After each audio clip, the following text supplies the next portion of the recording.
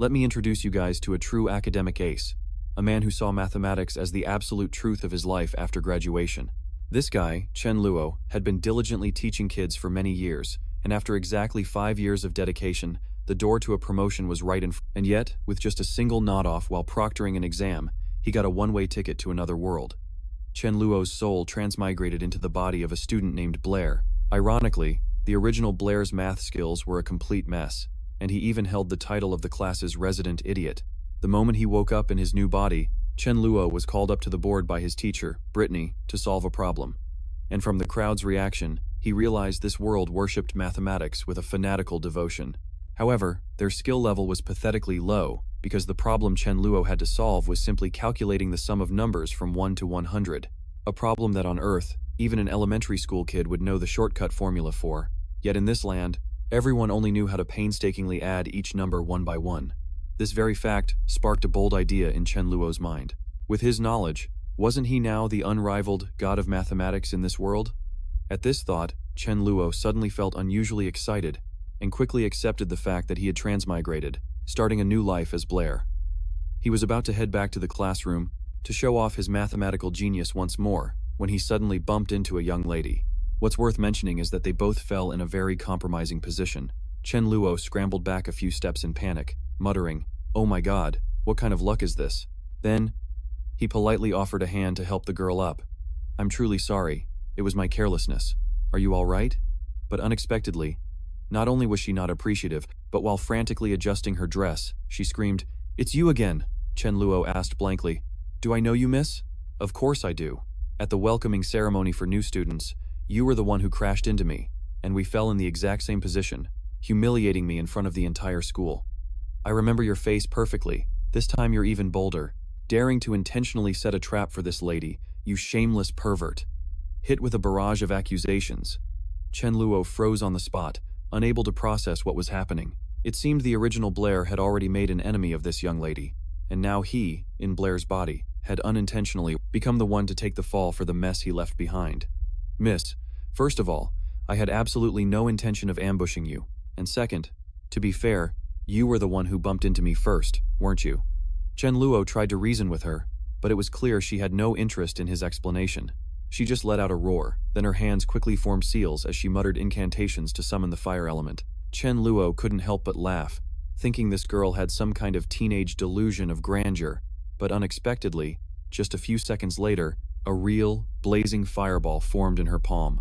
To his horror, the flame grew larger and larger, aimed straight at Chen Luo, the one who had just mocked her, ready to receive the full brunt of the attack. It was in this life-or-death moment that he suddenly remembered something extremely important. "Damn it, Chen Luo, you idiot. You've been reincarnated. This is an isekai, so of course a world having magic is completely normal." Holy crap, that's right. He had truly been reborn into a world of swords and magic. From now on, forget the name Chen Luo. He was Blair now, and the most urgent problem was how to avoid being turned into a roasted chicken by that fierce lady's fireball. The fireball was hurtling towards him at lightning speed, but Blair was a complete blank slate, knowing nothing about magic to defend himself. In this situation, hanging by a thread, there was only one way to save himself. The guy used all his wits and performed a perfect 90-degree bow, and kowtowed in apology to the lioness before him. Although it was a bit humiliating, a real man knows when to bend, and a little patience can calm a stormy sea. Saving his own skin was the top priority. And just as he expected, this tactic worked instantly. The girl stopped and retracted the hovering fireball. Even so, her attitude was still openly resentful. "You think a simple apology fixes everything?" she grumbled, but Blair had no energy to stand there and listen to her tirade. The moment his opponent retracted the fireball, the guy took off running for his life. As he fled, Blair felt utterly bewildered and confused. Why in the world would a strange place like this exist, where both science and magic could coexist side by side? He just kept running, with no sense of direction at all. Suddenly, a splitting headache struck Blair, making him dizzy as the world before him turned black. He collapsed to the ground, and at that very moment, the memories of this body's original owner began to surge. It turned out that Blair came from a prestigious noble family, with a father who was a renowned general. But ever since the day he fell on the battlefield, his family's fortunes had plummeted, forcing them to struggle just to get by. Blair's mother even had to take on extra work, enduring all sorts of gossip from others. As for Blair himself, he was a very sensible boy. Before long, he was successfully admitted into the Donatus Green Academy, news that filled his mother with overwhelming joy and pride. Blair made an extraordinary effort, burying himself in his studies with a single goal in mind: to restore his family's glory to its former golden age. But ironically, he had absolutely no talent for magic, unable to even successfully cast the most basic fireball. For that very reason, Blair became the target of ridicule for the entire class. They mocked him for being a noble who was dirt poor, saying he was worse off than their own servants. Some called him a talentless loser who would be expelled sooner or later. Others mocked him for being terrible at math, assuming his family was too poor to afford a tutor. They even said that if it weren't for the empty noble title left by his general father, he wouldn't even have been qualified to set foot in the Donatus Green Academy. Someone even venomously remarked that Blair's black hair and brown eyes were the only such features in the entire city of Pau, suggesting he was probably just a mixed-blood mongrel. Gradually, Blair was drowned by these vicious taunts, causing him to see himself as a failure, talentless in both magic and mathematics. And then, fate intervened, allowing the soul of a teacher who taught math to transmigrate into this body, opening a completely new chapter in his life. And so we have a new version of Blair, with the soul of Chen Luo inside. Just then, Blair was roused by the voice of a classmate, and he recognized her as Jasmine, his classmate and the first person he had met right after transmigrating here.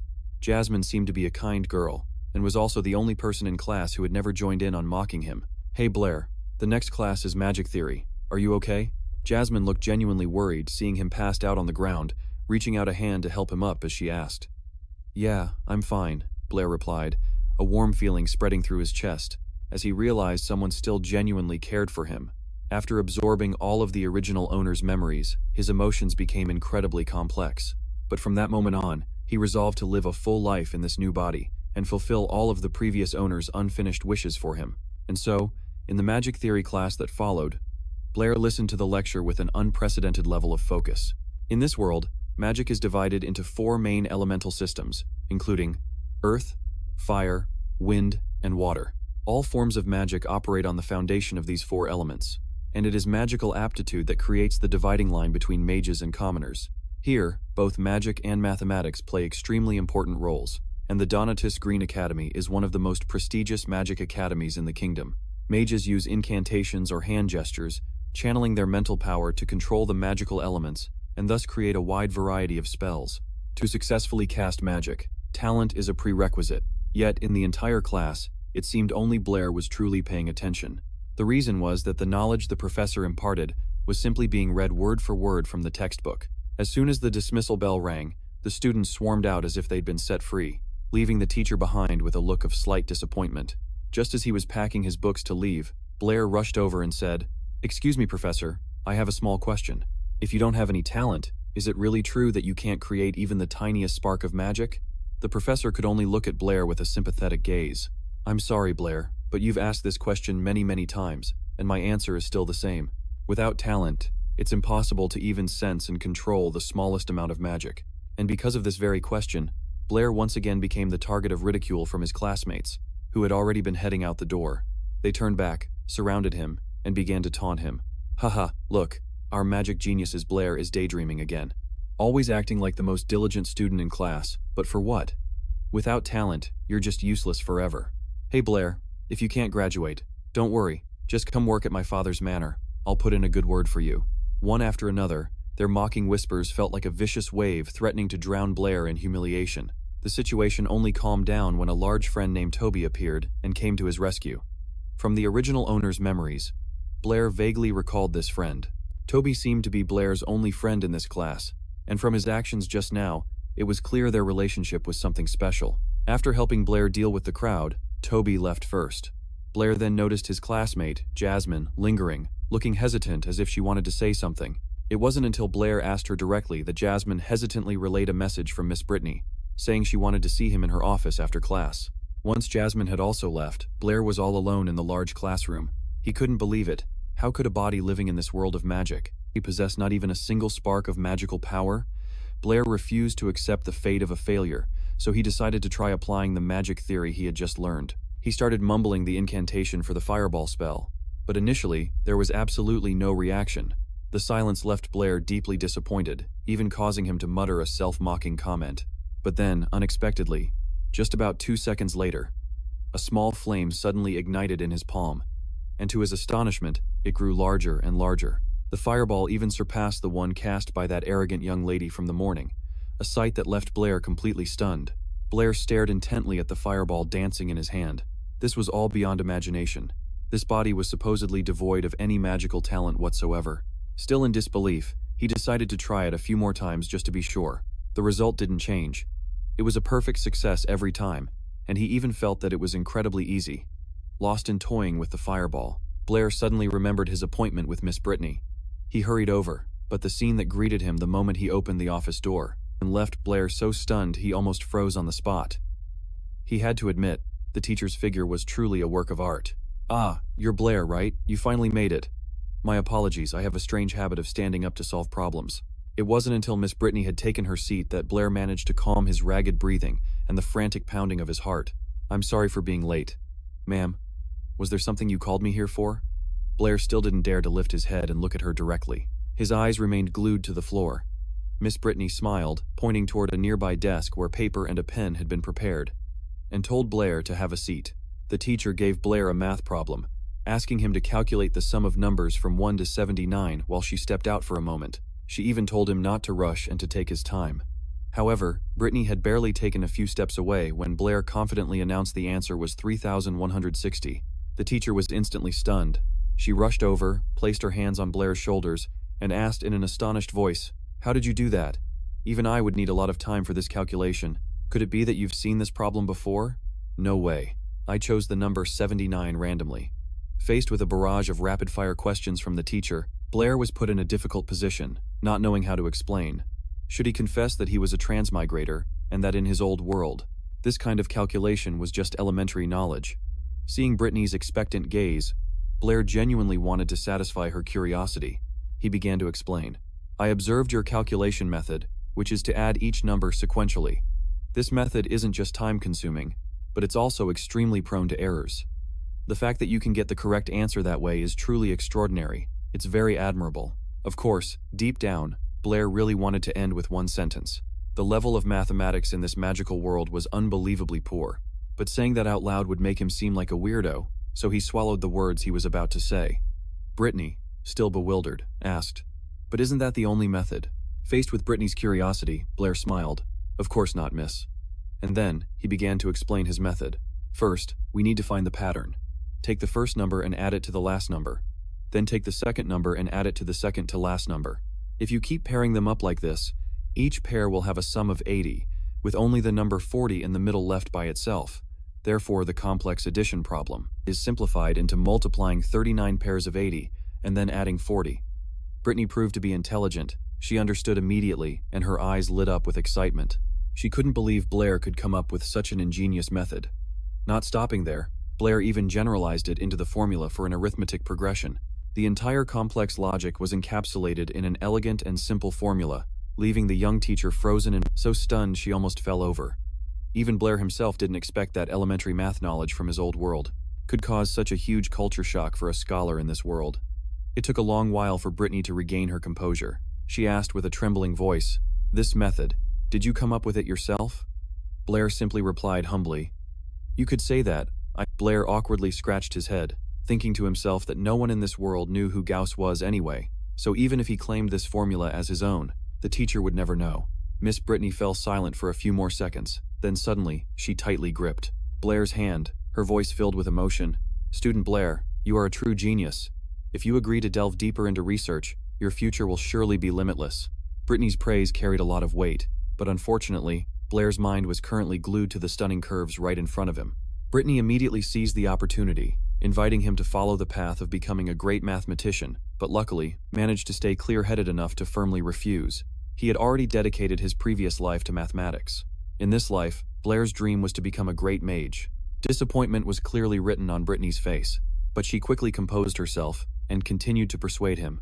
"But do you realize you possess an extraordinary gift for mathematics? This is a blessing from the goddess of wisdom. We can't let it go to waste." She delivered the decisive blow. "Besides, from what I know, young Blair, you have absolutely no aptitude for magic at all." Brittany used every word she could to sway Blair, but his will was as hard as iron. His desire to become a mage in this life was unchangeable. To be honest, with the level of mathematics in this world, Blair was confident that by casually tossing out a few advanced theorems, he could become a renowned mathematician as easily as a piece of cake. But in the end, all that knowledge was just something he'd picked up in his past life, the intellectual legacy of mathematicians from another world. In contrast, the allure of magic in this world held a powerful fascination, far surpassing the empty title of a mathematician. Seeing her student so determined, Brittany decided to make a bet, because the Love by Magic exam was only a few days away. This exam was the deciding line for staying at or leaving the Donatus Green Academy, and anyone who failed would be expelled immediately. For that reason, she proposed a bet.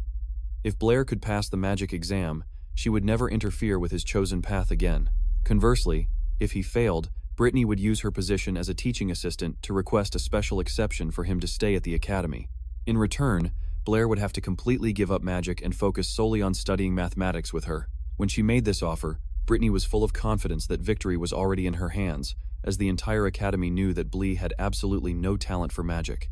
However, she had no idea that the Blair of today was no longer the Blair of the past, and this bet was destined to bring her a humiliating defeat.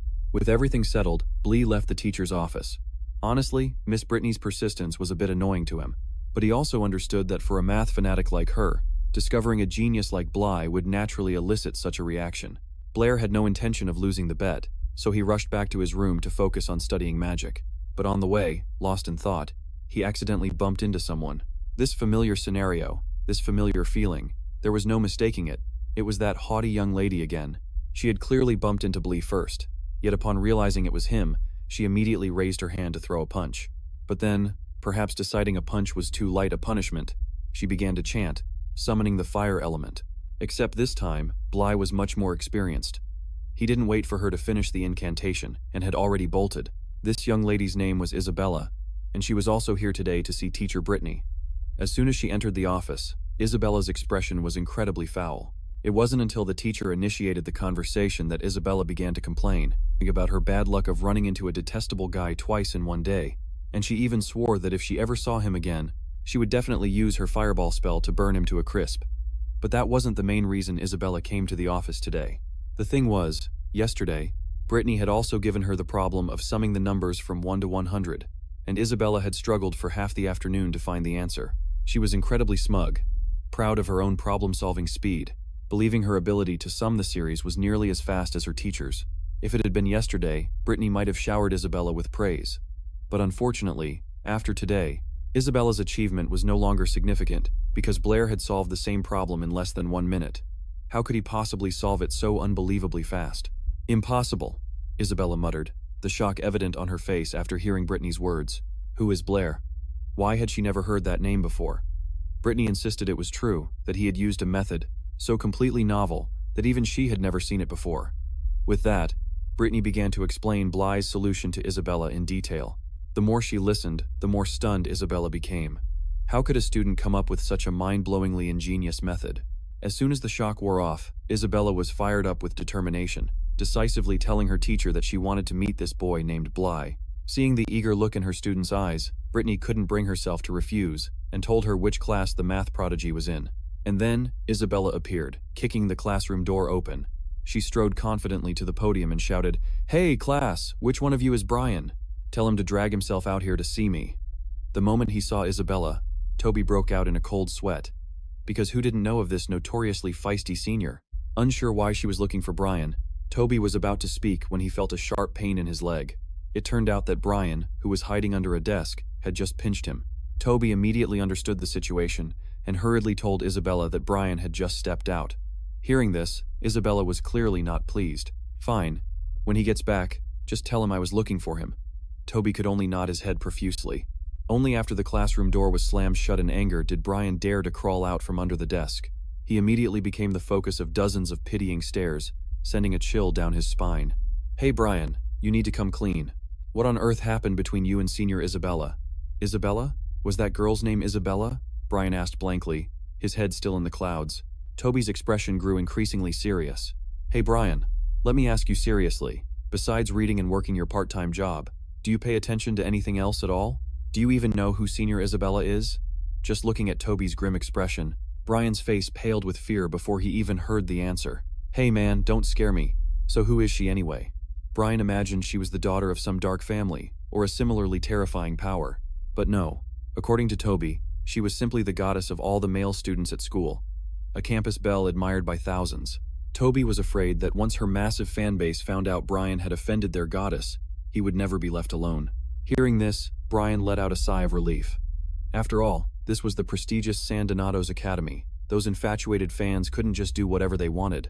Seeing his friend still hadn't grasped the situation, Tobi's face darkened. So you at least know you're at San Donato's Academy, huh? Then tell me, where is San Donato's Academy located? Baker Street, Brian answered innocently. And where is Baker Street? Pow City, he still answered nonchalantly. Tobi let out a weary sigh. Before, I half believed you were just playing dumb, but now I'm convinced you're genuinely clueless. Listen carefully. Senior Isabella's father is the lord of this city of Pow. Yeah, at this point, only a fool wouldn't be scared. Brian was no fool, and he knew he had just dug his own grave. He immediately looked like he was about to cry. If I run over to her now, get on my knees, and beg for forgiveness, would it still be enough? Before Tobi could come up with a strategy, their conversation had already been overheard by prying ears. Daring to mess with Senior Isabella, I guess you don't value your spot at this academy anymore. But then again, with that garbage magic of yours, it's not like you were going to last long at this academy anyway. Annoyed, Brian turned around. The person who had just mocked him was a blonde-haired guy. Drawing on this body's memories, Brian recognized. His name was Ban, a bully who always picked on the weaker students in class, and his favorite target had been the previous Brian. But thinking about it, what Ban said wasn't entirely wrong. This was because, at this academy, there were other academic subjects besides magic, such as mathematics, history, and philosophy. Even if a student couldn't graduate as a mage, they could still become a scholar and earn a comparable level of respect in the kingdom. However, as a key academy of the kingdom, daily magic training was a mandatory requirement for every student at San Donatos. For this reason, all students had to pass a magic proficiency exam upon becoming second years. Anyone who did not meet the standard would be expelled immediately. Originally, this test wasn't supposed to be difficult, and almost any student could pass it easily, but the old Blair was a rare exception, a person who possessed not even a shred of magical talent, so for him, the second-year magic exam was nothing short of a death sentence for his academic path at this prestigious school. Fortunately, the soul of Chen Luo had arrived at the right moment, completely rewriting Blair's destiny with unexpected twists and turns. Lost in his thoughts, Blair unintentionally ignored Ban, who was rambling beside him, making him furious. Hey you, are you deaf or something? Ban furiously slammed his hand on the table, growling. What an ill-mannered brat. He then shot a glare as sharp as a dagger straight at Blair. That last insult about his upbringing really crossed the line. Before Blair could even react, his friend Tobi couldn't just sit back and watch. Ban, are you itching for a beating? Tobi's tone and posture made it clear he wasn't bluffing, but the jerk seemed intent on adding fuel to the fire, determined to humiliate Blair in front of everyone. Tobi, this doesn't concern you, does it? Blair is my brother, so his business is my business. If you want to go, this hulking body of mine is more than ready. When it came to throwing punches, Ban was certainly no match for Tobi. So, as bitter as he was, he had to swallow his pride, not forgetting to toss out a threat that he would settle the score with interest next time. Blair couldn't help but feel moved, looking at his big friend Tobi, who usually seemed goofy and unreliable. But at crucial moments, he showed himself to be an incredibly loyal friend. Blair walked over and happily patted the shoulder of the good brother who had just stood up for him. Tobi, you truly are a good brother. So, if Isabella comes looking for trouble later, you'll stand with me and protect me, right? Of course, when that time comes, I promise to punch you as gently as I can. Hearing this, Blair froze for 5 seconds. If time could be turned back, Blair would take back the 2 words, good brother, he had just said. For the next few days, he tried his best to avoid Isabella, and then, a few days later, the important magic exam finally began. The task this time was extremely basic. Each student had to skillfully cast the fireball spell. This was considered an introductory spell, so the test was essentially a formality. The specific requirement was for students to stand at a designated line and then use the fireball spell to hit a target on the opposite side. Ban was the first candidate to be called. Admittedly, his fireball spell was executed perfectly. As soon as he completed his part of the test, that jerk didn't forget to shoot Blair a provocative and contemptuous look. Blair, you'd better savor your last moments at this academy. Tobi just wanted to fly over and smash this loudmouth's face in. But before he could do anything, it was Tobi's turn. He managed to cast the fireball spell too, except his fireball was tiny, with almost no power behind it, making it pretty much on par with the old Blairs. Luckily, that feeble fireball still managed to hit the target, so Tobi barely passed. The last person on the list was Blair, but the teacher, who was well aware of this particular student, knew he had no talent and didn't want to embarrass him in front of the whole class. So he decided to just announce, "All students in the class have passed the test." However, before the teacher could finish speaking, Ban quickly raised his hand in protest. "Excuse me, Professor Anthony, I believe you've forgotten someone? Our dear classmate Blair hasn't had his turn yet." Being called out so blatantly by a student, Professor Anthony could no longer cover for Blair. He stroked his beard and asked awkwardly, "Well, Blair, do you want to take your test?" Before Blair could even answer, Ban's cronies burst into laughter, starting to mock him as a useless loser who couldn't even perform a measly fireball spell. It wasn't just the students in his class.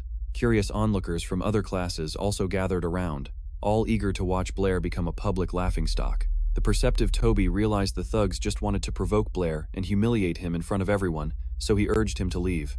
But little did they know, the Blair of today was no longer the weak boy he used to be. Furthermore, he had secretly mastered the fireball spell several days ago. It would be foolish to miss such a golden opportunity. However, the mean-spirited bullies still thought Blair was deluding himself, hoping for some impossible miracle. Because of this, they laughed even more arrogantly, drawing an ever-growing crowd of curious onlookers, all ready to watch the drama unfold. The commotion even drew the attention of a curious Miss Brittany. Eventually, Mr. Anthony himself had to step in to restore order among the unruly students. Deep down, Mr. Anthony truly respected Blair. Regardless of the outcome, his actions demonstrated an admirable spirit. The moment of truth had arrived. Blair stood firmly before the magic target, took a deep breath, and began to chant the incantation he had practiced for days. In truth, he had discovered he could cast magic without hand signs or incantations. But to blend in, Blair decided to play the part, clearly reciting the incantation exactly as written in the textbook. The moment he finished the chant, nothing happened at all. The bullies burst out laughing, certain that Blair had once again made himself a public laughingstock. But just a second later, a massive fireball began to form between his palms, and its size was far superior to anyone else's. It then shot towards the target with terrifying force, causing a thunderous explosion. Everyone present was so stunned their jaws dropped. When the shockwave subsided, the sturdy test target had been reduced to ash. Despite his utter astonishment at the sight, Mr. Anthony remained composed and announced that Blair had passed the test with flying colors. The bullies were stunned into silence, staring at the pile of ashes where the target once stood and muttering unconsciously, "Impossible. This can't be happening." Perhaps the happiest person at that moment was Tobi. He couldn't help but rush forward, throwing his arm around Blair's neck in a thrilled celebration. "You little punk, you really surprised me. You were holding out on me." The two friends' joy was short-lived, as Mr. Anthony called Blair into his private office. This was perfectly understandable. For a magic cripple like Blair to suddenly give such an outstanding performance on test day, any teacher would be suspicious. Blair didn't know how to give a plausible explanation either, so he just made up an excuse that he had simply practiced diligently from the textbook every day and was lucky enough to suddenly cast a fireball. After hearing this, Mr. Anthony thought pensively for a few seconds, unable to that this was all too miraculous. After all, magic is considered a gift from the gods, and the ancestors, through specific incantations and gestures, were established a way to connect with the elements. A person with no talent whatsoever is considered to have been forsaken by the gods. Such people were already rare, and Blair used to be one of them. For someone previously forsaken by the gods, to suddenly receive their favor and gain the ability to wield magic like him was an even rarer event.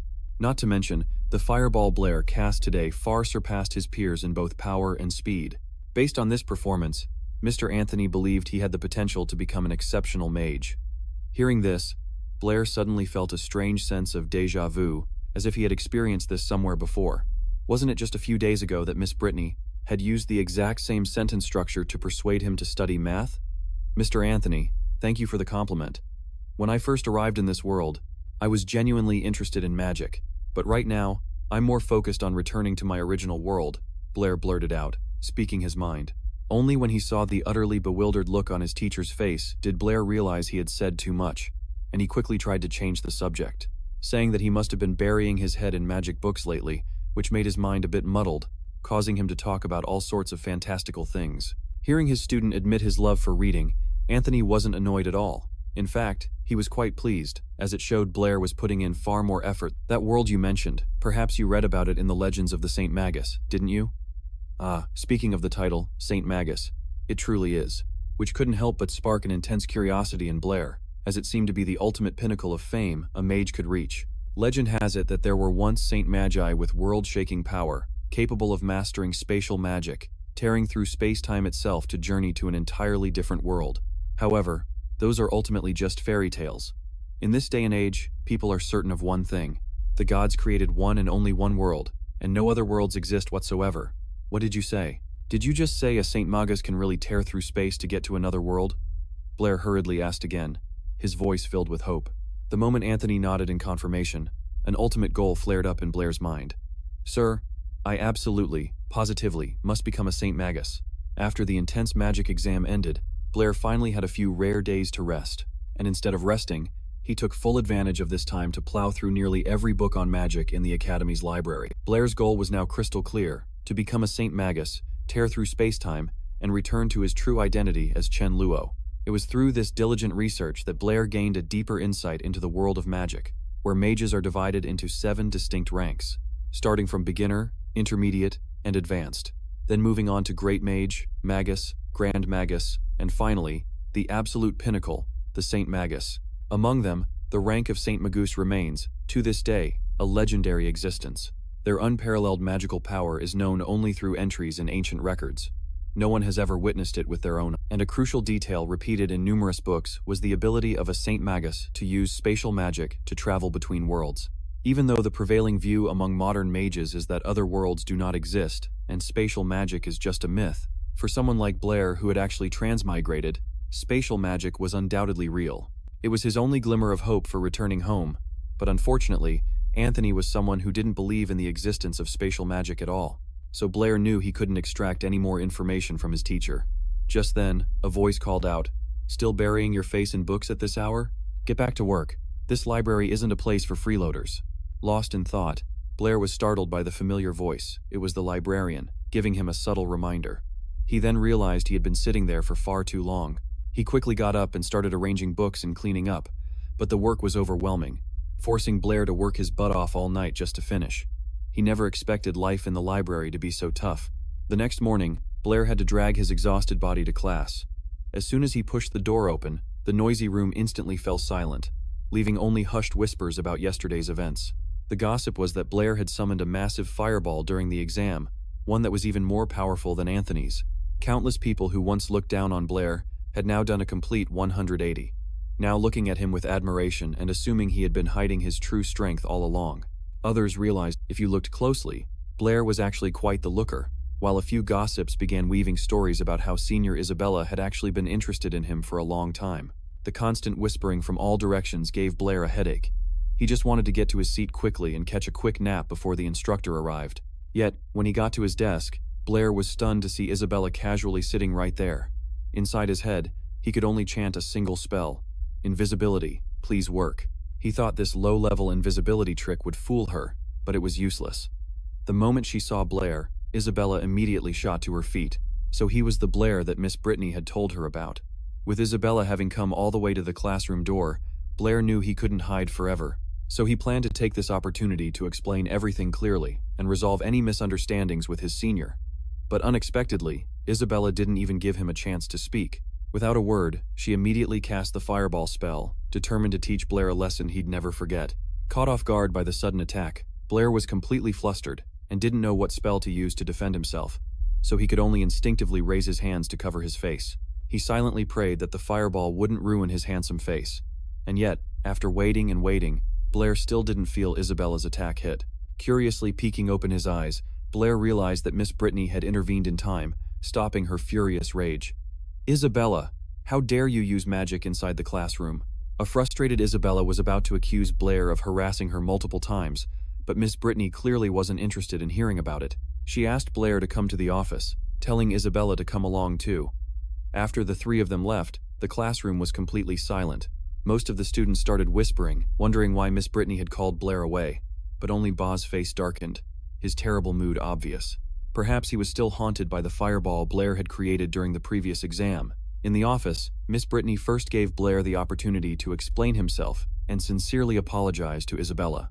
With the teacher mediating, Isabella reluctantly let the matter go, and then they moved on to the main issue for the day. It turned out that a few days ago, Miss Brittany had personally witnessed Blair's spectacular fireball performance during the exam, and she admitted that she had lost the bet between them, keeping her promise not to force Blair to study mathematics with her anymore. However, Miss Brittany was extremely curious about how Blair had managed such an extraordinary feat, because it was the first time in her life. She had witnessed someone without any natural talent undergo such a spectacular transformation. Blair simply replied humbly, "I was just lucky." After saying that, he quickly tried to change the subject. "Oh, by the way, Miss Brittany, I have a question for you." "All right, if you don't want to share, I won't force you. Go ahead and ask. I'll tell you everything I know." Blair then asked, "Ma'am, to connect with the elements, is it absolutely necessary to use both incantations and hand gestures?" Before Brittany could even answer, Isabella, who was sitting nearby, couldn't help but burst into laughter, thinking his question was completely absurd. Because in this world, even a 3-year-old knows that only incantations and gestures are the key to connecting with the elements. Is it like that for all mages? Are there absolutely no exceptions? Blair didn't give up and continued to press the issue. Seeing his serious demeanor, Miss Brittany decided to give him a detailed answer. From what she knew, no matter how great a mage was, they still had to rely on incantations and gestures to cast magic. The only difference lies in the fact that the more talented a person is, the better they understand the elements, and therefore the time it takes to connect is shortened. Furthermore, magic is considered a gift from the gods, and it is believed that the gods themselves taught their ancestors how to connect with the elements through incantations and gestures, allowing magic to be passed down through many generations. As for casting magic without any incantations or gestures, that is an ability that perhaps only the gods themselves possess. Seeing Miss Brittany answer so solemnly, Isabella burst out laughing again. "Oh, Miss Brittany, you don't have to be so serious about such a naive question." Hearing her answer, Blair was utterly bewildered, because he could cast magic perfectly well, without any complex incantations or hand seals. His performance at the competition was just an act to seem normal. Could it be that because I'm a transmigrator, the gods of this world are at a complete loss with me? This is the most basic of magic knowledge. If you truly want to walk the path of a mage, it's best to thoroughly study and memorize the magical theories in the books. Brittany sincerely advised Blair, but that wasn't all.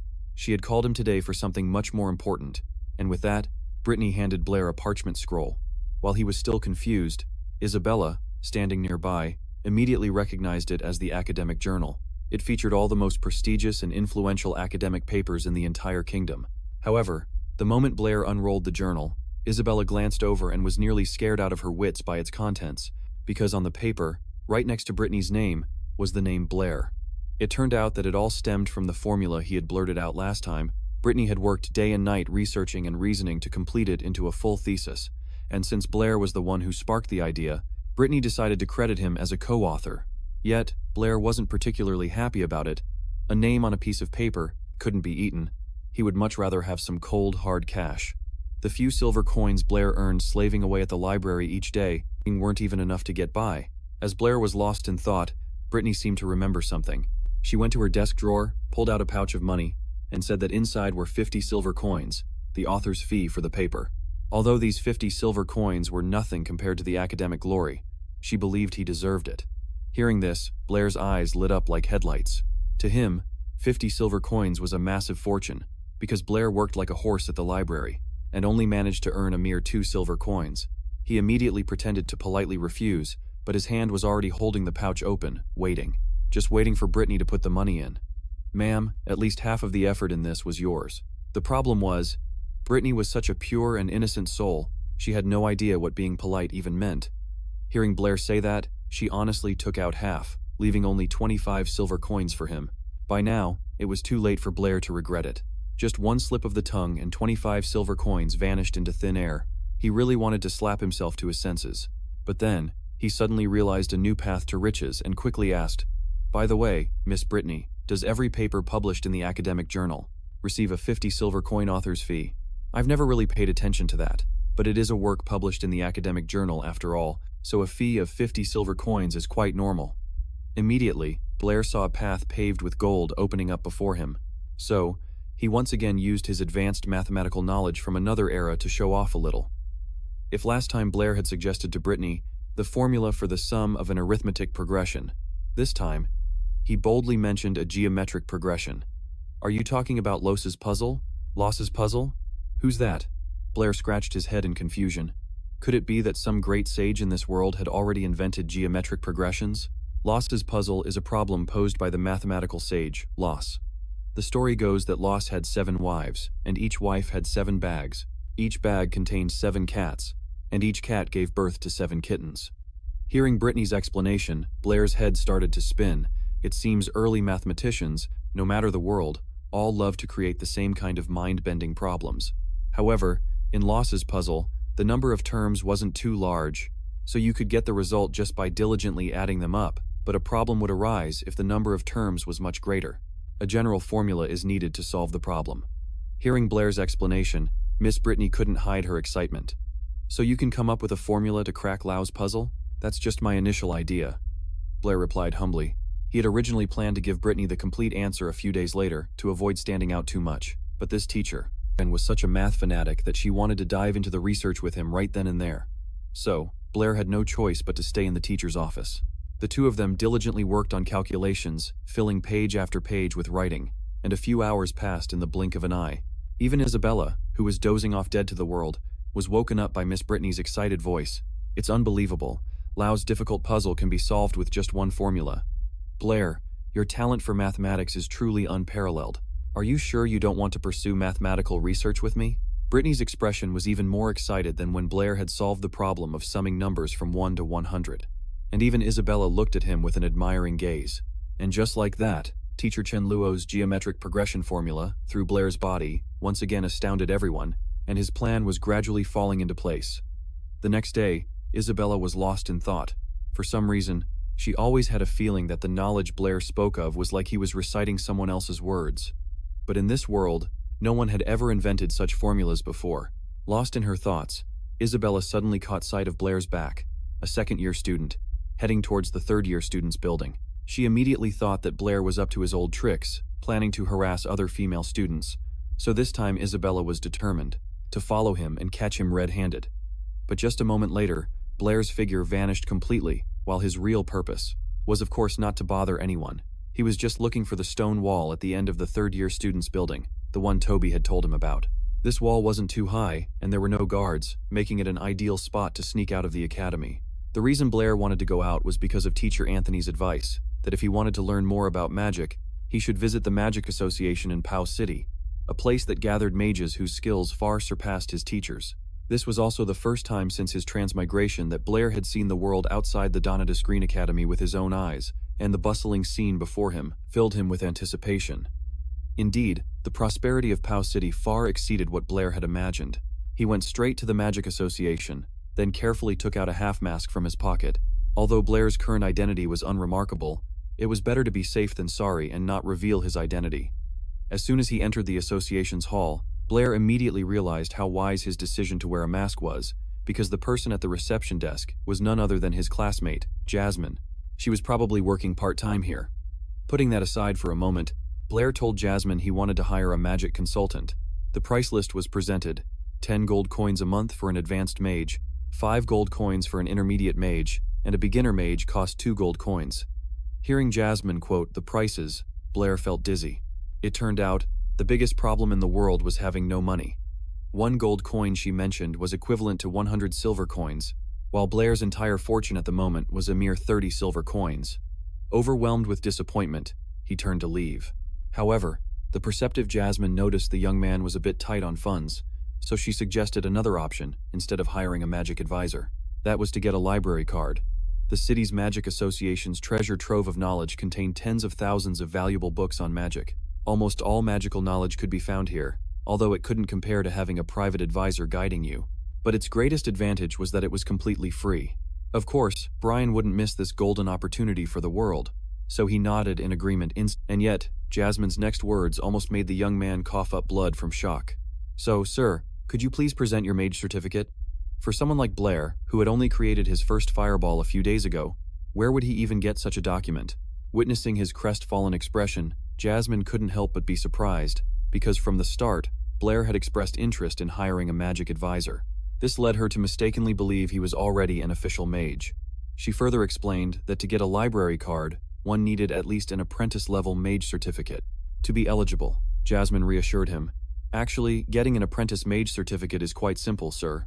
For example, if you wish to obtain a fire apprentice certificate, you just need to perform in front of the examiner and successfully cast the fireball spell once to meet the requirement. Hearing Jasmine's suggestion, Blair's sinking heart once again soared with joy. However, Jasmine quickly advised him not to take the certification test today. The reason was that the examiner on duty today, Mr. Andre, was notoriously strict. The passing rate under him never exceeded 10%, and the number of mages failed by Andre had already reached over 300 people.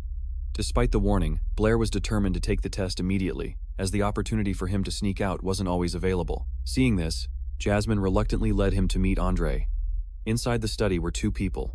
One was a bald mage, who looked extremely stern, and the other was an old mage with white hair and a beard. Brian's eyes scanned both of their outfits.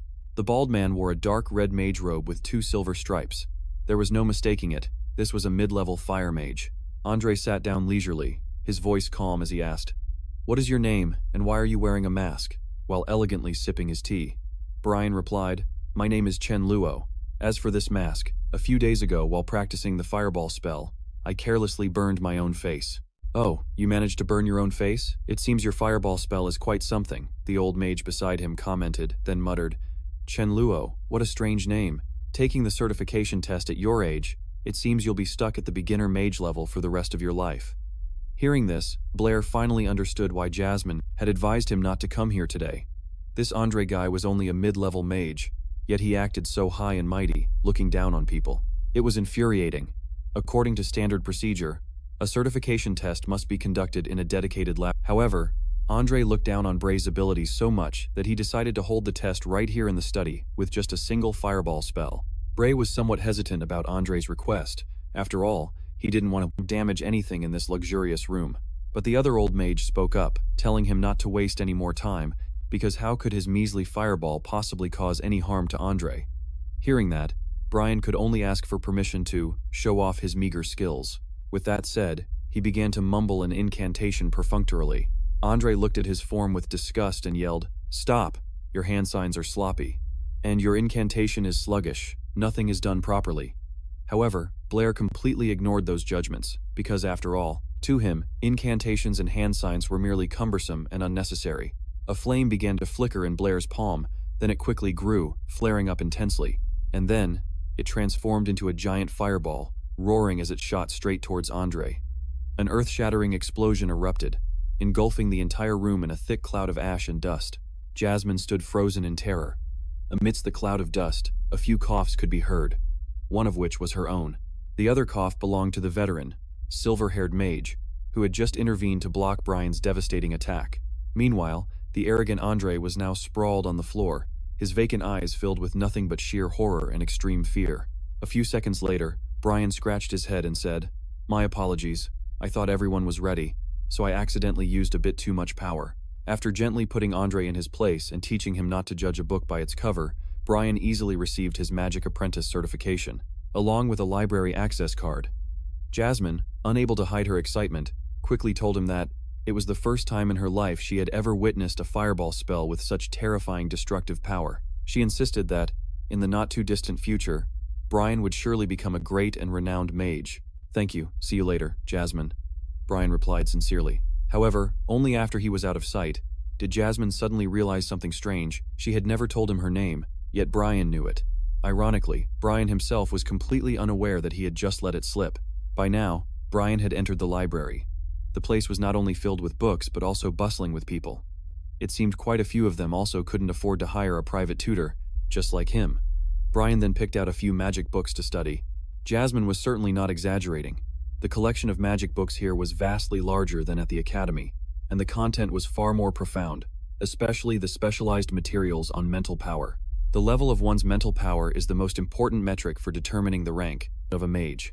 The stronger the mental power, the tighter the connection to the magical elements becomes, and the power of the cast spells soars accordingly. It doesn't stop there. High-level mages with superior mental power are even capable of directly seizing control of elements from the hands of lower-level mages. This very fact creates an almost insurmountable gap between the different ranks of mages in actual combat. However, Brian felt that the theory of the four great magical elements recorded in the books seemed to have some inconsistencies. After all, the level of science and understanding in this world was still quite primitive, as all mages believed that the four great elements were not only the foundation of all types of magic, but also the source from which all things in the universe were formed. They believed that all other elements were created from the combination of the four great elements in certain proportions. Of course, when viewed through the lens of modern science, this viewpoint was clearly absurd. On Earth, even a middle school student knew that matter is composed of numerous basic elements, and the so-called principle of the four great elements had absolutely no place in the periodic table of elements.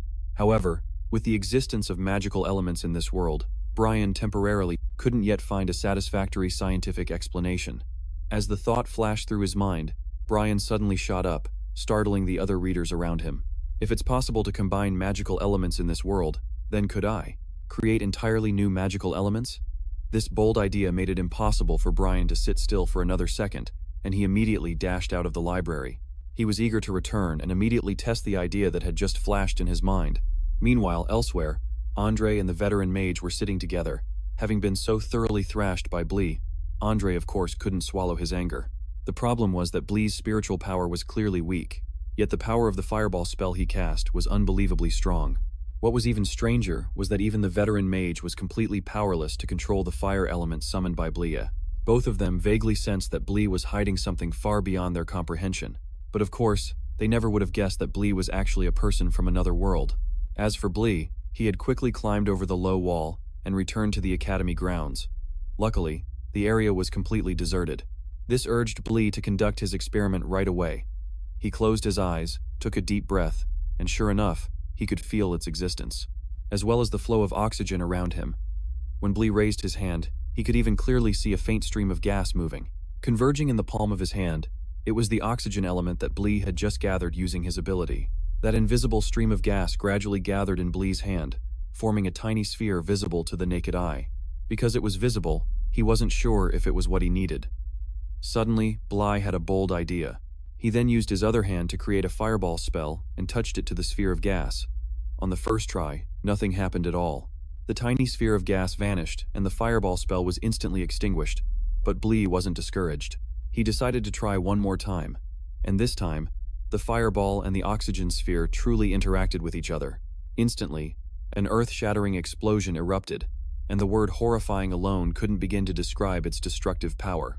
All the windows of the nearby building shattered, and even the glass on Miss Brittany's desk broke into pieces. She quickly looked out the window, and with her own eyes, she could see a whole section of the nearby forest burning furiously. The culprit behind the explosion himself couldn't believe the power he had just unleashed. Just a moment ago, if he had been even 1 second slower, he would have been roasted to a crisp. Now, a giant crater was etched into the ground. It was the aftermath of the explosion. Witnessing this sight, Blair no longer had any doubts. This was the phenomenon of complete combustion, a chemical process that occurs with an abundant and continuous supply of oxygen, causing all flammable materials to be incinerated, and combine with oxygen to produce carbon dioxide, water, and sulfur dioxide. The complete combustion process releases all the thermal energy from the fuel, which was the reason for that insane explosion. It seems the purity of the oxygen sphere that Blair had just condensed was far higher than he had ever imagined. Just as he was racking his brain trying to figure out how to clean up this mess, a loud voice rang out. "Hey, you student! What happened over there?" Blair turned around and saw another student running frantically toward him. It seemed the noise he had made was far too loud. If that was the case, then others had surely noticed as well. Without a second thought, Blair immediately turned and bolted, running headfirst into the nearby forest. Although he was a little scared of being caught, Blair was overjoyed. What he did was reckless, but it seemed he had created something truly amazing. The next morning, Blair arrived at class looking completely exhausted. The moment he saw him, Tobi immediately rushed over to get the scoop. "Bray, have you heard the news? Something huge happened at our academy last night. Do you know about it?" Bray knew full well that 90% of what Tobi was about to say was his fault, so he quickly denied everything, claiming he slept like a log last night and had no energy to keep up with gossip. And just as predicted, Tobi started rambling on about the earth-shattering explosion at the edge of the forest right next to the third-year students' building. Its destructive power was so immense that all the windows in the area shattered, and now the entire academy is in an uproar, investigating the suspicion that a high-level mage cast a spell on school grounds. Tobi clicked his tongue regretfully. "Tskusk. It's a real shame you didn't get to witness that powerful scene with your own eyes. It had to be a high-level mage or stronger to pull this off, Tobi muttered non-stop, then wondered. But think about it. Why would a high-level mage do something like that right inside the academy? Bray shrugged and replied nonchalantly. How would I know? I've never even met a high-level mage. Hearing Bray's casual response, Tobi gave his friend a look of utter disbelief. What? You're saying you've never met a high-level mage before? Then isn't Miss Brittany an obvious high-level mage? This bombshell of information stunned Bray, and he immediately decided he had to find Miss Brittany. Coincidentally, the teacher was also looking for him to share the good news that the thesis on decoding Loss's riddle had been officially published by the Mathematics Society. In this issue of the scientific journal, because the idea for solving the riddle was Bray's, Miss Brittany had graciously named him as the first author. However, this honor couldn't compare to the main reason Bray sought the teacher today.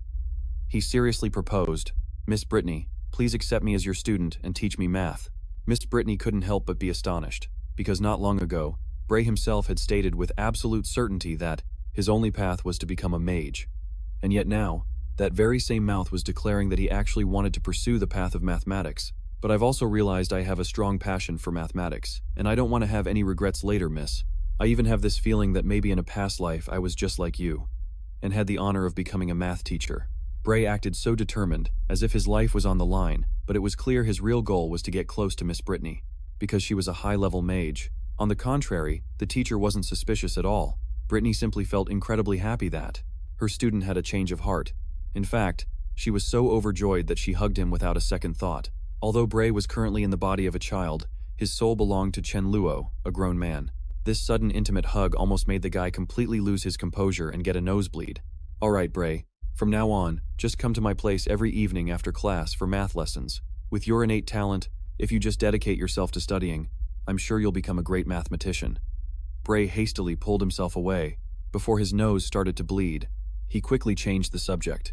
Oh, by the way, Miss Brittany, aside from matters of mathematics, if I have any questions about magic, would it be all right to ask you about those too?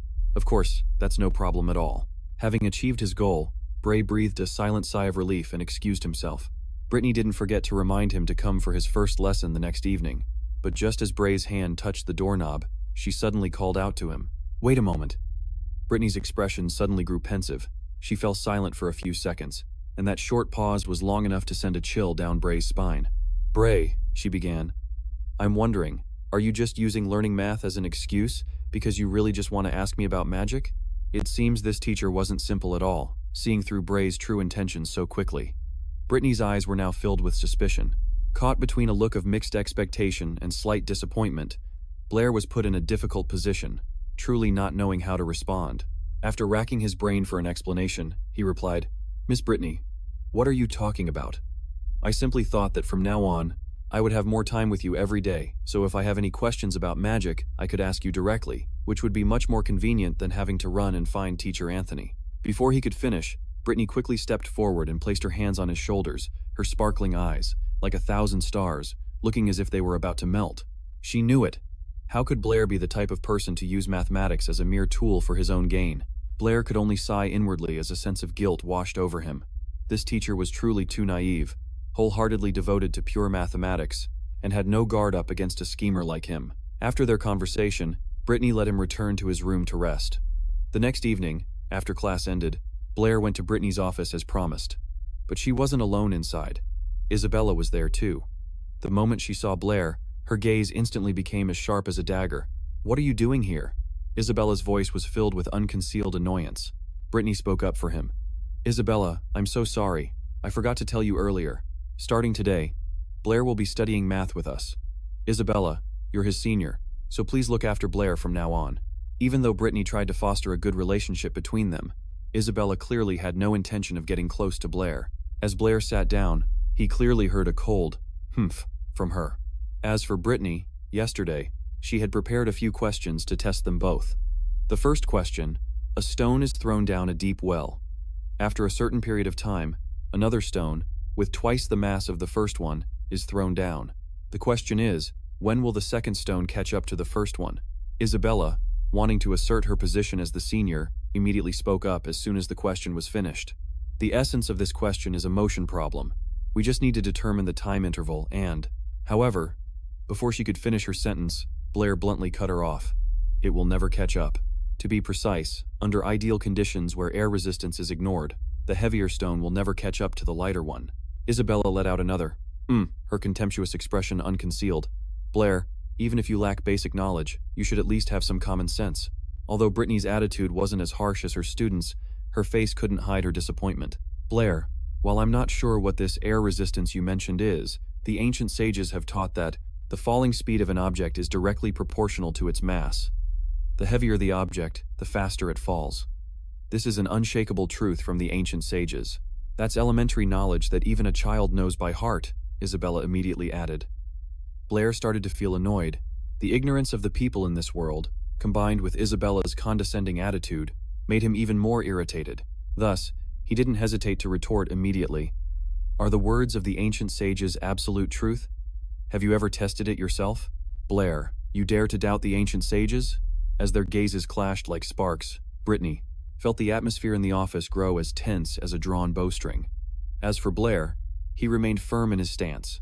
Science demands absolute rigor, and the attitude towards it must be the same. A truth that has never been tested cannot be accepted as truth. Seeing how resolute Blair was, Isabella agreed to test this viewpoint, but she wanted to add a condition, a bet. No bet, Blair replied decisively.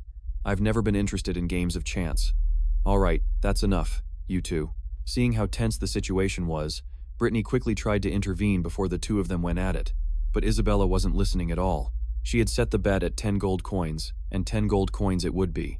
Faced with such a lucrative wager, how could Brian, who was dirt poor and notoriously greedy, possibly refuse? Without a moment's hesitation, he immediately changed his mind and took the bet. Miss Brittany, would you please be the referee for our wager? And so, the three of them made their way to a towering spire. Just as promised, Brittany had prepared 2 stones as requested by her 2 students, with one weighing about twice as much as the other. Before starting the experiment, the teacher didn't forget to gently remind Brian to consider his decision carefully. After all, for a noble lady like Isabella, 10 gold coins was nothing, but for Brian, it was a whole fortune. However, Brian, armed with knowledge from a far more advanced science, wasn't afraid of this bet in the slightest. He confidently stated that he had already thought it through carefully. Witnessing this, Brittany could only sigh in resignation. Confidence was a good thing, but she worried Brian was becoming too arrogant. As soon as she finished speaking, Brittany immediately used her magic and soared into the sky. It turned out the element she controlled was wind, allowing her to gracefully ascend to the very top of the tower. In her hands were the 2 stones of different weights. Down below, Isabella wore a triumphant smirk, convinced that victory was already hers. From the top of the tower, Brittany held out the 2 stones and released them simultaneously. And then, an unbelievable sight unfolded. Despite their different sizes and weights, both hit the ground at the exact same time, right in front of Isabella's feet. Amidst everyone's shock, only Brian remained perfectly calm, as if he had expected this result all along. Both girls present were completely dumbfounded. Isabella's face went pale, and she could only stammer repeatedly, How is that possible? Even though she didn't want to believe the truth, she had witnessed it with her own 2 eyes, the 2 stones landing at the same moment. Unable to suppress her astonishment, Brittany immediately turned to Brian and asked, How did you discover that the ancient sages' law of freefall was flawed? Well, I just read about this law in a textbook, and out of curiosity, I took 2 stones to test it, and then I discovered that the way objects fall in the real world doesn't seem to quite match what the books say. Brian lied without batting an eye. How could he possibly explain that this was basic knowledge from a modern scientific era? As for Brittany, she also seemed dazed by the shock. A truth that had been accepted by the entire world for thousands of years was just overturned by 2 small stones. It was unbelievable that in all those thousands of years, not a single person had ever thought to test it. Countless ancient sages and brilliant scholars had all overlooked this mistake in such a fundamental piece of knowledge. Yet a second-year student like Brian was able to see through it, and Brittany believed this was surely not just a matter of luck. Brian, you probably don't realize the immense significance of these 2 stones. I suspect that in the near future, your name will be recorded in the history books, right alongside the law of freefall, right within those very science textbooks, Brittany said, her voice full of excitement and pride. But miss, this law still needs a lot of refinement. Besides, this isn't my accomplishment alone. It's the result of all 3 of our efforts. Brian replied humbly, sticking to his principle. Such empty fame in this world meant nothing to him. It was far more practical to use this chance to build a good relationship with Brittany so he could ask for her guidance in magic later. However, Brittany was someone who was extremely professional. She had absolutely no intention of taking credit that wasn't hers. Brittany insisted this was Brian's discovery alone, and that she herself only played the part of the assistant who dropped the 2 stones from above. However, if you agree, you and Isabella can continue to research and perfect this law. With that, Brittany turned and gently patted the shoulder of Isabella, who was standing awkwardly nearby, a subtle gesture to help her student save face. Brian immediately understood his teacher's intention and quickly played along. I think I could really use Senior Isabella's help. I wonder if you'd be willing to lend me a hand. With just one word from Brian, Isabella envisioned a glorious scene in the not-so-distant future, when a shocking piece of news would be announced. That at the Donato's Continental Academy, 2 outstanding prodigies would suddenly appear, who had collaborated on research, developed a groundbreaking theory, challenging all the preconceived notions of the sages who came before them. And then, the title of genius would be gilded onto her name. That law of freefall would bear her name, and just imagining it was enough to make Isabella's heart flutter uncontrollably. Although her heart was boiling with enthusiasm, Isabella managed to maintain her icy cold expression, replying, "All right, if you're that insistent, I can consider lending a hand." "Excellent, then I thank you in advance, Senior." From this conversation onward, the animosity Isabella felt for the junior boy, named Blair, suddenly vanished. If before, in her eyes, he was just an annoying guy who specialized in teasing the female students, now she realized Blair wasn't just quick-witted and handsome, but also knew how to share the glory. Even so, Isabella didn't want to appear too eager, but after a moment of hesitation, she decided to speak up. "Hey, Blair, from now on, we're partners. So, if anyone at the academy dares to cause trouble for you in the future, just tell me, and I'll take care of it. Just not being pressured by this big sis is already a blessing," Brian thought to himself. But of course, he wasn't foolish enough to say it out loud. He just politely thanked her and held out his hand. In reality, a friendly handshake was perfectly normal in this situation, yet Isabella couldn't help but blush profusely. She even mistakenly thought that Brian wanted to hold her hand. "What are you doing?" she asked. "Where are my 10 gold coins?" Blair replied innocently. Our protagonist certainly didn't disappoint. Women are like passing clouds, only money is true love. Isabella had almost completely forgotten about this 10 gold coin bet. Now, Blair's eyes were shining brightly, just short of turning into 2 sparkling gold coins. Isabella suffered a considerable blow from this. He was only focused on demanding his money, while she was deluding herself into thinking he wanted to hold her hand. Her mind really was playing tricks on her. In the end, Isabella, being a person of her word, straightforwardly gave Blair the 10 gold coins. After all, she was the daughter of the Lord of Paul City, so this small amount of money was nothing to her. But for Blair, it was a different story. This was an enormous fortune. He had struck it rich with just one bet, and for the rest of the day, he was on cloud 9. Isabella watched his money-grubbing behavior for a long time. Although she knew she was being a bit nosy, her curiosity eventually won, forcing her to ask Blair, "You don't seem very interested in fame and glory, even though you appear to value money immensely. But I get the feeling that your goal isn't just about money. In the end, what is it that you're truly after?"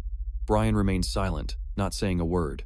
In the quiet space, only the sound of the wind whistling past his ears could be heard. How could he tell her that he always yearned for his life in his past life? How could he confess that he only longed to return to being Chen Luo, a simple math teacher, living his own life alongside his dear friends, instead of having to live this life as the student Brian? For that reason, he ultimately gave a perfunctory reply. "Senior, what are you talking about? I simply want to earn a lot of money to make life a little more comfortable. It's getting late, so I'll be taking my leave, Senior Isabella. I'll head off first. See you tomorrow." With that, Blair turned and left, leaving Isabella standing there, watching his retreating figure, with an indescribably complicated feeling. The next morning, Blair went to class as usual. He had to admit one thing. Dozing off in class was far more comfortable than huddling in that tiny cubicle in the library. Speaking of which, Blair remembered the 10 gold coins he had earned yesterday. With a decent sum of money in hand, he started thinking about finding a more respectable place to live. While lost in thought about finding a decent place to live, Bly's desk was suddenly slammed with a deafening bang. He jumped in surprise, and what met his eyes was shocking. It was the murderous face of B.A. "You good for nothing? Senior Fish is looking for you. Why don't you get your sorry self up and go?" "Who's Fish?" Blee asked innocently, as he truly had no memory of that name, but in B.A.'s eyes, this was just a clumsy attempt at playing dumb. He then got even more worked up, shouting, "I'm warning you, know your place. Do you really think that just because you can shoot out a fireball, You can be so arrogant?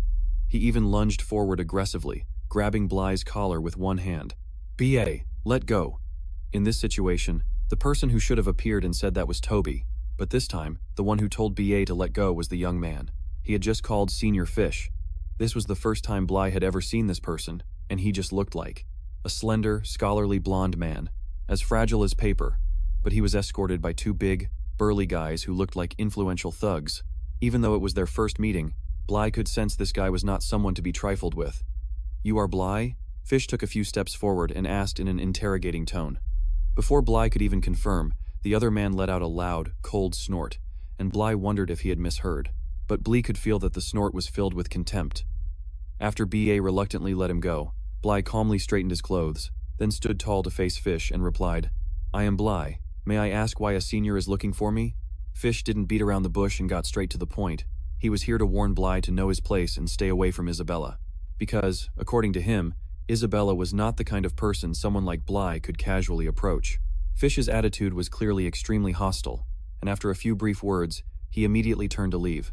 His bodyguards wanted to stay and teach Bly a lesson, but Fish didn't seem like the type to solve things with his fists. Just as he reached the door, he bumped into Tobi, who was rushing in frantically. Although Fish looked clearly annoyed, luckily, no fight broke out. Tobi rushed straight to Bly's side and asked worriedly, "Are you okay? What just happened here?" "It's nothing, just a guy named Fish and BA came by to say some nonsense." Bly replied in his usual nonchalant tone, but as soon as Tobi heard the name Fish, his face immediately turned pale. It was just like the last time Isabella came looking for this person. His friend's reaction made Bly feel a bit uneasy. "Don't tell me this Fish guy is also the son of some city lord? That is Senior Fish, and here at San Donatos Academy. Is there anyone who isn't afraid of him? Probably only a weirdo like you who buries his head in books and ignores the world. Wouldn't know what fear is." Fish isn't a city lord's son, but he comes from the Hogwarts family. The renowned family in Paul City. He is the son of Viscount Hogwarts. And this Viscount Hogwarts is a member of the numerology sect. There was once a numerology sect on Earth too, the Pythagorean school, whose members believed the entire universe could be explained by rational numbers. And that was the dominant principle until irrational numbers were discovered. Right now, many teachers at San Donatos Academy are also members of the numerology sect, and even they have to show him some respect. For that very reason, absolutely no one in this academy dares to offend Fish. Bly, I know you're so mesmerized by Senior Isabella's beauty that it's hard to break free, but I'm sincerely advising you, never underestimate a warning from Fish. Tobi earnestly advised his friend, but the ironic truth was, from the very beginning, Bly had never been infatuated with Isabella at all. Getting caught up in this mess that fell from the sky was just extremely annoying and giving him a headache.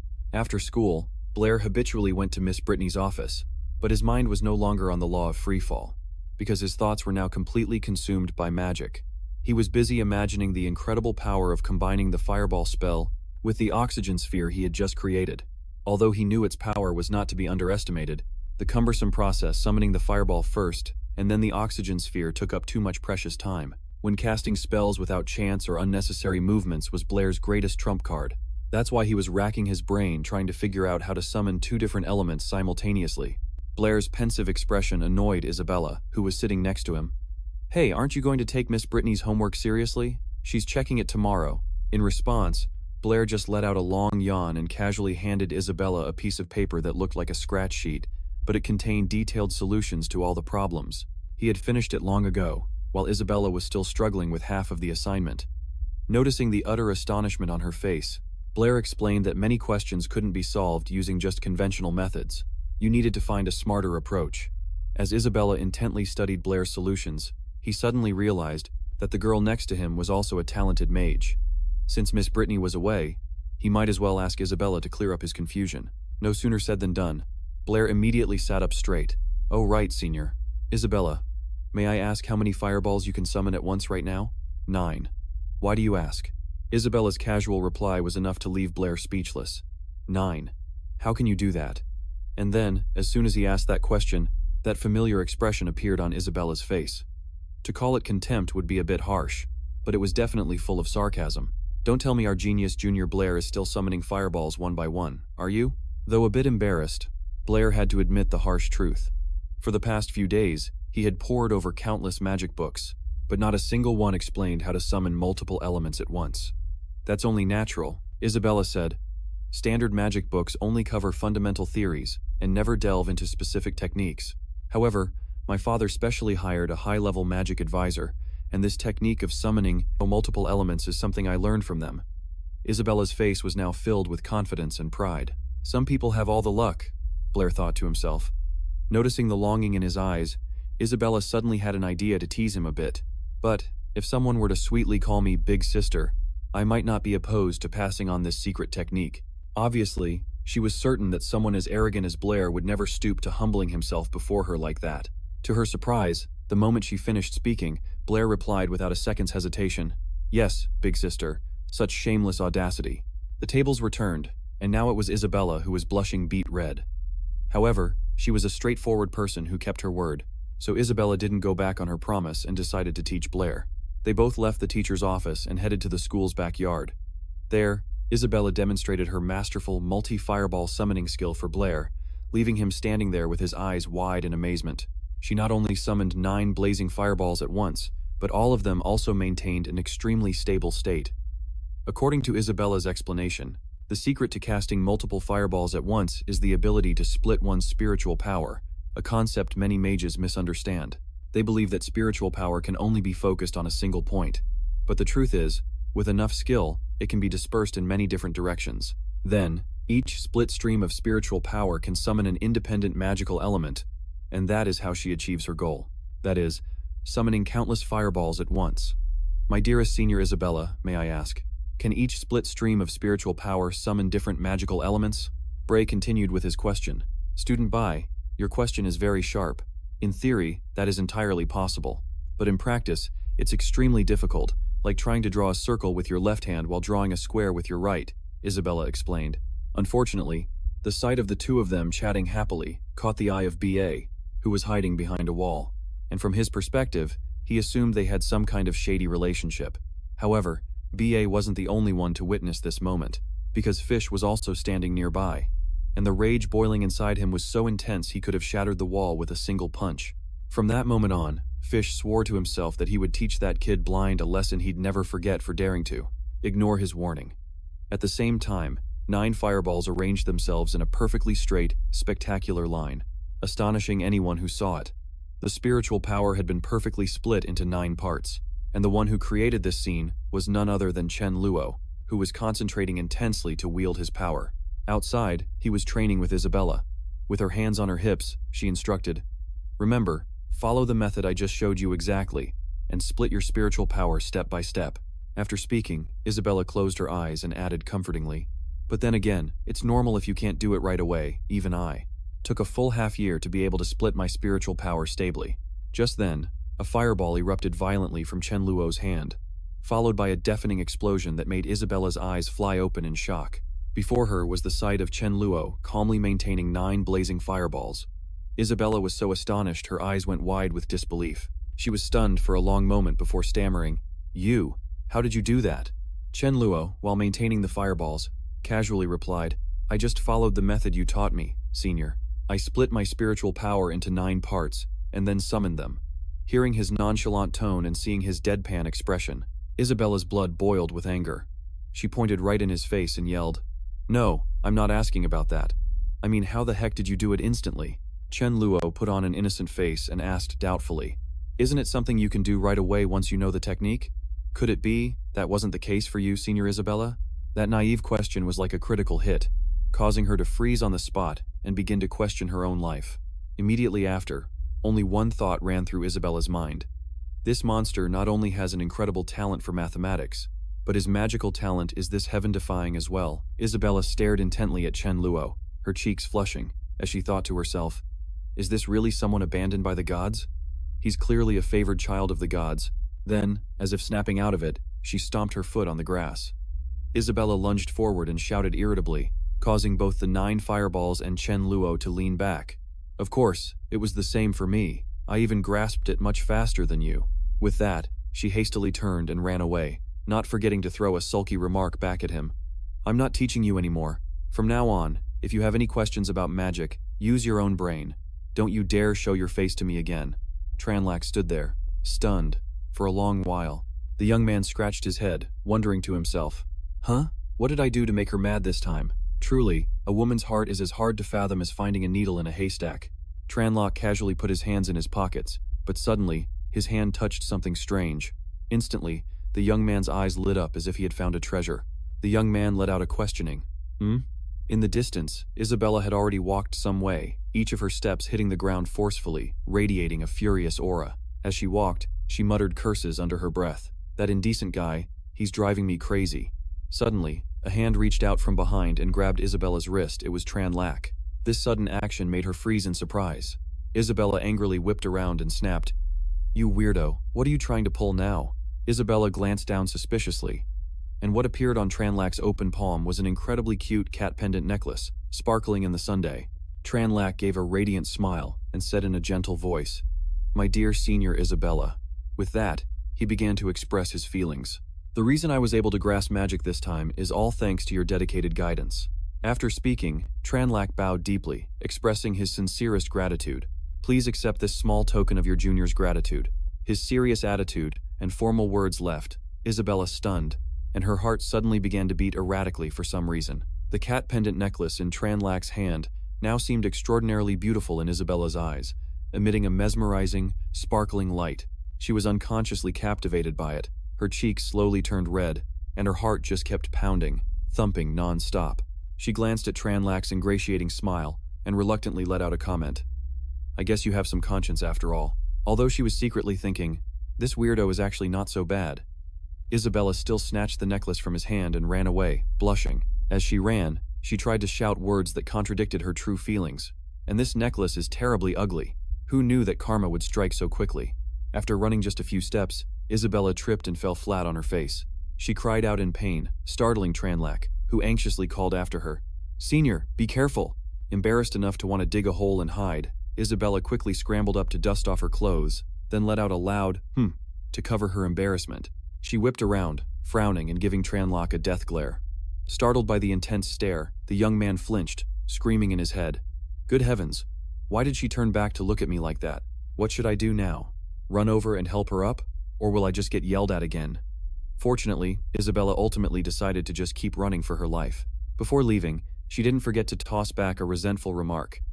"This is all your fault, you jerk." Tranlack could only stand there, speechless at this temperamental senior. From the distance, Isabella's shout still echoed, "You just wait. I won't let you off this easily." The young man sighed wearily. "Did I do something wrong again?" With that, Tranlack lay back on the grass, leisurely gazing at the blue sky and white clouds, his mind filled with thoughts. Seriously, if she didn't like it, she shouldn't have taken it. I spent a whole 50 silver coins to buy it. The young man lay there, staring up at the sky for a long time. Tranlack continued to lament. "I originally prepared this gift to thank Miss Brittany, you know. Well, this is just great."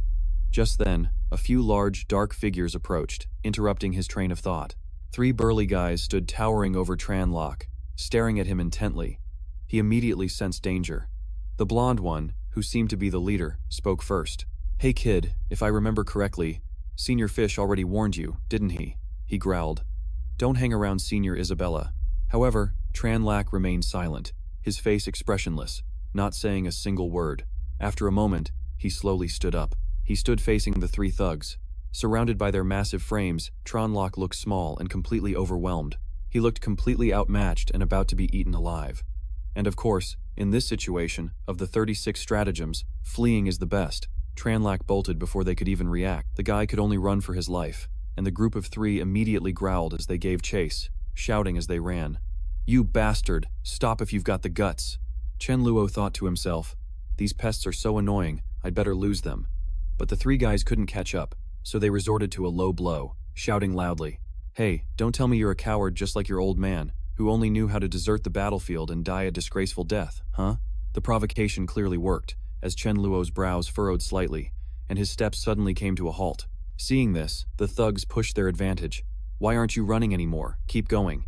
Ba taunted triumphantly. "Did I strike a nerve?" As soon as he spoke, he aggressively lunged forward, throwing a punch at Chen Luo while boasting, "You asked for this, you idiot." Before Ba's fist could reach its target, it was stopped by an invisible magic shield, and the recoil sent him flying back, sprawling on the ground, his hand sizzling from the searing heat.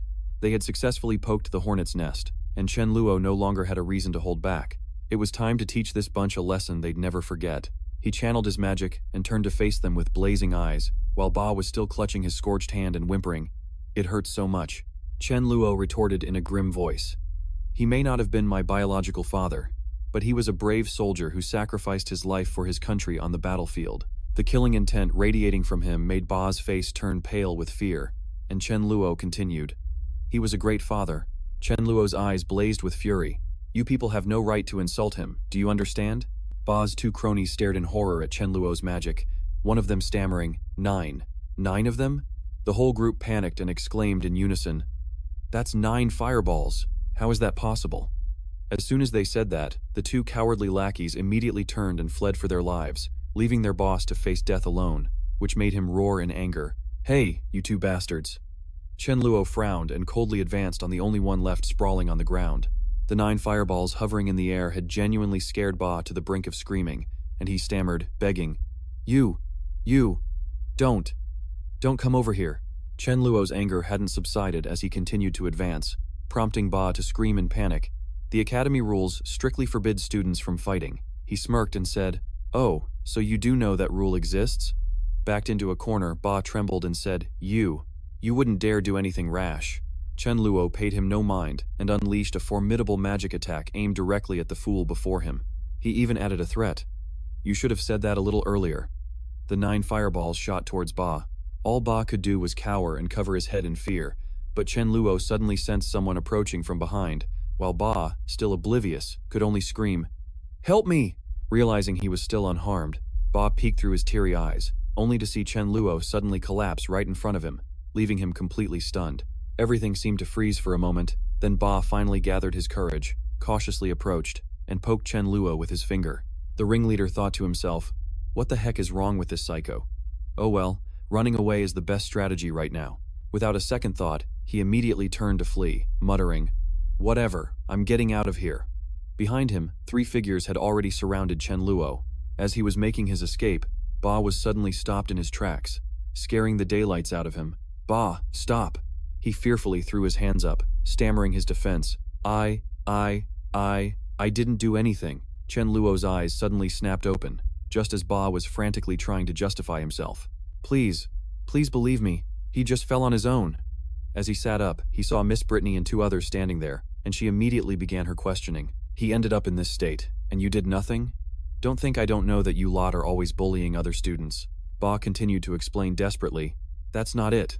He had no choice but to reveal part of the truth. It's true that I intended to do something at first, but what just happened isn't what you think it is." "Miss Brittany, please let me explain," but Vice Principal Canvin cut him off. "Shut up, that's enough." He turned to scold BA.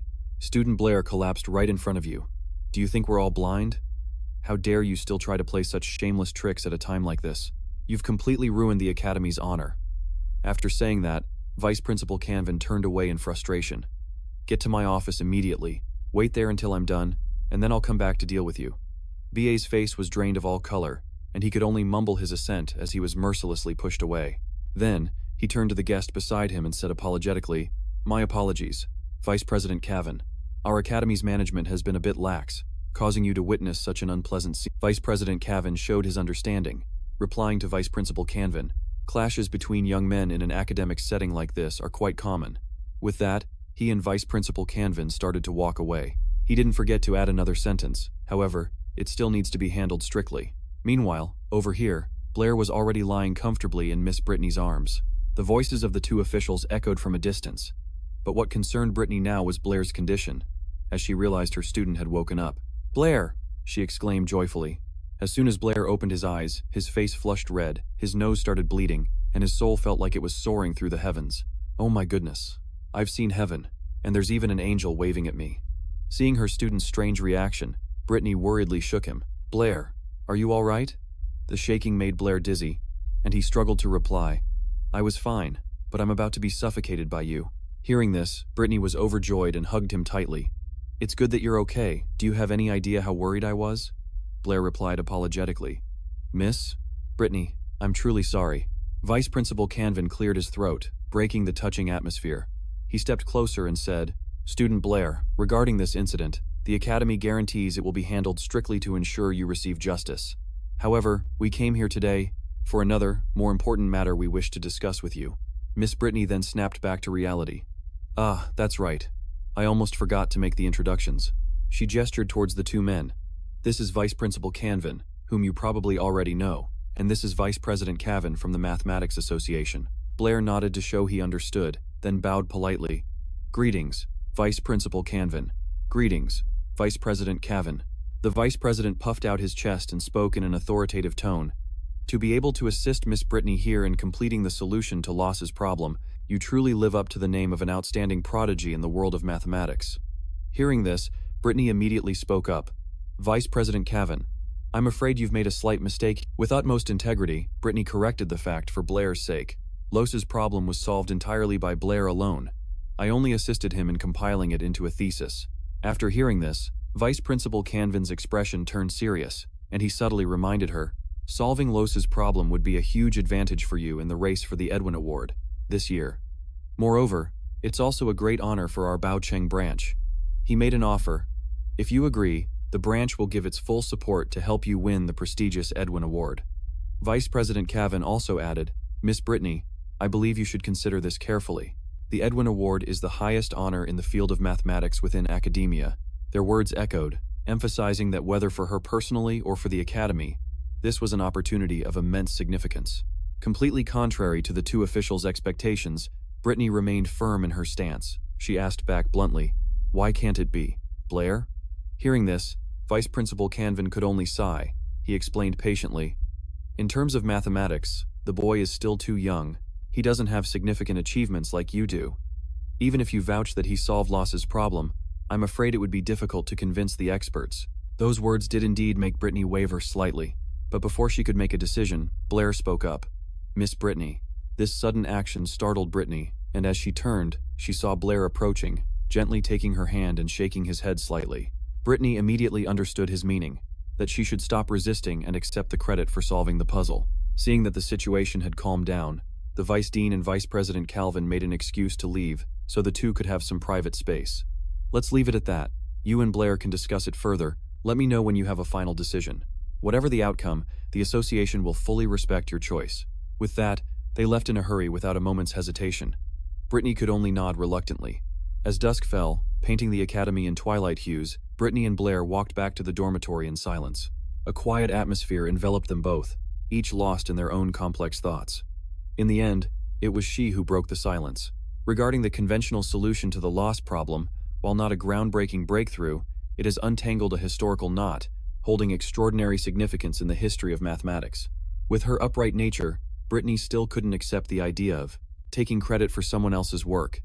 She continued to persuade him, this glory rightfully belongs to you. I can't let it fall into someone else's hands. Hearing these words, Blair could only respond with silence. After a long moment, he finally managed to speak. Miss Brittany, perhaps you don't know. Actually, this glory shouldn't belong to me either. He placed his full trust in this teacher, because to him, Miss Brittany was not an outsider. These unexpected words made Brittany's heart skip a beat. In the quiet space, those fluttering heartbeats seemed to become even more pronounced.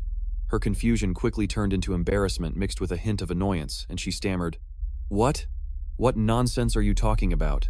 Blair was also flustered and tried to explain, but before he could utter a word, she quickly shooed him away. It's getting late. You should go. I still have work to do. I'm heading back. This 180-degree change in attitude stunned Blair, and he couldn't help but think to himself, did I say something wrong again? The next morning, the Academy's notice board became the center of attention, drawing a crowd of students. All eyes were on the notice, and whispers began to spread. What's the hot gossip now? Who the heck is Blair? That worthless bum dares to write a thesis. Some catty female students whispered to each other, I can't believe it. That Blair guy gets to co-author a paper with our beloved Miss Brittany. I heard it has something to do with some difficult riddle. Amidst the buzzing chatter, no one realized the main character of the story was standing right there in the crowd. Even the great scholars were stumped by that loss problem. Blair tried to make himself smaller, minimizing his presence as much as possible, silently blending into the noisy crowd. But the malicious comments continued to ring out. Is that Blair guy really smarter than all those great scholars? He's definitely just riding on Miss Brittany's coattails. Another person chimed in contemptuously. That damn Blair, what kind of spell did he cast on Miss Brittany? Blair finally understood, thinking to himself, speechless. I can't believe Miss Brittany still decided to publish the paper under both our names.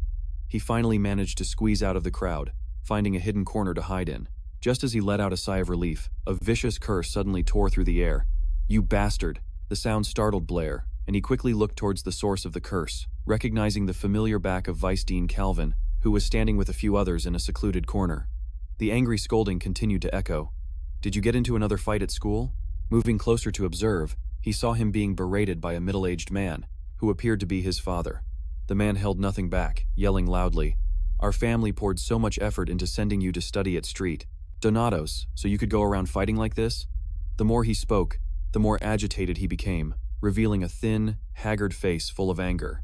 Fury was written all over his face. "You just love causing trouble, don't you?" Without any regard for the teacher standing right there, and with no pity for his precious son, Ban's father raised his cane and aimed it straight at him, growling, "Today, I'm going to teach you a lesson." Ban, on the other side, could only brace himself in silence, because he knew his father meant what he said, and even Vice Principal Canvin had no intention of interfering. The dry thud of the cane hitting flesh echoed. This father showed no mercy, even though hitting his son pained him as if his own heart were being cut. Taking the full, stinging blow, Ban trembled as he struggled to get up, while his father had already turned to plead with Vice Principal Canvin. "Honorable Vice Principal, from now on, I promise to discipline this God-forsaken son of mine. I only ask for your generosity in not expelling him."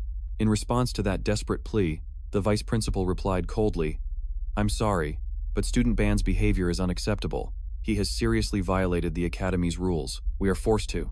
Before the Vice Principal could finish his sentence, the father suddenly dropped to his knees. This unexpected action stunned both Vice Principal Canvin and Ban.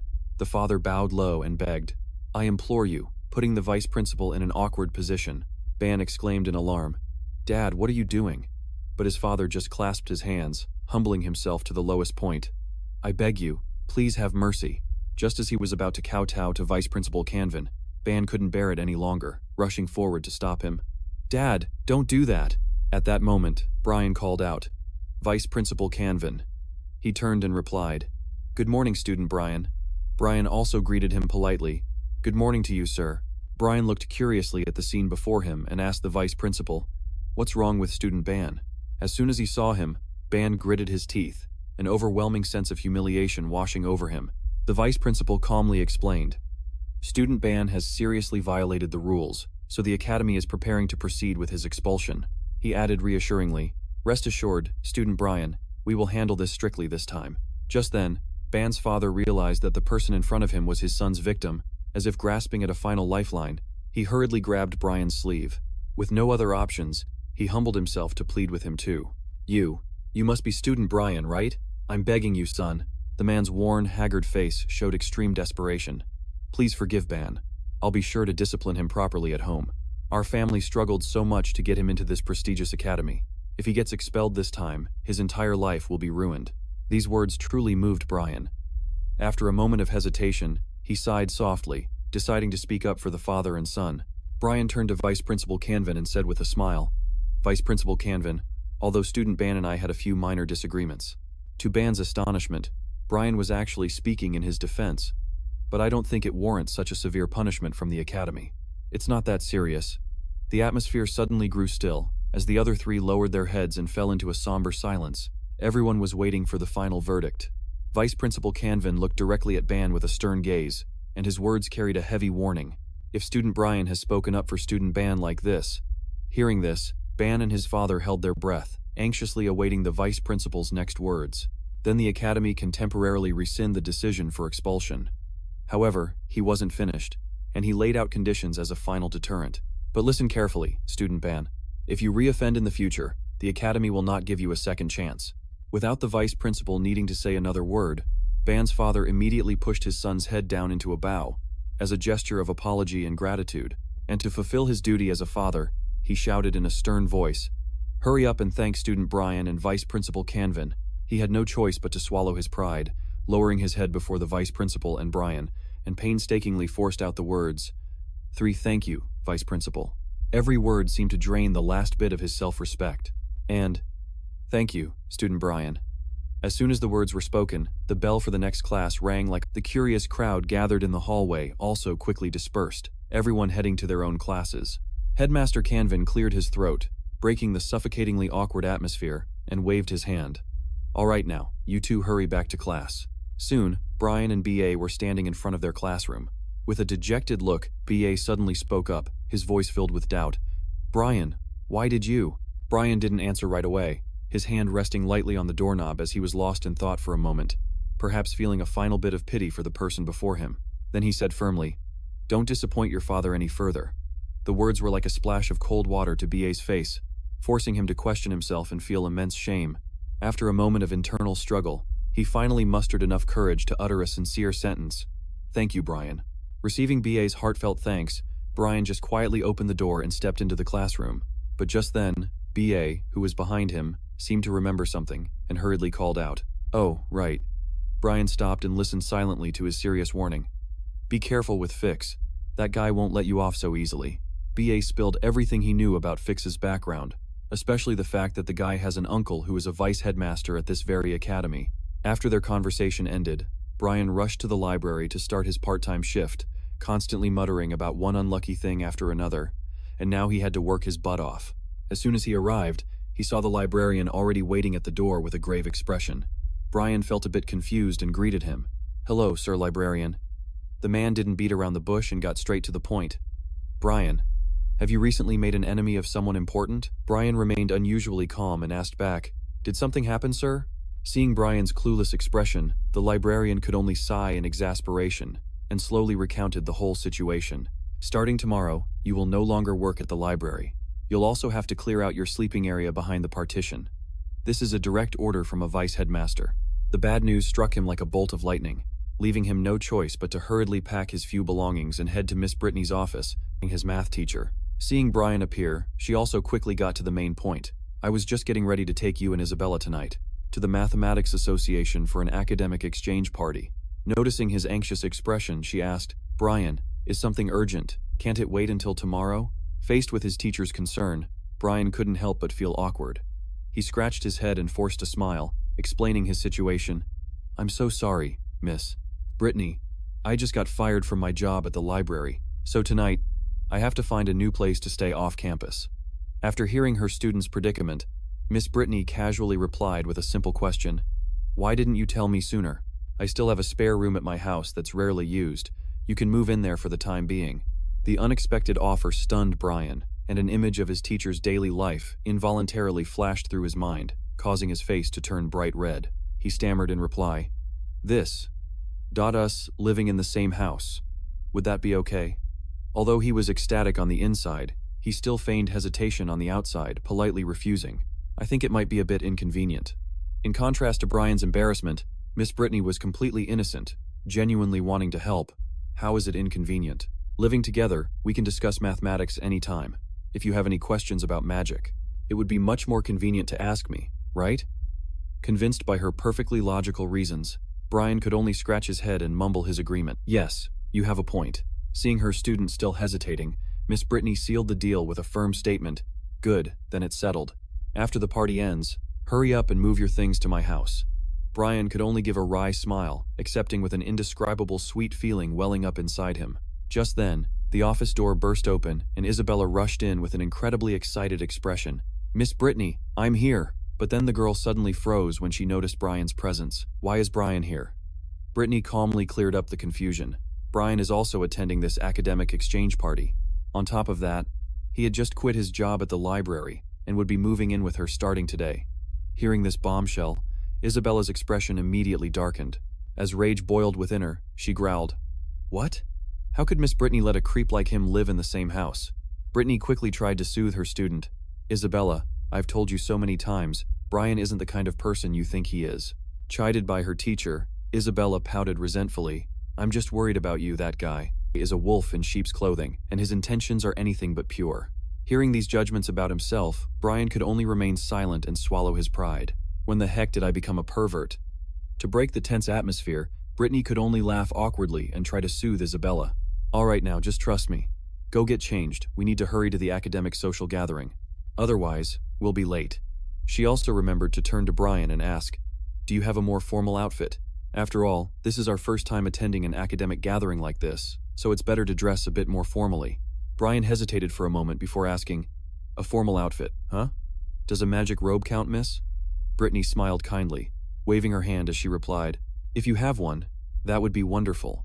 That night, at a magnificent and luxurious manor, countless scholars from all over had gathered. And of course, the trio of Brian, Isabella, and their math teacher Brittany were present. All three had dressed in splendid outfits, ready for the night's festivities. Awestruck by the magnificent scene, Isabella couldn't hide her curiosity and turned to ask her teacher, "Is this the place, miss?" Brittany cheerfully introduced it to her two beloved students. "This is the manor of the Hogwarts family, and it's also where Pao City frequently holds its academic gatherings for mathematics."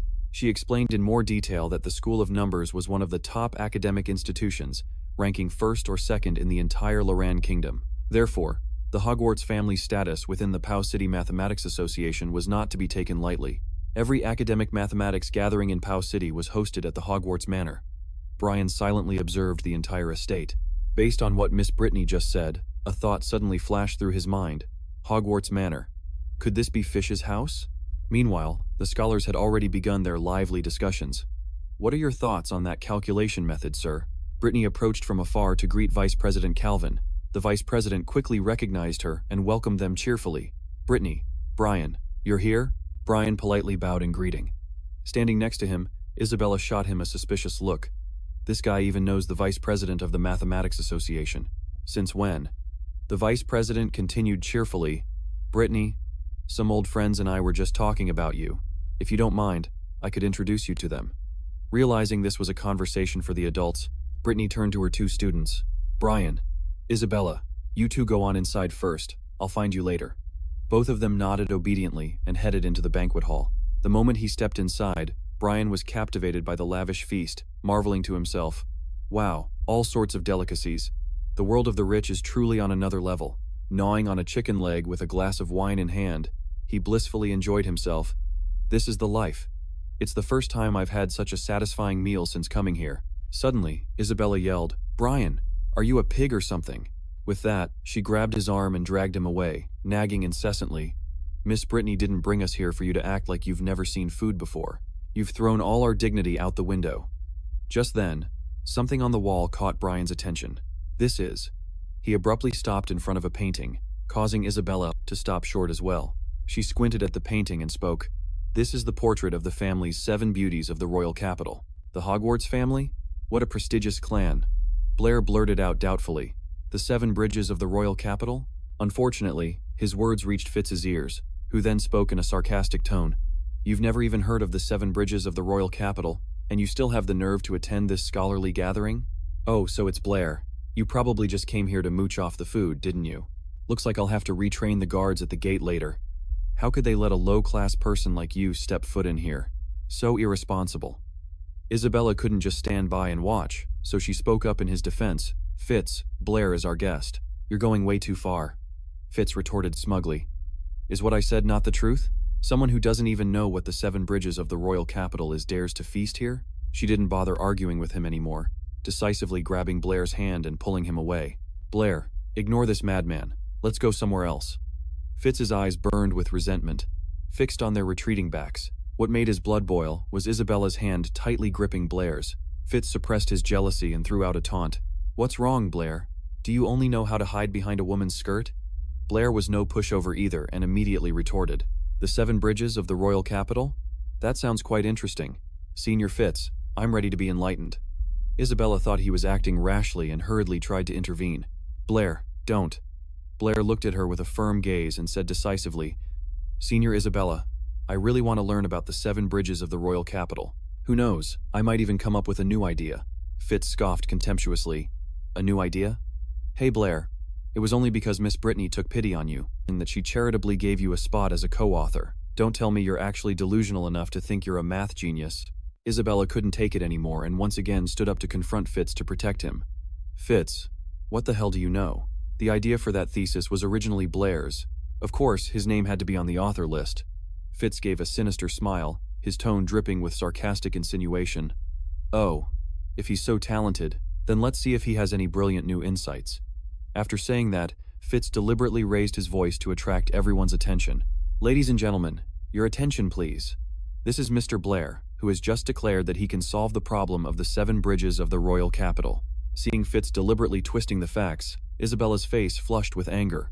Whispers and murmurs began to spread throughout the room. Ah, isn't Blair that up-and-coming young man who solved Lois's riddle with Miss Brittany a while back? He still looks like a kid who's wet behind the ears. I don't get what kind of trick he used to make someone like Miss Brittany willingly add his name to the author list. And now he's arrogantly claiming he can solve the 7 bridges of the royal capital? Hearing the unfavorable gossip directed at Blair, both Brittany and the dean immediately turned their attention towards him. Seeing his plan had succeeded perfectly, Fitz said smugly, "Well now, math genius, don't disappoint the distinguished guests here." Blair scratched his head in confusion. "I never said I could solve it." Suddenly, a woman's hand grabbed his wrist. Miss Brittany called out in a serious tone, "Blair." He looked at her in surprise. "Miss Brittany, what are you doing here?" Brittany leaned close to Blair's ear and whispered, "Why were you so foolish as to stir up trouble with Fitz? Do you have any idea how terrifyingly powerful the Hogwarts family is?" she said with a grave expression. "If you offend them, it's not just our mathematics association. Even our academy will have a hard time in the future." Brittany explained further. "Besides, the 7 bridges of the royal capital is a notoriously difficult problem that has stumped countless scholars for hundreds of years. Fitz is using it to put you on the spot. He clearly wants to humiliate you in front of all the guests." Just then, Fitz, holding a glass of red wine, leisurely walked over to the two of them and said mockingly, "Hello, Miss Brittany. Your student certainly knows how to show off in front of a crowd. Didn't you once praise Brittany as a mathematical genius? Why have you lost faith now?" Brittany intended to sharply refute Fish, but before she could finish her sentence, Chen Luo stopped her. "It's all right." He looked at her with a determined gaze. "Just let me give it a try. Just consider this my thanks to Senior Fish for helping me switch jobs at the library." Hearing that, both Isabella and Brittany immediately understood why he had reacted so strongly. She asked worriedly, "Luo, have you really thought this through?" Chen Luo paid it no mind, turning to face Senior Fish directly and questioning him head-on. "If you're so determined, Senior, I accept the challenge of solving the 7 bridges of the capital city problem." Fish replied in a casually challenging tone, "I truly didn't expect you to be so arrogant. Very well. Let's see what brilliant ideas you have." With that, he began to recount the legend of the 7 bridges of the capital city problem, a puzzle posed by the founding patriarch of our Hogwarts family himself. It has been several hundred years since he proposed the problem, and aside from the patriarch himself, no one has ever been able to find the solution. This story began several hundred years ago, when the founding patriarch of our Hogwarts family once held an important position in the capital city. He noticed the unique terrain of this place and sketched it into a diagram. At that time, the inner city of the capital was not as bustling as it is today. It was divided into 2 parts by the Lauren River, and 2 islands rose in the middle of the river.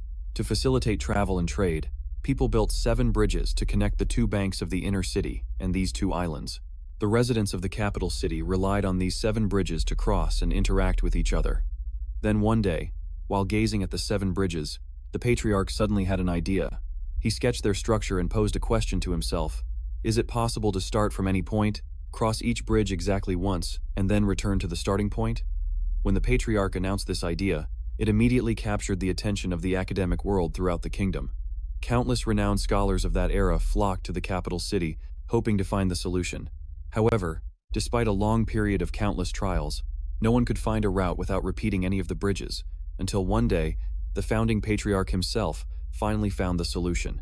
He announced this great news to the mathematical community throughout the kingdom and decided to announce it the next morning, before the entire public. The next day, nearly all the scholars of the kingdom had gathered before the 7 bridges, but they waited from dawn until sunset, yet the patriarch was nowhere to be seen. It wasn't until several days later that his remains were found. Unfortunately, it seems that on the night before the announcement, in his excitement, he carelessly slipped and fell into the river. The patriarch's passing was a great loss to the entire mathematical world of the kingdom, and the solution to the 7 bridges of the capital city problem was thus lost forever. Even we, the descendants of the Hogwarts family, do not know what the solution was. Several hundred years have passed since then, and countless scholars have tried to solve it, but no one has succeeded. Fish added with a smug look, although the solution was lost, to commemorate the founding patriarch, who posed the 7 bridges of the capital city problem and was the only one to find the answer, our Hogwarts family had this problem carved in the Great Hall. He stood before the depiction, head held high, and said, "This is the pride of a family." with a tradition in mathematics like ours. Chen Luo, after listening to the entire story, fell into deep thought, calculating silently. Just as I predicted, the so-called Seven Bridges of the Royal Capital is actually just a variation of the legendary Seven Bridges problem. It's this world's version of Euler's problem. However, that guy Fish, after subtly bragging about his power, didn't forget to let out a provocative taunt. So, oh great genius, have you found the solution to those 7 famous riddles? Chen Luo just stroked his chin, his tone strangely calm. No, I can't solve it, and moreover, it can never be solved. Hearing this, Fish smirked triumphantly, then couldn't help but burst into arrogant laughter. So, is that your final answer? Huh? Weren't you so smug just a moment ago, great genius? Immediately, contemptuous whispers erupted again. I told you so, didn't I, Alice? Countless scornful gazes and jeers were directed at Chen Luo. As expected, this guy was just all talk and didn't know his own limits. Is that so?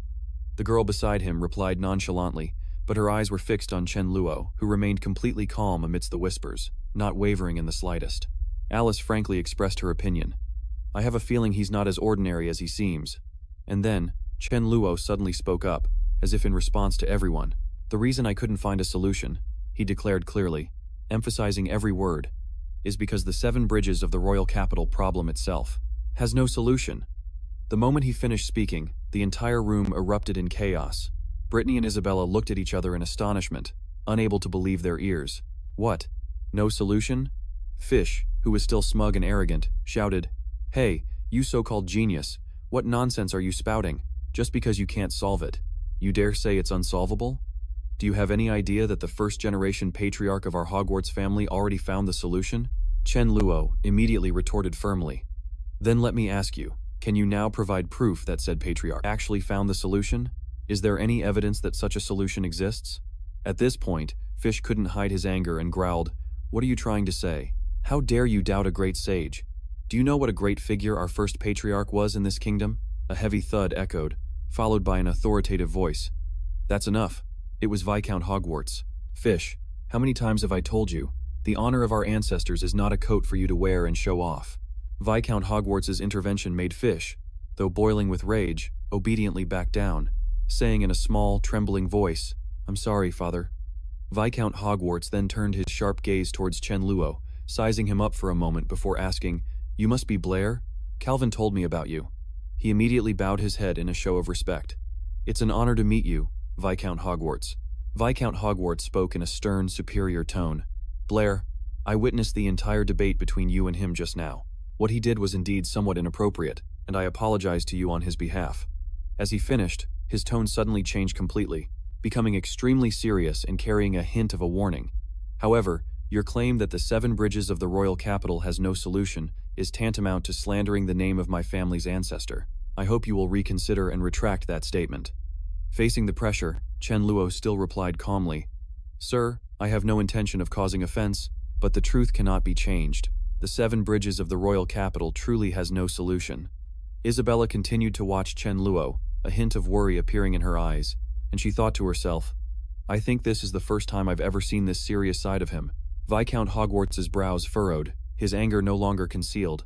Brian, are you sure you've thought through the consequences? However, he remained firm in his stance. Reaching into his pocket, Chen Luo calmly replied, In that case, please allow me to demonstrate to everyone why the 7 bridges of the royal capital has no solution. He pulled a pen from his pocket and began to outline the proof for his bold claim, ready to decode a difficult and practical problem. Many predecessors have chosen the path of experimentation to find a solution, a method that is admirable. But in terms of practical efficiency, he continued while deftly sketching on a piece of paper, I'm afraid that's a path to a dead end, because the number of possible variables far exceeds the limits of human calculation. Finishing his words, Blair held up the paper he had just completed. Please, take a look at this. He pointed to the diagram he had just drawn, his steady voice ringing out as he began to announce his answer. In essence, the first step is to convert this complex real-world problem into a simpler mathematical question. On this paper, let's consider each landmass a point, and each bridge connecting 2 landmasses will be represented by a line. And so, we get a diagram like this. Confidence radiated from Blair's eyes and expression. In that case, the 7 bridges of the royal capital problem can now be rephrased as, is it possible to use a single, continuous stroke, starting from any point, to traverse all the lines without repeating any line. If this can be done, it proves the existence of a route that starts from one landmass, crosses each bridge exactly once, and returns to the starting point. All the guests at the party were stunned by his approach. It turned out the problem could be viewed in this way. How brilliant. The girl next to Alice couldn't hide her admiration, exclaiming a compliment for Blair. To think he could come up with this method. Transforming a real-world problem into a few simple lines is truly a groundbreaking way of thinking. Then she glanced at Alice, her eyes seeming to praise her friend's judgment of character. You were right, this Mr. Blair is truly no ordinary person. Alice remained silent. She just crossed her arms, her gaze fixed on his presentation. Meanwhile, Blair continued his explanation coherently. Except for the starting and ending points, whenever a person crosses a bridge to enter a landmass, they must certainly use another bridge to leave. He sketched a diagram with arrows representing entry and exit. Now, let's consider the number of lines connected to each point. If the number of lines connected to a point is odd, we call it an odd-degree vertex. If it's even, we call it an even-degree vertex. Brittany seemed to have an epiphany, beginning to envision Blair's solution. Her eyes suddenly lit up. She understood. If you want to make a closed journey, returning to the exact starting point, then the number of times you enter a vertex must equal the number of times you leave, which means all the vertices in the diagram must have an even degree. Only then can the 7 bridges of the royal capital problem have a solution. He looked at her, smiling in approval. Precisely, Lady Brittany, that is the crux of the matter.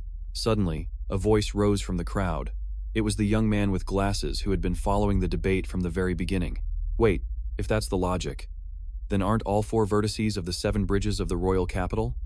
He hadn't even finished his sentence, when Blair anticipated his thought and immediately continued. Correct. By now, everyone must have realized it. All 4 vertices in the diagram of the 7 bridges of the royal capital have an odd degree. Therefore, there is no route whatsoever that allows one to start from a point, cross all 7 bridges without repetition, and then return to that same starting point. His voice became more resolute than ever. He asserted once more. In conclusion, the 7 bridges of the royal capital problem has no solution. The entire hall fell silent in admiration. The young man with glasses couldn't help but exclaim in awe, a proof without a single flaw. So the 7 bridges of the royal capital truly is an unsolvable problem. Fitz, after hearing Blair's entire explanation, couldn't contain his rage and roared. What kind of nonsense are you spouting? As for Viscount Hogwarts, he never would have dreamed that the truth behind the perplexing problem of the 7 bridges of the royal capital would be proven by an outsider. He couldn't help but think to himself, so, that's the truth. Could it be that the prestigious Hogwarts family has been putting on a deceptive act all these years? How could that be? Viscount Hogwarts could only bitterly face the harsh reality that the perplexing problem of his family never had a solution to begin with. The truth is, the so-called 7-generation solution method never existed from the start. Fitch, still stubbornly refusing to admit defeat to Chen Luo, screamed, "Everyone, don't listen to this guy's nonsense." But it seemed everyone in the room no longer cared to listen to his excuses. Alice shot Fitch a contemptuous look and said, "Nonsense?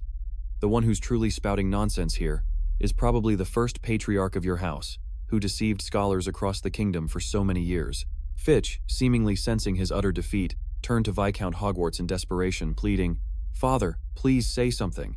Seeing Viscount Hogwarts standing still without any reaction, he whimpered "Father" again, but the response Fitch received was a heavy punch from his own father, sending him sprawling to the floor. Viscount Hogwarts, seething with rage, roared at Fitch, "Shut your filthy mouth for me." He continued to rain insults upon his son. "If it weren't for you, you disgrace to the family." Finishing his tirade, Viscount Hogwarts shot a sideways glance at Chen Luo and growled, "You were clever this time, just you wait." Viscount Hogwarts snorted coldly, trying to suppress his fury, and turned to leave, his brows deeply furrowed in anger. "Please wait a moment," Chen Luo's voice rang out. He called out after him. Hearing this, Viscount Hogwarts paused, only slightly turning his head to look back. Chen Luo declared clearly, "According to the rules of the kingdom's mathematical society, since I have solved Senior Fitch's problem, then he is obligated to answer one of my questions. I'm not wrong, am I, Viscount Hogwarts?" Hearing his challenging reminder, the hand gripping his cane involuntarily tightened, while his other hand hung limp. Viscount Hogwarts's throat felt as if it were blocked by something, letting out a hoarse, dry sound. He slowly replied, "You don't need to remind me. We know how to follow the rules. If you have a question, just ask it." Chen Luo maintained the calm demeanor of someone who was sure of his victory, but without any arrogance. He calmly presented his problem. My question is actually very simple. For a square with a side length of 1, what is the length of its diagonal? Hearing his seemingly naive question, Viscount Hogwarts was momentarily stunned, and Brittany was extremely surprised, turning to look at Chen Luo with a doubtful gaze. Then she leaned close to his ear and whispered, just loud enough for the two of them to hear, "Hey, don't you know that the Hogwarts theorem was discovered by their family?" In response to her question, he simply remained silent, not rushing to explain. On the contrary, Viscount Hogwarts seemed to have regained his confidence, and he answered the question. According to the Hogwarts theorem, for a square with a side length of 1, the square of its diagonal's length is 2. This is the most elementary knowledge. Hearing this answer, a meaningful smile flickered across Chen Luo's lips. He narrowed his eyes slightly and asked in return, "Viscount, you still haven't answered my question. I didn't ask about the square of the diagonal, but the length of the diagonal itself." As he finished speaking, the corners of his mouth curled up even higher. At this point, the flames of anger in Viscount Hogwarts' heart flared violently. He was about to go mad from being cornered and twisted around by a kid like Chen Luo. From a corner of the room, whispers and murmurs arose again. A man's thoughtful voice said, "That's true. I've never thought about what the actual length of that diagonal is." Another person spoke up. "It should be easy to express, right?" Seeing the slightly flustered look on Viscount Hogwarts' face, Chen Luo became even more certain of his speculation. "Just as I expected, everything is going according to plan." It turns out, this guy had known about the existence of that number all along. Chen Luo subconsciously stroked his chin, his mind lost in sharp deductions. He recalled his old world, where scientists, though respected by society, were rarely known by the general public.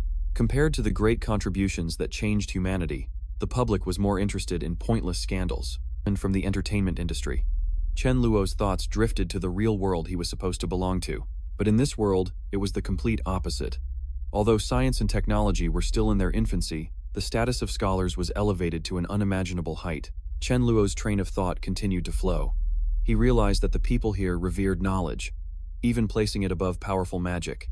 Any scholar who made great contributions to science, regardless of their origin or nationality, received absolute admiration. Even royalty and the nobility had to bow respectfully before them.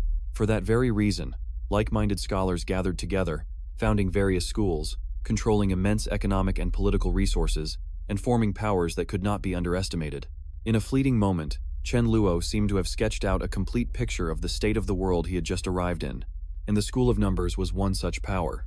As a renowned family of mathematicians, House Hogwarts was the core pillar of this school. This position granted them immense power within the kingdom's mathematical community, so much so that even Isabella's father, the respected Lord of Paul City, had to show some deference to House Hogwarts. In short, the School of Numbers was a complex organization blending politics, academia, and even religion, harbored a fervent reverence for numbers. They believed that all things in nature, no matter what, could be perfectly measured and represented by numbers. Chen Luo continued to delve deeper into this line of thought. He suddenly realized that the beliefs of the School of Numbers were astonishingly similar to the Pythagorean school from his old world. This school emerged in ancient Greece, founded by the great scholar Pythagoras. It had once flourished brilliantly, but their faith concealed a fatal flaw, and it was this very crack that brought down an entire academic empire. The core reason was that the numbers they worshipped did not encompass all real numbers, but were limited to rational numbers. He became completely engrossed in this historical tale. The Pythagorean school had once asserted that integers and rational numbers could represent all numbers in the universe. But the first person to pierce this veil of illusion was none other than Hippasus, a student of Pythagoras. This young man proved that in a square with a side length of 1, the length of its diagonal could not be represented by an integer, nor could it be expressed as a rational number.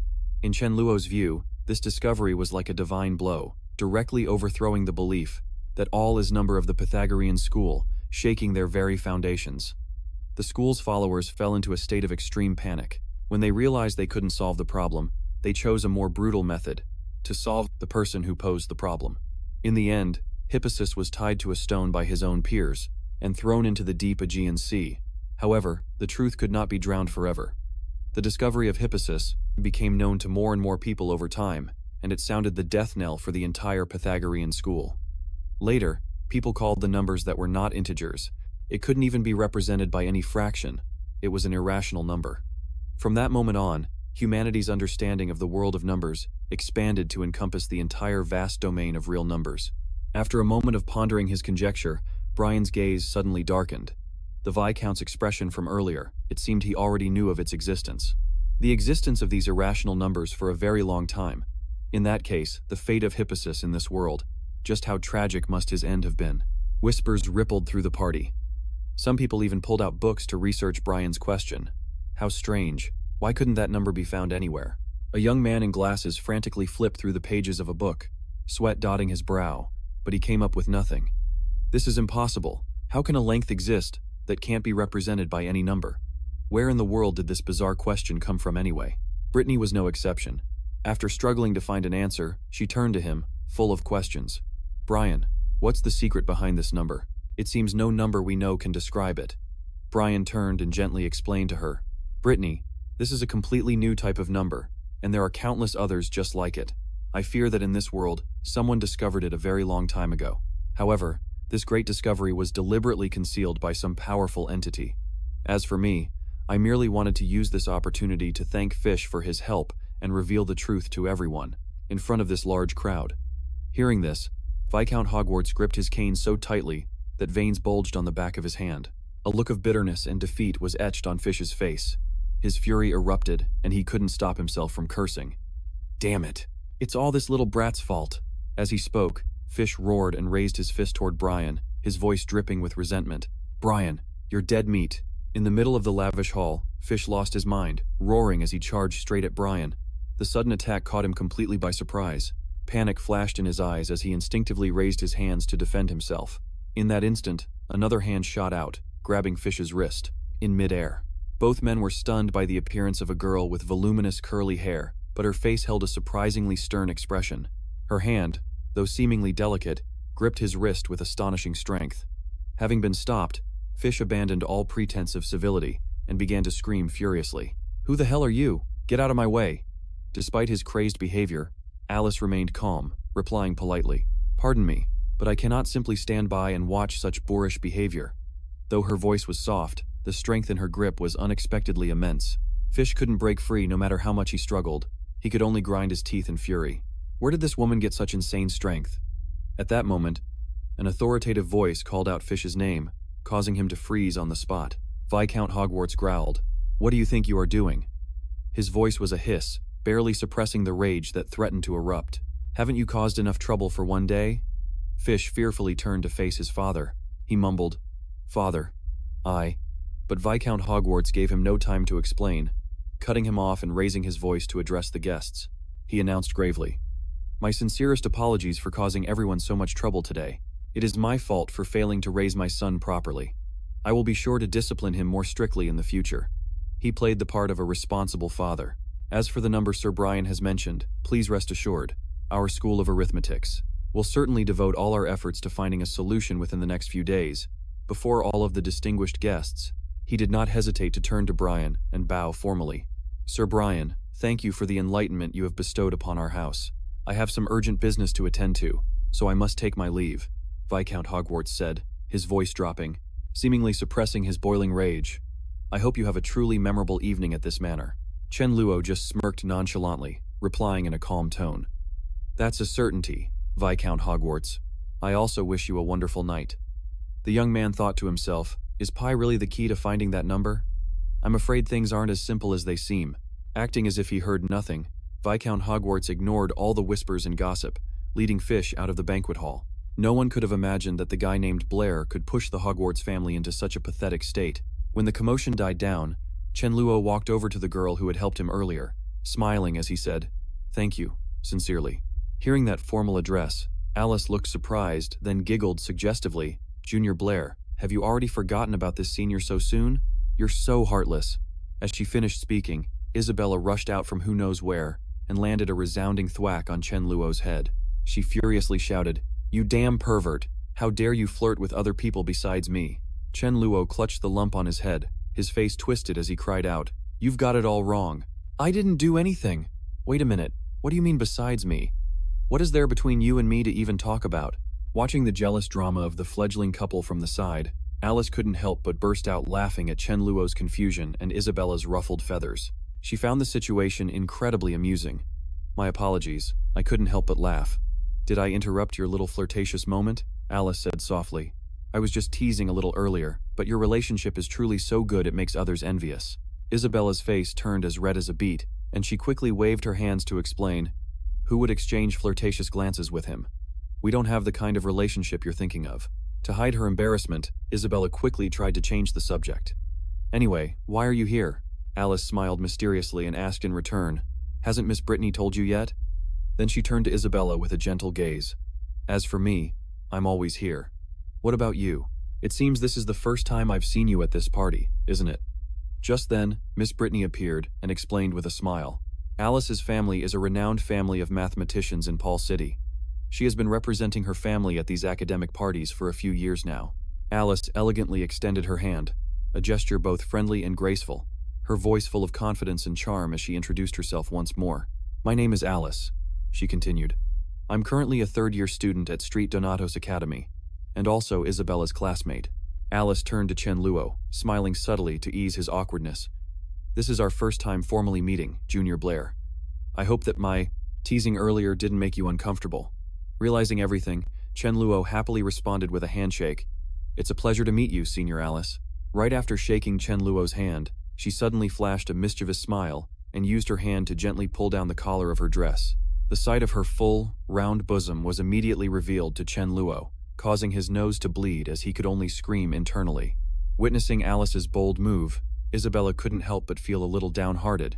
She subconsciously glanced down at her own rather modest chest, sighing to herself, Truly, some have more than enough, while others have none at all. Alice leaned in close to him, whispering in a voice as sweet as honey, Junior Blair, I must honestly admit, your performance today was absolutely flawless. This is the first time in my life I've seen that arrogant Hogwarts family so utterly and miserably humiliated. She then continued to ask, So, can I come to you for help with math in the future? Unexpectedly, Chen Luo flatly refused. Sorry, a reply that left Alice stunned. His expression suddenly turned serious. I must refuse.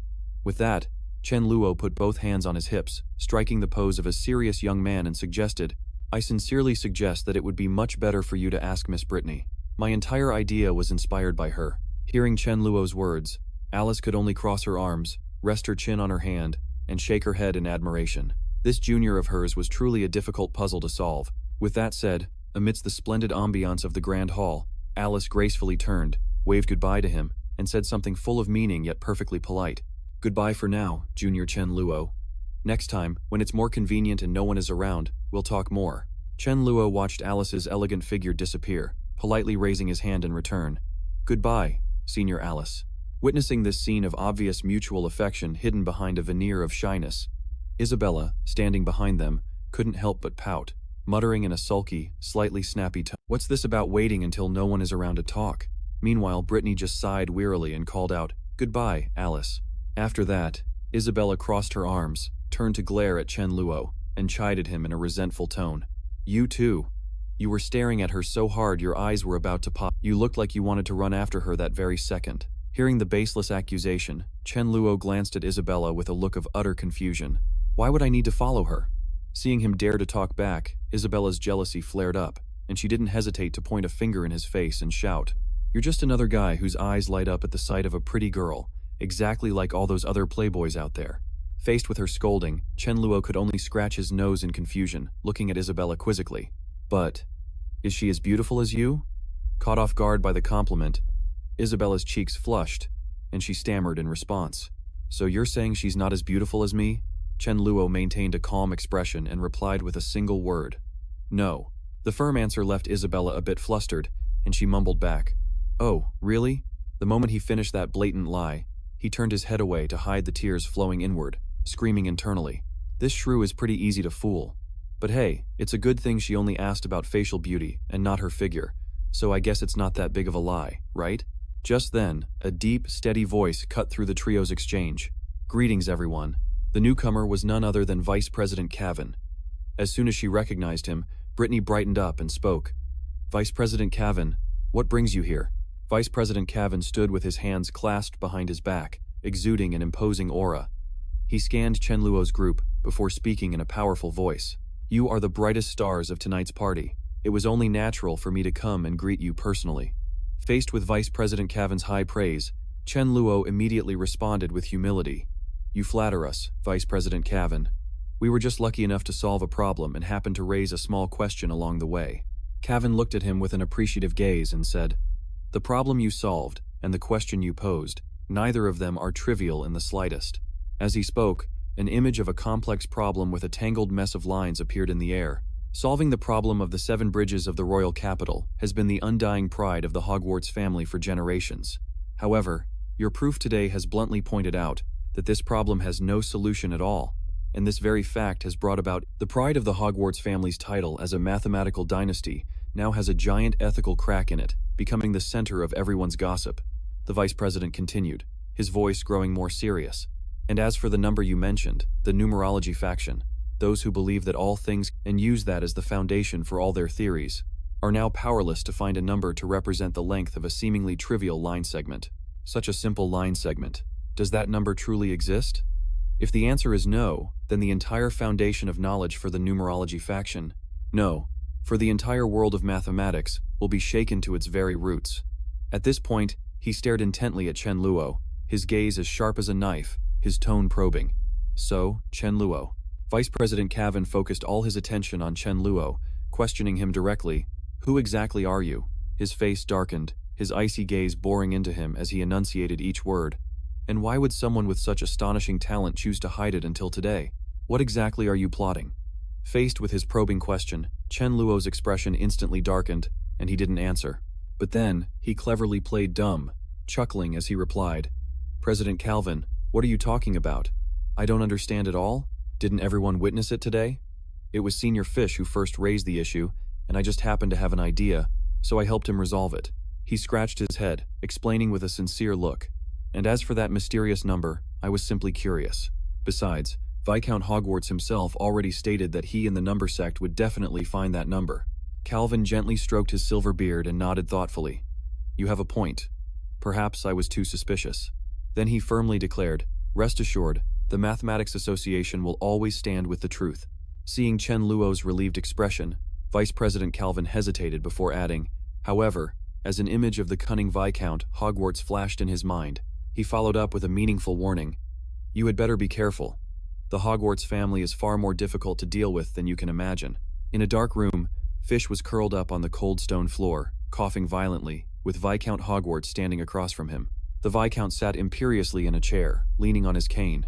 Meanwhile, Fish, his face bruised and battered, looked utterly exhausted, letting out a final heavy breath before passing out. Hogwarts's shadow flickered in the dim light, his glasses giving off a cold glint, while a subordinate stood by his side. He reported respectfully, "My lord, our men are ready. We can act at any time." The Viscount's face hardened with anger, and he gritted his teeth as he ordered, "Wait for that brat to leave the manor. Then make your move. And as usual, make it look like an accident. Do not leave a single trace behind." The subordinate immediately bowed his head. "As you command." But suddenly, a cold voice echoed from the shadows. "Father, are you planning to kill someone again?" That chillingly familiar voice left Viscount Hogwarts momentarily stunned. From behind him, the figure of a young man emerged. Viscount Hogwarts spun around, stammering, Ebo?" At that moment, Ebo's gloomy face was revealed, and then he cried out in a tone of horror and disbelief, "Why is it you?" Seeing Ebo, the subordinate's eyes went wide and his face drained of all color. "Impossible. I was the one who..." Ebo just gave his father a cold look and said, "It's only natural that you're surprised." Facing Viscount Hogwarts's twisted expression, Ebo calmly turned away and continued, "After all, you were the one who gave the order that time, just like this time." His words seemed to ignite a rage in Hogwarts, who shot to his feet and roared at Ebo, "Why aren't you dead? What are you doing showing your face here? That brat Chen Luo outside is your man, isn't he?" Ebo slowly helped the unconscious Fish up, a sarcastic smirk on his face. "You're as cruel as ever, father, not even sparing your own son." Immediately, the old man pulled a pistol from his coat, aimed it straight at Ebo, and growled impatiently, "Answer my question, Ebo." Just then, Fish groggily came to, looking weakly at the person holding him and managing to say, Elder brother." Facing the dark muzzle of the gun and Hogwarts's expectant glare, Ebo's voice was surprisingly calm. "You always ask questions in such a rush. Father, it makes it hard to know where to begin." He slowly straightened up, adding, So, let me explain things one by one. Despite the gun still being pointed at him, Ibo calmly explained, "That boy, Chen Luo, has absolutely no connection to me, but he inadvertently presented me with a golden opportunity, which is why I returned at this precise moment." His face was half shrouded in shadow as he continued, "As for why I've returned, I can only tell you this." Ibo's eyes suddenly became razor sharp, and his voice grew hard. "I have returned to rewrite the destiny of the entire Hogwarts family." Viscount Hogwarts tightened his grip on the gun, his suspicious gaze fixed on Eagle. "You want to change the family?" The young man held out his hand, his voice firm as he replied, "Precisely, Father."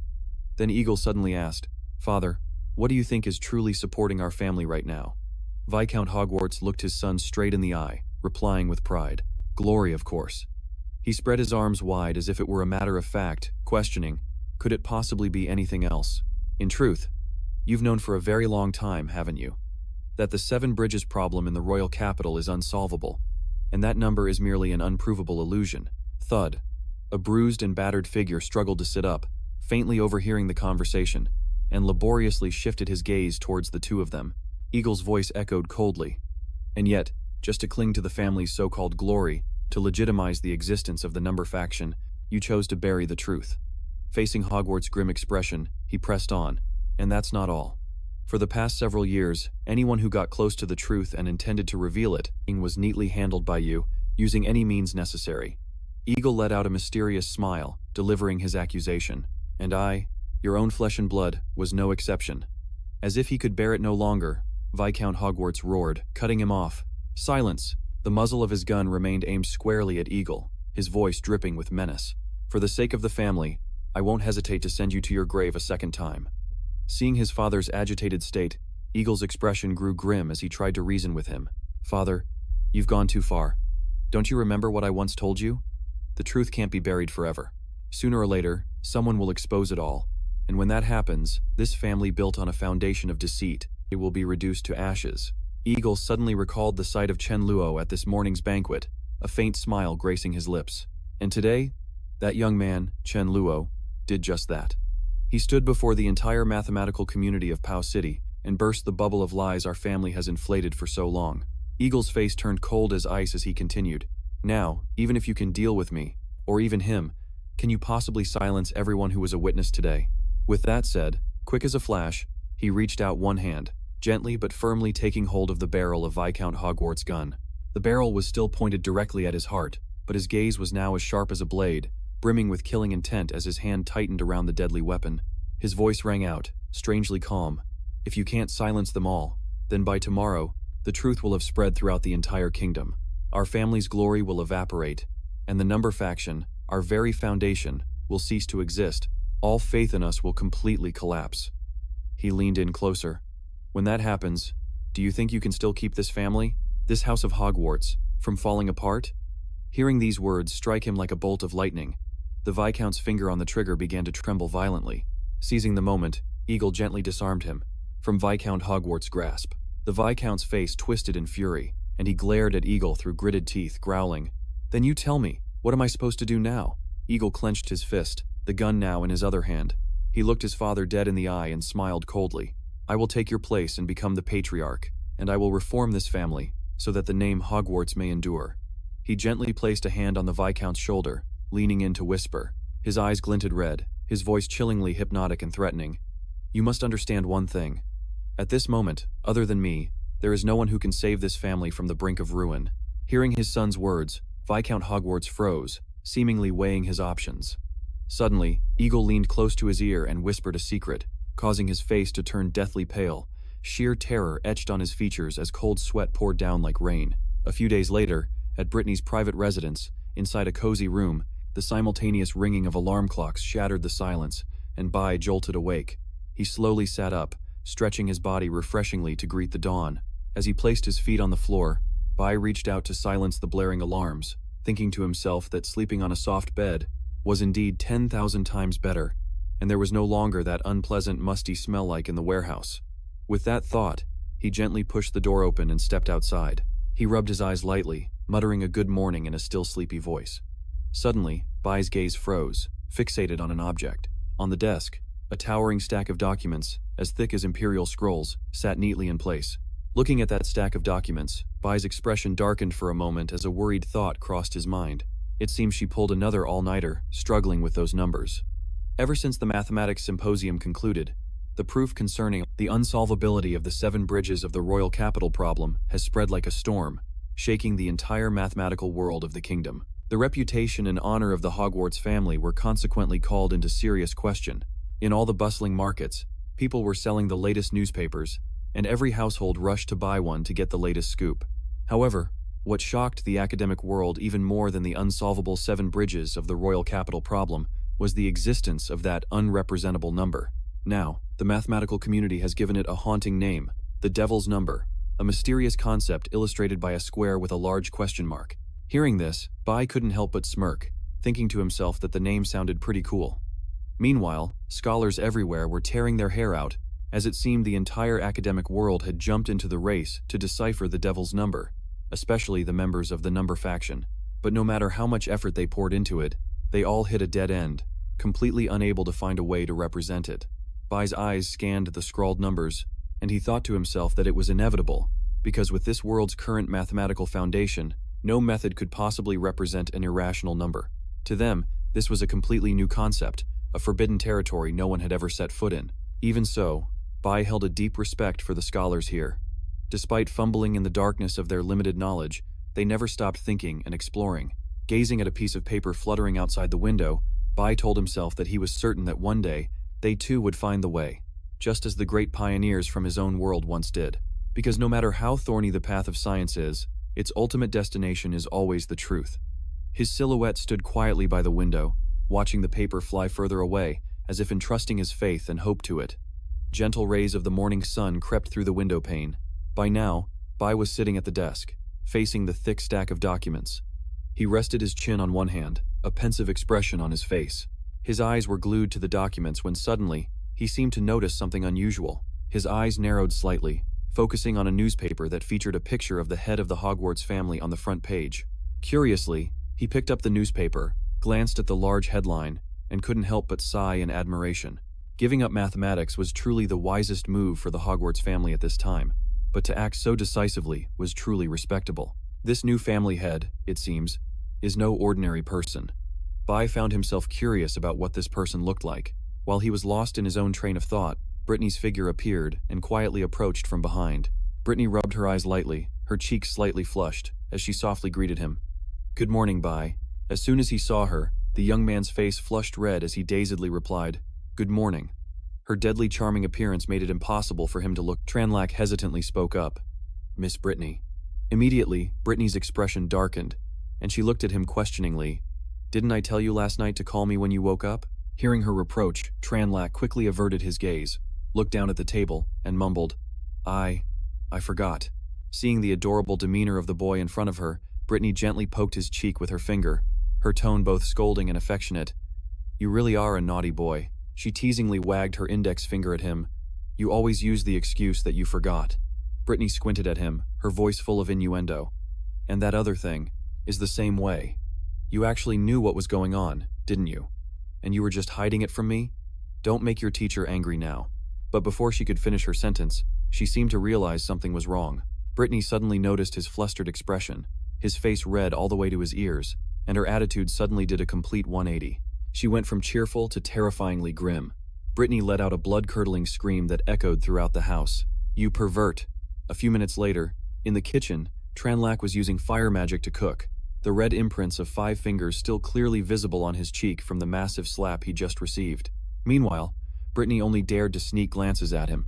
She shyly clasped her hands together, her face full of remorse. "I'm so sorry. Does it still hurt?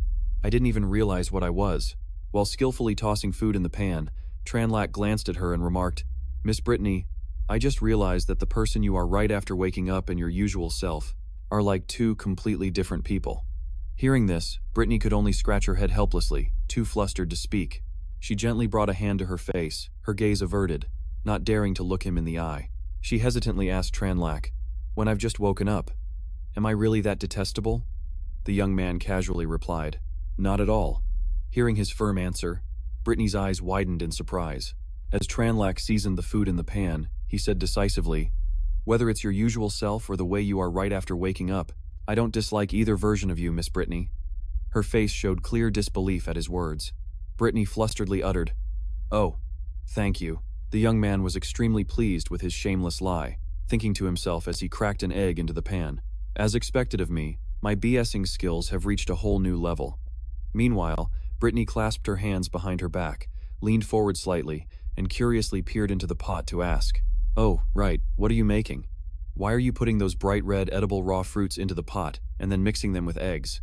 Tranlac explained, "I'm making scrambled eggs with tomatoes." Brittany looked confused, blankly repeating, "Scrambled eggs with tomatoes?" Soon, an eye-catching plate of golden scrambled eggs with tomatoes, giving off a fragrant aroma, was ready. As Tranlac finished plating the food, he explained to Brittany, "In my hometown, we call these red fruits tomatoes. And there, this dish of scrambled eggs with tomatoes is something almost every household knows how to make." He couldn't help but recall the old days when he would eat while engrossed in a book, and thought to himself, "This is also the dish I cooked most often." After he finished cooking, Tranlac turned to leave, but when he reached the door, he glanced back to say to her, "I've just finished cooking, so I'm heading to school now. Please, help yourself." Seeing that Tranlac was about to leave, Brittany hurriedly called out to stop him. "Wait, hold on a moment." Hearing her call, he turned back around. Brittany was now holding a pristine white cloth, and she gently leaned down and carefully wiped a stain from Tranlac's shirt. At this unexpected action, the young man's face couldn't help but flush bright red, and his heart began to pound wildly in his chest, each thump-thump echoing clearly.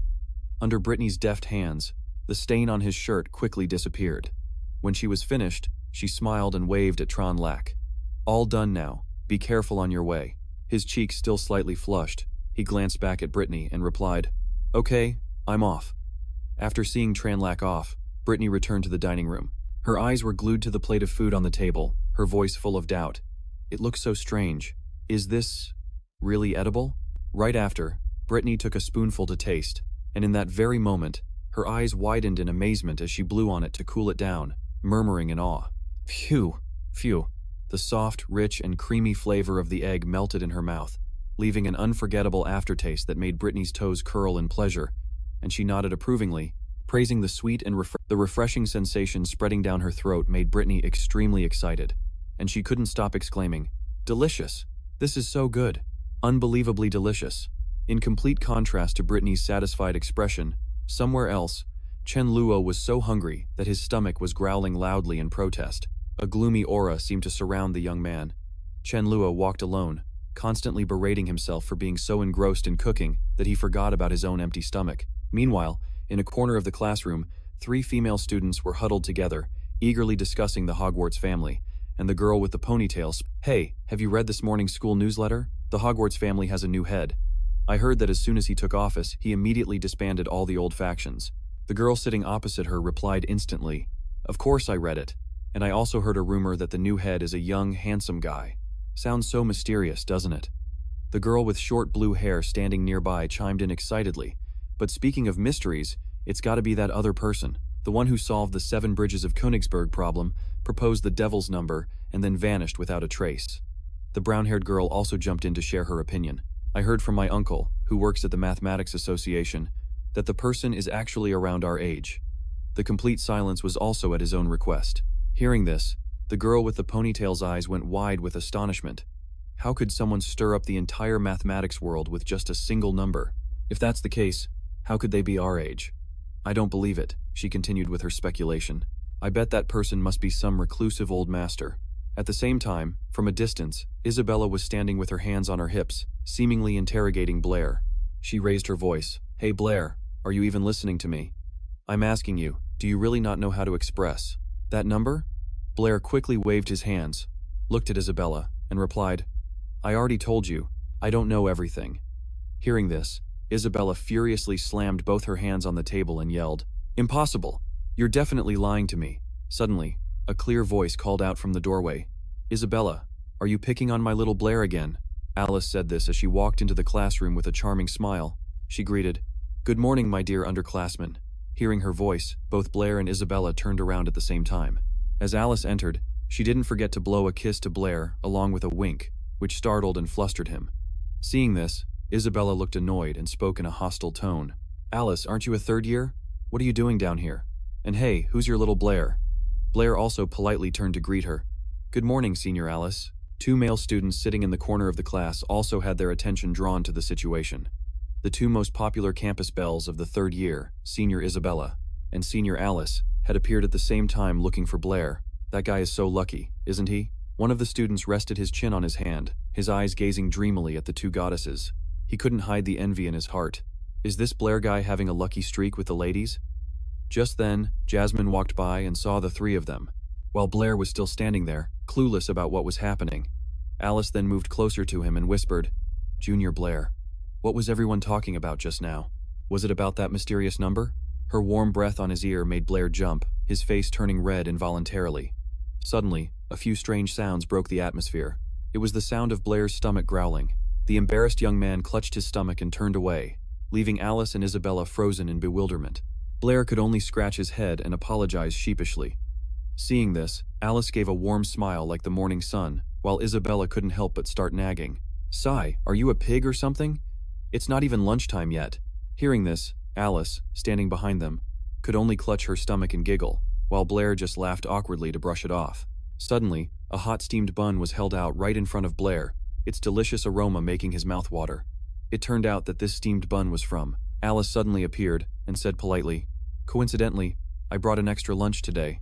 I wonder if anyone would be willing to take it off my hands. Hearing this, Bray's eyes immediately lit up. He gulped hard while staring at the steaming hot bun in Alice's hand and nodded vigorously. I'd be more than happy to. Quick as a flash, Bray snatched the bun and whispered gratefully, Thank you, Senior Alice. You're a living saint.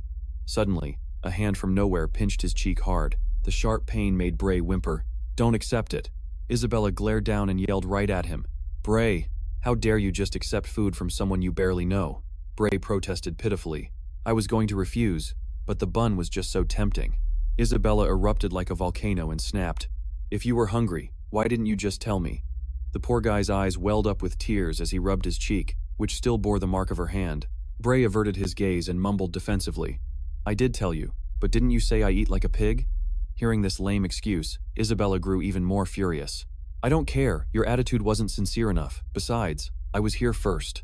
Seeing how tense things were, Alice decided to step in and mediate. For a brilliant genius like Bray, it's only natural that I'd want to help him out a bit. Isabella was so angry she gritted her teeth, though she continued to scold Bray relentlessly, but she still shoved a piece of bread into his hands. Here, take it. I happen to have an extra one too.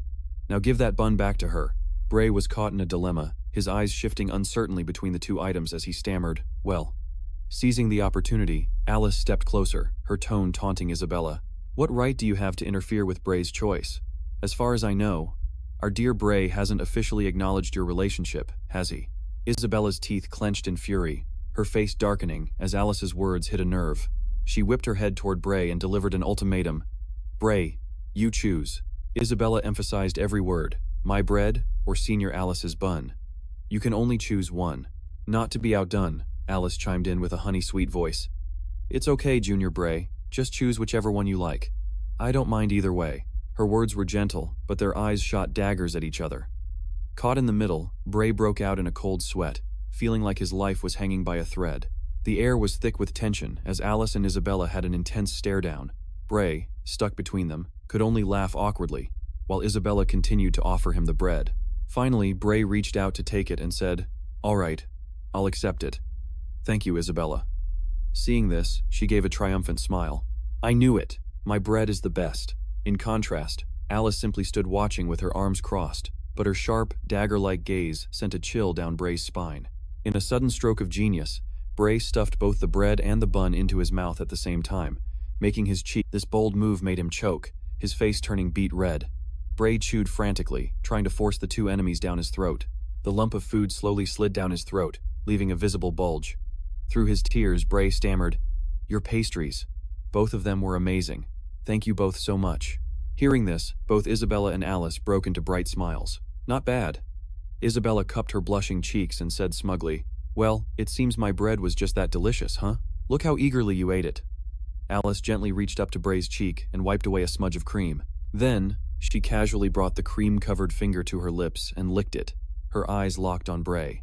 You got some on your face, you silly boy. The suggestive scene made Bray's face turn beet red. Alice wasn't finished. She playfully stuck out her tongue to lick the remaining cream. Bray, you're always so clumsy. Witnessing this infuriating display, Isabella exploded, roaring, Alice, what is the meaning of this?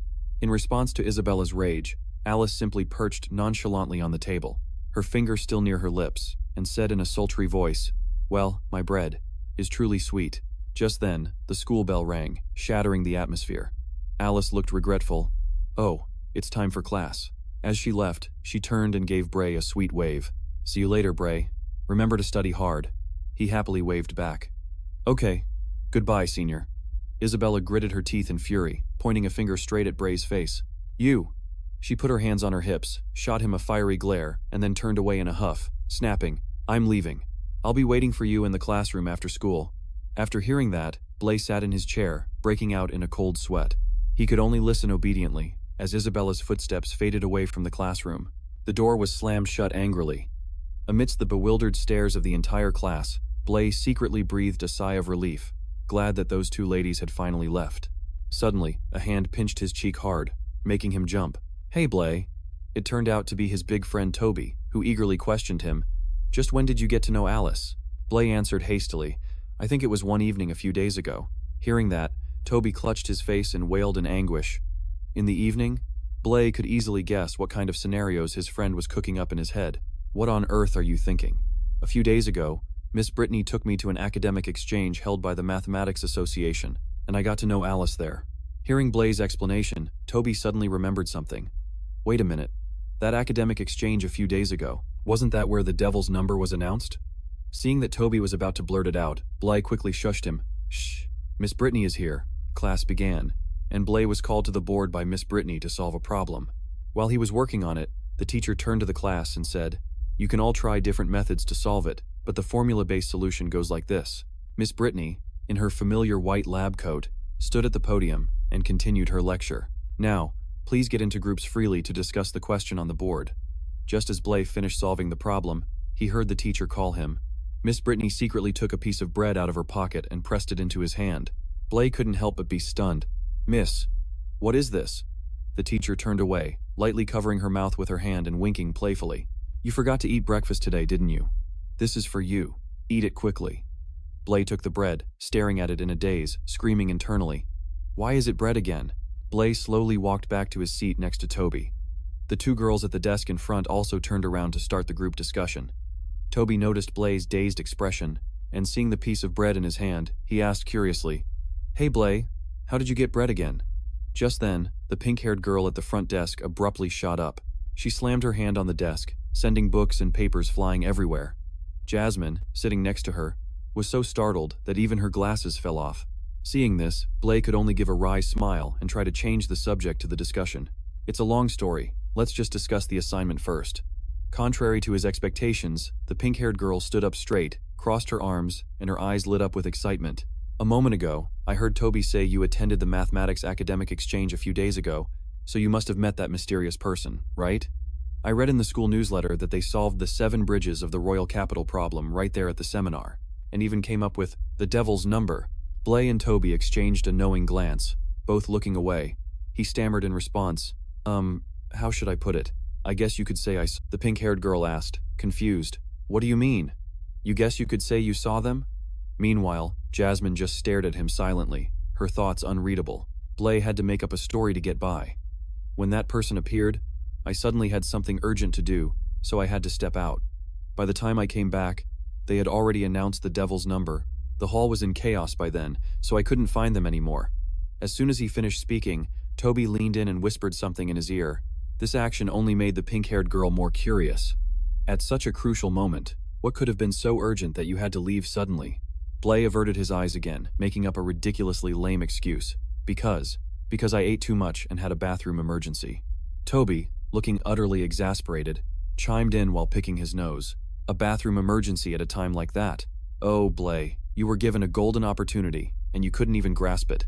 Hearing this, the pink-haired girl immediately turned to defend Blair. Tobi, what are you talking about? In any case, Blair was qualified enough to attend that academic exchange. All the big shots from Abba City gathered there. so getting to know just one or two of them is already super impressive. As she spoke, she made an incredibly cute expression. Her eyes sparkling, she blinked and asked Blair, "Oh, right, Blair, are you free these days? Could you come over to my house and help me with some difficult math problems? I have a lot of questions I don't understand. And my family's manor is really big, so if you get too tired from tutoring, you could even stay the night." "No problem," Tobi replied, then turned to tease his pink-haired friend. "You want to learn? I'd be embarrassed to even call you out." She was no pushover, pouting as she retorted, "So what if I'm eager to learn?" Standing silently in the distance, Jasmine watched their conversation, her face suddenly darkening menacingly, a stark contrast to the gentle sunlight bathing the school grounds. The weather that day was quite pleasant, not at all stuffy. Hiding behind a wall, Chen Luo let out a long, relieved sigh, thinking to himself that it was otherwise, Isabella would have cornered him in the classroom by now. The young man stretched, not forgetting to grumble, and then there's Chris. He's a real pain too. Suddenly, a mysterious voice spoke from somewhere. "Still have to stay on good terms with magic, eh? Since when did you become so diligent about your magic practice?" Meanwhile, Chen Luo was still walking and muttering to himself, "Whatever, I should still go practice magic. That's what's most important." He suddenly froze at the strange words he had just heard. Right before Chen Luo's eyes, a figure dressed in all black, with an unseeable face, had appeared. The person moved as fast as lightning, pressing a cold, sharp object against Chen Luo's neck. He frowned slightly, his voice low. "Who is it?" In response, there was only an icy silence, and then he realized. It was Jasmine. Her voice was as cold as ice, full of threat. "Don't make any rash moves, this thing is very sharp." Chen Luo slowly raised both hands in surrender. "Jasmine, what are you?" Before he could finish his sentence, she cut him off, her voice filled with suspicion. "If I'm not mistaken," Jasmine began her interrogation. "The one who solved the Royal Capital's 7 Bridges problem and revealed the Devil's number during the exchange event the other day. Was you, wasn't it? I've noticed for a while now, your abilities in both math and magic have been improving at an abnormally fast rate." She stared into his eyes, her voice a low growl. "You are not Blair. He could never have such talent. Tell me, where is the real Blair? Who are you really? Why are you impersonating him?" Chen Luo looked visibly annoyed as he replied.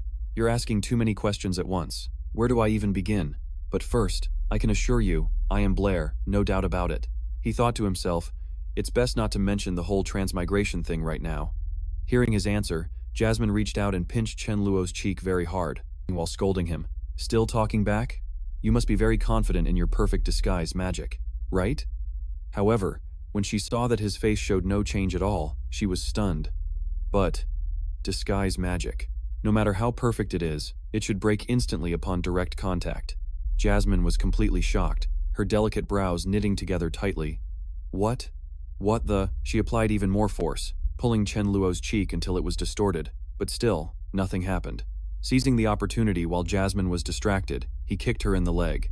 Losing her balance, Jasmine fell backward, instinctively squeezing her eyes shut in fear.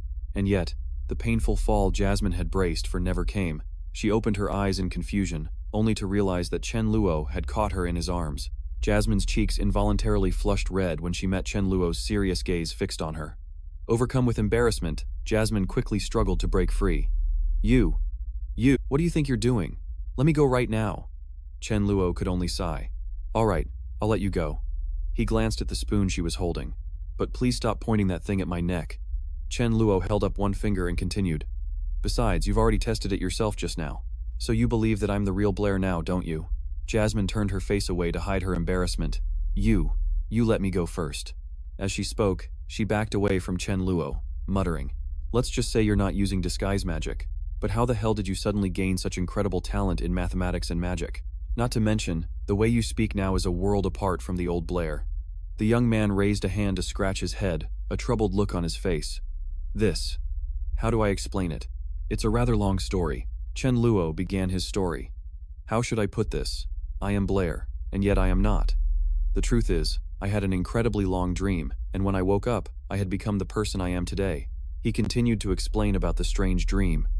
"I come from a world where magic doesn't exist at all, a place where science and technology are extreme." He couldn't help but recall the science fiction movies he used to be obsessed with.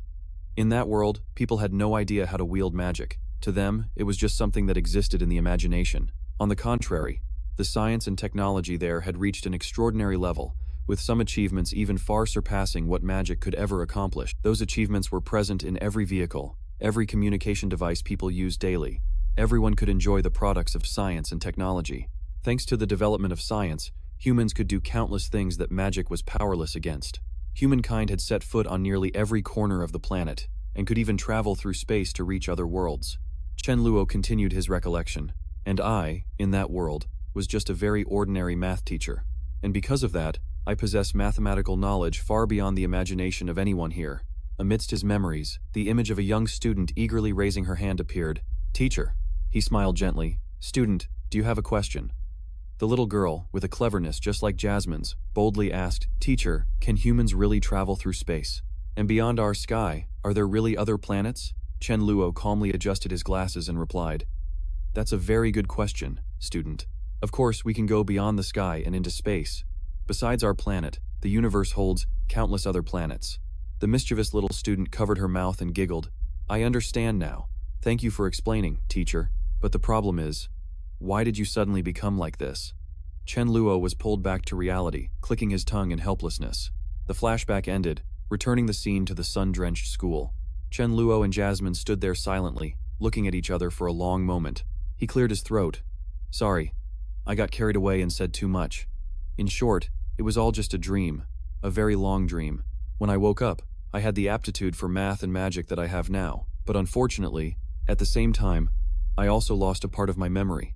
Jasmine frowned skeptically, her hand on her chin in a thoughtful pose. He discreetly wiped away a bead of sweat. "That's how it is." Jasmine sighed. "All right then gave a somewhat forced smile. "It seems you're still the same, always telling these half-true, half-joking stories that are hard to believe."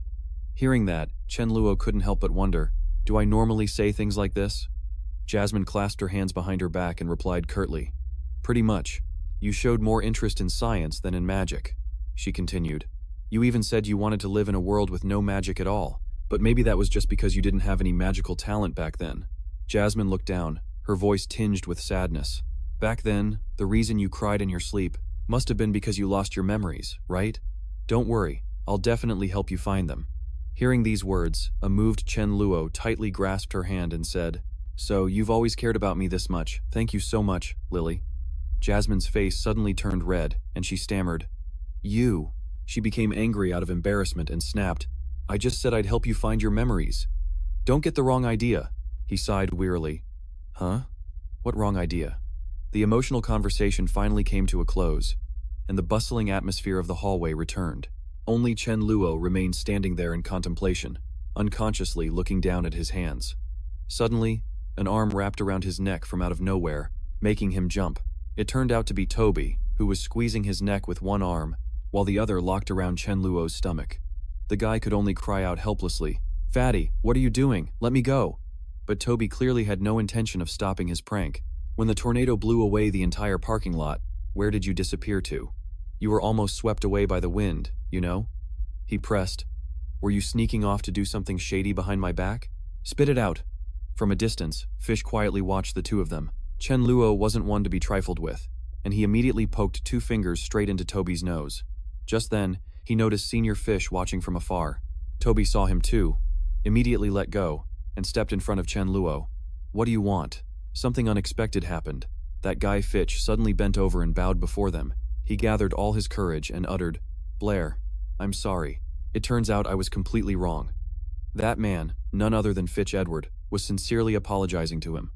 Hearing Fitch say, "Please forgive me," Blair was so stunned his jaw dropped. The onlookers who witnessed this scene began to whisper, "What in the world is going on?" He was still dazed. "Forgive you?" The crowd immediately erupted. A junior female student covered her mouth and whispered, "Senior Fitch is actually apologizing to someone.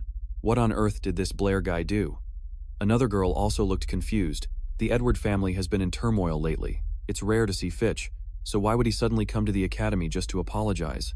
Just then, Fitch respectfully presented a prepared invitation card, making Blair wonder, "What is this?"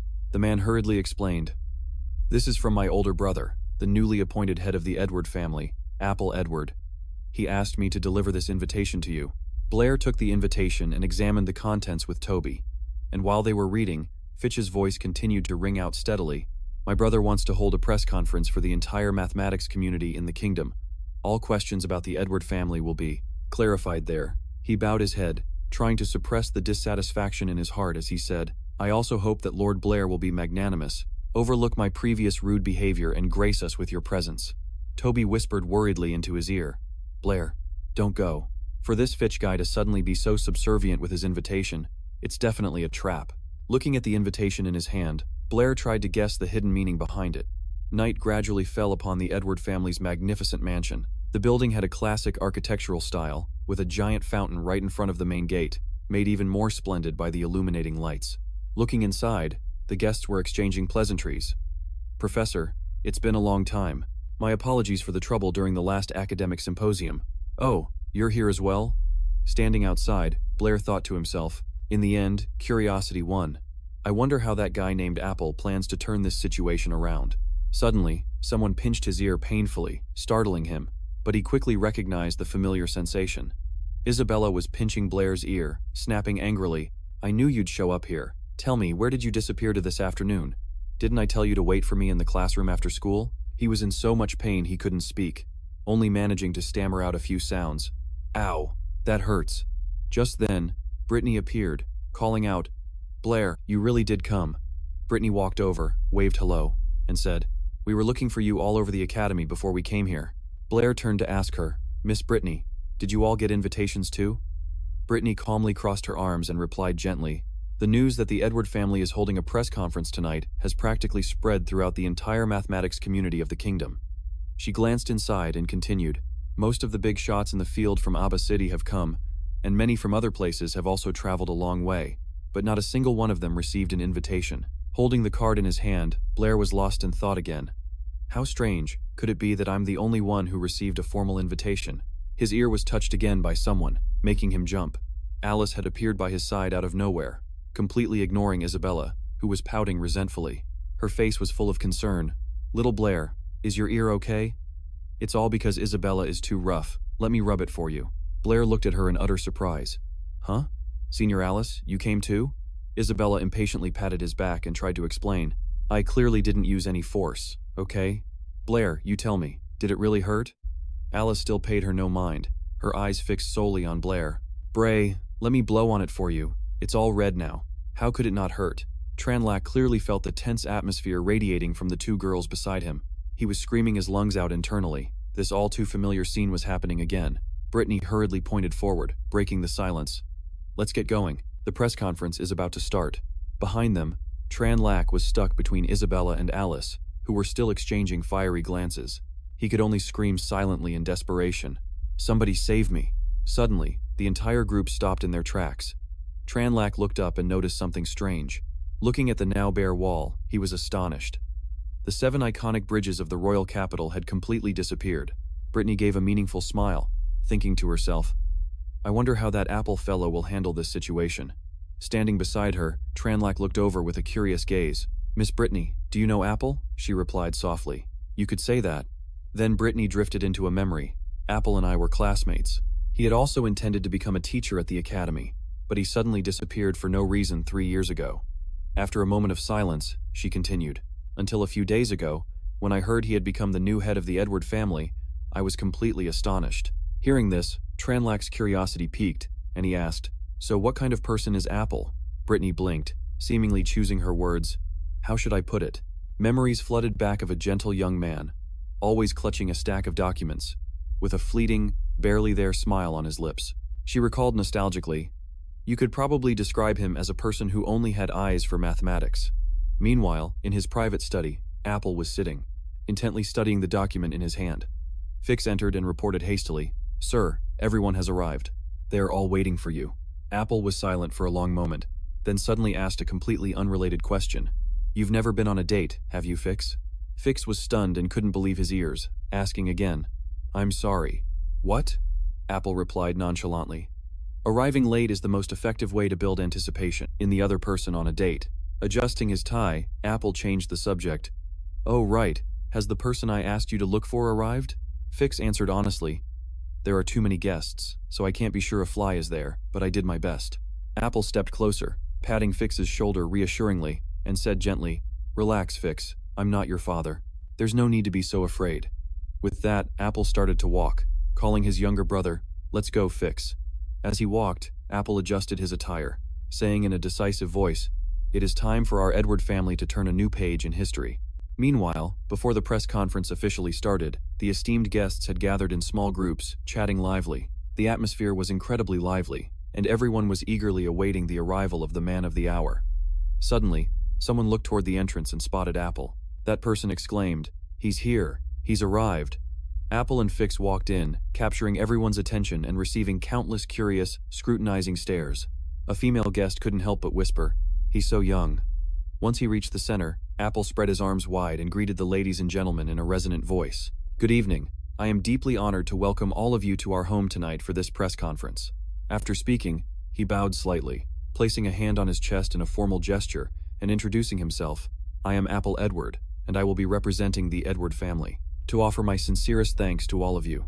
Standing in a corner, Brittany stared at him in a daze, sensing a completely different Apple from the one 3 years ago. Different in his demeanor, his style of dress, and even the way he spoke. Continuing his speech, Apple slowly pulled a book from his breast pocket and raised his voice. "I trust you have all been waiting for quite a while, and are anxious to get straight to the main topic of today."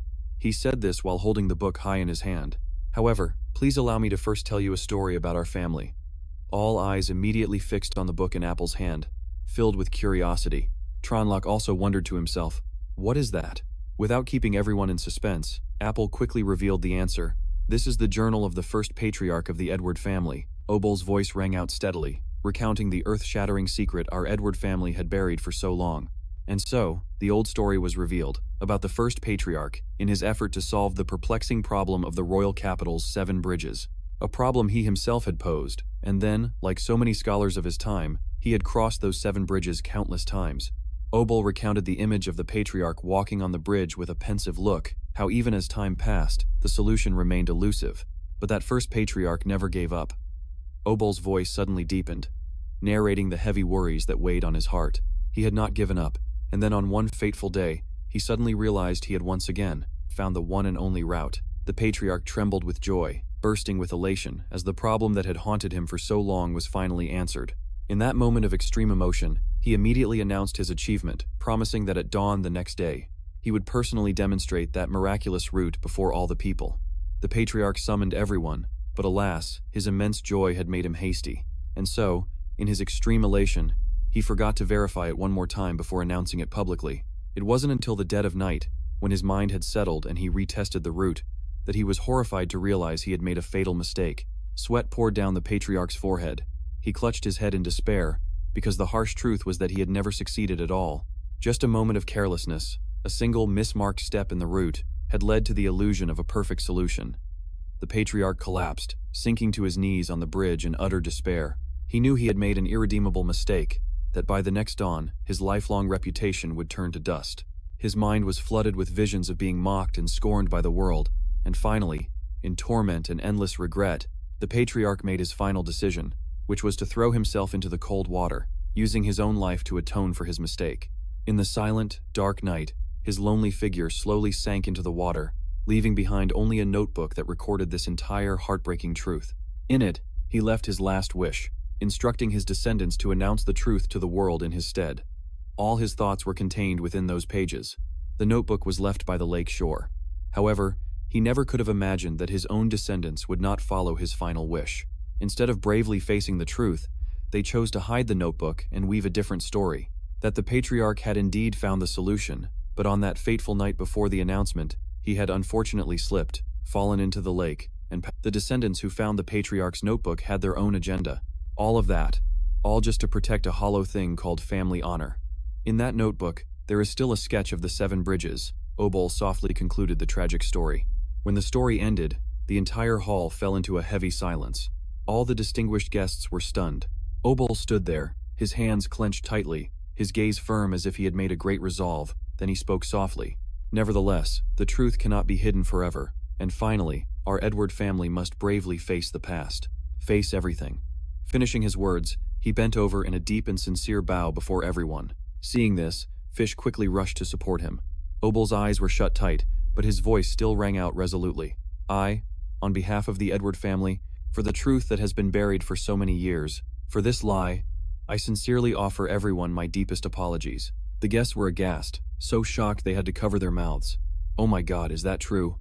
How could something like that happen? Witnessing how the Edward family had concealed this secret for so long, Blair couldn't help but silently admire how incredibly decisive Abel was.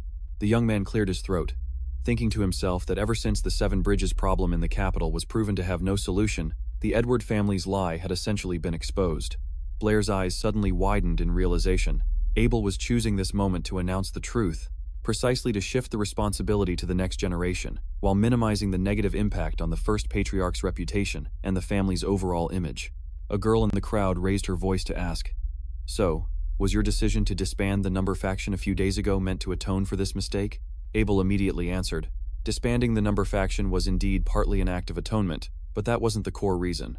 He solemnly placed his hand on his chest and declared, "The most important thing is the devil's number." The same girl, still confused, quickly asked, "Do you mean that even now, you still haven't found the devil's number?" Abel ran a hand through his hair with a pensive look. "You're correct. We still haven't found it. However, the problem isn't with the limits of our abilities, but for another reason."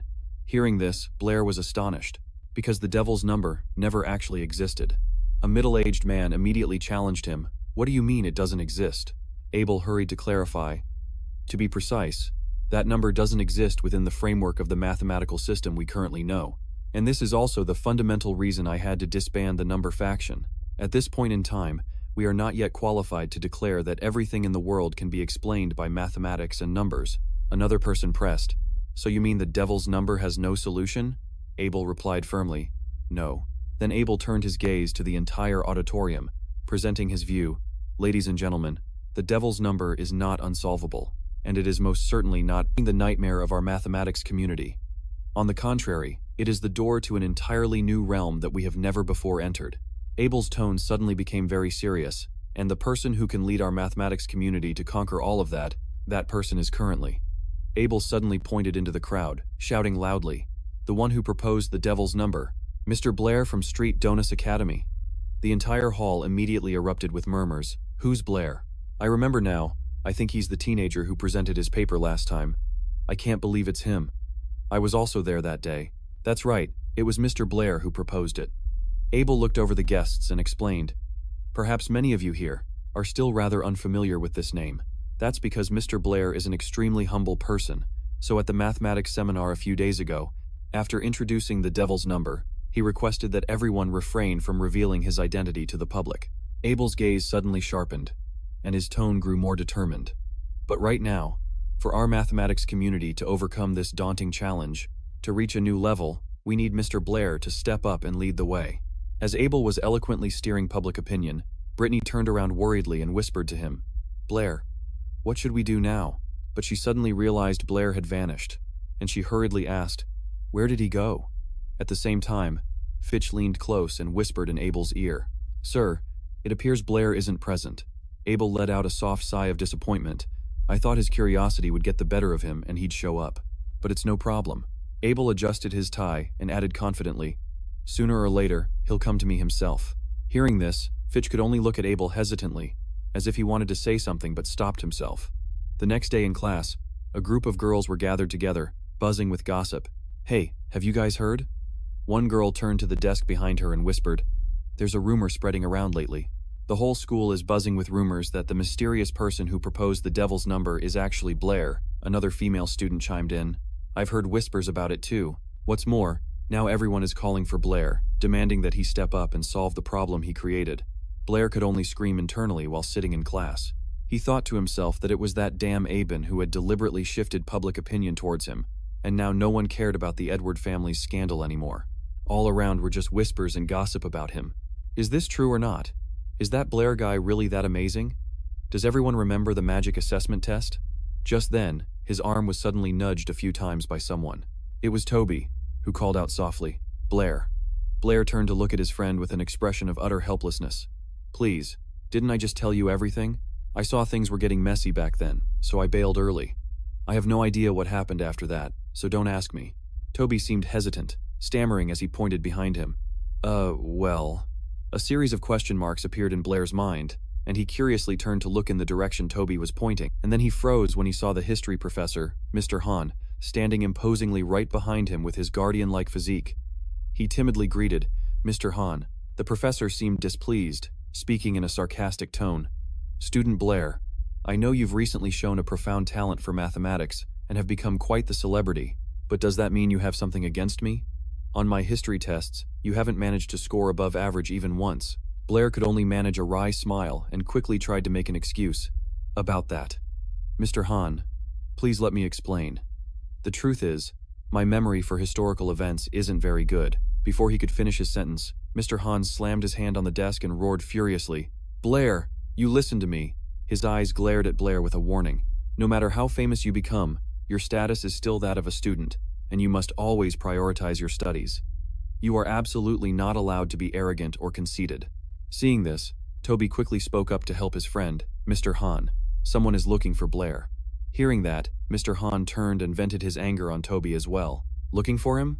Can't you see I'm in the middle of teaching him a lesson?" Tobi, feeling wronged, mumbled, "But it's Mr. Calvin." He glared at Tobi, his voice full of authority. "I'll say it again, I am disciplining this student. It doesn't matter who comes looking for him, not even Vice Principal Calvin. Is that clear?" Just as he finished speaking, Vice Principal Calvin calmly placed a hand on Mr. Han's shoulder and said, "Mr. Han, I'm here to see student Blair." This statement made Mr. Han jump, and he hurriedly took out a handkerchief to wipe the sweat beading on his forehead. He immediately changed his attitude, forcing a smile. "Ah, so it was the Vice Principal. Blair, hurry along now. Don't keep the Vice Principal waiting." Blair followed the Vice Principal straight down the hallway until he stopped in front of a room. Mr. Calvin looked at him and smiled kindly. "We meet again, student Blair." Looking at the hand extended towards him, Blair replied in a somewhat weary tone, "Vice Principal Calvin, you're here about the devil's number incident, aren't you?" Mr. Calvin didn't beat around the bush and got straight to the point.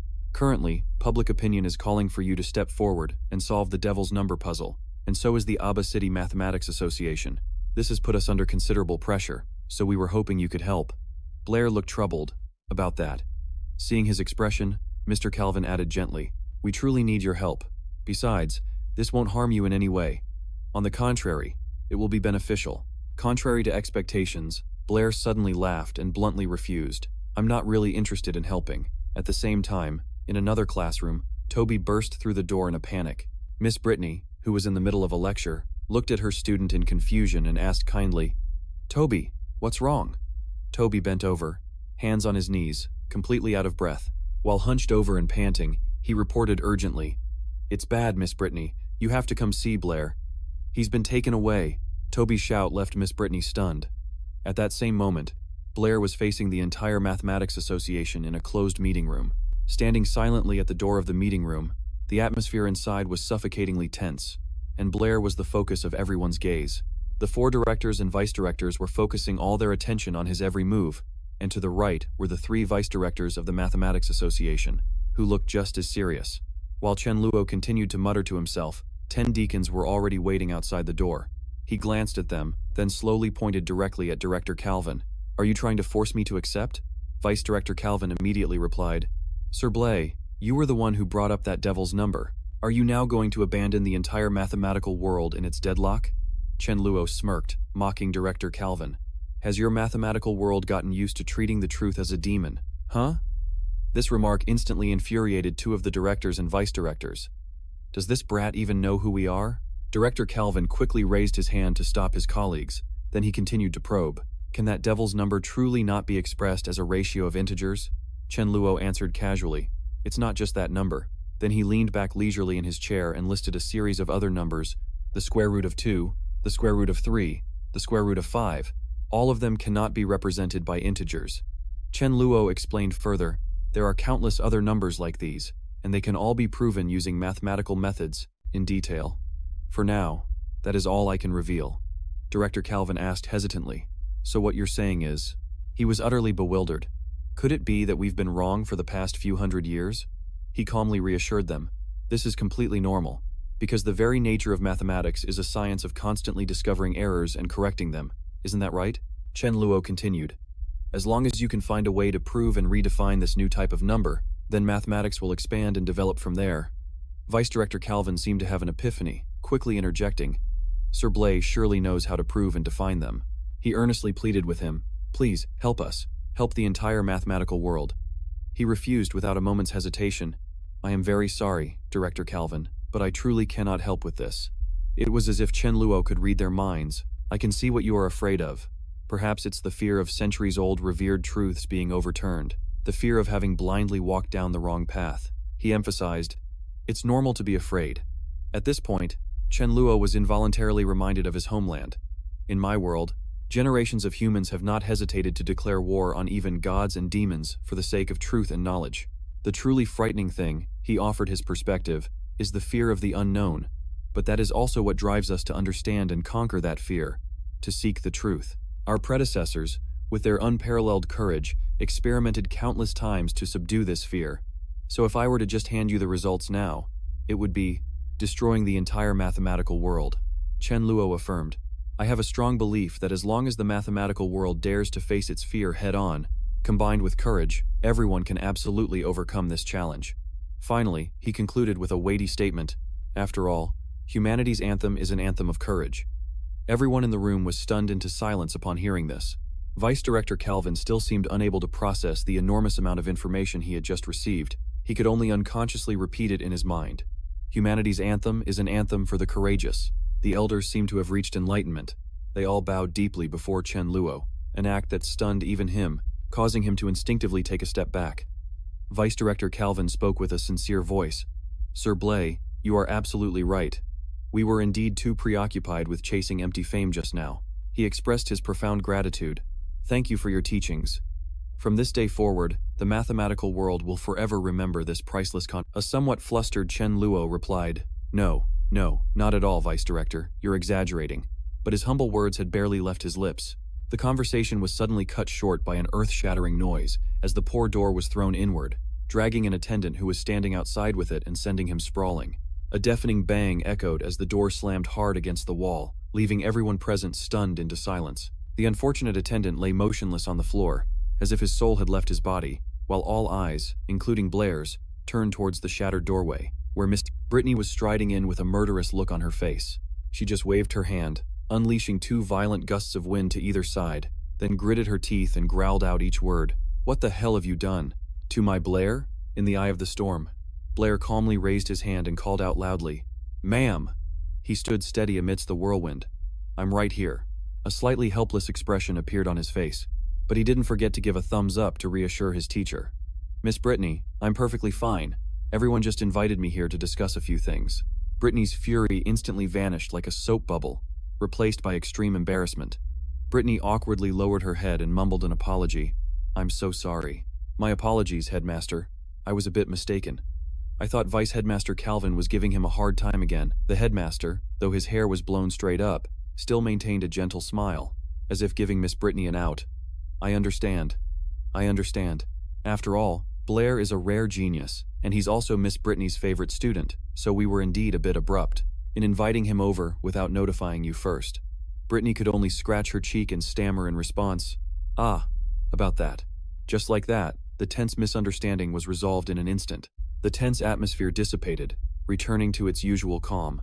In the hallway, Brittany walked beside Blair, her face still showing a trace of embarrassment as she began to explain. "It was because I was too hasty. As soon as I heard from Tobi that you'd been taken away, I was afraid they were going to pull something nasty on you." He smiled in reply. "Don't worry, I'm not that easy to bully. Besides, this is the academy, and in broad daylight, they can't really do anything to me." Brittany nodded slightly in agreement. "That's right, Blair. Actually, there's something I've been meaning to ask you." Blair looked curious. "What is it?" Brittany stopped walking, her tone of voice changing. She looked him straight in the eye, her gaze probing. "Why did you deliberately bring up the devil's number to cause such a huge commotion?" Blair calmly replied, "Miss Brittany, weren't you there at the time? I was simply following the tradition of the mathematics world, answering a question with another question." He shrugged and continued, "I just really didn't expect that the question would be so tricky that it would lead directly to the devil's number." Brittany's expression suddenly turned sharp, and a strange red glint flashed in the depths of her eyes as she retorted, "Not true." Then, a meaningful smirk played on her lips. She suddenly asked, her tone shifting to a teasing one, "Hey, you like Isabella, don't you?" The sudden question was like a bucket of cold water splashed on Blair's face. The young man froze for a few seconds, his mouth agape and unable to utter a word. The image of Isabella's arm being held tightly by fish suddenly Then came the moment he watched helplessly from a distance, followed immediately by the scene of him grabbing fish by the collar in a fit of rage, and also the image of Isabella standing behind him, her hands covering her blushing face. A gentle pat on the shoulder from Miss Brittany suddenly jolted Blair back to reality. She said, "The charm of the saintess of the holy nation is quite something, isn't it? Don't worry, I'll keep your secret." Blair's face immediately flushed red. Cold sweat broke out on his forehead at Brittany's teasing. She added, "Besides, I totally support you." Panicked, he quickly raised his hands to try and stop her. "It's not like that, Miss Brittany. Let me explain." But before he could finish his sentence, Miss Brittany had already cheerfully turned and run off, happily humming some tune. She just called back from a distance. "Remember to go home early after class. I have a class to teach, so I'm heading off." Blair could only stand rooted to the spot, helplessly calling after her in vain, eventually turning completely to stone in the middle of the hallway. So speechless he didn't know how to react. Night was gradually falling, and as the last streaks of twilight lingered, the stars began to twinkle in the sky. In the kitchen, Blair was focused on preparing dinner. While stirring the food in the pan, he muttered to himself, "I can't believe Miss Brittany's imagination runs that wild. I definitely have to find a chance to explain things clearly to her." Just then, Isabella appeared out of nowhere, curiously peeking in to ask, "What are you doing, cooking? It smells amazing." Blair jumped in surprise, and before he could even finish asking, "Why are you here?" Brittany appeared and explained, "I was the one who called Isabella over. She wanted to study the demonic number together tonight, and it just so happens that neither of us has had dinner yet. Then let Isabella enjoy your cooking as well." Blair could only sigh. So that's what's going on.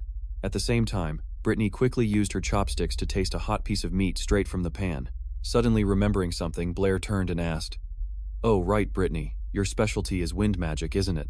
Before Brittany could answer, Isabella proudly chimed in, "That's right, Brittany is a high-level wind mage." Hearing this, Blair muttered to himself while peeling potatoes. "Just as I thought. When I was out buying groceries today, I thought about making a refrigerator, but it looks like I'll need the help of a high-level wind mage to get it done." Unexpectedly, Brittany misheard him and asked blankly, "Cold shrimp? What is that?" Blair then handed her a piece of paper and explained, "Not cold shrimp, a refrigerator. It will help us preserve food for longer." Seeing Brittany looking intently at the drawing, Isabella also leaned in closer out of curiosity. On the paper was a sketch of a compact refrigerator, but the two women's reactions were complete opposites. While Brittany exclaimed in amazement, "This is," Isabella covered her mouth and giggled, ignoring Blair's darkening expression. She laughed so hard she was rolling on the floor. "Oh my God, your drawing is so abstract." And she wasn't done yet. Isabella stood up and continued to burst out laughing. "This design sketch looks like chicken scratch." Annoyed, Blair snatched the paper back and snapped, "It's none of your business. This is called a technical drawing." Just then, Brittany called out his name, Blair. A gentle blue light suddenly spread around her, and her hair began to float gently. Immediately after, a stream of crystal-clear water appeared in midair. The stream of water twisted gracefully, gradually forming an object identical to the one in Blair's drawing. She paused for a moment and asked, "The refrigerator you want, does it look like this?" Brittany's eyes turned a mystical purple as she focused on her creation. Blair, stunned, reached out to touch the object in front of him, unable to hide his admiration. "That's it. This is it. Brittany, how were you able to do this?" As she spoke, Brittany created two small whirlpools of water in her hands and explained, "As you can see, I'm also proficient in water magic. Therefore, creating this is a simple matter."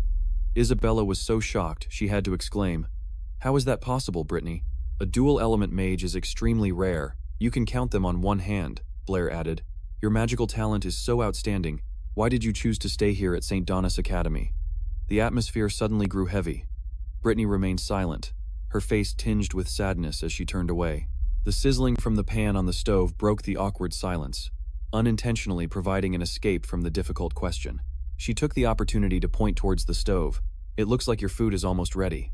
Hearing that, Blair was startled and rushed to turn off the stove. The flustered young man cried out, "Shoot, I almost forgot to turn off the stove." Soon after, a lavish meal with all sorts of fish, shrimp, meat, and vegetable dishes was beautifully laid out on the table. He proudly announced, "All done." The three of them sat down at the table, ready to eat. Isabella looked over the dishes and started to comment, "It smells delicious, but it looks so strange. They're all dishes I've never seen before." While saying this, Brittany scooped rice into Blair's bowl and gently replied to Isabella, "At first, I also found Blair's cooking very strange, but it's genuinely delicious. You'll know as soon as you try a bite. Blair lifted his rice bowl and explained to the older girl, "These are all specialty dishes from my hometown. It's understandable that you've never had them before. Besides, I didn't invite you to eat anyway." This comment immediately angered Isabella. She crossed her arms, turned her head away in a huff, and declared loudly, "How could a creep like you possibly cook anything decent? Today, I, Isabella, wouldn't touch a single bite of this suspicious-looking food, even if I were to starve to death." And yet, a moment later, only 3 empty, sparkling clean plates were left on the table. The 3 of them had devoured every last bite. Isabella gently licked her lips, her eyes half closed in bliss, savoring the sweet aftertaste that lingered. Her cheeks were flushed, a sparkling aura seemed to radiate from her, and her shimmering eyes were misty.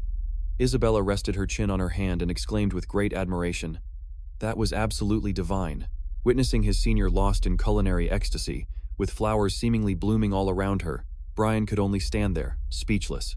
His face darkened. As he cleared away the 8 pairs of chopsticks, he pointedly asked Isabella, "Didn't you declare that you'd rather starve to death than touch any food I cooked?" His words hit a nerve, and Isabella immediately dealt with her mischievous junior. She grabbed Brian's arm and gave it a painful pinch. Both embarrassed and angry, Isabella snapped, "This isn't my fault. It's your fault for cooking too well." Caught off guard by the attack, Brian could only raise his hands in surrender, yelping, "Ouch, that hurts. It hurts so much." Witnessing the familiar bickering of her 2 students, Miss Brittany couldn't help but laugh out loud. Hearing their teacher's meaningful chuckle, the bickering pair stopped their fight and asked in unison, "Is something wrong, Miss Brittany?" The teacher crossed her arms, resting her chin on one hand in a thoughtful pose before smiling and replying, "Oh, it's nothing. I just think you 2 look so good together." The comment struck them like a bolt of lightning. Both Brian and Isabella's faces immediately turned beet red. They both froze, their mouths agape in shock at Miss Brittany's verdict. Isabella quickly crossed her arms, putting on a displeased expression, but her blushing cheeks gave everything away. Who would want to be a match for this pervert? Following the same script, Brian also quickly turned his head away, muttering his protest. Who could possibly match with this arrogant shrew? Even so, his face was still as red as a tomato. To break the awkward atmosphere, the teacher quickly changed the subject. "By the way, Isabella, you're about to advance to a junior mage. Have you decided which element you'll specialize in?" Isabella immediately brightened up, confidently raising her hand to the sky. "I want to follow the wind element, just like you, Miss Brittany." It should be noted that, although wind magic possesses incredible power later on, its combat strength is quite limited before reaching the high rank level. Miss Brittany continued, "Furthermore, for a girl, the ability to protect oneself is paramount. You could consider the earth element, because its defensive capabilities are the strongest of all 4 elemental systems." Listening with her chin in her hand, Isabella pouted in protest. "I'm not into the earth element, it looks so rustic." It was a reason for refusal that no one could have expected. Brian could only break out in a cold sweat. Truly, it was just the kind of logic he'd expect from his senior. As if reading her junior's mind, Isabella whipped around and pinched Brian's ear, an act that had been repeated countless times. The poor guy could only scream in pain. "Ah, that freaking hurts." His face contorted in anger as he turned and yelled, "Are you starting trouble again? I didn't even say anything." Isabella wasn't one to back down, retorting, "You were clearly mocking me in your head, you pervert. What you're thinking in that little mind of yours, I can tell with just one glance." All too familiar with this scene, the teacher didn't bother to intervene and instead turned to ask Brian, "What about you, Brian? What element do you plan to specialize in?" Hearing the teacher's question, Brian temporarily put his war with Isabella on hold and fell into deep thought. A spark of genius suddenly flashed. After a moment, he pointed to his own head and declared, "Only children have to choose. An adult like me takes them all." Isabella immediately pouted and scoffed. Taking them all? Are you daydreaming? Only a natural-born genius like Miss Brittany can do that. Do you really think you can learn multiple elements at once, let alone all 4 of them?" Brian's answer left even Miss Brittany astonished. Her eyes widened. Perhaps she never thought her student would have such great ambition. Resting her chin on her hand, the teacher mused thoughtfully. If it's Brian, he might actually be able to do it. Completely dissatisfied with the teacher's assessment, Isabella's eyes went wide. "Miss Brittany, this guy is just a braggart. How can even you believe him?" To the teacher's eyes, the magical elements surrounding Blair appeared incredibly strange, a chaos that concealed an unbelievably strict order. The flow of magic emanating from Blair's chest was incredibly intense, shining with countless colors. She continued, Perhaps this boy really has the ability to simultaneously harmonize the magical elements of all 4 systems. As she spoke, she stood up, placing her hands on the table. Anyway, let's put aside the matter of choosing a system for now. When the time is right, you will naturally have to make the decision for yourselves. Both Blair and Isabella fixed their gazes on the teacher, hanging on her every word. Although you initially came to me just for mathematics, you should remember that mathematics and magic are not mutually exclusive. Besides math, I can also guide you in magic later on. The 2 students clenched their fists, their eyes filled with determination, and answered the teacher in unison, "Yes, ma'am." The teacher nodded and then gave a serious reminder. But remember, to become an elite mage, you must not become overly reliant on magic. As she finished speaking, whirlpools of water appeared around Miss Brittany, gently lifting 8 plates into the air. The teacher explained, "Although the gods granted us the ability to use magic, they also bound it with incantations and complex hand seals, which makes it so that mages, in many situations, cannot cast their spells in time." Miss Brittany spoke while performing a few magical gestures to illustrate. To overcome this fatal weakness, an excellent mage must also train in close combat, a skill specifically used to deal with being closed in on without enough time to chant. Witnessing the teacher skillfully use magic to clear the dishes, Blair couldn't help but think to himself, wow, having this would save so much effort on washing dishes. Magic is truly super convenient. After everything was tidy, the teacher concluded, "In many situations, close combat skills are even more important than magic. I hope both of you can realize this soon. Therefore, before I officially teach you magic, I will instruct you in close combat first." Blair was once again amazed by the teacher's talent, and he subconsciously wondered, Miss Brittany is skilled in close combat too?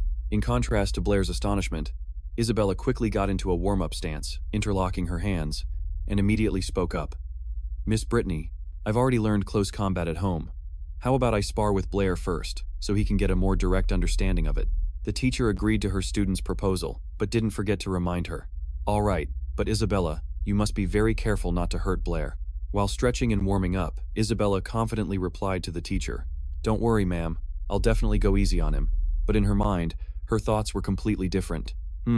I admit you're a step above me in math and magic, but when it comes to close combat, I absolutely will not lose."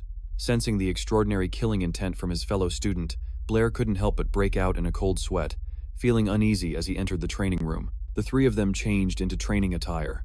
Isabella was already in a solid stance, while Blair stood still, watching his friend offer a well-intentioned reminder. But it was actually full of provocation. "Hey Blair, don't let me beat you until you cry later, okay?" The atmosphere between the 2 suddenly became incredibly tense. Isabella attacked first. She lunged towards Blair, who was still standing motionless. He calmly observed every one of his opponent's moves. He analyzed her every movement to find a way to counter. Isabella closed the distance extremely quickly, shouting, "Take this!" All of her movements were incredibly decisive and powerful. Her speed was like the wind, yet Blair still dodged it with ease. Above, the deep night sky stretched out like a magical velvet carpet, dotted with countless twinkling stars like diamonds scattered across the sky behind the house. Blair and Isabella clashed, their movements as fast as lightning. Each technique they unleashed left behind beautiful streaks of blue and red light. Fists whistled through the air, the sound of impacts echoing dryly. Suddenly, Blair had grabbed Isabella's wrist tightly. In that moment, all movement seemed to freeze. Isabella's wrist was caught, unable to budge an inch. Her eyes widened in clear astonishment. Isabella was completely stunned by this sudden action, not yet having a chance to figure out what to do next. Abruptly, Chen Luo used his strength to twist her arm behind her back. The force was so strong it forced Isabella to bend forward. Her beautiful face still held a look of shock, not expecting Chen Luo to be so powerful. With just one hand, he had completely subdued Isabella. Overpowered to the point of being forced to her knees, she had to use her other hand to brace herself on the ground to keep her balance. Both angry and embarrassed, Isabella shouted, "You pervert, let go of me. Get your hands off your senior right now." Chen Luo, with one hand on his hip, casually replied, "I can let go." Despite this, Isabella's hateful glare remained fixed on Chen Luo, as if she wanted to eat him alive. Chen Luo's expression suddenly changed, and he stammered, "But senior, don't." Before he could finish his sentence, a foot suddenly shot straight toward his face. The kick was launched with terrifying speed, whistling through the air. It turned out Isabella had taken advantage of the exact moment Chen Luo was distracted by. She unleashed a vicious move, aiming for a surprise attack. The spinning kick was incredibly sharp, but Chen Luo managed to dodge it in time, simultaneously raising his leg into a defensive stance, ready to counter. He moved forward as fast as lightning, leaving Isabella behind him. And it was then that she realized she was in big trouble. Because of that kick, her supporting leg slipped when she landed, causing her to wobble and lose her balance. This situation made Isabella even more panicked than when she was restrained. Her arms flailed wildly in the air as her entire body fell backward, her mouth agape. Her face turned pale with fear, her eyes squeezed shut, and she screamed unconsciously. Her mind went blank, with only a single thought that she was about to land hard on her butt, bracing herself for a painful impact. But strangely, the expected pain never came. Isabella, half doubting, peeked open one eye to assess the situation. The scene before her had changed 180 degrees. A dazzling, romantic scene suddenly appeared. Chen Luo, with one arm supporting her waist and the other holding her hand tightly, softly called out, "Senior Isabella." In that instant, Isabella's face flushed bright red and felt hot. Her eyes shimmered with unshed tears, and her lips trembled slightly as she heard Chen Luo whisper, "Pardon my rudeness." The teacher standing nearby covered her mouth, her expression full of amazement, then suddenly spoke up, breaking the awkward atmosphere. "Bray, so you've studied martial arts before?" Chen Luo looked up and replied to the teacher, "I haven't had any formal training. I'm just quite interested in combat, so I practiced Sanda on my own for a while back in my hometown." The teacher asked doubtfully, "Sanda?" The teacher went from crossing her arms to placing a hand on her chin, looking thoughtful, as she began to imagine Chen Luo channeling his energy with a ring of blue fire above his head. Then she exclaimed, "Another completely strange name. Bray, your hometown is truly a magical place." This comment made the young man a bit embarrassed, his expression looking quite pained. The bridge of his nose turned red, and beads of sweat appeared on his cheeks. Just then, Isabella's loving hand was about to reach out and pinch Chen Luo's ear. It turned out Chen Luo's hands hadn't left Isabella's body this whole time. Although her face was still beet red, she didn't forget to yell, "You pervert, how long are you going to hold me? Let me go already." As she spoke, Isabella gave Chen Luo's cheek a hard pinch, making him grimace in pain and hastily beg for mercy. I forgot. Isabella puffed out her cheeks angrily, placed one hand on her hip, and declared, "Humph, if I hadn't slipped, there's no way I would have lost to you." She left behind a stunned Chen Luo who didn't know what to say. In complete contrast to Isabella's attitude, the teacher seemed extremely excited, her eyes shining like stars, and she said enthusiastically, "Bray, that Sanda you used just now is really interesting. Try attacking me." Setting aside Isabella's sulking, Chen Luo turned to speak with the teacher. "That's not a good idea. It's hard to control my strength with Sanda. I almost hurt Senior Isabella just now." Despite her student's concern, the teacher insisted, "Don't worry, just attack me with all your might." With no other choice but to obey, Chen Luo immediately got into his stance, preparing to execute a Sanda technique. Clenching his fists, Brian agreed but didn't forget to add a reminder. "All right, Miss Brittany, please go easy on me." He shot forward like an arrow without hesitation, his terrifying power seemingly sweeping away everything in his path, making the air whistle. Yet Miss Brittany remained perfectly calm, waiting. And then, the moment for a counterattack came. Her feet barely touched the ground before she launched herself up with immense power, her beautiful face hardening with an unusual look of determination. Brian froze in his tracks, completely stunned by his teacher's lightning-fast counterattack, as Brittany's knees closed in right before his face. In that hair-raising moment, a memory flashed through his mind. The words of his old Sanda coach echoed, describing a Miss Brittany with an ice-cold expression and a mysterious smirk, who had landed a devastating kick right on her student's chin. Brian took the full brunt of the kick, but his mind was still reeling with the thought that when facing a true master, you don't even have time to realize what's hit you. But it wasn't over yet. Brittany spun around and followed up with a left-handed chop to the back of Brian's neck. The outcome of the match was all but decided. Brian's thoughts continued to drift. "I didn't believe it back then, but this scene feels so familiar, just like how I took down Isabella." Finishing her combination, Miss Brittany swiftly moved behind Brian to catch his head, preventing her dear student from collapsing onto the cold ground. Brian's expression darkened, a sign that he had been utterly defeated. The teacher gently supported Brian's limp body, and right before he blacked out, his final thought was, "Now, I believe it." The whites of Brian's eyes showed as he passed out. The teacher gently cradled his head while from afar, a worried Isabella called out to Miss Brittany, "How's Brian? Is he okay, ma'am?" Meanwhile, Brian lay stretched out on his teacher's lap, his face pale and a trickle of drool escaping the corner of his mouth, as she calmly replied, "You seem quite worried about him, don't you? Relax, he's only temporarily unconscious. He'll wake up in a little while." Isabella stepped closer, asking dazedly, "Huh, what?" Then, as if snapping to her senses, she shot up to correct herself, clenching her fists with blushing cheeks as she stammered. She hastily clarified, I was just wishing that pervert would never wake up again." Unbeknownst to her, the teacher had appeared right behind her, a bright smile on her face as she spoke in a teasing tone. "Actually, you like Brian, don't you?" Isabella's stunned expression showed that the teacher had hit the nail on the head. The teacher couldn't help but laugh, quickly covering her mouth, while Isabella shrieked, "What?" Her expression, a mix of shame and anger, along with her tightly clenched fists, was incredibly adorable. Isabella frantically waved her hands, using her whole body to deny it, before kneeling on the ground and pleadingly explaining, No, that's not it at all. How could I ever like that pervert? I really don't. Miss Brittany, please don't make things up." Resuming her gentle, teacherly demeanor, Miss Brittany looked at Isabella affectionately and said, "There's no need to deny it.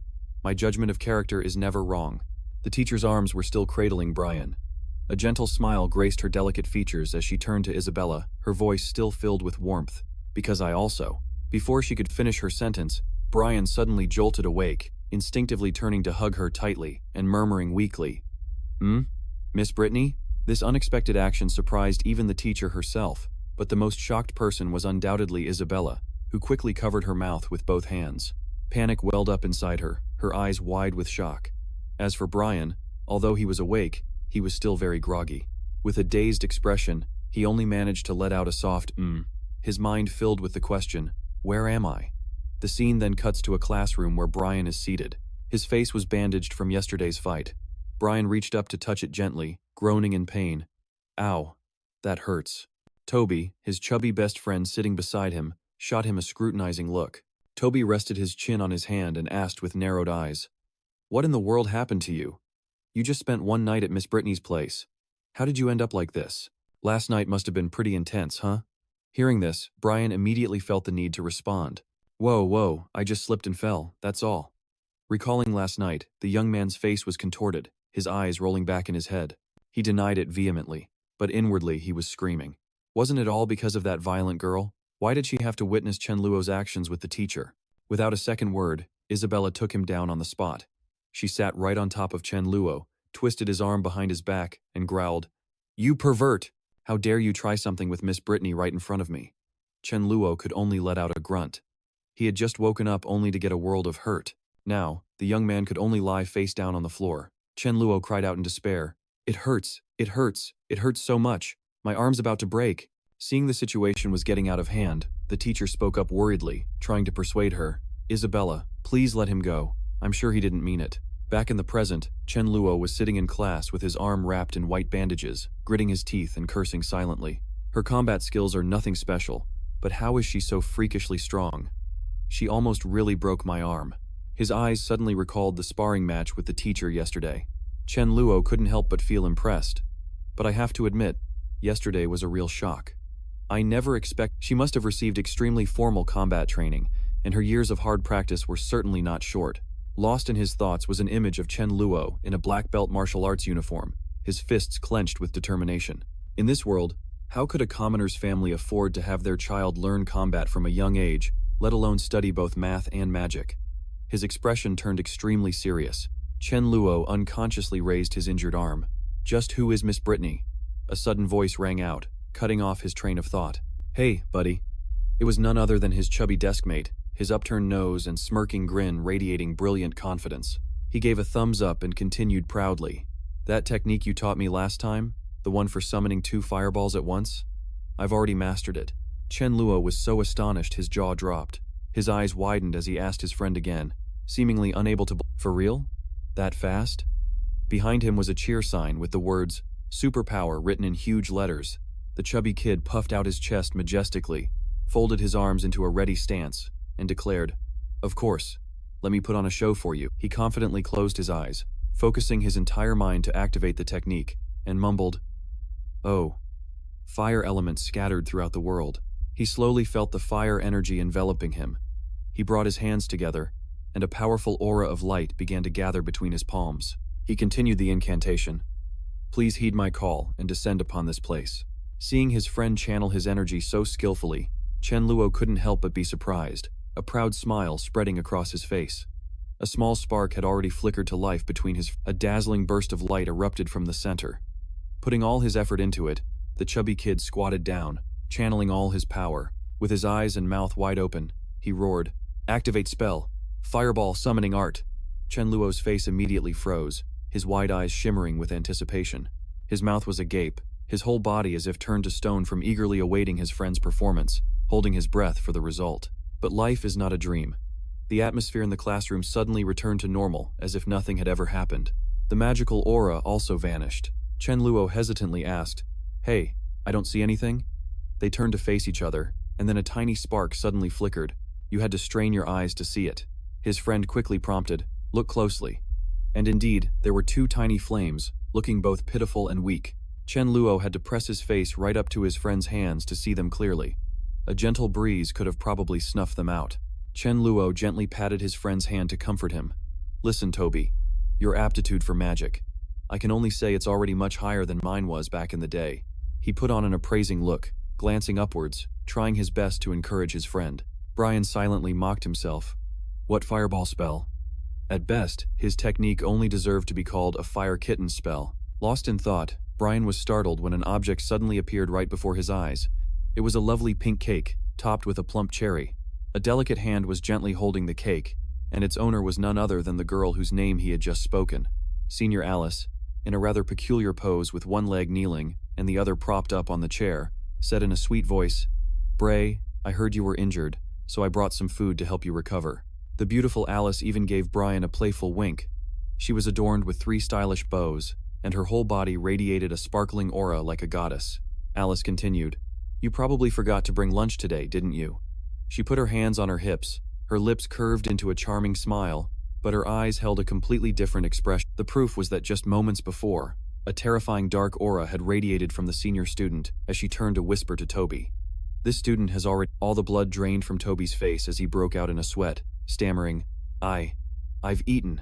Oh shoot, I just remembered something urgent. I gotta go." The moment Tobi disappeared, pink heart bubbles once again enveloped Brian. Brian clutched the cake, his stomach rumbling, but he still tried to be polite. "I really can't accept this. I can't trouble you to bring me cake every day." Hearing this, Alice immediately knelt down on the chair again.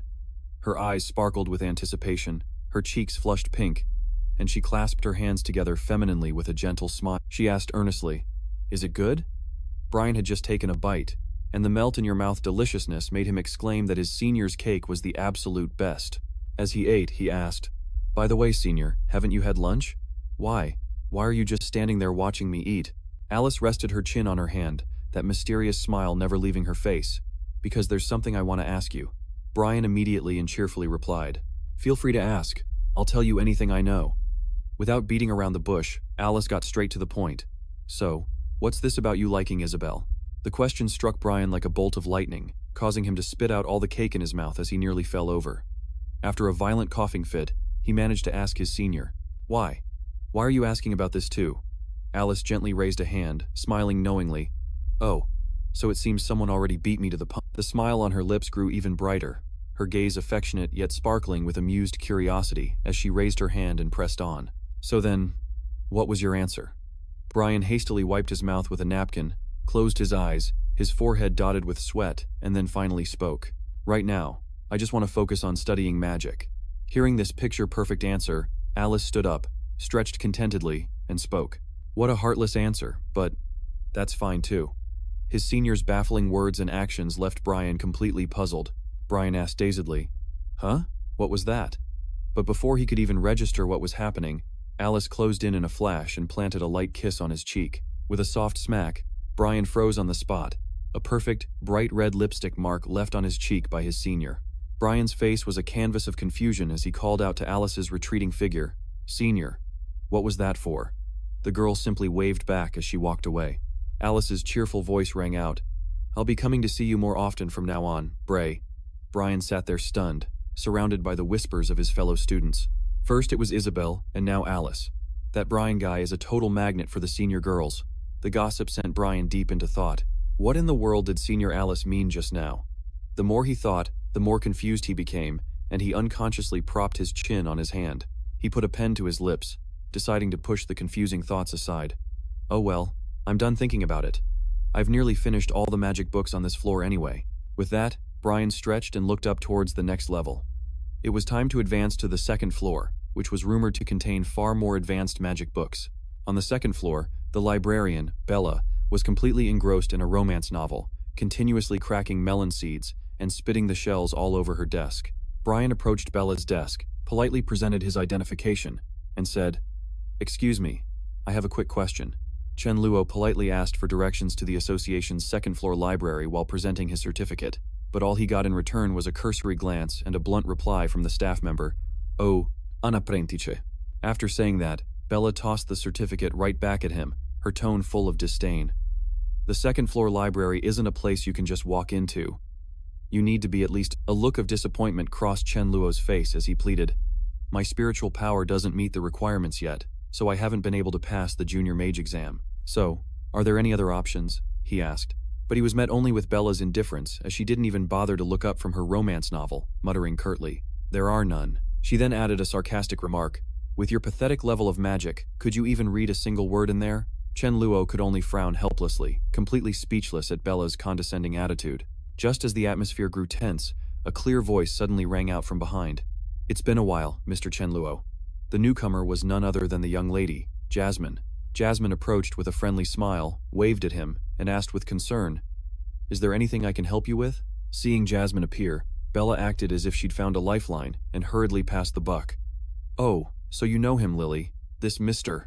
Apprentices here isn't even skilled enough to get his junior mage certification, and yet he's demanding to go to the second-floor library.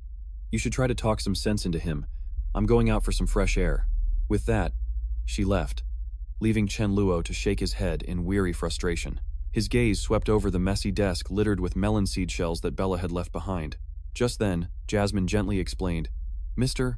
Chen Luo, the rule about accessing the second-floor library is indeed that you must be a junior mage." She hesitated for a moment before continuing, her voice uncertain, "Unless you can pass a special test for a new magic spell." Jasmine looked clearly worried and quickly tried to dissuade him, "But the chance of success is practically zero. I think you should just focus on increasing your spiritual power to become an official mage." Hearing the words "new magic spell," Chen Luo's eyes suddenly lit up, and he decided instantly, "Let's do it. It just so happens I have an idea for improving a water system spell." Jasmine quickly warned him of the risks involved. If the demonstration of the new spell fails, the association will consider it an act of deception and immediately put your name on the blacklist. That means you won't be able to receive any resources from the association in the future. Mr. Chen Luo, have you thought this through? Noticing the worry in Jasmine's eyes, Chen Luo gave a reassuring smile. "Don't worry, Lily, just trust me." His words made her fall silent, lost in thought. Finally, convinced by his determined gaze, Jasmine nodded in agreement. "All right then, Mr. Chen Luo, please follow me." He also gave a slight nod in return. Jasmine led Chen Luo to a room where two high-level mages, Master Bradley and Master Andre, were conversing. She approached and After hearing the story, Master Bradley couldn't help but exclaim in astonishment, "What? A mere apprentice wants to demonstrate an improved version of the water sphere spell." Meanwhile, Master Andre just clicked his tongue in contempt, silently mocking this arrogance. He casually took a sip of wine and made a jeering remark. "It's probably just some brat trying to use the spell improvement excuse to deceive the association. A basic spell like water sphere has been perfected over countless generations, so what room is there left for improvement? Especially when the one claiming to do it is just a lowly apprentice. How ridiculous," he concluded in a scornful tone. Master Bradley turned to Jasmine and warned her sternly, "You need to be fully aware of what you're doing. If he can't prove his claims when the time comes, the consequences won't just be getting blacklisted. The crime of wasting the association's resources will also be met with a fitting punishment." Despite the warning, Jasmine's faith in Chen Luo did not waver, as she replied firmly, "Yes, I understand, Master. But I believe in this gentleman. Please, give him a chance to try." Seeing Jasmine's resolute attitude, Master Bradley reluctantly waved his hand in approval. "Very well, let him in. We'll proceed right here." Having received permission, Chen Luo strode confidently into the room. The two high-level mages continued to raise their glasses, chatting casually. Chen Luo approached and bowed politely. "Greetings to you two seniors. I am Chen Luo, a magic apprentice." Upon hearing the name Chen Luo, Master Andre's scornful expression suddenly froze, revealing his astonishment. Paying it no mind, he continued, "I am here to demonstrate after my improvements, The power of the water sphere spell has been elevated to a whole new level. Master Andre's gaze was fixed on Chen Luo, his earlier contempt completely replaced by a... Andre cried out in alarm, "Why? Why is it you?" After speaking, he immediately turned to Brady, explaining the situation with a look of panic and anxiety. "My friend, take my sincere advice. We should really move to the laboratory. This kid, he's the one from last time." Hearing this, Brady snapped at Andre. "What the hell are you doing? Have you gotten more and more cowardly since that incident last time? Isn't he just a measly magic apprentice? What's there to be afraid of?" With that, he arrogantly pointed at Chen Luo and ordered, "Hey kid, use that improved water ball of yours to attack me right now. Right away." In response to that command, Chen Luo simply bowed his head slightly. "Yes, then please excuse my rudeness." With that, he began to channel his power, preparing to cast the spell. He spread his arms wide, and the surrounding mana began to gather. Chen Luo closed his eyes tightly, focusing all his mental energy. And then, when he opened his eyes, his pupils were two completely different colors. One was a brilliant blue, the other a blazing red, symbolizing the two elements of water and fire. At the same time, two streams of violent energy erupted from his palms. Witnessing this, Brady was so shocked that all the color drained from his face. He hurriedly turned to Andre, his voice filled with bewilderment. "This kid. How can he possibly summon magical elements from two different systems at the same time?" Meanwhile, Andre had already sprung into action, beginning to cast a fire-type spell. He summoned the fire element from nature, trying to use his own power to counter Chen Luo's magic. However, Chen Luo's magic erupted with unprecedented power, and in just an instant, Andre's flames were completely overwhelmed and blasted back at him. His own flames were blown back towards him, causing Andre to scream in terror. "Impossible! Is it happening again?" In the end, a terrifying explosion occurred, and a blinding flash of fire engulfed the entire room. Smoke and dust billowed everywhere, but at the epicenter, Chen Luo stood tall, completely unfazed. This sight left Brady completely stunned. He roared at Chen Luo, his face a mixture of utter astonishment and unconcealed anger. "You! How the hell did you do that?" In response to the question, Chen Luo began to explain the principle behind his new magic, this improved version of the water ball spell. "First, I summon a water ball. Then, I summon a fireball," Chen Luo explained, using his hands to illustrate the process. He continued, his eyes shining with absolute confidence, "And finally, I fuse them together." He pointed to his palm for emphasis. When two opposing elements fuse, they create an extremely powerful vaporization reaction, releasing a source of energy with power that far exceeds a simple... After hearing the explanation, beads of sweat formed on Brady's forehead. He still couldn't believe what he had just witnessed, thinking to himself, how is this possible? A magic apprentice who can simultaneously cast dual-element magic. If the fireball spell last time was just a fluke, then this time, after a moment of deep thought, his attitude did a complete 180. Brady spoke, his tone much more respectful. "Sir Chen Luo, would you please wait here for a moment? Lily, please attend to our distinguished guest properly." Hearing the order, the girl replied politely, "Yes, sir." Lily quickly brought over a cup of hot tea. "Sir Chen Luo, please have some tea." "Thank you, Lily." Chen Luo took the cup of tea, but seeing her still standing there, he spoke up. "Miss Lily, please, sit down as well. You standing there is making me a little uncomfortable." Hearing this, Lily replied, "Oh, yes, Sir Chen Luo." A little flustered, she gently sat in the chair across from him. He then started a conversation. "Miss Lily, are you also a mage?" Lily answered honestly, "Yes, that's right, but my aptitude for magic isn't very good." "You're the truly talented one, Sir Chen Luo. Last time, you were able to summon a fireball with such incredible power, and this time you even managed to cast dual-element magic." Hearing her words of praise, Chen Luo couldn't help but blush, feeling a bit embarrassed. "Even so," he humbly explained, "actually, my aptitude for magic isn't that high. My still hasn't even reached the threshold of a junior mage. The reason its power is so great is because my method of casting spells is a little different. It's just a little different from how everyone else does it," he continued. "And as for being able to cast dual-element magic, actually, that has nothing to do with magical aptitude either." Hearing this, Lily asked in surprise, "It has nothing to do with magical aptitude?"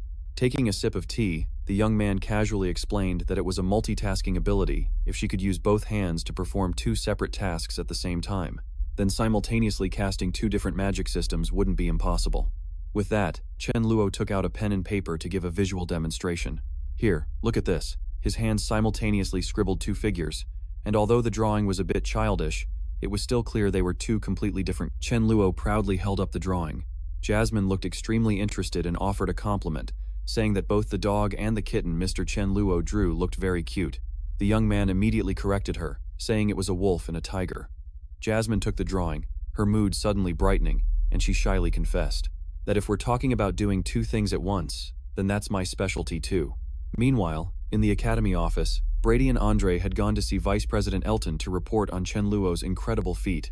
Similar to the reactions of the two previous instructors, he was highly skeptical and questioned them back. A magic apprentice who can simultaneously cast— Brady, are you joking with me? But both instructors earnestly insisted, it's true, it's something I saw with my own eyes. Andre immediately testified as well. Vice President Elton, what Brady said is the absolute truth, and that incredibly powerful fireball from before was also created by this very student.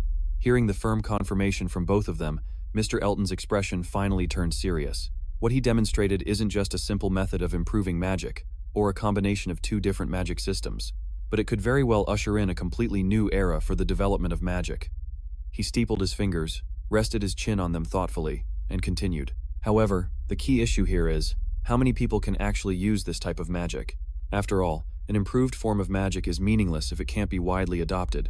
Finally, Vice President Elton announced authoritatively, immediately summon all magic deacons and related personnel to conduct a large-scale test in the Great Hall. The crowd that had just been urgently summoned began to whisper amongst themselves, wondering, what's going on? Why were we all suddenly told to drop our work and gather here? Someone in the know explained that it was an urgent order from Vice President Elton, apparently to verify some kind of new magic. Bella had also just arrived, complaining non-stop. Honestly, they made me rush over here before I could even finish my manicure. By the way, where did that old hag Lily disappear to? I threw my sunflower seed shells on the floor and she didn't even know to clean them up. So useless. Suddenly, a voice rang out, silencing everyone. Instructor Brady, accompanied by Vice President Elton and Andre, stepped forward to make an announcement. Not long ago, a magician proposed that our association certify a completely new method of improving magic. However, the method of casting this magic is extremely unique. It requires the user to simultaneously cast both the fireball spell and the waterball spell. He continued, the reason everyone was summoned here today is to conduct a large-scale verification test to determine whether this magic can be widely popularized, so we ask for your best efforts. Hearing this, the crowd began to stir again, simultaneously casting fireball and waterball? That's fundamentally impossible. Standing in a corner, Bella suddenly thought of Chen Luo, improved magic. Could it be that guy from before? No way, it can't be him. He's just a lowly apprentice at best. Immediately after, the magicians came forward one by one to test this new magic. One tried to cast the fireball spell with one hand, while his other hand tried to focus on condensing water elements. Oh, fire elements scattered throughout the world, heed my call and descend here, water. But the effort with the other hand completely failed to summon the waterball spell. The attempt at simultaneous casting was a complete failure. This magician had to helplessly admit, dividing one's mental energy for both is impossible. This method was still unable to simultaneously summon both a fireball and a waterball, because the principle of linking two different magic elements was fundamentally different. How could a mage possibly summon one element while simultaneously casting a spell from a different one? The other mages present were also helpless, and they all voiced their agreement with this viewpoint. Casting dual element magic at the same time is fundamentally impossible, no matter how much one concentrates. Yes, it's completely impossible. Master Brady then turned to Master Elton and said, Mr. Vice President, in our entire association, no one can do this. Hearing this, he said, as expected, take me to see this Mr. Chen Luo. With that, the three mages went to find Chen Luo together. On the way, Master Brady tentatively asked Vice President Elton, so, this verification, could it be? Seemingly understanding his meaning, he replied, that's right. It seems this combination magic is just a unique talent of Mr. Chen Luo's. Besides him, I'm afraid no one else can replicate it. The mages had secretly concluded that this verification would surely fail. However, on the other side, Lily was flashing a radiant smile. In her hands were two magic orbs, one of the water element and one of the fire element. She had cast the dual element magic with astonishing ease. The three mages stood frozen in place, their mouths agape as they stared at her in utter disbelief. They were completely stunned. As for Lily, when she noticed the presence of the three mages, she jumped and stammered, Mr. Vice President Elton. Chen Luo also noticed the Vice President's arrival, so he stood up and greeted him politely. Hello, Vice President Elton. Miss Lily here is indeed very intelligent. She has mastered my improved version of the water ball spell. I wonder how the discussion about the magic verification is going. Hearing the question, Mr. Elton pondered for a moment, coughed lightly a few times, and then spoke. It's like this, Mr. Chen Luo. According to the regulations of our magic association, for an improved spell to be recognized, it must be successfully performed by at least 3 members of the magic association. Vice President Elton continued. However, I have summoned all the members currently present at the association, and among them, not a single one is capable of casting both the fireball spell and the water ball spell simultaneously, except for this young lady here. Lily looked worried and asked Vice President Elton, "Does that mean the verification didn't pass?" He quickly explained, "Not at all. On behalf of the Magic Association, I have decided to make an exception for Mr. Chen Luo this one time, because your idea of combination magic could very well become a major milestone, opening up a completely new direction for the development of magic in the future." Then, Mr. Elton looked at Chen Luo with a serious expression and added, "Along with that, I would like to formally invite Mr. Chen Luo to become a member, an honorary member of the Aba City Magic Association. We sincerely hope for your acceptance." Hearing the invitation, Chen Luo humbly replied, "I dare not accept such a great honor, but I do have one small condition." The vice president immediately answered without hesitation, "Please, speak freely." Chen Luo then pointed towards Lily and said, "Please allow Miss Lily here to be promoted to the position of assistant deacon of the association." Hearing this, her eyes widened in astonishment as she pointed to herself and exclaimed, "Huh? Me?" Elsewhere, Bella screamed, "What?" She slammed her hand on the table, demanding in a harsh tone, "Lily, just for helping that apprentice prove his magic, gets promoted to assistant deacon?" 3 nearby staff members were startled by her outburst. Bella angrily bit her nails, cursing inwardly, "That damn Lily! That position was supposed to be mine, but that vixen snatched it away." With that, she suddenly grabbed the collar of the person sitting in the middle, and roared angrily, "Tell me, where are that girl Lily and that apprentice?" The other girl, trembling with fear, stammered, I really don't know." Not getting the answer she wanted, Bella shoved the girl away, resentfully cursing, "Useless!" The push sent the girl tumbling to the ground, crying out in pain. She suddenly remembered what Chen Luo had said. That's right, the library on the 2nd floor. "Lily, just you wait." Inside the office, Vice President Elton was discussing with Chen Luo, who carefully wrote down each line of the improved magic, and when he finished, the man picked it up, read it, and smiled with satisfaction. "Excellent, Mr. Chen Luo. The copyright for this improved water ball spell officially belongs to you. Of course, the general management rights will remain with our Aba City Magic Association." Chen Luo was slightly surprised. Copyright? He thought to himself, I can't believe this world has such a concept. The vice president then explained that through this copyright, the association would popularize the improved magic on his behalf. Anyone who wants to learn your magic must pay a fee, and 1/2 of that money will go to you, the copyright holder. He used a coin to illustrate 1/2 would be given to him, while the other half would cover the association's management costs. Vice President Elton further clarified, if anyone learns or spreads your magic without paying the fee, once discovered, the lightest punishment is being blacklisted by our association, while a more severe one could even lead to imprisonment. He found it quite interesting. He never expected a place with such primitive technology to have a sense of copyright far more advanced than his own world. He carefully placed the magic manuscript into a tube and asked Chen Luo, "Oh right, about the price for the improved water ball spell. What do you think of 100 gold coins, Mr. Chen Luo?" He was startled when he heard the price. "What?" Chen Luo asked again. 100 gold coins? He was inwardly amazed at how large the number was, but his reaction caused the man to misunderstand. Does Mr. Chen Luo feel that price is too low? This magic requires a very high aptitude. I'm just afraid that if we set the price too high, those who buy it but can't cast it will come and cause trouble for both you and our association. Chen Luo quickly replied. Then let's just go with Vice President Elton's decision. 100 gold coins is fine. As for your concern about people causing trouble, I have a solution. The vice president was immediately curious. Oh, is that so? Chen Luo rejoiced inwardly. 100 gold coins is considered a small amount. No wonder mages are so incredibly rich. This was a windfall he couldn't pass up. He then presented his solution. I suggest we add a disclaimer at the end of this magic's description. Hearing this, the vice president shot up from his seat. What? Chen Luo calmly spoke as he wrote, This improved magic has specific talent requirements for mages. Please consider carefully before purchasing, as all sales are final. He quickly pushed up his glasses, squinting to read the line Chen Luo had just written. This improved magic requires special aptitude. Buyers are advised to consider carefully. Goods sold are not returnable or exchangeable. The final right of interpretation belongs to the Magic Association and Chen Luo. The vice president read to the last sentence, then looked up and asked with a puzzled expression, "Mr. Chen Luo, this so-called final right of interpretation?" He smiled and replied, "It means we don't have to bear any responsibility at all." After hearing that, the man's expression darkened for a moment before he burst out laughing. "Brilliant, Mr. Chen Luo. Your thinking is truly thorough." He just shrugged in response. "We're one and the same." Jasmine led Chen Luo upstairs and formally introduced, "Mr. Chen Luo, this is the second-floor library of our association." He glanced around and remarked, "This place seems significantly larger than the first floor, but there isn't a soul in sight."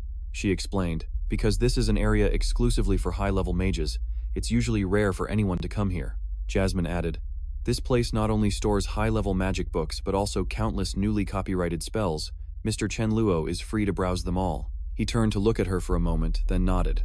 Seeing Chen Luo staring at her without blinking, Jasmine couldn't help but ask curiously, "Is something wrong, Mr. Chen Luo?" Chen Luo just smiled and replied that it was nothing special, then offered a gentle compliment that the deacon's assistant uniform suited her surprisingly well. Hearing the unexpected praise, Jasmine instinctively looked down at the new outfit she was wearing, her cheeks flushing involuntarily as she mumbled that it was all thanks to Mr. Chen Luo. Brushing past the awkward moment, Chen Luo quickly returned to his main purpose of finding books. He asked directly, "Oh, right. Do you know which section has the books on methods for enhancing spiritual power?" Jasmine thought for a moment before replying, "Books in that field are quite rare, but I remember there are a few." As she spoke, she pointed towards a towering bookshelf that required a ladder to reach. After searching for a while on the wooden ladder, Jasmine's hand finally touched a book. She exclaimed with delight, "Found it! This is the one, on the methods of training and strengthening spiritual power." Standing below, Chen Luo couldn't hide his satisfaction, gratefully saying that she had truly done him a great service. "Thank you so much, Jasmine." But in that very moment, an unexpected accident occurred. Her foot slipped from the ladder's rung, causing Jasmine to let out a terrified shriek. She completely lost her balance, and in her panic, she could only clutch the book tightly as she tumbled down. Jasmine squeezed her eyes shut, bracing herself for a painful impact. However, the anticipated pain never came, replaced instead by a feeling of being suspended in mid-air. Jasmine slowly opened her eyes, and the sight before her was Chen Luo, who had rushed over in time to catch her in his arm. In her eyes at that moment, it was as if an aura was radiating from him. Chen Luo's deep, gentle voice rang out, "Are you all right, Jasmine?" Nestled safely in his sturdy, Jasmine's face grew redder and redder. A vague yet strangely familiar feeling arose in her mind. Why? Why does this feeling seem so familiar? Witnessing the entire romantic scene from behind a bookshelf, Bella frowned deeply, her eyes flashing with unconcealable jealousy.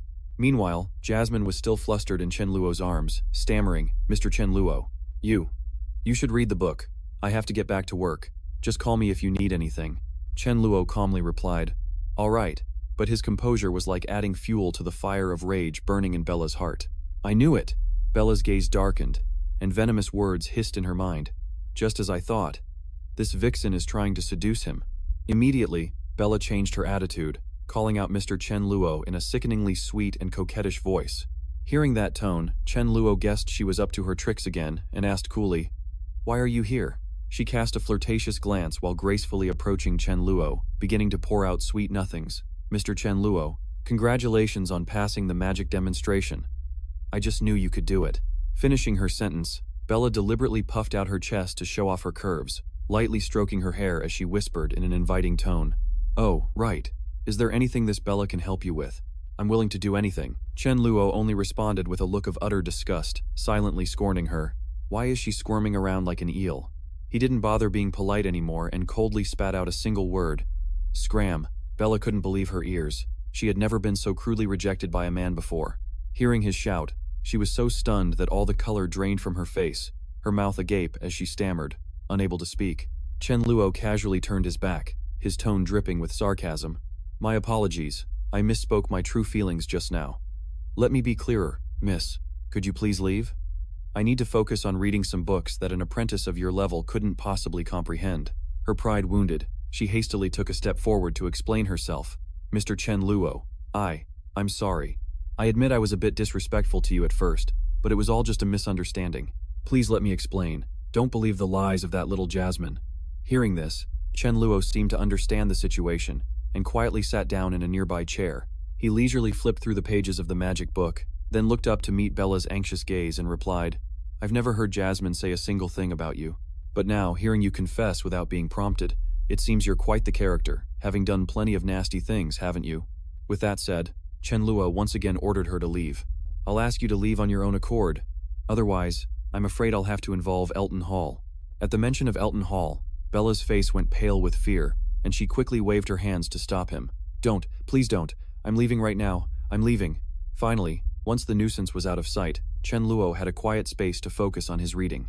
After finishing the book, he closed it and pondered thoughtfully. The method mentioned within was indeed worth experimenting with. The core content of the book began to emerge, pointing out that, until now, the world of mages had always assumed that the growth rate of spiritual power and magic was entirely dependent on a person's innate talent. Brian pondered deeply. The rate of progress ultimately depended on talent. The gifted were fast, while the untalented were slow. Regarding methods to increase one's mental power, the current world of mages primarily recognized two main paths. One was meditation, and the second was the continuous casting of magic. However, he recalled that the author of this book had discovered something different. It was that when learning a new spell, a mage's mental power would be drained at a dizzying rate. But after just a period of rest, not only would the mental power be restored, but its limit would also expand significantly compared to before. From this, Brian drew a bold conclusion. As long as he continuously learned new spells, constantly pushing himself to the point of energy depletion, and then rested to recover, he could completely shatter the shackles of talent and become more powerful than ever before. At this thought, a flame of determination ignited within him. "I must learn a new spell tonight. The path to becoming an archmage has finally opened up." A moment later, Brian landed lightly on the other side of the high wall, a feat he had already mastered. As he stepped inside, he muttered while reaching for the door, "Wait a minute. Why do I have a feeling I forgot something extremely important today?" As the door creaked open, Brian was greeted by the sight of Brittany and Isabella looking faint from hunger. Brittany looked expectant. "Brian, you're finally back?" Meanwhile, Isabella looked like she was about to go crazy. "I want to eat someone." It was only then that Brian remembered what he had forgotten. He was so screwed. That's right, he had completely forgotten to cook dinner for Brittany. Seeing the two of them sitting properly at the table, plates and bowls at the ready with only the food missing, his heart sank. Brian was completely speechless. In front of him, Brittany made a pitiful face like a little bunny, whispering weakly, "Brian, hungry. Food." In contrast, Isabella slammed her knife and fork on the table, shot up from her seat, and pointed straight at Brian's face, yelling, "Brian, where the hell have you been? Are you only showing your face now? Brittany and I have been starving all day. Are you trying to starve us to death?" Brian could only hurriedly put on an apron and hastily prepare dinner to serve these two ladies, not forgetting to explain himself. "I had to go to the Magic Association for some business. I thought Brittany would have already handled dinner. And hey, why haven't you gone home yet? It's so late." Isabella put on a mischievous expression. Hasn't Brittany told you yet?" While Brian was rolling up his sleeves. To cook, Isabella crossed her arms and playfully declared, "Starting today, I'm moving in here too." Brian, who was in the middle of stir-frying, almost dropped the pan when he heard that, his expression one of utter horror. Seeing his look of pure dread, she became even more annoyed. "Hey, what's with that attitude? Are you telling me you're not happy about getting to live with a cute senior like me?" Brian screamed internally in agony. "Good heavens, what on earth are you talking about? How could you say something so horrible? I must have misheard, right?" Countless questions swirled in his mind. Seeing the situation escalating, Brittany quickly stepped in to mediate. "Brian, I didn't get a chance to tell you today. Isabella will be moving in here. It'll be more convenient for me to teach you both mathematics and magic." Hearing this, Brian felt utterly helpless. He could only turn back to continue cooking, secretly letting out a long, weary sigh. Taking care of one ditzy lady is already exhausting enough, now another tsundere one shows up. But his attitude didn't escape Isabella's notice. She strode over and grabbed him by the collar as a warning. "What was that? You got a problem with it?" Backed into a corner, Brian could only answer against his true feelings. "I wouldn't dare have any objections, Senior. Of course I'm overjoyed that you're moving in. I welcome you with open arms." But she couldn't stand his obviously fake attitude and pressed closer. "Then do me a favor. Next time you say something like that, try to fix that phony attitude of yours. Chen Luo's face turned pale as he held back his frustration, telling himself that testing his magic tonight was the top priority, so he would just start after dinner. The experiment remained the top priority. Finally, dinner came to an end, with the two girls at the table savoring the food and complimenting it non-stop. Brittany savored her meal with deep satisfaction, as if she'd finally had a decent feast, while Isabella also couldn't stop gushing about it. Absolutely delicious. After a small, satisfied burp, Isabella sat clutching her full belly, exclaiming in bliss, "I'm so full, so incredibly full." The sight was getting on Chen Luo's nerves, so he snapped, "Hey, if you're done eating, go wash the dishes for me." A moment later, the bathroom door flew open, and Chen Luo yelled from inside, "How many times have I told you to clean up your hair after showering? The drain is about to clog because of you." He stormed out furiously, but just as he finished changing, all that fiery momentum vanished. The reason was that Chen Luo had just caught sight of both Isabella and Brittany in a state of undress. He was left completely speechless before he could even finish a sentence. Immediately, a pink slipper came flying straight at Chen Luo's face. Night fell, and the clock struck 11 o'clock. Chen Luo slumped over his desk, groaning, "Good grief, serving these two is completely draining." Suddenly, he shot up and slammed his hand on the table. "This won't do." He made a resolution. "Tonight, even if I have to stay up all night, I'm going to learn a new spell." With that, he opened his magic book and began to choose one. "I'll learn this one, the Firebird spell." Just then, a noise from outside broke his focus, and he called out irritably, "What now?" Isabella came in from outside and asked, "Blind, can I talk to you for a moment?" Chen Luo reacted in a flash. He hid the magic book in the blink of an eye. Turning around, he replied, "Senior Isabella, come on in." Isabella walked into the room and began to speak. She seemed a little embarrassed, her cheeks flushing as she sat on the bed across from Chen Luo and stammered, "About what happened earlier. I shouldn't have thrown my slipper at your face. Is your face okay now?" Chen Luo closed the book, his eyes filled with curiosity. "It's this late, Senior Isabella. You didn't come to see me just to ask about my face, did you?" Her face still flushed, she mumbled, "I just couldn't sleep. So I wanted to talk to you for a bit. Oh, by the way, Blind, do you have any plans for the future?" Chen Luo hadn't expected such a question. He was taken aback for a moment before asking, "Plans?" Isabella still seemed hesitant. "Yes. Think about it. I have 1 year left, and you have 2 before graduating from the academy. Don't you have any plans for what you'll do after you leave school?" Seeing Isabella's serious expression, Chen Luo couldn't help but chuckle. He raised a hand to his chin, feigning a thoughtful look. "Honestly, I haven't really thought about it. Maybe I'll stay in street donuts and become a teaching assistant." Unexpectedly, Isabella grabbed his hand tightly, her voice filled with excitement. "Don't you want to go to the royal capital? After I graduate, I'm going to enroll in the magic academy there. Think about it. If you come to the academy in the royal capital too, with your talent, your future will surely be incredibly bright." This sudden move left Chen Luo completely stunned. Isabella continued her persuasion. "Don't worry, my father can help you out with it. Then we can go to the same school again." In her mind, she was already imagining a perfect scenario, her expression so eager she was practically drooling. "That way I can eat food cooked by Blind every day. Besides, even though his talent for math and magic is far superior to mine, but he's so easy to push around. Being with him is extremely comfortable."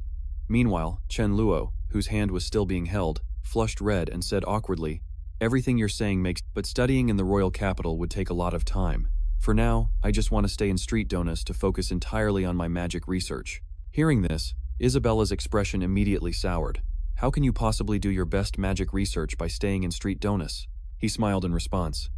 "We still have Brittany, don't we? With her talent and magical prowess, she's more than qualified to teach me." The moment the name Brittany was uttered, it fell like a heavy weight on Isabella's mood.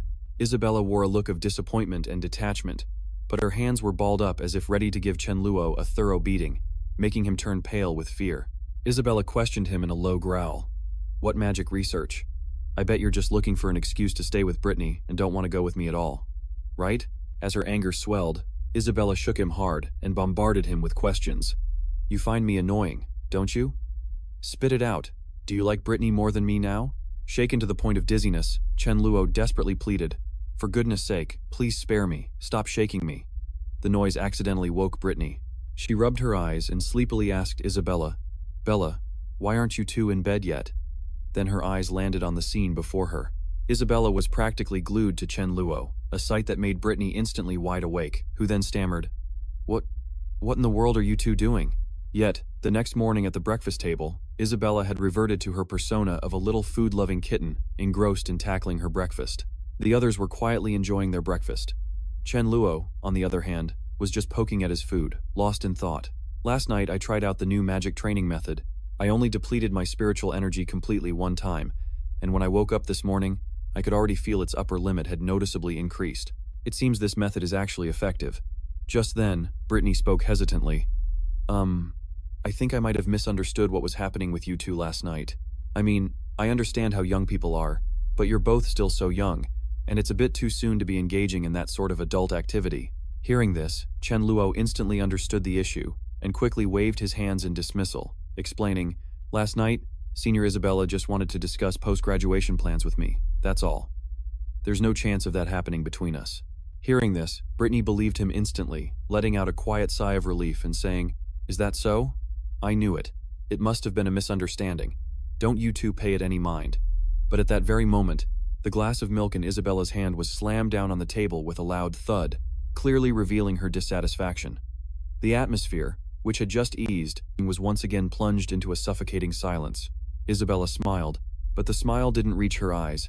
Brittany, I have an early class today, so if you'll excuse me, I'm heading out first. Brittany quickly replied, Oh, of course. Without a moment's hesitation, Isabella shot up from the table. Goodbye, Brittany, see you later. On her way out, she didn't forget to gift Chen Luo a loving punch to the back, causing him to cry out in pain. An innocent Brittany asked, Are you two fighting again today? Chen Luo answered, while rubbing his back and grimacing. Not at all. The pain hadn't even subsided, when a thick stack of documents was placed right in front of him. Brittany spoke up with a request. Oh right, Luo, you're free this morning, aren't you? Could you help me take this thesis on the devil's number to the Mathematics Association? Holding the heavy stack of documents, Chen Luo marveled to himself. Brittany's mathematical talent is really on another level. I only suggested a few key points, and she managed to complete the entire proof and definition of irrational numbers on her own. It looks like the devil's number problem has been thoroughly solved. However, when he found himself standing in front of a dilapidated, run-down building with a crookedly hanging sign, Is this really the Mathematics Association? It looks so incredibly rickety, don't tell me I've come to the wrong address. Nevertheless, he decided to step inside. He looked around as he walked, then made his way to the only desk in the middle of the room. A man was engrossed in writing and asked without looking up, Are you here to submit a manuscript or to collect a reward? If it's a manuscript, just leave it on the desk, but if you're collecting a reward, go upstairs, take a left, and find the deacon in the second room to get it stamped. Chen Luo replied calmly, I'm here to submit a manuscript. As soon as the words left his mouth, the man at the counter seemed to realize something and shot his head up to get a better look. He was instantly startled, pointing a trembling finger at Chen Luo. You're the one. And then he blurted out in a voice full of joy and adoration, like a die-hard fan meeting their idol, Your Excellency Luo, leaving Chen Luo utterly stunned. Chen Luo asked skeptically, You know me? In response, the receptionist shook his hand enthusiastically and said excitedly, Of course I know you. I witnessed your talent at the academic exchange, the time you solved the Seven Bridges problem and announced the devil's number that shocked the academic world. The commotion quickly drew everyone's attention, and all eyes turned to Chen Luo in admiration. A gasp of astonishment rang out. It's Bray! It's Sir... One person hurriedly pushed forward. Sir Bray, in the flesh. Could you give me your autograph? Another asked curiously. Sir Bray, do you have another great discovery for us this time? Please give us a little hint. Faced with this unexpected fervor, Chen Luo was a bit overwhelmed, skillfully slipping out of the crowd as he replied, My sincerest apologies, everyone. I'm just here to submit a manuscript for my teacher, and I have an urgent matter to attend to right now. As soon as he finished speaking, he turned to leave, leaving behind a fervent crowd that had pulled out cheering banners from who knows where, just like idol fans. If you have urgent business, Sir Bray, please go ahead. As for the prize money, it's not too late to come back and collect it when you have time. The two words, prize money, were like an electric shock, making him stop in his tracks. He whipped around, habitually pushing up a pair of invisible glasses, a sharp glint flashing in his eyes. And he asked, What prize money? The scene shifts to a rather old-fashioned room in the Mathematics Association, where scholars were diligently coming and going. A few people were standing thoughtfully in front of walls plastered with complex mathematical formulas. Vice President Andre approached, scratching his head with an apologetic look. My apologies. I was mistaken. I thought you were here to collect the prize money. Ah, so you're here to submit a manuscript? Well then, never mind. Please feel at ease, Sir Bray. However, Chen Luo remained standing in place, casually whistling a tune before lowering his voice to inquire. I've just remembered. That other matter isn't actually that urgent. Could you tell me more about this so-called prize money? The vice president was startled for a moment. Then his face suddenly lit up as if in realization. Could it be that Sir Bray doesn't know about our association's bounty system? Without letting Chen Luo wonder any further, Vice President Andre immediately explained in detail. The thing is, the Mathematics Association regularly posts bounties for difficult, unsolved problems. Any scholar who solves one of these problems will receive a corresponding cash prize, and the value of the reward depends on the difficulty of the problem. The lowest reward starts at 10 gold coins, while the highest has no limit. Hearing this, Chen Luo had an epiphany, as if a new truth had just been revealed to him, and his eyes became unusually determined. No way. Just for money. So that's how it is, he muttered, then declared loudly, Mr. Vice President, I want to see those bounty problems. Andre was extremely enthusiastic and immediately gestured. Of course, please follow me. With eyes burning with determination, Chen Luo followed him seriously.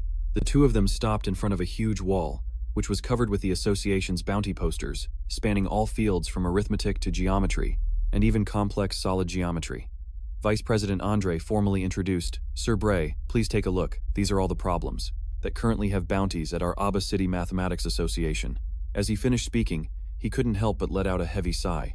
With a gloomy face, he continued to lament. Many of these questions have been around for a very long time, even from before I took office here. To this day, no one has been able to solve them. I wonder if I'll be fortunate enough to see their solutions in my lifetime. Even just one would be enough to satisfy me. Meanwhile, Chen Luo stood silently, lost in thought, stroking his chin before speaking with an extremely serious expression. Could you leave me here alone? I want to concentrate on contemplating these problems. The vice president nodded and quietly stepped out. Of course, no problem. If you have any ideas, just call me immediately. When he was alone, Chen Luo lightly touched the wall, as if feeling the soul of the numbers, and then stood motionless. He half closed his eyes, seemingly completely immersed in his own world of thought. Seeing this, another scholar approached worriedly and whispered, Mr. Vice President Andre, should we really not check on Sir Bray? The vice president turned back, put a finger to his lips to signal for silence, and slowly replied, Yes, at times like this, we absolutely must not disturb him. Vice President Andre spoke again, his tone gentle, but every word carried immense weight. For mathematical geniuses like Sir Blake here, DS 2132 vertical bar inspiration often strikes in a flash. If our disturbance were to inadvertently extinguish that precious moment of genius, DS 2133 vertical bar, then we would all become sinners for eternity. And while the vice president was lost in the vision of Chen Luo bringing glory to the future of mathematics, DS 2134 vertical bar, the assistant beside him hesitated to speak, finally just pointing at the now empty wall. Sir, it seems. DS 2135 vertical bar. Those words struck him like a bolt from the blue, leaving him stunned in disbelief.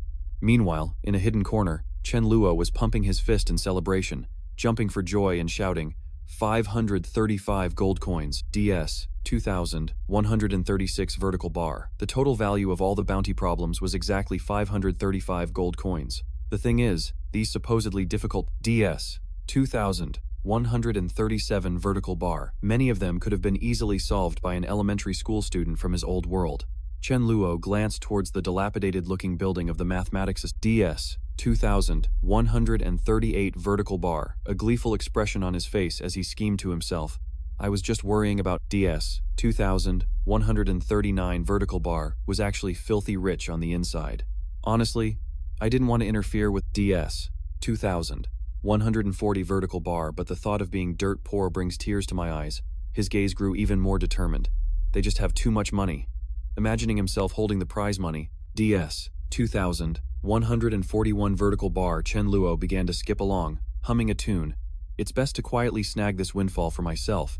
DS 2142 vertical bar. Tonight, I'll go home and draw up a detailed plan, then collect the money tomorrow morning. People on the street all gave him strange looks. DS 2143 vertical bar, a little girl whispered as she looked up at her mother. Mommy, that man looks so weird. The mother quickly covered her child's eyes. Don't look. DS 144 vertical bar time flew by, and a new day began, with warm sunlight seeping into every corner of the Mathematics Association's office. DS 2145 vertical bar Vice President Audrey was still diligently handling his work. A janitor who was cleaning suddenly stopped, sighed, and curiously struck up a conversation. DS 2146 vertical bar Vice President Audrey, sir.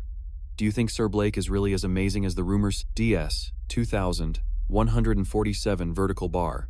Why did he just glance at the bounty wall yesterday and leave immediately? Vice President Audrey, without looking up from his work, calmly replied, what would DS 2148 vertical bar? Even the most renowned great scholars were stumped by those problems, which is why they've remained. DS 2149 vertical bar. Even a genius like Sir Blake couldn't possibly solve them overnight. Suddenly, a loud thud echoed through the room. DS 2150 vertical bar. Startling Vice President Audrey, who shot his head up. Piled right in front of him was a stack of paper taller than a person, which someone had just slammed onto his desk. DS 2151 vertical bar. Wah, what is this? The person who. DS 2152 vertical bar. I'm here to collect the reward. I'm busy, so please have someone check these as quickly as possible, then pay me the prize money. DS 2153 vertical bar. Vice President Audrey couldn't believe his eyes. How? How are there so many? He quickly picked up a few sheets to look. Aren't these the bounty? DS 2154 vertical bar problems. Chen Luo, wearing a mask that covered half his face, replied coldly. DS 2155 vertical bar. Hearing this, both Vice President Audrey and the janitor stared with wide-eyed astonishment. The Vice President slammed his hand on DS 2156 vertical bar. What? Chen Luo held his head high and answered, all of the bounty problems from DS 2157 vertical bar. A total of 23 problems. The solutions are all in here. Time passed slowly, and by dusk, the Vice President's forehead was beaded with cold sweat. DS 2158 vertical bar. Audrey had one hand on his forehead, the other tightly gripping a solution sheet, his face tense as he and the others in the room diligently. DS 2159 vertical bar. A scholar spoke with a trembling voice, reporting to the Vice President, We've finished verifying. All. DS 2160 vertical bar. He snapped his head up in shock. All around the room, people were still hunched over, some comparing answers, other. Vice President Audrey wiped the beads of sweat from his forehead with one hand, while the other held the paper, trembling, his voice breaking with excitement. All the answers have been found. I can't believe that I'm still alive to witness such a miracle with my own eyes. It's true that if you live long enough, you'll see all sorts of strange things. Just which great master managed to do this? Everyone was incredibly excited, so they quickly surrounded the spot where the young man was dozing off. A voice exclaimed in awe. This is an achievement that all the scholars of the Nolan Empire, no, that all the scholars of the entire Divine Grace continent were stumped by. They began to cheer and hail him. A person this extraordinary could only be described with one title. The God of Mathematics.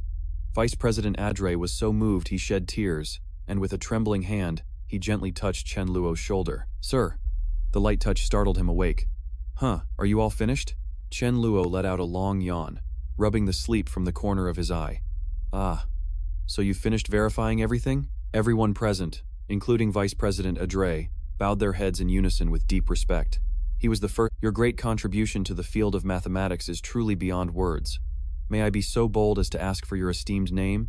The young man was startled, quickly sat up straight on the pile of books, and replied, I am Chen Luo. Seeing the man's confused look, he continued, If you're done checking and there are no problems, then let's settle the payment. The total reward is 535 gold coins.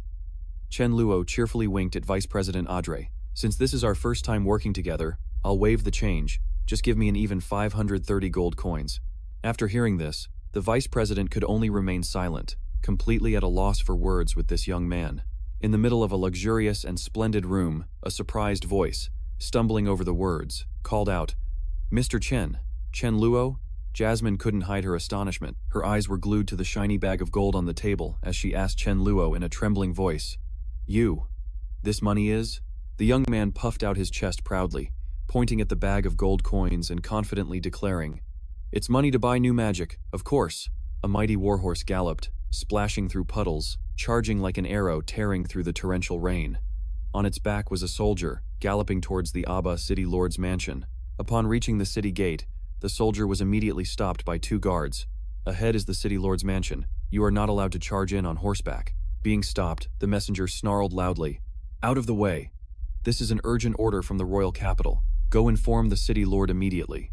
Shortly after, the secret letter was presented directly to the city lord. He was stunned by its contents. His mouth could only stammer out a few incomplete words. City Lord Autumn Gravis's eyes widened, his eyebrows furrowed into a single line, and his voice trembled. Is this true?" The messenger knelt on one knee and replied clearly, "My lord, the royal capital has investigated and confirmed that Li Sun has indeed infiltrated Abba City. However, his exact location and purpose remain a mystery." The lady standing next to the city lord couldn't hide her confusion either. She clutched her handkerchief tightly and interjected, "Isn't Li Sun that high-level mage who betrayed the empire? He disappeared without a trace for 3 years. Why would he suddenly appear in our Abba City now?" City Lord Autumn Gravis snapped, "I don't know." An unconcealable trace of fear flashed across his face as he made his assessment. But with Li Sun's magical power, if he wanted to. At the same time, powerful and deadly bolts of purple magical lightning suddenly struck down. City Lord Autumn Gravis's words rang out like a prophecy. "I'm afraid destroying this entire city of Abba would not be difficult for him." Meanwhile, at school, Chen Luo accidentally dropped his pen under his seat. As he bent down to pick it up, he mumbled a complaint. "Learning new magic helps improve my spiritual power. The progress is really fast, but it drains my stamina like crazy, and most importantly, it's expensive. I've already finished learning all the magic I just bought." Chen Luo wearily slumped onto his desk, grumbling to himself. 500 gold coins is really just a drop in the bucket. Looks like I have to find another way to earn more money. Sitting next to him, Tobi saw his friend like this and turned to look at him curiously. He gave a cunning smile, looking like he was plotting something shady. "Hey Brian, why has your body gotten weaker and weaker since you've been with Brittany?" Hearing this, Brian snapped irritably, "Are you looking for a beating?" Meanwhile, up ahead, a group of female students were chattering excitedly about something. It turned out, a girl was proudly showing her friends some photos of Luo Shen that she had gone through a lot of trouble to get. "Look at this. It's a picture of Luo Shen. It took me so much effort to find it." Her friends around her couldn't help but swoon. "Oh my god. Luo Shen is so handsome. How did you get this? Let me see. He looks so young." Holding the photo of Luo Shen, the girl couldn't hide her pride as her friends showered her with praise. Witnessing this scene, Tobi, who was sitting nearby, could only click his tongue. What a bunch of boy-crazy fans. Seeing this, Blair, who was sitting next to him, turned and asked, "Who is Luo Shen?" Tobi immediately explained, You don't know? Recently, a mysterious masked figure calling himself Tranlac single-handedly solved all 23 difficult problems from the association that had been unsolved for nearly 100 years, of the AMA Mathematics Association. This incident shook the entire mathematical world of the Kingdom of Nolan, causing everyone to scramble to find this person. Tobi added emphatically, "Because that person's mathematical abilities are so extraordinarily unbelievable, everyone started calling him Luo Shen." Hearing this, Blair broke out in a cold sweat. What the hell is going on? How did I become a god? Meanwhile, Tobi pouted enviously. "In my opinion, someone that amazing must be a bald old man. How could he possibly be young? Don't you agree, Blair?" Blair felt like his eardrums would burst, so he just nodded repeatedly. Right. You're absolutely right." Suddenly, Tobi put his arm around his shoulder and asked curiously, "Oh, by the way, this afternoon after school is the extracurricular magic practice session. Have you figured out who you're teaming up with yet?" Blair didn't answer right away but asked back, "Aren't you going to team up with me?" Tobi sighed in frustration. "I'm probably not going to that magic practice session. My magic skills totally suck. I wouldn't be able to do anything even if I went. I already had my dad call in sick for me." Then, he added something that surprised Blair. "I heard that this time, some second-year and third-year students will be joining the practice session too." That afternoon, at the back mountain of Street Donus Academy, the teacher gathered all the students and announced, "Today's magic practice session is aimed at cultivating and enhancing your practical combat abilities." All the students stood in neat rows, listening attentively as the teacher explained the rules. "Next, you will take advantage of this rare training opportunity to apply the magic theories you've learned into practice. However, you must remember very carefully that while improving your abilities is important, your personal safety must always come first." The supervising teacher repeatedly emphasized to the students that safety is the #1 priority. Most of the dangers on the back mountain have already been cleared by the academy, so you must be extremely careful and absolutely must not leave the confines of this mountain to act on your own. The teacher continued. Now, you may freely form groups of 3 to 4 people, and then enter the back mountain one by one and stay there overnight. By noon tomorrow, everyone will gather back here. Is that clear?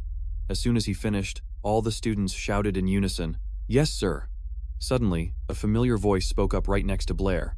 "What about you, Blair? Did you hear that clearly?" The sudden question made him gulp nervously. "Yes, I did." Isabella walked over, gestured towards Alice, and asked directly, "Very good, so decide now, between me and her. Who do you choose as your teammate?" Pushed into a corner, Blair could only scratch his head awkwardly. "Well, can't we all just be in the same group?" Hearing his answer, Alice couldn't help but cover her mouth and giggle. She laughed out loud. "I didn't expect Junior Blair to be so ambitious. You want both of us to be your teammates? All right. I think that's not a bad suggestion at all. I agree, Isabella." Isabella was so angry she clenched her fists, and although reluctant, she had to compromise. "Fine, I guess I have no choice but to agree.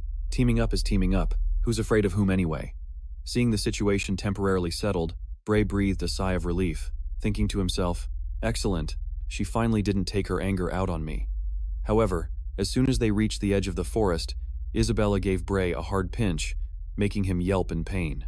"Isabella, why did you pinch me?" she yelled back in response. "Because I felt like it." Meanwhile, on a high mountain peak, someone was watching everything, and he spoke. "Sir Laton, the sun has set behind the mountains." Laton slowly stepped out, a scepter in his hand, standing tall amidst his crowd of followers. Laton spoke with a powerful voice. "Gentlemen, we have finally reached this stage." All of his followers held their breath, listening intently. "This city," Laton roared, "will never see the light of tomorrow's sun again." Back on the rear mountain of Street Donis Academy, deep in the forest at night, a rabbit busy nibbling on grass was suddenly startled, its ears perking up to listen. It suddenly jumped up, as if sensing an imminent danger. Abruptly, its teeth began to glow, emitting strange streams of light. Immediately after, the rabbit unexpectedly shot out a huge fireball, causing the surrounding patch of grass and trees to burst into flames. Fortunately, Isabella acted in time to extinguish the fire. This sudden action scared the little rabbit out of its wits. With incredibly graceful and skillful magical gestures, Isabella gently neutralized the flames, causing even Alice, who was standing behind her, to be secretly impressed. After finishing, Isabella immediately turned back to show off her achievement to her teammates, her voice full of pride. "A complete success. I've fully controlled its fireball." While Isabella was busy boasting to everyone, Bray was completely focused on observing the rabbit. He examined it closely while muttering to himself, ignoring Isabella's joyful celebration behind him. It's just as Teacher Anthony said, once control of the fireball is taken away, the rabbit will immediately enter a state of paralysis, unable to move. Suddenly, a hand came out of nowhere and pinched his ear hard, as Isabella loudly scolded him. "Bray, how could you have the heart to grab such a cute rabbit by its ears?" Pinched painfully, Bray stammered out, "Ouch, ouch, ouch. Let go of my ear." Taking advantage of the moment, Isabella then hugged it and comforted it. There, little rabbit, don't be scared. I've chased the bad man away." Meanwhile, Bray could only clutch his aching ear, looking dejected. He silently lamented that his fate was worse than a rabbit's. Seeing Bray's ear was red from Isabella's pinch, Alice stepped forward and gently took hold of his earlobe. She gently rubbed his earlobe while asking caringly, whispering right next to him, "Is your ear okay? Aren't you going to catch the rabbit? You have to catch it for this magic practice to be considered a success." The sudden closeness made Bray's face flush red, and he answered flusteredly, "I'm fine, we've only just started anyway. There's still plenty of time to catch one." After speaking, he coughed a few times to hide his embarrassment and quickly changed the subject. "Oh right, Alice. Besides rabbits, can other animals use magic too?" Alice explained while stroking the rabbit in her arms. "That's right, this is basic knowledge. Across the Divine Grace continent, magic is not an exclusive gift to humans. Most animals also possess the ability to connect with magical elements, but they are usually only compatible with a single system. Furthermore, they can't cast overly complex types of magic." Alice continued with an example. "For instance, this species of rabbit can only use the fire element and can only cast the fireball spell at the most basic level." She continued, "As for your earlier question, perhaps even Teacher Anthony, I'm afraid no one on this entire continent could give you an answer." Hearing Alice say that, Bray could only scratch his head and give an embarrassed laugh. "I was just asking on a whim at the time." At the same time, in another place, Teacher Anthony was standing alone, lost in thought. Suddenly, a voice called out from behind him, "Teacher Anthony." Vice Principal Calvin walked closer and asked, "Why aren't you inside the mountain on patrol?" Teacher Anthony replied in a steady voice, "Vice Principal Calvin, the question that the student, Blair, had just asked kept running through my head.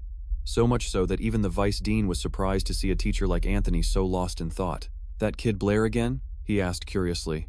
"What did he ask you?" And so, Teacher Anthony began to recount the story. "That kid, after learning that rabbits can shoot fireballs from their mouths, asked me why humans need complicated incantations and hand signs to control magical elements, while rabbits don't need them at all." Hearing this, even Vice Dean Calvin was stumped, completely unsure how to explain this tricky problem. So the two officials just stood there like statues, pondering the student's question together. Suddenly, the Vice Dean gently tapped Teacher Anthony on the shoulder, breaking the silence. "Oh, right. Teacher Anthony, it's time for you to go patrol the mountain to ensure the student's safety." But Teacher Anthony was still reluctant, trying to hold him back. But you still haven't given me the answer." Vice Dean Calvin immediately dismissed it, his voice firm as he urged him on. "What answer? Between your question and the student's safety, which one is more important, huh? Get going already." Meanwhile, elsewhere, Blair, Alice, and Isabella were having a very interesting conversation. Isabella, and Alice too." The boy hesitated. A blushing Isabella quickly cut Blair off. "You already checked for yourself a moment ago, didn't you? So, in the end, is mine better?" Isabella asked while glancing at Alice, then continued, "Or is Alice's the better one?" Standing beside them, Blair replied with his chin in his hand and a bright red face. I have indeed felt both. But it's really hard to come to a conclusion." As soon as he finished speaking, Alice suddenly grabbed his hand, her voice making the young man jump. "Well then, Junior Blair, just check one more time and you'll know for sure." Isabella's face darkened as she interjected irritably, "It's obvious my rabbit is bigger than yours. You still won't admit it? Fine, let's just have Blair be the judge." Isabella turned and shouted, "Blair, say it now. Whose rabbit is bigger, mine or Alice's?" The poor guy could only give a strained laugh, stammering, "Well." All of a sudden, the rabbit in Isabella's arms began to struggle, leaping out of her grasp and causing her to exclaim in surprise, "Ah, my rabbit." The little rabbit dashed like a flash toward a distant tree and slipped into a gap under a wooden plank, looking as if it was trying to escape from something invisible. Isabella rushed to find it, calling out, "Where did you run off to?" Just then, Alice called out to her, "Isabella!" Hearing her name, Isabella was still busy bending over a strange pipe, searching. "Why is there a pipe here? Could the rabbit have crawled inside?" Alice called out again, "I told you not to run around like that." At that very moment, the ground beneath them began to shake violently, leaving all three of them stunned. A huge fissure suddenly appeared in the ground, widening continuously, and in the blink of an eye, both Alice and Isabella were swallowed into the deep abyss. Isabella's face drained of all color, as she could only scream in despair. Alice was just as panicked, but her instincts made her clutch her rabbit tightly. Dust and smoke billowed up, rocks and soil flew everywhere, all mixing together to create a chaotic and terrifying scene. Amidst the ruins, a trembling hand clawed through the dirt and rocks trying to emerge. With a face contorted in pain, Isabella finally managed to lift her head, using all her strength to pull the upper half of her body from the rubble. Immediately after, she grabbed a limp arm, its skin now covered in scratches. With all her remaining strength, Isabella tried to help Alice escape the dangerous area. Having seemingly exhausted all their strength, they both collapsed to the ground, gasping for breath. Isabella's eyes were now filled with panic and fear. Where in the world is this place? Meanwhile, Alice was fading from exhaustion, her mouth unconsciously uttering a single name, Blair. Hearing this, Isabella grew even more frantic, desperately shaking her friend. "Alice, wake up." But she was met only by a terrifying silence. Without hesitation, she placed a finger near Alice's nose to check her breathing. Isabella's expression immediately darkened as the worst possible thought flashed through her mind. "Damn it, this is—" Suddenly, she gently lifted Alice's chin, seemingly having made up her mind. Without a second of hesitation, Isabella decisively pressed her lips against her friend's. She began to administer mouth-to-mouth resuscitation. After some effort, her method finally worked, and Alice began to show signs of waking up. With exhaustion etched on her face, Alice's heavy eyelids slowly fluttered open. She shot up with a start, her eyes filled with bewilderment. Isabella quickly placed a hand on her shoulder, gently comforting her. Alice suddenly choked, coughing uncontrollably as her pale face turned bright red. Seeing her friend awake, Isabella was overjoyed with tears welling in her eyes. She looked intently at Alice, her voice full of concern. You're okay. Alice was a little more lucid now, and though still tormented by her coughs, she managed to reply, Yeah, I'm fine. Her eyes darted around the unfamiliar space, her voice trembling with fear. Where are we? Isabella could only shake her head. I'm not sure either. When I escaped the rubble, I found myself here. It looks like a cave.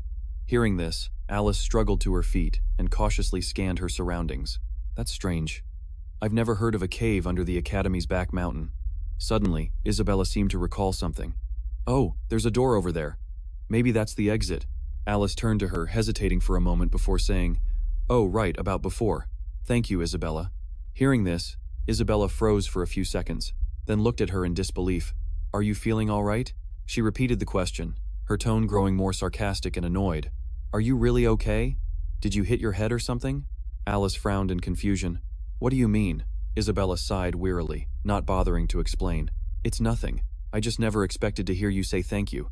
Those words left Alice stunned and speechless. Meanwhile, outside, despite the late hour, everyone was still gathered under the bright moonlight. That was terrifying. What was with that earthquake just now? Who knows? Does this mean our exam was all for nothing? All my rabbits have escaped. Another panicked student ran up to Vice Principal Canvin. Vice Principal, does this mean our results are just wiped out? Mr. Canvin replied calmly, reassuring the bewildered crowd. It's all right, everyone. Rest assured. This incident will be treated as an unforeseen accident. There's no need to worry. As soon as he finished, Teacher Anthony turned and quietly shared a suspicion with the Vice Principal. Mr. Anthony, Vice Principal Canvin began, his expression hardening. Have all the students evacuated the mountain safely?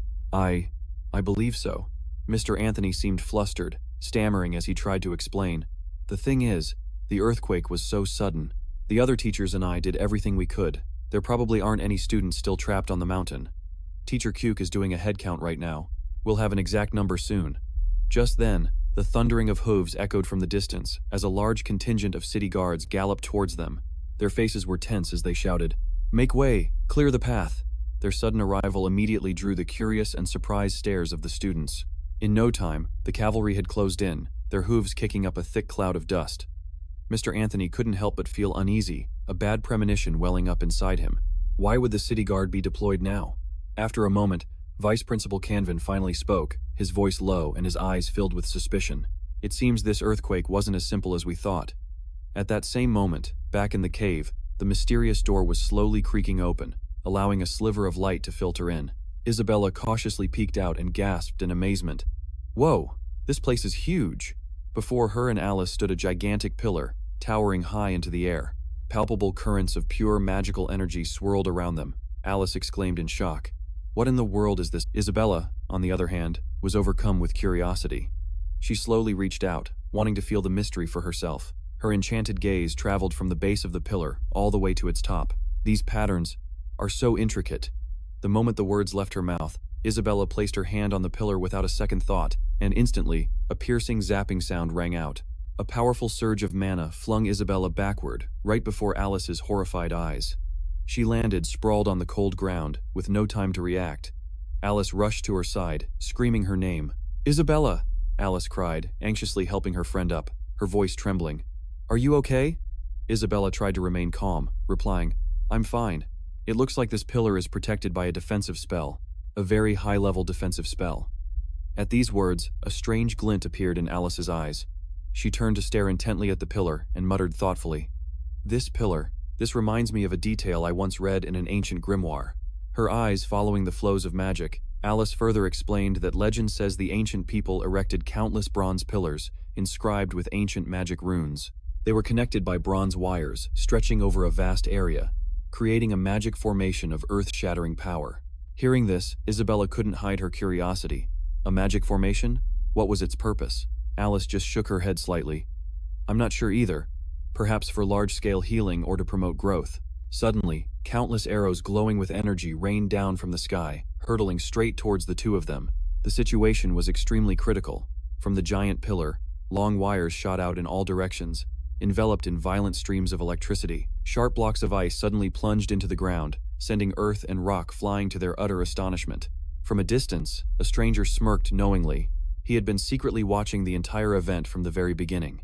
An ethereal blue magic circle appeared, enveloping a figure high above who was struggling to control the magic circle. He spoke in a mocking tone. You two young ladies have some skill, don't you? The tension between the two sides became as taut as a bowstring. Faced with such arrogance, Alice was too angry to speak. Under the mysterious man's scrutinizing gaze, Alice finally regained her composure and asked, "Who are you?" His expression suddenly turned sinister. "That's a question I should be asking. But it doesn't matter, since you're both about to die anyway." Alice and Isabella exchanged a meaningful glance. What do we do now? Should we strike first? Without a moment's hesitation, both of them began to chant simultaneously. "Oh, element of fire that burns throughout the world, heed my summons." The mysterious man just watched them chant nonchalantly, then smirked triumphantly. "Descend upon this place at once." Immediately after, a giant fireball roared into existence. As the two girls shouted in unison, "Fireball spell!" a massive wall of ice instantly appeared, blocking the fiercely blazing fire, its intense heat having no effect on him. Not only was the fire blocked, but it was completely swallowed by the ice wall. Both of them were stunned, unable to believe the scene before them. How was that possible? Suddenly, the mysterious man leaped into the air, his movements as fast as lightning, and charged straight at the two girls with a blade ready in his hand. The force of the impact was so strong it sent both of them flying backward, leaving them no time to react. Alice was slammed hard against a cliff wall, the pain leaving her immobilized. The mysterious man gave her no time to rest, charging furiously towards her. Alice managed to dodge just in time, hastily backing away to find an escape route, but immediately, a sharp blast of energy whizzed past her cheek. The relief lasted only for a moment, as she was cornered by him, completely at a disadvantage. Her face turned deathly pale, as if drained of all blood, with sheer terror evident in her eyes. The man didn't hesitate for a second, reaching out to grip her throat tightly. The grip tightened, making it impossible for Alice to resist. The mysterious man let out a savage smile, enjoying the sight of her slowly passing out. But he didn't stop there. With one hand, he lifted Alice off the ground, causing her to suffocate completely. He stared intently at Alice, his tone full of mockery. What a pity. As Alice struggled in vain to pry his calloused hand away, he seemed to take great pleasure in it. "But my orders are to send both of you on your way." In the nick of time, a figure shot out like a bolt of lightning. Chen Luo had taken the fatal blow for Alice, a truly heart-stopping sight. The mysterious assailant roared in fury, his prey stolen from right under his nose by a meddler. Alice's face went pale with terror, but her greatest fear right now was seeing Chen Luo bleeding because of her.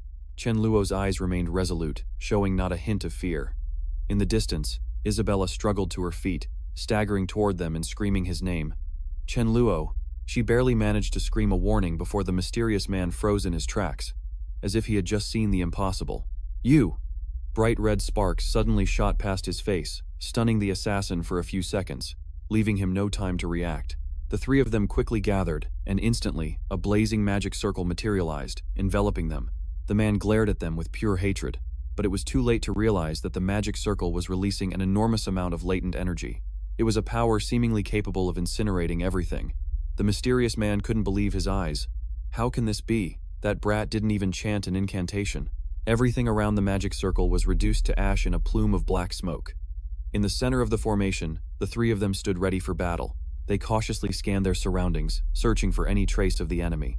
Isabella hurried over to anxiously check on Chen Luo's injury. "Why are you here? Your arm? Does the wound need to be treated right away?" Chen Luo slightly averted his gaze and replied curtly, "I followed your trail from the cave where you both fell." "The arm can wait," Chen Luo said firmly, suppressing his pain as he clutched the wound. At the same time, the thick smoke began to dissipate, revealing the enemy's silhouette. He was kneeling on the ground, looking utterly miserable, but his eyes blazed with seething hatred. Chen Luo gritted his teeth as he thought, "I didn't see how he cast that spell at all. Could it be that his casting speed is even faster than mine? Could it be Lord Laton?" Shaking the thought away, the man tightened his grip on his weapon, his eyes glinting maliciously. "Whatever, they've seen something they shouldn't have. Then they all must die." As he spoke, the blade in his hand condensed with a frosty aura, transforming into a razor-sharp ice sword that radiated a bone-chilling cold. The mysterious assailant locked his sights on Chen Luo, and then charged forward at a terrifying speed. "Chen Luo, look out!" Isabella and Alice screamed in unison, their hearts tightening with worry. But the attacker only managed a few steps before he looked at Chen Luo in amazement, wondering why the boy was just standing still, not even trying to fight back. Then, his eyes suddenly darted to an orb of energy was slowly forming and expanding, getting closer by the second. Countless questions raced through the mysterious man's mind. A water sphere spell. Another spell cast without any movements?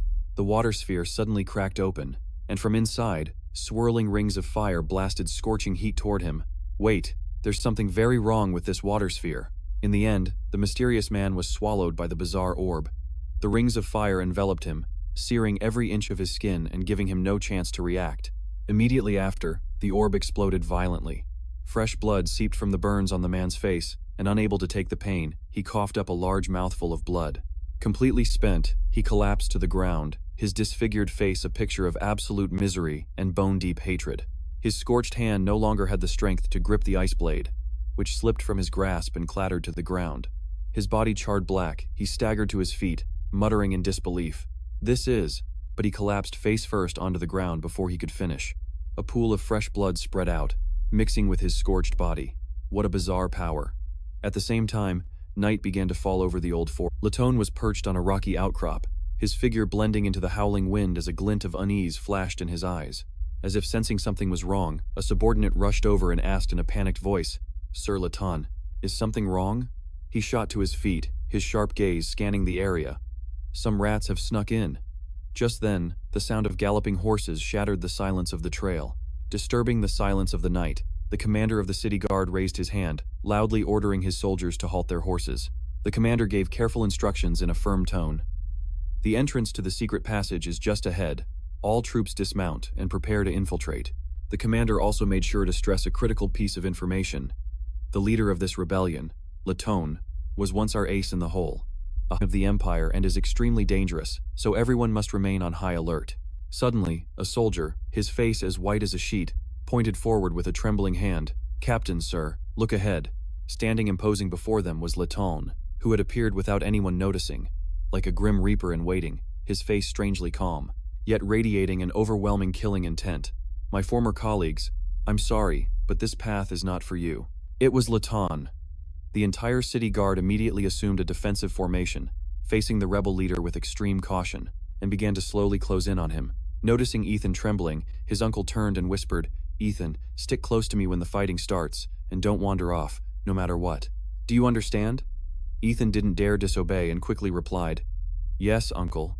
The squad psyched themselves up. "He's all alone. Charge and surround him." "Yes, sir." A short while later, a cold, lifeless hand lay on the green grass. Ethan's face was twisted in agony, bloody tears streaming down his cheeks. All around him, the corpses of soldiers and war horses lay scattered in a horrifying scene of carnage. Ethan struggled to push himself up, his head pounding with excruciating pain. He stared in disbelief at the scene before him. "Am I still alive?" From nearby, a familiar, weak voice whispered, "Ethan." He scrambled to his feet and stumbled toward his uncle. His face went pale as he saw his uncle gasping for breath in a pool of his own blood. "Uncle." Ethan hurriedly grabbed his hand, his eyes filled with tears, choking on his words. "Uncle, you." He collapsed, wailing bitterly in the cold rain. "Why did this happen? What do I do now?" The uncle looked at his nephew with sorrowful eyes, then slowly pulled an object from inside his tunic, struggling to offer it to the boy. "Ethan, don't worry about me, take this, and complete the mission." The boy clutched the object tightly, his cries breaking into silent, heaving sobs. "Uncle, I can't do it. You saw what happened, that man Latone. He killed all of us by himself." Frustration and helplessness made him scream. Even the captain was obliterated with a single wave of his hand. So with my power, he could kill me with a snap of his fingers. The uncle gave him one last look. Then his eyes slowly closed as he drew his final breath. Panicked, he hoisted his uncle onto his back, trying desperately to reassure him. Uncle, don't close your eyes. I'm taking you down the mountain right now. You're definitely going to live." His uncle only managed to force out his final words, "Complete," through the mission, before his head slumped onto Ethan's shoulder, going limp in the dark rain. His final wish left hanging in the air. Ethan's face darkened, and he stood motionless, letting his uncle's last words sear themselves into his memory. His uncle's lifeless hand slid off Ethan's sturdy shoulder, dropping heavily. He stood there, wailing like an abandoned child, unable to accept the brutal truth as he let out a heart-rending scream into the stormy night. The double doors slowly creaked open, revealing a pitch-dark room where Chen Luo was gritting his teeth in pain as his wounds were being bandaged, and yelped, "Ouch! Isabella, be a little gentle, would you?" Her eyes were now fixed on him, filled with curiosity. "Oh, right, Chen Luo. How did you manage to cast magic earlier without any chance or hand seals? How in the world did you do that?" Seeing this, the young man quickly tried to avoid her probing gaze. Well, it's probably because my chanting and hand seals were so fast that you didn't have time to see them. Realizing he was deliberately being evasive, she smirked and intentionally pressed down hard on the wound, sending a jolt of excruciating pain that made Chen Luo's eyes well up with tears as he screamed. Isabella ignored the young man writhing in pain on the ground and calmly walked over to Alice. Seeing this, Alice turned to gently persuade her. Isabella, you should be a little gentler with Chen Luo. However, she stubbornly brushed it off. Well, who told him to act so mysterious? It serves him right. He totally deserves it. Noticing Alice staring intently at the stone pillar, Isabella approached to ask what was going on. Alice, have you figured out the true purpose of this pillar yet? Alice shook her head, her expression a bit somber. Not yet, but there's one thing I'm certain of. It's something I once read about in an ancient text. A pillar used to form a magic circle. Her voice grew noticeably more serious. I'm still not clear on the specific purpose of this magic circle, but it's highly likely that the earthquake that just pulled us in here was caused by it. Her gaze flickered to the man lying unconscious on the ground, and she continued, combined with the fact that guy suddenly attacked us, I'm sure this magic circle is not for anything good. Hearing this, Chen Luo stood up from behind them, cracking his knuckles. Exactly, we need to find a way out quickly, and then report this entire incident here into the academy, and let them handle this. His eyes now gleamed with a newfound determination. However, Isabella and Alice weren't looking at him but past him with horrified expressions, as if they had just seen something incredibly frightening. At that very moment, Ethan suddenly appeared, pressing the sharp edge of his blade against Chen Luo's neck. He glared at the group and snarled, I'll ask, who are you, and why are you here? Seizing the moment Ethan lowered his guard, Chen Luo decisively moved his hand toward the blade. In the blink of an eye, he had escaped Ethan's grasp. The other man looked at Chen Luo with absolute astonishment, unable to believe what had just happened. Before his opponent could even react, Chen Luo sprang up, locking his leg. Ethan's arms were quickly twisted behind his back. The tables had turned, and now Ethan seemed completely unable to fight back. Chen Luo grabbed his head with one hand, forcing it down to the ground. He glared down at Ethan contemptuously. So, you do have accomplices. Meanwhile, Isabella was observing the strange man closely, seemingly having realized something. Ethan struggled under Chen Luo's hold, yelling, Let me go! If you don't, the entire city of Aba will be destroyed. Hearing this, Chen Luo was confused, and his actions faltered for a second. The entire group immediately surrounded Ethan, exclaiming in unison with astonishment, What did you say? At the same time, the pillar in the center continued to emit powerful streams of magic. The group finally had a realization, so that's what's happening. After Ethan explained the entire situation, Isabella looked at him with understanding in her eyes. So, you all came here to stop Latone from activating this magic circle. But unfortunately, you were ambushed by Latone, your whole team was wiped out, and now you're the only one left? Hearing this, Ethan slowly began to tell his story. Actually, a few days ago, the royal capital received a report that Latone had infiltrated the city of Aba, but we were unable to determine his exact location. We also didn't know what he was plotting. Things only became clear when the earthquake happened here, accompanied by an extremely powerful magical fluctuation. Recalling the recent events, Ethan's face filled with pain, and his voice grew heavy. It's just that we really underestimated Latone's strength. Even all of us combined were no match for him. In the midst of the tense atmosphere, Chen Luo blankly raised his hand. Can I ask a question? Who is Latone? Faced with his assertion, the group fell silent, with no one bothering to offer an explanation, and it was Isabella who broke the tense atmosphere. Chen Luo, is there any limit to your ignorance? In contrast to Isabella's cranky demeanor, Alice began to gently explain to him. Latone, a name that sowed terror, was known as the most notorious and dangerous criminal in the Nolan Kingdom. His reputation was so infamous that even children knew it by heart. Just a glimpse of Latone's familiar figure was enough to strike terror into people's hearts. Alice summarized the story. Latone was once the High General of the Nolan Kingdom's border defense, a general who not only possessed unparalleled close combat skills, but was also a high-level mage with incredibly formidable magical power. He had fought in countless battles on the kingdom's frontiers, achieving glorious victories for Nolan, and was once hailed by the entire nation as a war hero. Alice emphasized, her voice heavy. However, something no one could have expected happened during a decisive battle. Latone suddenly led his troops to betray the Empire. This very act of treachery directly led to the Nolan Kingdom's disastrous defeat in that war. She continued in a hushed tone. The outcome after that was predictable. From that day on, Latone vanished without a trace, and although the kingdom placed a very high bounty on this traitor, to this day, no one has been able to capture him. There's a rumor that Laton is hiding right in the royal capital, waiting for a chance to overthrow the kingdom's government at any moment. Hearing this, Isabella seemed to connect the dots. So, Laton's purpose in coming to Abba City was for this magic circle? What in the world does it do? Ethan's expression grew grim. This magic circle has enough power to flatten the entire city of Abba.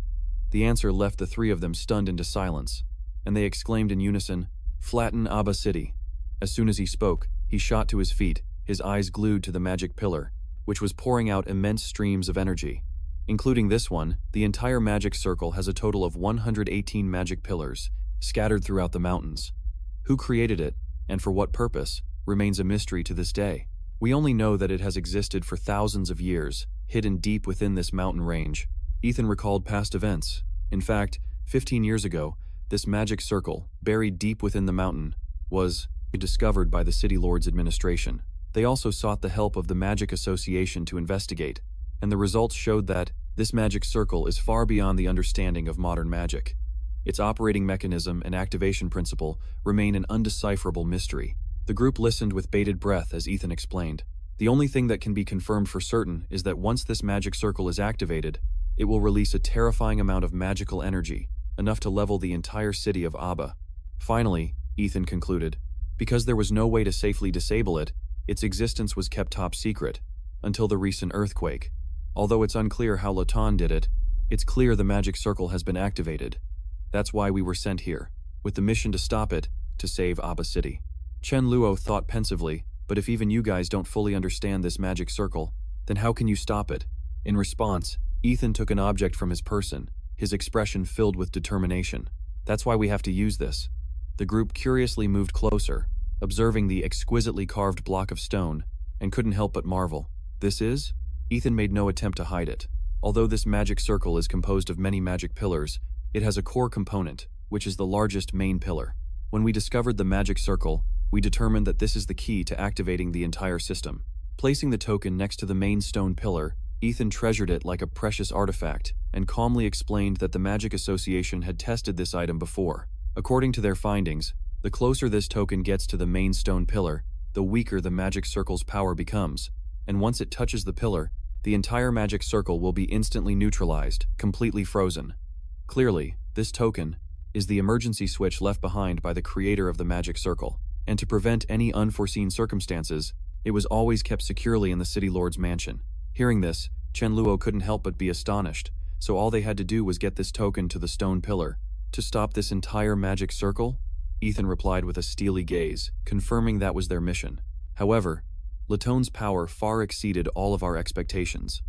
Chen Luo then looked concerned and made his suggestion. If your entire team was wiped out, it proves Laton was already prepared. You should have gone down the mountain to get more reinforcements instead. How could you possibly complete the mission with just your strength alone? Ethan understood his concern, but still replied calmly, "It's too late. You see the light on the stone pillar, right? I'm afraid that in just about 1 more hour, this magic circle will be fully activated. By then, no matter how many more people we have, it will be meaningless." Without a moment's hesitation, he instructed the group, "The only way to save Abba City right now is for me to get this token to the main stone pillar. You are just civilians, and students at that. You should quickly leave this place the way you came, go as far away as you can." Chen Luo suddenly covered his face, looking awkward, and stammered, I don't mean to ruin the serious atmosphere, but your pants seem to be." Hearing that, Ethan's face darkened, and he hurriedly looked down at his pants. A horrified scream echoed at the awkward sight, making everyone feel uncomfortable. Ethan quickly used his hand to cover his private area.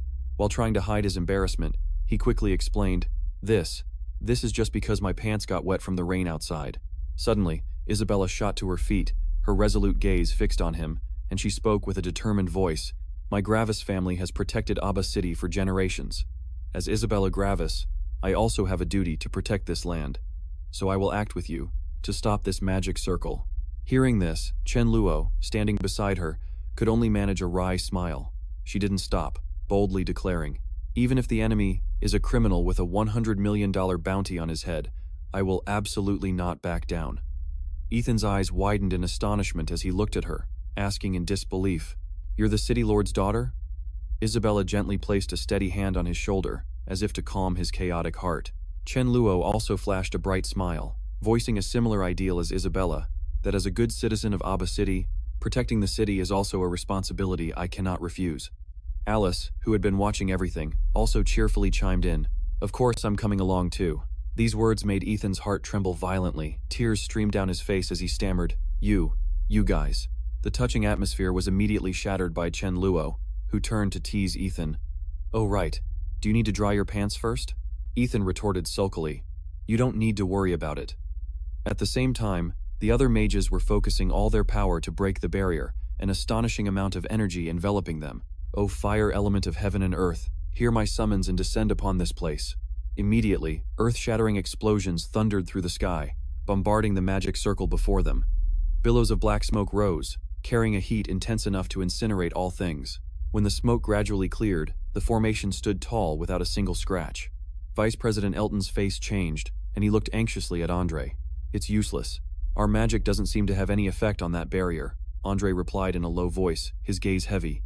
"All we can do now is wait for the guildmaster to return and see if he has a solution." Seeing Andre's strangely calm demeanor, the other mage couldn't contain his anger and shouted, "The guildmaster is still on his way back from the royal capital.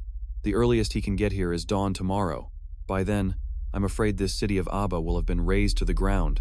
Suddenly, a familiar voice called out from a distance. Everyone instinctively turned around. "Vice Guildmaster Elton!" someone shouted with joy. City Lord Otto Gravis hurriedly cut him off, his tone urgent. "Still can't break the barrier?" His eyes were heavy with worry. "We've given it our all." Hearing the predictable answer, the city lord didn't seem surprised and immediately updated them on the situation. "The Vanguard is rushing to bring the breakthrough token inside before that magic barrier closes completely. Right now, spiderwebs have covered all the city walls." Otto Gravis hesitated for a moment before continuing in a helpless tone. "We can only place all our hopes in them." In the middle of the dark tunnel, Ethan suddenly muttered, "This is dangerous. A truly massive threat." Chen Luo suddenly walked up and smacked Ethan on the head, causing him to yelp in pain and mutter curses under his breath. "Hey, Chen Luo." But he was met with the boy's indifferent expression. "What the hell did you hit me for? It's all spider webs up ahead. Aren't you afraid of spiders?" A spider slowly descended onto Ethan's shirt, dangling from a thin thread of silk. Feeling something on his back, he reached behind him to feel around, his face showing clear confusion and anxiety. Then he slowly opened his hand in front of him. When he saw a huge spider resting in his palm, he let out a blood-curdling scream. Isabella and Chen Luo could only watch in exasperation as Ethan scrambled away, completely baffled. Are all the city guards like this? He must be a special case. Too busy running for his life, Ethan paid no attention to where he was going. Ethan abruptly stopped when he stepped on something. Luckily, Chen Luo reacted in time. He swiftly pulled him back. If he had been a split second slower, Ethan would have fallen straight into the trap below. His face was now as white as a sheet. Ethan, as if just spared by the Grim Reaper, let out a sigh of relief. Thank you. This trap was hidden so well." Chen Luo didn't reply, only silently observing his surroundings and making his assessment. "This tunnel is riddled with traps. Everyone be careful." Ethan wondered as he walked. "Hey, why do I get the feeling we're just getting more and more lost? It seems this place has been abandoned for a very long time. Are you sure this path leads to the main pillar?" Ethan asked doubtfully, wiping the sweat from his forehead. "Don't worry, it can't be wrong. I've memorized this path very carefully. The way we're about to take is a secret passage that no one knows about." His words left the other two stunned. A secret passage? Seeing their confused faces, Ethan slowly began to explain. Where the main pillar is located actually has countless passages connecting to the outside. However, all of those passages require going through the chamber's main gate, Ethan added emphatically. And that place will surely be heavily guarded by Lezen. With our current strength, confronting him head-on would be suicide. Finally, he concluded with rare confidence. That's why the path I'm leading you on is a secret passage. It allows us to enter without having to go through the main gate. It seemed everything was part of his plan. We'll sneak inside quietly, wait for the moment Lezun is most vulnerable, and throw this token at the pillar to complete the mission. After hearing the whole plan, Isabella couldn't help but be amazed. Her clear voice rang out, "So that's how it is." In contrast to her, Chen Luo had a thoughtful expression the entire time, and he finally spoke up. "I have a question. How do you know about this secret passage?" Faced with Chen Luo's question, Ethan simply flashed a confident smile. He boasted about his specialty. "I'm a history major, so deciphering ancient texts like this is right up my alley. Ever since I joined the city guard, I've pored over all the ancient documents in the City Lord's mansion, and this map of the magic circle was one of them. This mission brought together all the elites, and the only reason I'm here is because I know the way." Hearing this, Chen Luo was stunned and asked him, "A history major, so why did you join the city guard?" Faced with the blunt question, Ethan seemed embarrassed as he explained, "Well, it's hard to find a job with a history degree, and thankfully, my uncle holds a position in the guard, so he recommended me. To be honest, this is my first time on a mission outside the city." The young man could only lower his head and mutter to himself, "The struggle of finding a job. I guess it's the same no matter what world you're in." Ethan suddenly placed his hand on a spot on the wall, his voice filled with excitement. "Found it. This is the spot." And just as he said, a mysterious secret chamber immediately appeared before their eyes. The group couldn't take their eyes off the opening door. "This is it. We found it." Ethan's eyes lit up with hope. "From here, we can head straight to the central control room and easily monitor all the energy flows emanating from that giant magic pillar." At the same time, a subordinate rushed to report, "Sir Laton, the outer defensive perimeter is still holding steady. There are currently no signs of a breach." Laton listened calmly, his gaze fixed on the distance. "The defense system of this magic circle is truly a masterpiece. I'm not sure how the ancients constructed it. By the way, has Stockholm returned yet?" The subordinate answered respectfully, "Not yet, sir. He was assigned to patrol the western sector, and we've had no word from him." Hearing this, Laton fell into thought and whispered, "The western sector, huh?" His voice was cryptic. "It seems a few fish have slipped through the net." Meanwhile, Chen Luo's group was carefully making their way through the secret passage. Chen Luo's sharp eyes peeked through a crack to scout the situation outside. In the blink of an eye, he decisively pushed a brick upwards with an extremely gentle motion. An opening appeared, and a voice called up from below, "It's all clear outside. Looks like Laton is really concentrating on the main gate." The brick was fully removed, and the whole group finally managed to climb up. Some were panting for breath as they climbed up, while others were amazed by the vast space before them. "This place is enormous. We finally made it out." What appeared before them was a giant sphere of energy, and Isabella couldn't hide her curiosity. "This room is huge. Why is there no pillar and only this sphere of lightning?" Ethan calmly explained. "There was originally a pillar here, but perhaps after the magic circle activated and accumulated energy, it temporarily retracted." Suddenly, he felt something unusual beneath his feet and bent down to examine it. A line of ancient text appeared, leaving Ethan stunned. "Just as I expected, the incantation to summon the pillar is recorded here, back to its original position." The other three watched intently as he recited the newly found incantation, and the ground began to shake violently. Almost instantly, a giant pillar slowly emerged from the ground, releasing a wave of power that filled the entire space. Ethan sat down on the floor, waiting for the process to finish. "It'll probably take a few more minutes. We can only wait." Alice couldn't help but exclaim, "This is going much more smoothly than we expected. We're so lucky Ethan was here to guide us through the secret passage." She walked closer to him and asked cheerfully, "Hey Ethan, you seem so cowardly. So why are you so determined to finish the mission, instead of just trying to escape by yourself?" His face suddenly brightened, his expression filled with a vibrant confidence, and he quickly replied, "Who are you calling cowardly? I, Ethan, am a member of the Abba City Guard, and I have always put the safety of the city's citizens above all else." So of course, he was determined to protect it to the end. Seeing Ethan beating around the bush instead of getting straight to the point, Chen Luo got annoyed and smacked him on the head, snapping, "Speak like a human." Ethan rubbed his head, looking dejected as he began to explain, "All right, fine, it's actually because of my second uncle." Amidst the crackling sounds of electricity from the orb echoing throughout the room, he continued in a low voice, "Since I was a little kid, my parents were gone, and it was my second uncle who raised me and paid for my education. To me, he was no different from my own father. While outside, Li Zun killed my uncle and the others in the Vanguard team. Before he passed away, my second uncle gave me this command token. I promised him that I would complete this mission." Ethan's voice choked up, his gaze fixed on a distant point. "Moreover, his only daughter is still living in Abba City. Now that he's gone, I must protect her at all costs. Therefore, even if my second uncle hadn't instructed me, I couldn't just stand by and watch this magic array be fully activated." Chen Luo sidled up to him and teased, "Hey, I was just thinking, could the truth be that you've fallen for your second uncle's daughter?" The moment he finished speaking, Ethan's entire face turned beet red as if he'd drunk strong liquor. "No way, that's not it. I'm not worthy of her." However, slender fingers reached out and grabbed Chen Luo's ear, and gave it a painful twist. While his injured arm was squeezed so tightly his muscles knotted up, Isabella yelled right into Chen Luo's ear. "You usually seem so clueless and dazed. So how are you so perceptive all of a sudden?" Alice also took the chance to add fuel to the fire. "Chen Luo, don't tell me you've been pretending to be an idiot all this time." Caught between the two of them, the poor guy could only yelp. "Ow, it hurts. It hurts so much. I wasn't pretending." Just then, Ethan held out a photograph of a beautiful girl. Chen Luo was stunned. "This is..." He quickly snatched the photo and stared intently at the person in it. Ethan shyly confirmed. "This is my second uncle's daughter. Her name is Lena. After this mission is over, I will." Standing beside them, Isabella couldn't stop praising. "She's so beautiful. Did you draw this?" Suddenly, Chen Luo yanked Ethan's arm, leaving the young man bewildered.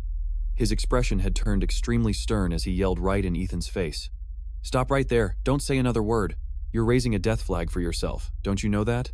Ethan seemed startled and asked back. "Ah, it's a saying from my hometown. In short, you need to remember this carefully. Before everything is settled, you must never say things like, 'After this is over, I'll go back to my hometown and get married.' Or, 'Once this job is done, I'll go back and confess.' And you definitely shouldn't show anyone pictures or anything, got it?" After hearing the whole spiel, Ethan was dumbfounded. Go home and get married? Pictures? Oh, I think I kind of get it now." Alice leaned in and whispered to Isabella, full of curiosity, "Why have I never heard that saying before?" Hearing this, Isabella reassured her friend. "Just ignore him. That guy's always like this. He says the most bizarre things sometimes." Just then, a light from the magic pillar shone directly on the group, forcing them all to turn around. Ethan exclaimed joyfully, "Ah, it's finally done." He immediately picked up the command token, not forgetting to instruct Chen Luo's group. "I'm about to release the seal. Everyone get ready." Chen Luo seemed not to understand and asked, "A seal?" As he spoke, he focused on turning the command token, and rays of light began to flash from it. To avoid being detected by Li Zun, before we reached the main pillar and entered this mountain, this command token was sealed with a simple magic spell. It only takes a little bit of spiritual power to break it. Once the seal is removed, the magic array will react immediately. Fearing that Laton would soon discover the command token's presence, we had to act swiftly. From the center of the token, a mysterious energy began to radiate, then floated straight up into the air. As if sensing it, the electric orb immediately unleashed fierce arcs of electricity. Yi Shen decisively pressed the command token against the pillar and turned to urge his comrades. "It's almost done. Everyone prepare to retreat immediately." But suddenly, a horrifying sight made Chen Luo's pupils contract, as deep crimson flames erupted from out of nowhere, swirling into eerie circles that enveloped the command token. And then, before everyone's shocked eyes, the flames engulfed Yi Shen completely. The raging flames vanished as quickly as they appeared, and the group hurriedly rushed over to where Yi Shen lay motionless on the ground. The command token was still stuck fast to him, not moving an inch, while faint embers still danced on his fingertips. Just then, Laton suddenly appeared, his voice dripping with sarcasm. "So you little rats finally decided to show yourselves." Chen Luo's group was stunned with horror. Yi Shen struggled to his senses, his body covered in wounds, his resentful gaze fixed on Laton. On the other side, Isabella and Alice seemed to already have a plan. They quickly exchanged a knowing glance. Then both girls simultaneously hid the burning flames in their palms behind their backs, then chanted in unison, "Oh, fire element that permeates the world, heed my summons and descend upon this place." Instantly, blazing fireballs were hurled straight at Laton.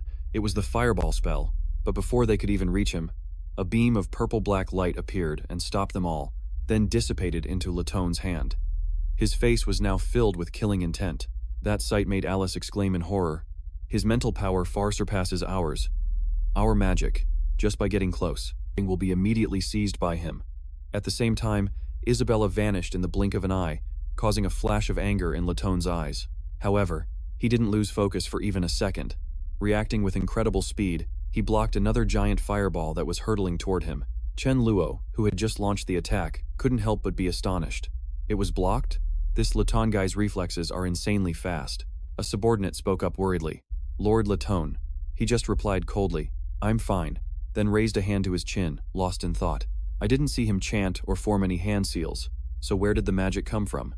Moreover, his mental power is also incredibly strange. It clearly doesn't feel overwhelmingly powerful, yet I can't seem to seize control of it.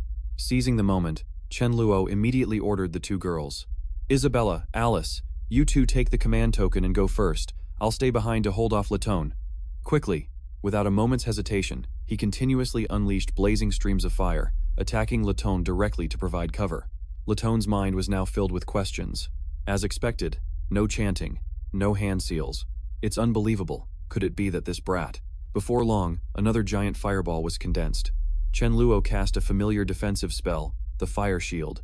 Witnessing his power, Latone couldn't help but be amazed. While struggling to defend himself, he continued his train of thought.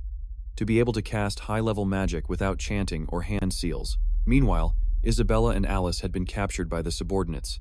Alice immediately put on a pitiful act. "Hey, be a little gentle," while Isabella tried to reach for the command token, gritting her teeth in frustration. "Damn it, just a little more." On the opposite side, Chen Luo had taken a ready stance, gathering both fire and water elements in his hands. Chen Luo growled, "Looks like I'll have to take you down first." Latone observed him intently, then realized in astonishment, "Is this the fireball spell? No, that's not right. Why is there also a water element?" The two opposing elements, fire and water, merged together, creating an unprecedented destructive power. Immediately after, an earth-shattering explosion rang out. Its destructive force was so terrifying that anyone standing nearby would be instantly obliterated. Even Latone's subordinates couldn't hide their expressions of absolute terror. Such power, yet the fireball spell didn't faze him at all. Chen Luo's eyes widened in disbelief, unable to process the scene before him. Just when he thought he had succeeded, a powerful force from a single punch suddenly shattered the fireball, rushing straight for his face. Leighton landed a devastating blow on him, his voice dripping with contempt as he said, "You really shouldn't flatter yourself." Chen Luo couldn't help but cough up blood as his body was sent flying. Leighton's criticism echoed in his ears. "Your spell-casting speed is indeed very fast, but the gaps between your attacks are too wide. You completely lack the consecutive moves needed to pressure an opponent and find an opening." He had no intention of letting him go, instantly closing the distance and landing another vicious elbow strike to his face. "Not only that, your stance is unstable, and your footwork is sloppy. You're completely unprepared for an enemy getting in close." Chen Luo collapsed to the ground, with no strength left to even get up. Leighton stood over him from a superior position, continuing to spew contemptuous words, a young man with exceptional talent but no combat instinct. "If this were a real battlefield, your head would have been off your shoulders a long time ago." Suddenly, Ethan spoke up, trembling as he walked towards Leighton. "The one who doesn't get it is you." Leighton glanced over, his face a mask of utter boredom. Ethan glared at Leighton, his eyes burning with fury, breathing heavily as if ready to risk his life. He clutched the token tightly in his hand, his body crisscrossed with wounds. Ethan mustered his remaining strength, gritting his teeth to hold back the excruciating pain, raising the precious token high. Fresh blood stained his entire hand, the sharp edges of the token digging deep into his flesh. He took a deep breath and threw the token with all his might towards the magic pillar. Leighton sensed the danger and immediately turned to order Oslo. The henchman didn't hesitate for a second, throwing his spear at Ethan with all his might. Meanwhile, Chen Luo, lying in agony, on the ground, watched his comrade in danger and screamed in desperation, "Ethan, move!" But Ethan's face became strangely determined, braver than ever, not uttering a single sound. Chen Luo screamed in despair, "Ethan!" In that life-or-death moment, childhood memories suddenly came flooding back. It was the worst day of his life, with frantic calls of "Ethan, Ethan," still ringing in his ears. At that time, a young, innocent Ethan had turned to ask his uncle, "Second uncle, is Uncle Jason called a hero because he's super strong?" His second uncle lowered his voice and replied, "No, he wasn't strong at all. Your Uncle Jason never even met the standard power level, and his captain would scold him for it constantly. On top of that, he was a pretty big coward, just a little spooking from us uncles, and he might have wet his pants from fear." The sharp young Ethan asked back, "Then why does everyone call him a hero?" With wide, attentive eyes, the little boy listened to his uncle. Because in the darkest moment, he was the one who stood up to protect everyone, and the current situation proved that Ethan was also a true hero. Chen Luo's team couldn't hold back their tears, all of them in extreme anguish over their friend's sacrifice. Only Leighton remained cold and emotionless from start to finish. The spear had pierced through Ethan, but the physical pain was nothing compared to the anguish of not being able to fulfill the promise he made. "Second uncle, I." Despite it all, a sense of pride swelled deep within his soul. Even in the body of a mere mortal, one can accomplish extraordinary things. The token was now resting on the magic pillar, and Ethan's voice was filled with joy. "I did it." Fresh blood spread across the ground, mingling with the sweat from his efforts. A true hero. The token and the magic pillar fused, erupting in an overwhelming, brilliant light. Everyone below held their breath, not daring to miss a single moment of the spectacle. The giant sphere of lightning suddenly began to contract, and the raging electrical energy surrounding it gradually weakened. A look of horror appeared on Leighton's henchman's face. The magical glow suddenly died out. Isabella burst into tears, desperately calling his name, Ethan Oslo. Across from them, a pair of cold eyes flashed with contempt. This brat was foolish enough not to even dodge my spear. A rough, calloused hand moved close to Ethan's nose, checking for his last breath. The man's actions were strange. He simply knelt, observed Ethan for a moment, and then delivered an ice-cold verdict. He stopped breathing. Chen Luo couldn't believe the scene before him. He struggled frantically, screaming in absolute anguish. Laton Oslo immediately pinned him down, roaring sharply, "No, don't move!" A subordinate approached, his voice filled with anxiety. "Sir Laton, the magic circle seems to have stopped working. What should we do now?" His trembling hand clutched a photograph, tightly gripping the image of Lena smiling radiantly. Her face was filled with happiness. Laton sank into a long silence before speaking in a toneless voice. "We have been defeated." The stunned subordinate stammered, Sir Laton." He looked up at the remnants of the magic circle, his mind likely swirling with its own calculations. A barely perceptible flicker of sorrow passed through Laton's eyes. This young city guard knew full well that not dodging the spear meant certain death, yet he still chose to sacrifice his life, to destroy the magic circle from within. "We have gravely underestimated their will." His voice held a bitter admission. "This time, we have truly lost." Oslo looked at him resentfully, urging, "Sir Laton, don't we still have one last trump card?" Laton replied hesitantly, "I know what you're talking about, but as I've said before, our understanding of that forbidden art is still too shallow. We could very well pay with our lives, and achieve nothing in return." As soon as he finished speaking, all of his subordinates dropped to their knees in unison. The atmosphere became incredibly tense as they all pleaded earnestly, "Sir Laton, if we didn't possess an iron will, we would not have been able to follow you to this day. Even if there's only the faintest glimmer of hope, we are willing to take the chance." Laton's face clearly showed his conflict. "You all." His words were cut off by his determined subordinates. "The vengeance we have shouldered can finally be repaid. No matter how slim the hope, we still want to take that gamble." Meanwhile, Chen Luo's group had been completely subdued, bound tightly with thick ropes. A soldier roughly shoved Chen Luo to the ground, making him crash into Alice's legs. Both Isabella and Alice looked at him with sorrowful eyes. "Chen Luo, are you okay?" Not wanting them to worry, Chen Luo lifted his bruised face to look at them, trying to reassure them, "I'm fine." At that moment, Oslo bowed respectfully and reported, "Sir Laton, everything is ready. Please give the order." Laton looked at his loyal subordinates, his eyes unable to hide how moved he was by their unwavering loyalty, even at the very end. He immediately made his decision, his voice like steel. "Help me this one last time. I'm counting on all of you." Everyone responded in unison, their morale soaring. "Yes." One by one, they approached the magic pillar, where powerful arcs of electricity were crackling. All of them clasped their hands in a prayer-like gesture, full of reverence. Suddenly, strange streams of light began to flow from their bodies, resembling spiritual energy, and it was quickly absorbed by the electric orb in the center. Chen Luo held his breath, watching their every move. What in the world are they doing? Alice, with her vast knowledge, quickly realized this seemed to be a type of sacrificial magic from ancient times. Following an ancient, handed-down ritual, they offered their own spiritual energy to power the magic circle, thereby reactivating the Citadel's pillar, causing it to once again blaze with pure energy.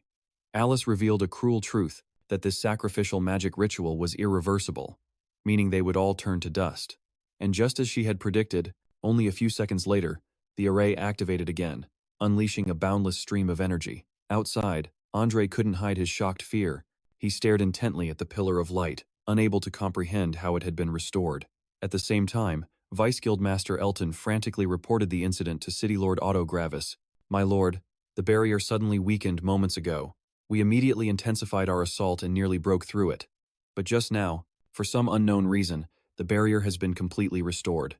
After hearing this, the City Lord fell silent, as if there was something difficult to say. His voice was filled with contemplation. What in the world happened?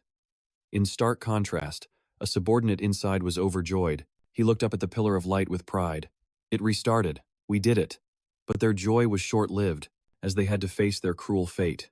One by one, their bodies began to disintegrate. Oslo looked at Latone with an expression full of reverence, managing to speak his last words. "Farewell, Sir Latone." Latone's eyes glinted with steely determination as he replied with a solemn oath. "Farewell. Rest in peace. I swear to all of you, the city of ABA will be wiped out." Hearing this, the man smiled in satisfaction and passed away peacefully. "Thank you, sir." Meanwhile, Tranlax's group was furious. Alice couldn't accept the reality, she screamed. "The magic circle has restarted." Isabella seemed unable to contain her resentment. She uttered a single question. Why?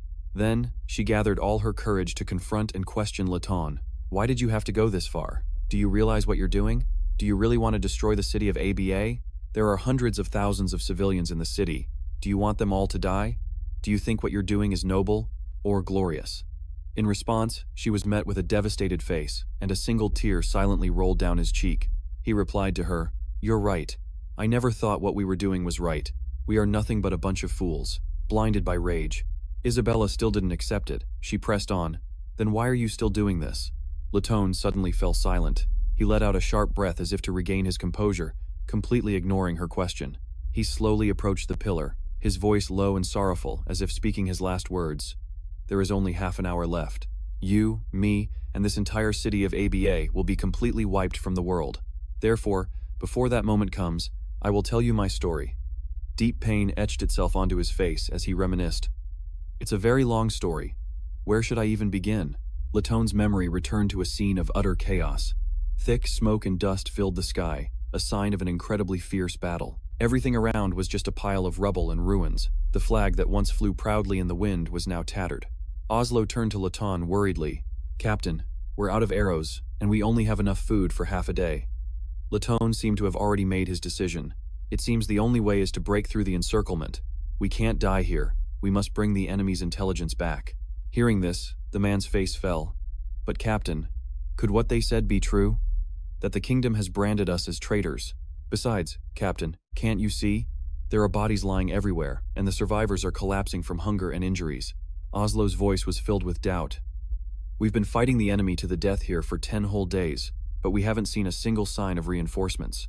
Actually, the men in the squad have been whispering a rumor lately, that the reinforcements went silent because those old fogey nobles up top think our merits have overshadowed our masters, so they're using this chance to eliminate the threat." Before he could finish, the soldier slammed the hilt of his sword on the ground in a rage, instantly making the air heavy. Latone immediately growled, cutting him off. "Shut your mouth, Oslo. Do you have any idea what you're saying? This is a divisive tactic from the enemy, can't you see that?" Oslo retorted resentfully, still determined to expose the truth, but Latone didn't give him a chance to explain, roaring to drown him out. "That's enough." Another soldier stepped up beside Latone, his eyes full of trust. "We have always fought for the survival of the kingdom. I firmly believe the kingdom would never turn its back on us." Hearing this, Latone didn't force the issue, but declared loudly, "If any of you brothers wish to defect to the enemy nation, I can completely understand. Just stay behind. I won't hold a single grudge. As for those who still trust me, prepare to break through this encirclement with me." That soldier immediately responded with a look of sheer determination. "I trust the captain. Let's break the siege together." Oslo hesitated at first, but then also spoke up bravely. "I trust the captain too." As soon as he finished, everyone shouted in unison, their absolute faith placed in Latone. "Captain, we all trust you. Please lead us to break through this encirclement." Hearing those words, Latone's spirits were immediately lifted, and he affirmed with steely resolve, "My brothers, thank you all. Rest assured, the kingdom will definitely not abandon us." Without a moment's hesitation, everyone moved under Latone's command. "Entire squad, stay close. Objective is to break through. Understood." 3 days later, outside Aba City, the atmosphere was unusually quiet. The silence was so profound you could almost hear the cicadas buzzing in the summer noon. Suddenly, a guard in the distance cried out in surprise upon spotting something. Latone collapsed to his knees, his face shining with immense joy as he looked at the path ahead, even though his body was now completely exhausted. He pressed his forehead to the familiar soil of his homeland. "We're finally back." But just then, his subordinate suddenly screamed in terror. "It looks like our troops. Look quickly." However, the next scene was a dark prison, with only Latone's desperate screams echoing. "Hey, I am Latone, captain of the 9th Squad of the Kingdom's army. Let me out. I have urgent intelligence to report." Overcome with indignation, he gripped the prison bars so tightly it seemed he could break them at any moment. Suddenly, a strange man approached. The man coldly informed Latone, "The Kingdom's army. Forget it, Latone. From now on, you are a traitor to the nation. Understand? Your wife has been dealt with according to the law. As for you, tomorrow you will be reunited with her. This is the price for being a traitor." Laton froze for a few seconds, unable to believe what he had just heard. "Wait, Lisa, why? Why would this happen?" He frantically grabbed the man's collar. He screamed to prove his innocence. "I did not betray the country. Let me go. Give me back Lisa and Gwen. I am not a traitor." The man coldly pried his hands away, leisurely adjusted his clothes, and then said in a contemptuous tone, "This is why I say, you military types." Then he gave a sinister smile. "I know you're innocent, but so what? The higher-ups want you dead, so you must die. Furthermore, your entire family must die in disgrace." With that, the man turned to leave, not forgetting to toss back a sarcastic remark. "Well then, everything that needed to be said has been said. See you tomorrow at the execution block, Mr. Captain." He left, ignoring Laton's heart-wrenching screams. "Get back here. I didn't betray anyone. Get back here." He collapsed in agony onto the cold ground, sobbing in despair. "No, I didn't." The guard was startled by a strange noise, but before he could even react, a sharp spearhead pierced straight through his throat. Fresh blood splattered everywhere, and the prison key quickly changed hands. The prison door was pried open, and Laton's trusted subordinates had all gathered. "Captain, we're here to save you. We just escaped from the cell next door. Those bastards have truly branded us as traitors." Laton just sat motionless in a dark corner, completely devoid of life, and replied soullessly, "I'm not going." Sensing his despair, they reported in a panic, "Captain, the royal soldiers are hunting for us everywhere." A shout echoed from the distance. "It seems they're here. Search this area thoroughly." A subordinate gritted his teeth. "Damn it, they've already caught up to us." The group immediately split up. Knowing it would be hard to escape the royal army's encirclement, one group said decisively, "You take the captain and go first. We'll stay behind to hold them off. Trust us. We swear to get the captain out safely." They urged the others to leave quickly, while the group staying behind prepared for a fight to the death. In the middle of a square crowded with citizens, Laton's reputation was cruelly tarnished. The man who was once a war hero, the pride of the Nolan kingdom, was now accused of betraying the trust of all its people, colluding with foreign powers, selling military intelligence, and sending countless loyal soldiers to their wrongful deaths. An official loudly read the indictment. Yesterday, the traitor, Laton, and his accomplices snuck into Aba City, plotting to cause a disturbance, but were fortunately discovered and apprehended in time by our brave and resourceful city defense force.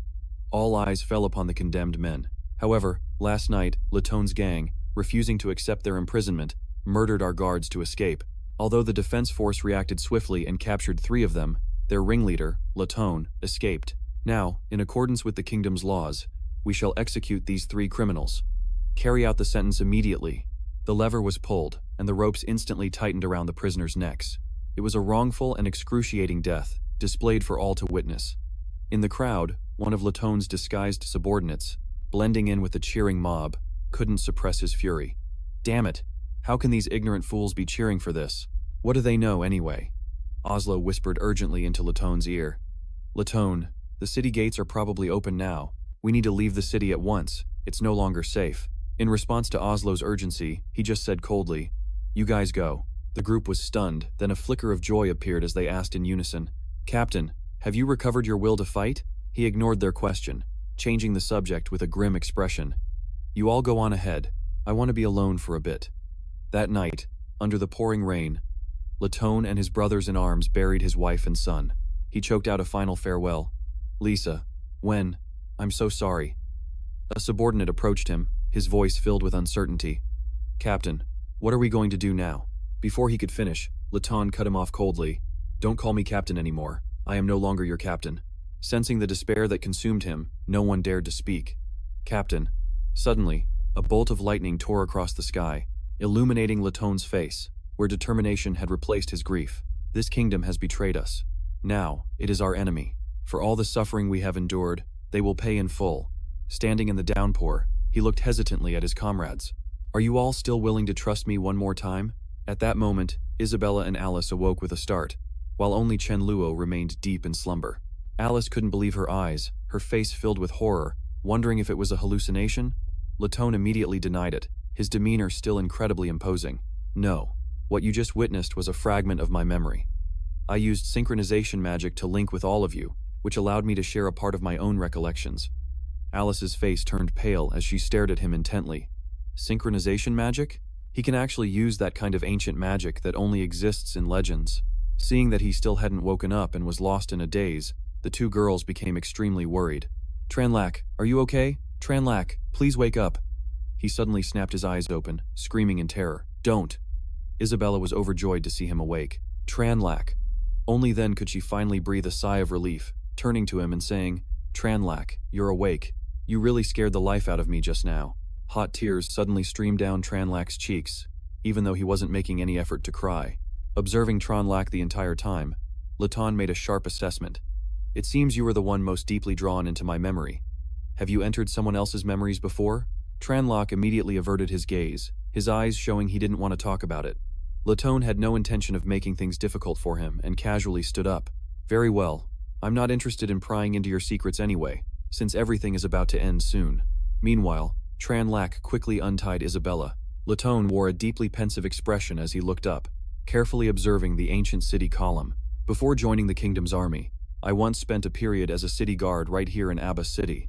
He suddenly became lost in his dark past, and it was during that time that I discovered the existence of this magic circle. For that reason, after deciding to take my revenge on the kingdom, I led them here. It was an incredibly busy period. We found a large number of ancient records inside a secret underground chamber, and we spent a great deal of time studying them. Thanks to those ancient texts, we learned about several magic formations from the ancient era, how to control this magic circle, and even its entire history. He envisioned the mysterious ancient patterns. Thousands of years ago, a world-shaking war erupted among the ancient inhabitants. Back then, the inhabitants of Abba City were on the brink of defeat, so they built this massive self-destruct magic circle, turning their own homeland into a death trap with the intention of dragging their enemies down with them. Right now, that life or death moment seems closer than ever. Latan suddenly spoke in a low voice. Those ancient records never mentioned what their final outcome was. Whether it was victory or annihilation, we can't know for sure. The only thing we can be certain of is that, from the moment it was created until now, this magic circle has never once been activated. His figure exuded an overwhelming aura as he stood beside the towering city column. Once activated, in just a brief moment, this magic circle will release a colossal amount of magical energy, wiping out every living creature in the entirety of Abba City. Latan tightened his grip on the blade in his hand. His ice-cold voice rang out. There will be no pain. In just a single second, everyone will be liberated. Alice tried her best to stop him, trying to reason with him. Wait. Although I can understand the pain you've been through in the past, you can't drag the innocent people of this entire city into your revenge as sacrifices. He looked at her calmly, the corner of his lips curling into a cold smirk. You can understand? How ridiculous. Sometimes, even I can't understand myself. A thought suddenly flashed through Tranlac's mind, and he growled, It's useless. His expression was heavy with sorrow, hiding a deep-seated sentiment. He slowly explained that the enemy he was targeting wasn't just the kingdom and the nobility, but also the blind masses who cheered and celebrated when his comrades were brought to the execution block. In his eyes, all of them were guilty. Latan looked at him with an understanding gaze and said softly, It seems you've sunk far too deep into this mire. His hand reached out, as if to caress the surface of the floating orb, before decisively piercing through its thin membrane, making direct contact with the liquid energy mass inside. Instantly, the entire forest blazed with light amidst the dark night, as a violent torrent of magical power began to radiate from the orb. The ground trembled violently, forcing the mages to brace themselves, while Vice Captain Elton's face turned pale with horror. We're doomed. The magic circle has been activated. At the same time, Brittany, who was absorbed in her notes, jumped in surprise and rushed to the window with a worried expression. The window panes suddenly cracked and then shattered. A thought flashed through her mind. An earthquake? But she quickly realized, no, this was a magical tremor, and it was terrifyingly powerful. Meanwhile, Chen Luo's group could only stare up in horror at the magic circle activating high above, their hearts filled with absolute terror. Isabella lowered her head, her voice filled with regret. In the end, I still couldn't stop it. I'm sorry, I've dragged everyone into this again. She turned to him, forcing a smile.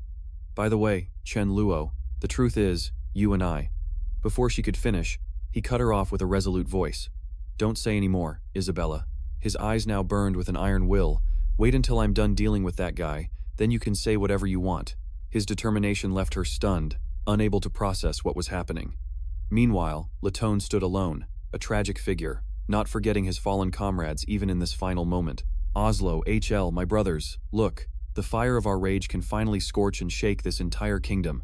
Without a moment's hesitation, he roared, "Magic circle, activate." But at that very instant, a punch that Chen Luo had been waiting for the perfect moment to throw flew straight into Laton's face, giving him absolutely no time to react. The devastating blow sent him sprawling onto the ground, knocked out cold. Isabella and Alice stared at the scene, stunned and bewildered, and blurted out, "Chen Luo?" A flicker of sorrow appeared in his determined eyes. "I'm sorry, but I have to stop you." At the same time, the giant, jade-green orb of energy was still glowing, enveloping the entire city of Abba and unleashing a terrifying shockwave that struck fear into everyone's hearts. However, the endlessly expanding orb suddenly stopped in its tracks. Andre and the others, their faces still pale with shock, exclaimed in astonishment, It stopped." The guards, still reeling from the shock, were drenched in cold sweat. "I really thought we were done for this time." Otter Gravis maintained a stern expression, but his eyes couldn't hide the lingering fear. Just then, Vice Captain Elton was surprised to see Miss Brittany's arrival. "Why have you come here?" Responding to his surprised look, Miss Brittany rushed forward, her face etched with worry. I sensed an extremely powerful magical fluctuation coming from the back mountain. "My students are still in there. Are the children all right?" Vice Captain Elton quickly tried to calm her. "All students have been ordered to evacuate home safely. You are not part of the Mage Association, and this area is extremely dangerous right now, so you should leave immediately." Miss Brittany frowned, filled with doubt. "Evacuated home?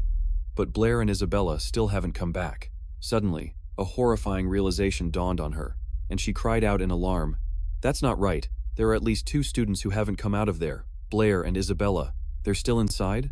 Vice Captain Elton frowned slightly. "Isabella, the daughter of the city lord, right?"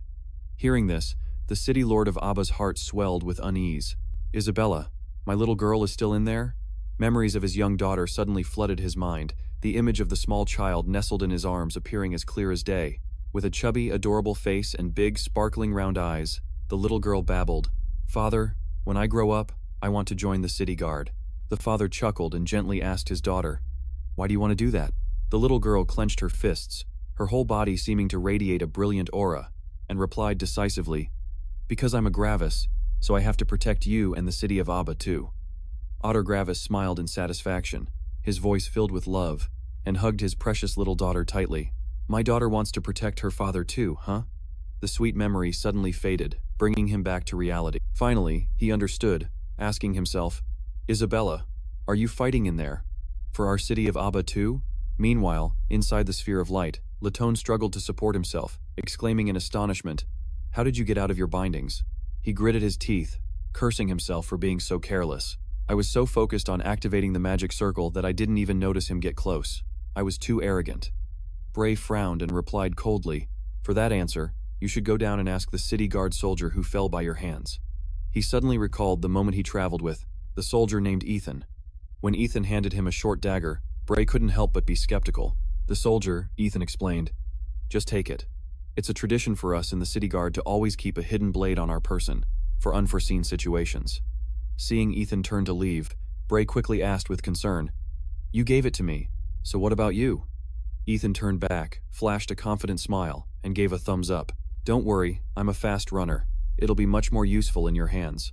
The flashback ended as Laton frowned, glancing at the corpse of the soldier he had killed, his body pierced by a spear, fresh blood staining the area red. Laton smirked, his voice dripping with sarcasm. "I forgot about that proud tradition of your city guard. Truly a model soldier." He used his spear to push himself up, his gaze cold and sharp. "Even though you've seen through my memories, you still choose the path of confrontation, don't you?" Bray clenched his fists, taking a fighting stance. He replied with a resolute voice, "Yes." Laton ran his hand over his dark staff, his pupils constricting as killing intent radiated from his eyes. "It seems we both have unshakable ideals. I take back what I said before. You are worthy of being my opponent. Further talk is useless. Let this battle decide the victor." As he finished speaking, he raised his scepter high, and a gigantic fireball that lit up the sky began to form. "Oh, fire elements of the heavens and earth, hear my summons and descend upon this place." Isabella and Alice screamed in terror and worry. "Bray, be careful. He's using a wide area magic spell." Despite his body being covered in injuries, Bray calmly reassured them, "Don't worry, I have a way to deal with it." Amidst the brilliant golden light that could incinerate all things, Latone roared, "Fire dance jutsu!" Countless fireballs immediately rushed towards Bray, as if to swallow him whole, but just then, a blue barrier promptly appeared and enveloped him. The raging sea of fire was completely blocked, unable to leave even a single scratch on Bray, before it was gradually neutralized and vanished into thin air. Isabella and Alice breathed a sigh of relief. He thought to himself, just as I predicted, even fire magic needs oxygen to be sustained. As long as I drain the air around me, any approaching fire-based magic will be nullified. Witnessing this, Latone's pupils shrank, his eyes filled with a mixture of astonishment and fear. My magic vanished in an instant? Could he have seized control of the elements? Impossible. His spiritual power can't be that strong. So what in the world just happened? He suddenly glanced to the side, and what he saw was something Latone wouldn't have believed even in death. Struck by a backlash from his own magic, Latone frowned in horror, certain that he hadn't seen wrong this time. That guy could cast magic without any incantations or hand seals, and in the very moment Latone was still frozen in terror. Brian had suddenly closed the distance, unleashing a lightning-fast punch that gave him no time to react. It seems you weren't prepared for close combat at all. Without any hesitation, Brian landed a devastating punch right on Latone's face, deforming it, sending teeth flying, and launching his whole body into the distance. The magic staff spun through the air, and Brian's eyes locked onto it. He instantly dashed forward to seize the weapon, refusing to give him a single second to turn the tables. Brian now held the staff firmly in his hand, but he immediately sensed something was off. This magic staff. Wait, there's residual magic on it. Latone slowly rose to his feet, a triumphant smirk on his face. You're always so predictable. My blade has always been hidden inside this staff. I'm surprised you managed to push me this far. With a flash of the sharp blade, Latone seized the moment while Brian was stunned, lunging forward and landing a slash that ripped open his arm. Wielding the blood-drenched sword, Latone coldly watched as Brian dropped to his knees, clutching his wound and groaning in agony. He triumphantly ground his foot into Brian's wound, taunting, "You really surprised me, kid. Not only do you possess some strange power I can't understand, but you also learn at an astonishing rate. Too bad you're still too indecisive in the end. You had your chance to finish me." Latone raised his sword, gathering all his strength to unleash a final blow aimed directly at Brian.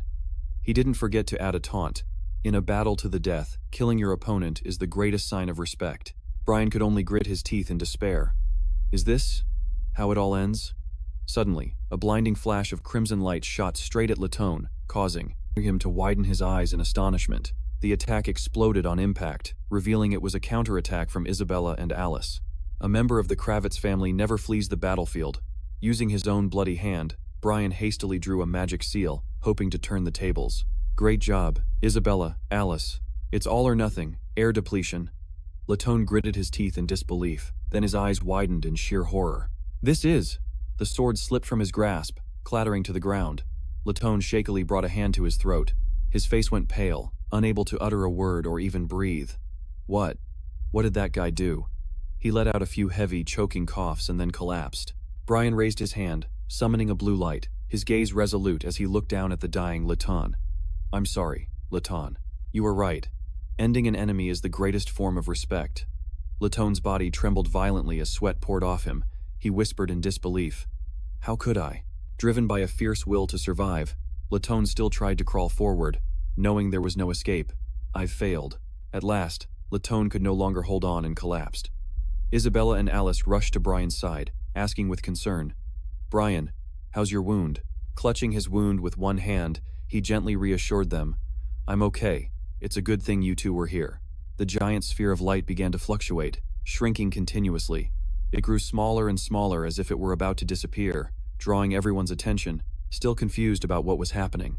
Suddenly, Alice explained, It seems that after accumulating enough energy for a certain period of time, if the magic circle doesn't receive the activation command, it will automatically shut down. Isabella cheered happily. That means we did it. She immediately rushed forward, excitedly hugging Brian. This is amazing. We did it. We've protected the city of Abba. Brian could only cry out helplessly in pain. Ow, ow, ow, please stop shaking me. But just then, a sudden earth-shattering noise rang out, causing the bricks and stones on the ceiling to crack and rain down. In that moment, Alice seemed to remember something critical, hastily exclaiming, I forgot to tell everyone that many magic circles are designed to self-destruct after deactivation, to prevent enemies from using them. Hearing this, Isabella frowned and asked, "Self-destruct? What do you mean?" Alice said while looking up at the collapsing ceiling, her voice filled with worry, perhaps. "This very magic circle and the entire tunnel will collapse together." Just as she finished speaking, a huge boulder suddenly fell straight down. Chen Luo was the quickest to react. He shouted amidst everyone's shock, "Run!" He roared in a mix of panic and frustration. "What's there to study? In this situation, we need to run for our lives." Immediately after, a terrifying crack echoed as the main support pillar snapped in two. Chen Luo knew that time was up. He glanced back painfully at Ethan, his friend's body still lying alone on the cold ground. He gritted his teeth and whispered a farewell. "Goodbye, Ethan. Goodbye, Latuan." At the same time, the massive emerald energy sphere enveloping ABA City also began to dissipate. The people outside witnessed this scene and cheered with a mix of shock and joy. The barrier is gone. Seizing the opportunity, a figure darted forward as fast as the wind. It was Miss Brittany.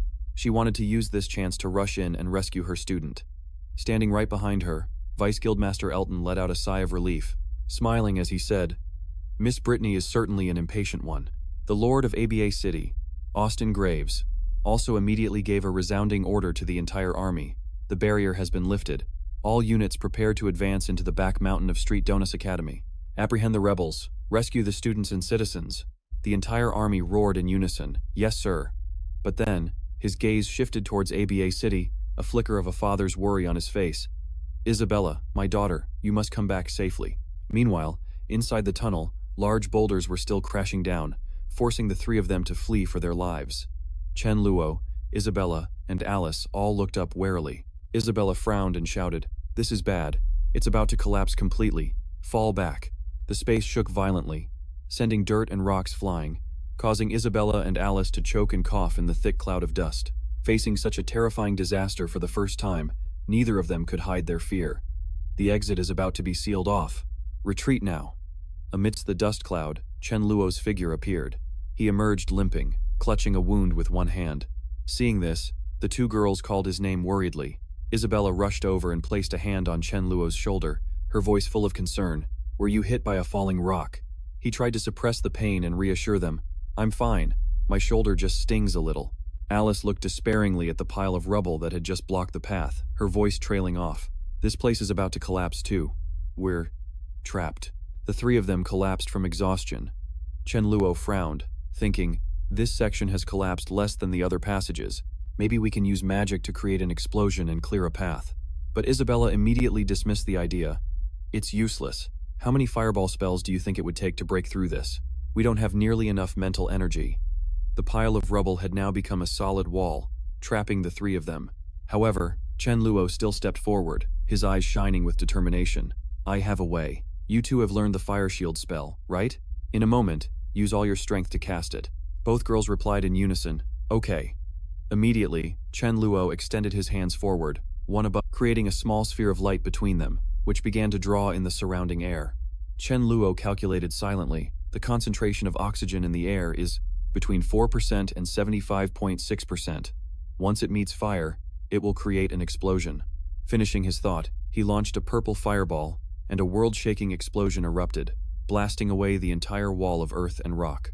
Meanwhile, the two girls on either side had managed to erect protective barriers for him in time. The rock wall that had blocked the exit was now obliterated. Chen Luo cheered joyfully. It worked.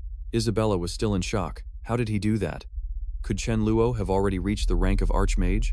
Ahead, a faint light from outside the mountain appeared. The three of them climbed out of the ruined tunnel one by one. Alice panted and said, "Finally, we finally made it out." Right behind, Isabella also struggled to follow Chen Luo. She was gasping for breath. It seemed everyone's strength was completely drained. From above, Isabella reached out to him and asked worriedly, "Brian, are you okay?" Panting, Brian replied, "Don't worry, I'm fine." However, blood continued to gush from his wound. Brian grimaced in exhaustion. "Just as I thought. I can't go on. This is my limit." He mustered his last bit of strength to keep climbing, but unfortunately, his hand slipped and he fell. Seeing this, the two on the cliff screamed in horror, "Brian." In his despair, Brian thought to himself, "Is this really where it ends for me?" Suddenly, as he faded into a daze, a hand grabbed him tightly. Through the hazy fog, Brian recognized the silhouette of Brittany. The next scene takes place in the infirmary, where Miss Brittany and three other girls were gathered around his bed. The young man slowly awoke. letting out a soft groan. The moment he tried to force himself to sit up, a bone-chilling pain shot through his entire body. "Where am I? It hurts like hell." Isabella, who had been dozing off, was startled awake. She rubbed her eyes and quickly said, "Brian, lie still." Everyone around them erupted with joy. "Brian, you're finally awake." Isabella placed both hands on Brian's shoulders and shook him vigorously, saying joyfully, "You're awake, that's wonderful." Brian could only cry out helplessly, "Pain, it hurts so much. Stop shaking me, I'm about to leave this world for real." Seeing this, Brittany, who sat opposite him, spoke up. "Fortunately, the wound isn't life-threatening. You just lost a lot of blood. For the next few days, just focus on getting some rest. As for the academy, I'll take care of getting you excused."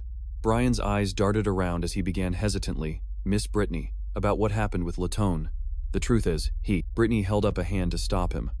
"I've already heard the whole story from Isabella and Alice, but this situation, I fear it involves the higher powers of the kingdom, which is not something we can interfere with. If you let this information get out, you might bring ruin upon yourself." Brian could only nod. "I suppose so. There are many things in this world that are beyond one's control."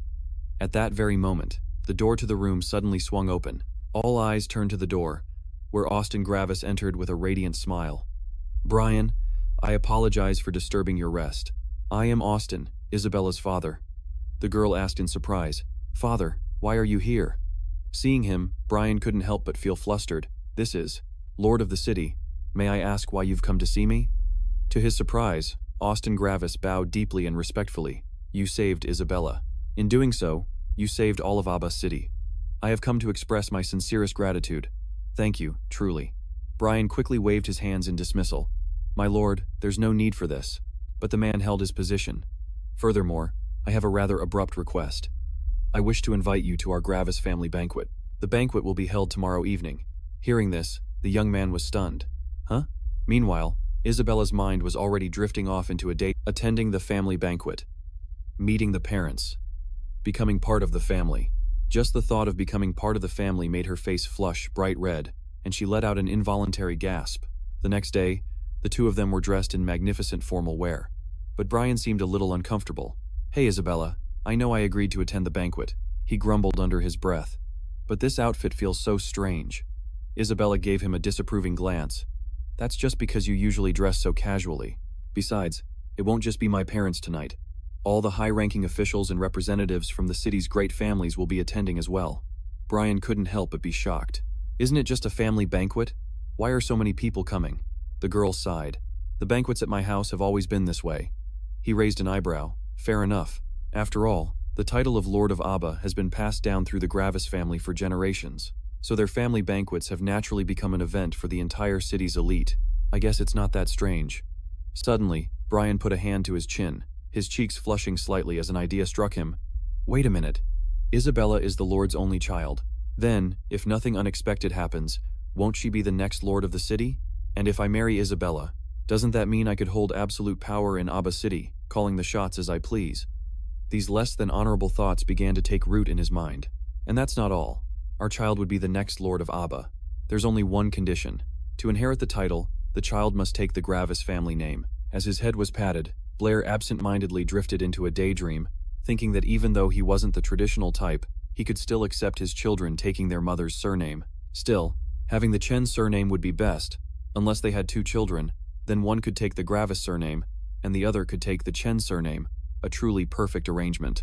A familiar sharp pain shot through his earlobe, making him jump. "Why are you pinching my ear?" Isabella growled in annoyance. "You were definitely imagining some nonsense again, weren't you? Spit it out. What were you just thinking?" Blair struggled to get free. "Stop messing around. I was thinking if we had two." Realizing he had misspoken, the young man quickly waved his hands to explain, "No, it wasn't me. It was a friend of mine. Really, just a friend. His wife is about to give birth, and it's twins, so he asked me to help think of names for the kids." Isabella actually believed him completely. "Is that so?" I thought, "Oh, never mind, I didn't think anything. So, have you helped your friend pick any names yet?" Blair scratched his head, answering awkwardly, "Not yet.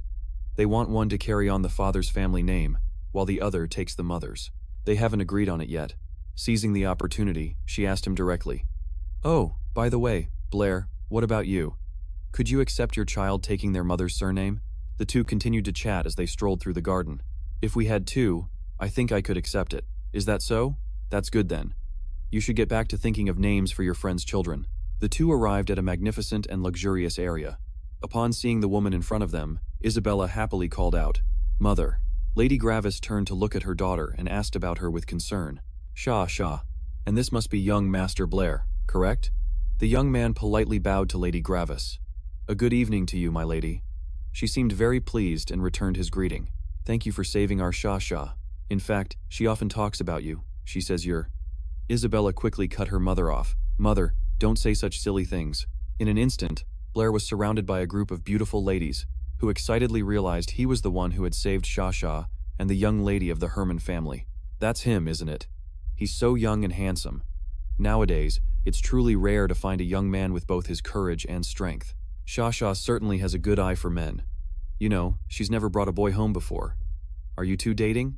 Let me ask you something quietly. Have you held Shah's hand yet? Faced with this bold question, Isabella quickly grabbed Blair's wrist, finding an excuse to pull him away. Mother, I'm taking Blair to see father for a moment. A purple-haired lady teased. Shah, what's this girl so afraid of? It's not like we're going to steal your boyfriend. The two of them hurried away, and Blair had to struggle to keep up with Isabella's long strides. Hey, can you slow down a bit? She snapped. Why are you talking so much? Hurry up. Meanwhile, in another room, Otto Gravis was speaking. So you're saying Walter is plotting something? The man named Beau, sitting across from him, replied. That's right. That is precisely why I came here to report to you, my lord. Otto Gravis placed his hand on the table, his expression hardening as he questioned. This Abba city is the main base of the Gravis family.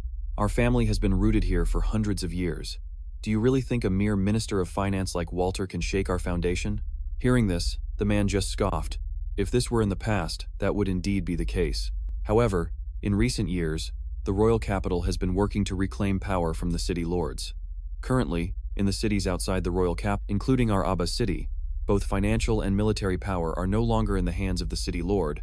Instead, they have been transferred to the Minister of Finance and the Chief of Security, who are appointed directly by the royal capital. Furthermore, according to my investigation, Beau's expression suddenly turned grim. Marquis Walter is not just the Minister of Finance of Abba City, but he is also the biological younger brother of the current queen. He continued his analysis. You must also be aware, my lord, that at this the royal capital sends tax officials to the cities to audit the tax ledgers, and the power these officials hold is immense. Once the tax issues are investigated, even the city lord could be arrested immediately. Apple continued, according to my top-secret source. Marquis Walter and the tax official who came to Abba City this time had a long, secret meeting a few days ago. It's highly likely they've hatched some kind of plot aimed directly at you. Autumn Gravis remained calm and replied, I understand. Thank you for the warning, Apple Edward. I will keep this in mind. Apple stood up. Then I shall not disturb you any longer. I will take my leave. The city lord also stood up and called out, Wait, I want to ask you something. Why did you tell me all this? The young man simply replied, For the peace of my family, my esteemed lord, our Edward family still needs more time to grow. During this period, if something happens in Abba City, we will be in a very difficult position. Autumn Gravis merely remained silent, without a word in response. Just as Apple was leaving, Isabella brought Chen Luo to the door and called out, Father, I've brought Blair. Upon hearing the name, Apple glanced at the young man wearing a white hat, thinking to himself, Blair, you really know how to show up at the center of every event. I wish you luck. Inside the room, Autumn Gravis looked at the two with a stern expression. The three of them just looked at each other in silence, until Isabella finally spoke up to break the silence. Father, why aren't you saying anything? He just replied flatly, Sasa, step outside for a moment. I have a few things to discuss with Mr. Blair alone. The girl obediently stood up. I'll wait outside then. Chen Luo looked up at Isabella. I'll come find you as soon as I'm done. Autumn Gravis frowned slightly as he witnessed the intimate scene, especially when his beloved daughter waved at the other person. The girl said, I'll be waiting for you outside, okay? And Chen Luo also replied cheerfully, Okay. The city lord's hand clenched unconsciously. As soon as the door closed, Autumn Gravis's expression immediately darkened. First, I want to thank you for protecting Isabella. Without you, I might have lost this daughter of mine. Chen Luo acted nonchalantly, replying, No real man would abandon a woman to save his own skin. His hand rested lightly on the hilt of his sword, his gaze sharp enough to intimidate his opponent. Sasa said that at school, you take great care of her. The blade made a soft sound as it was drawn from its sheath. Seeing this, Chen Luo broke out in a cold sweat. "We are all students of Miss Brittany. It's only natural for us to help each other." Autumn Gravis pressed the sword closer to him, interrogating. "Are you saying that everything Sasa told me is true?" Chen Luo explained carefully. "Those were all things I had to do." The sharp blade was whipped out of its sheath in one decisive motion. Then, Autumn Gravis growled, fury blazing in his eyes. "She said in her delirium that you kissed her, hugged her, and even mistreated her. Is that also true?" Chen Luo was stunned. "When did I kiss her?" he roared. "So that means you did hug her and mistreat her, right?" The young man's expression gradually returned to calm. "My lord, you summoned me here today. Was it just to question me about these things?" Hearing this response, Autumn Gravis was taken aback. Then he sheathed his sword and praised him admiringly. "You're the first young man who has dared to speak to me with such an attitude. I was just joking. Sasa is my only daughter. I hope you won't take offense, Mr. Blair." Autumn Gravis held out his hand, his tone now sincere. "From now on, I'll have to ask you to look after Sasa." The two men shook hands. A silent agreement was made. Autumn Gravis leaned close to Chen Luo's ear and whispered, "By the way, our conversation today." The young man quickly interjected, "I understand. I guarantee Isabella won't hear a single word about it." A moment later, they both walked out and sat down at the banquet table under the sparkling lights. Isabella curiously turned to ask Chen Luo, "Blair, what did my father say to you just now?" Holding his knife and fork, the young man replied mysteriously, "Can't say. It's a secret between men." Unable to get the answer she wanted, Isabella puffed out her cheeks and looked at him with a pout. Austin Gravis couldn't help but smile as he watched Chen Luo and his beloved daughter bickering endlessly, just like a quarrelsome couple. Pardon the interruption. Suddenly, a man in a pristine white formal suit approached and whispered in his ear, "My lord, the Minister of Finance and the tax officer are here to see you." Walter appeared out of nowhere with an incredibly arrogant demeanor, saying sarcastically, "Well now, Lord Austin, how could you have such a grand banquet without inviting me?" Austin shot to his feet, his brows furrowing slightly. "My deepest apologies, Minister of Finance. This is merely a private family party. I was afraid it would be an imposition on you and the tax officer." Walter smirked meaningfully. "Not exactly a social call. The tax officer and I were just discussing a matter concerning you, City Lord." Sega, who was standing behind him, immediately chimed in. "Precisely, Marquis. Marquis Walter and I have had a detailed discussion regarding you, City Lord Austin. And now, I have reason to suspect you of violating the kingdom's tax laws. Please cooperate with our investigation." Austin Gravis's expression immediately darkened.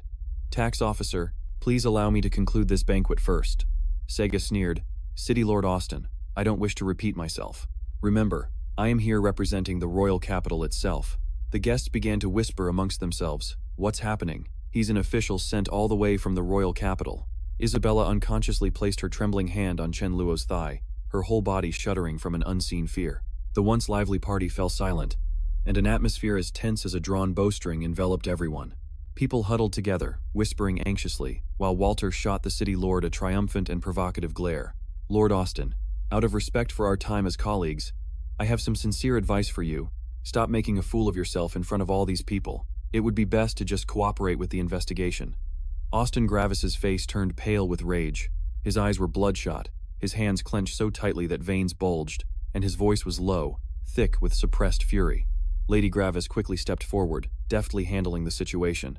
"My apologies, everyone, but tonight's party must end here. My husband has an urgent matter to attend to. We hope to see you all again on another occasion." Chen Luo turned to Isabella, his eyes filled with unconcealable worry. "Isabella, let's leave first." She simply pressed her lips together tightly, not saying a word. This was the first time he had ever seen Isabella so flustered and bewildered, a truly unfamiliar sight. Suddenly, Chen Luo glanced behind him and caught sight of Calvin and Brady, wondering why they were here as well. Above them, the sky had turned a deep purple, and the air seemed to grow colder. Isabella strode hastily down the corridor, pulling Chen Luo along in her rush. He asked worriedly, "Isabella, are you okay?" "That's a tax officer from the royal capital," she replied, her voice filled with anxiety. "This time, my father is in." Whispers from the surrounding crowd began to reach them. One small misstep means losing his position, getting investigated, and then being thrown into the dungeons. That Walter fellow only acts so boldly in Alba City because he's the Queen's younger brother, causing chaos in the entire tax system. Their discussion grew more animated. "The city lord has clashed with him over this issue many times, but I never thought he'd dare to come here and humiliate him publicly." "Exactly. Everyone in Alba City knows that when it comes to tax matters, Walter pays no mind to the city lord's words. It's clear that tax officer was bribed to deliberately frame our lord. Two other ladies nearby added with worried expressions, I can't believe it. The Gravis family has always been a pillar of Alba City, only to be shaken like this. Isabella's hand, gripping Chen Luo's, trembled uncontrollably. Pained, he turned back and called out, Isa, but then his eyes widened in shock. Crystal-clear tears were silently streaming down her cheeks. He became flustered, not knowing what to do, and could only blurt out, Are you all right, Isabella? Before Tranlac could finish speaking, Isabella suddenly buried her face in his chest, her limp body feeling as if it had lost all its strength. A choked sob broke the silence. My father. What am I supposed to do now? A cold glint flashed in Tranlac's eyes, but his gestures remained incredibly gentle. He gently stroked her head to reassure her. Don't worry, Isabella. As her tears rolled down and soaked the cold ground, he silently made a resolution. I will absolutely not let anything happen to your father. Night gradually fell, and the area sank into silence, with only Calvin and Brady seen sitting nearby, engaged in a lively conversation. Tranlac rushed over from a distance, his eyes fixed on the two of them, and called out, Guildmaster Calvin, Guildmaster Brady. They both turned to look at him, their faces filled with curiosity. Guildmaster Calvin asked, Your Excellency Blair, why are you here? He stopped, catching his breath, and said intermittently, The city lord is my friend's father. Hearing this, it seemed the man had a moment of realization. Ah, that's right. I almost forgot. Lady Isabella is your friend. Brady, standing behind, also smiled warmly. So you are His Excellency Blair, the benefactor of our Abba City. It's an honor to meet you. Tranlac's face remained calm as he got straight to the point with Guildmaster Calvin. Guildmaster Brady, why are you two here, and with that tax officer? Calvin immediately explained. This tax officer is actually a vice president from the headquarters of the Mathematics Association. Local branches like ours are obligated to cooperate with them to complete the tax investigation. As for Guildmaster Brady, ensuring the safety of the tax officer is always the responsibility of the local magic association, so of course, he has to be present. Tranlac frowned in confusion. If there's a tax issue, shouldn't they go to the Minister of Finance? Why are they targeting the city lord? Calvin replied with a solemn expression. Although the Minister of Finance manages the treasury, he is still a subordinate of the city lord. All tax-related policies in Abba City are issued by City Lord Austin, directly. Therefore, it's only natural that. He suddenly cut him off, his gaze sharp. Guildmaster Calvin, do you yourself believe those words? Calvin looked visibly flustered. Your Excellency Blair, we are just scholars, not tax officials. We really can't interfere in the kingdom's political affairs. Tranlac sighed softly, his tone somewhat understanding. I understand your difficult position. By the way, not long ago, there was a person named Tranlac, who solved all the problems of the Mathematics Association, and also registered a completely new type of magic at the Magic Association. Do you two remember? Guildmaster Calvin's face immediately lit up, and he replied enthusiastically, Of course, I remember. Tranlac is now the god of mathematics, a title recognized by the entire continent. I'm surprised. Your Excellency Blair has also heard of his miracle? Just then, Brady, standing behind, suddenly spoke up hesitantly. Wait a minute. He frowned, his voice full of suspicion. The new type of magic that Tranlac registered with our association has not yet been publicly announced. How could you possibly know that? Faced with the question, Tranlac calmly admitted, Because I am Tranlac. Both Calvin and Brady were so stunned, their jaws dropped, a truth they could have never imagined. Calvin stammered, Your Excellency Blair, this joke is a bit. He just smiled, confidently listing the details. That time, I solved a total of 23 problems. The total prize money should have been 535 gold coins, but since it was our first collaboration, I waived the odd amount and ended up taking in even 530 gold coins. As for the composite magic, it's a combination, basically between the water ball spell and the fireball spell. If you two are still in doubt, I can prove it right here. Hearing this, Calvin was completely dumbstruck, then suddenly dropped to his knees. Lord Lack, it is my fault for being blind and daring to doubt your identity just now. Please forgive me, my lord. Brady stood aside, awkwardly scratching his head, filled with admiration. So this was the legendary lord. No wonder he could defeat Lezoon so easily. It wasn't just luck at all. Helped up by Chen Luo, President Calvin broke out in a cold sweat, his voice trembling as he spoke. Lord Luo Shen, if you have any request, please just say the word. Calvin quickly added, Even if you want this old man's life, I would willingly give it. Chen Luo gently shook his head. I don't need your life, however. That tax official and the Minister of Finance displease me greatly. I don't want to see a trace of them in AMA City ever again. Hearing this, Calvin immediately gave a thumbs up. His expression was resolute as he firmly promised, "My lord, rest assured, by tonight, those two will vanish from the face of the earth." Brady, standing nearby, also nodded, his eyes sharp and cold. Brady added, "Our magic association is responsible for protecting the city, but we are sometimes negligent, and tonight's incident is a prime example." At that moment, Calvin and Brady looked just like two loyal puppies, gazing at Chen Luo with sparkling eyes, which made him sigh in exasperation. He thought to himself, "These two are usually such influential figures. Why are they acting like gangsters now?" Even though Chen Luo just stood there with a calm demeanor, in the eyes of Calvin and Brady, his image was as dazzling as a god descending to earth. They both whispered with infinite reverence, "The Chen Luo Shen of Lauren, the saint of mathematics, our faith." After saying this, they simultaneously clenched their fists. Their eyes burned with determination, and their voices rose, as solemn as an oath. "Chen Luo, you are Lauren's good fortune, our guiding light, and all of our hope. For Lord Luo Shen, Walter and Cesar's days are numbered." Suddenly, Chen Luo lightly patted both of their shoulders. His voice was calm yet carried great weight. "The key is Walter. He is the mastermind behind the tax issue. Do you two understand?" Calvin and Brady's expressions turned grim, and they replied in unison, "Understood. We must pull out the problem by the roots." This answer stunned Chen Luo into silence. He sighed in exasperation. "I don't intend to take his life. I just need him to disappear from Amma City, so he's out of my sight. That's enough." The two old men nodded again, replying in unison with enlightened expressions. "So that is what Lord Luo Shen meant. We understand completely." Chen Luo turned away and lowered his voice to add, "Oh, right. Please keep my identity a secret. I don't want my peaceful life to be disturbed." Calvin and Brady slowly walked towards Walter and Cesar. Sensing the killing intent, the other group immediately became vigilant. President Calvin took a step forward and spoke in a stern voice. "Vice President Cesar, please come with me. I have something extremely important to discuss." Cesar frowned slightly, glanced at Austin Gravis, and said commandingly, "City Lord Austin, you stay here. Wait for me to handle a small matter." President Calvin led Cesar to a secluded corner, his voice turning noticeably cold. "Vice President Cesar, Walter's position as the Minister of Finance of Amma City is no longer secure." Cesar's gaunt face tightened. "Lord Calvin, this isn't for you to decide." Brady, standing beside them, just smiled knowingly. "Oh, so the rumors outside are all true?" This remark hit a nerve, flustering Vice President Cesar. "Aye." Brady then placed a hand on his shoulder. Then he sneered, his voice full of mockery.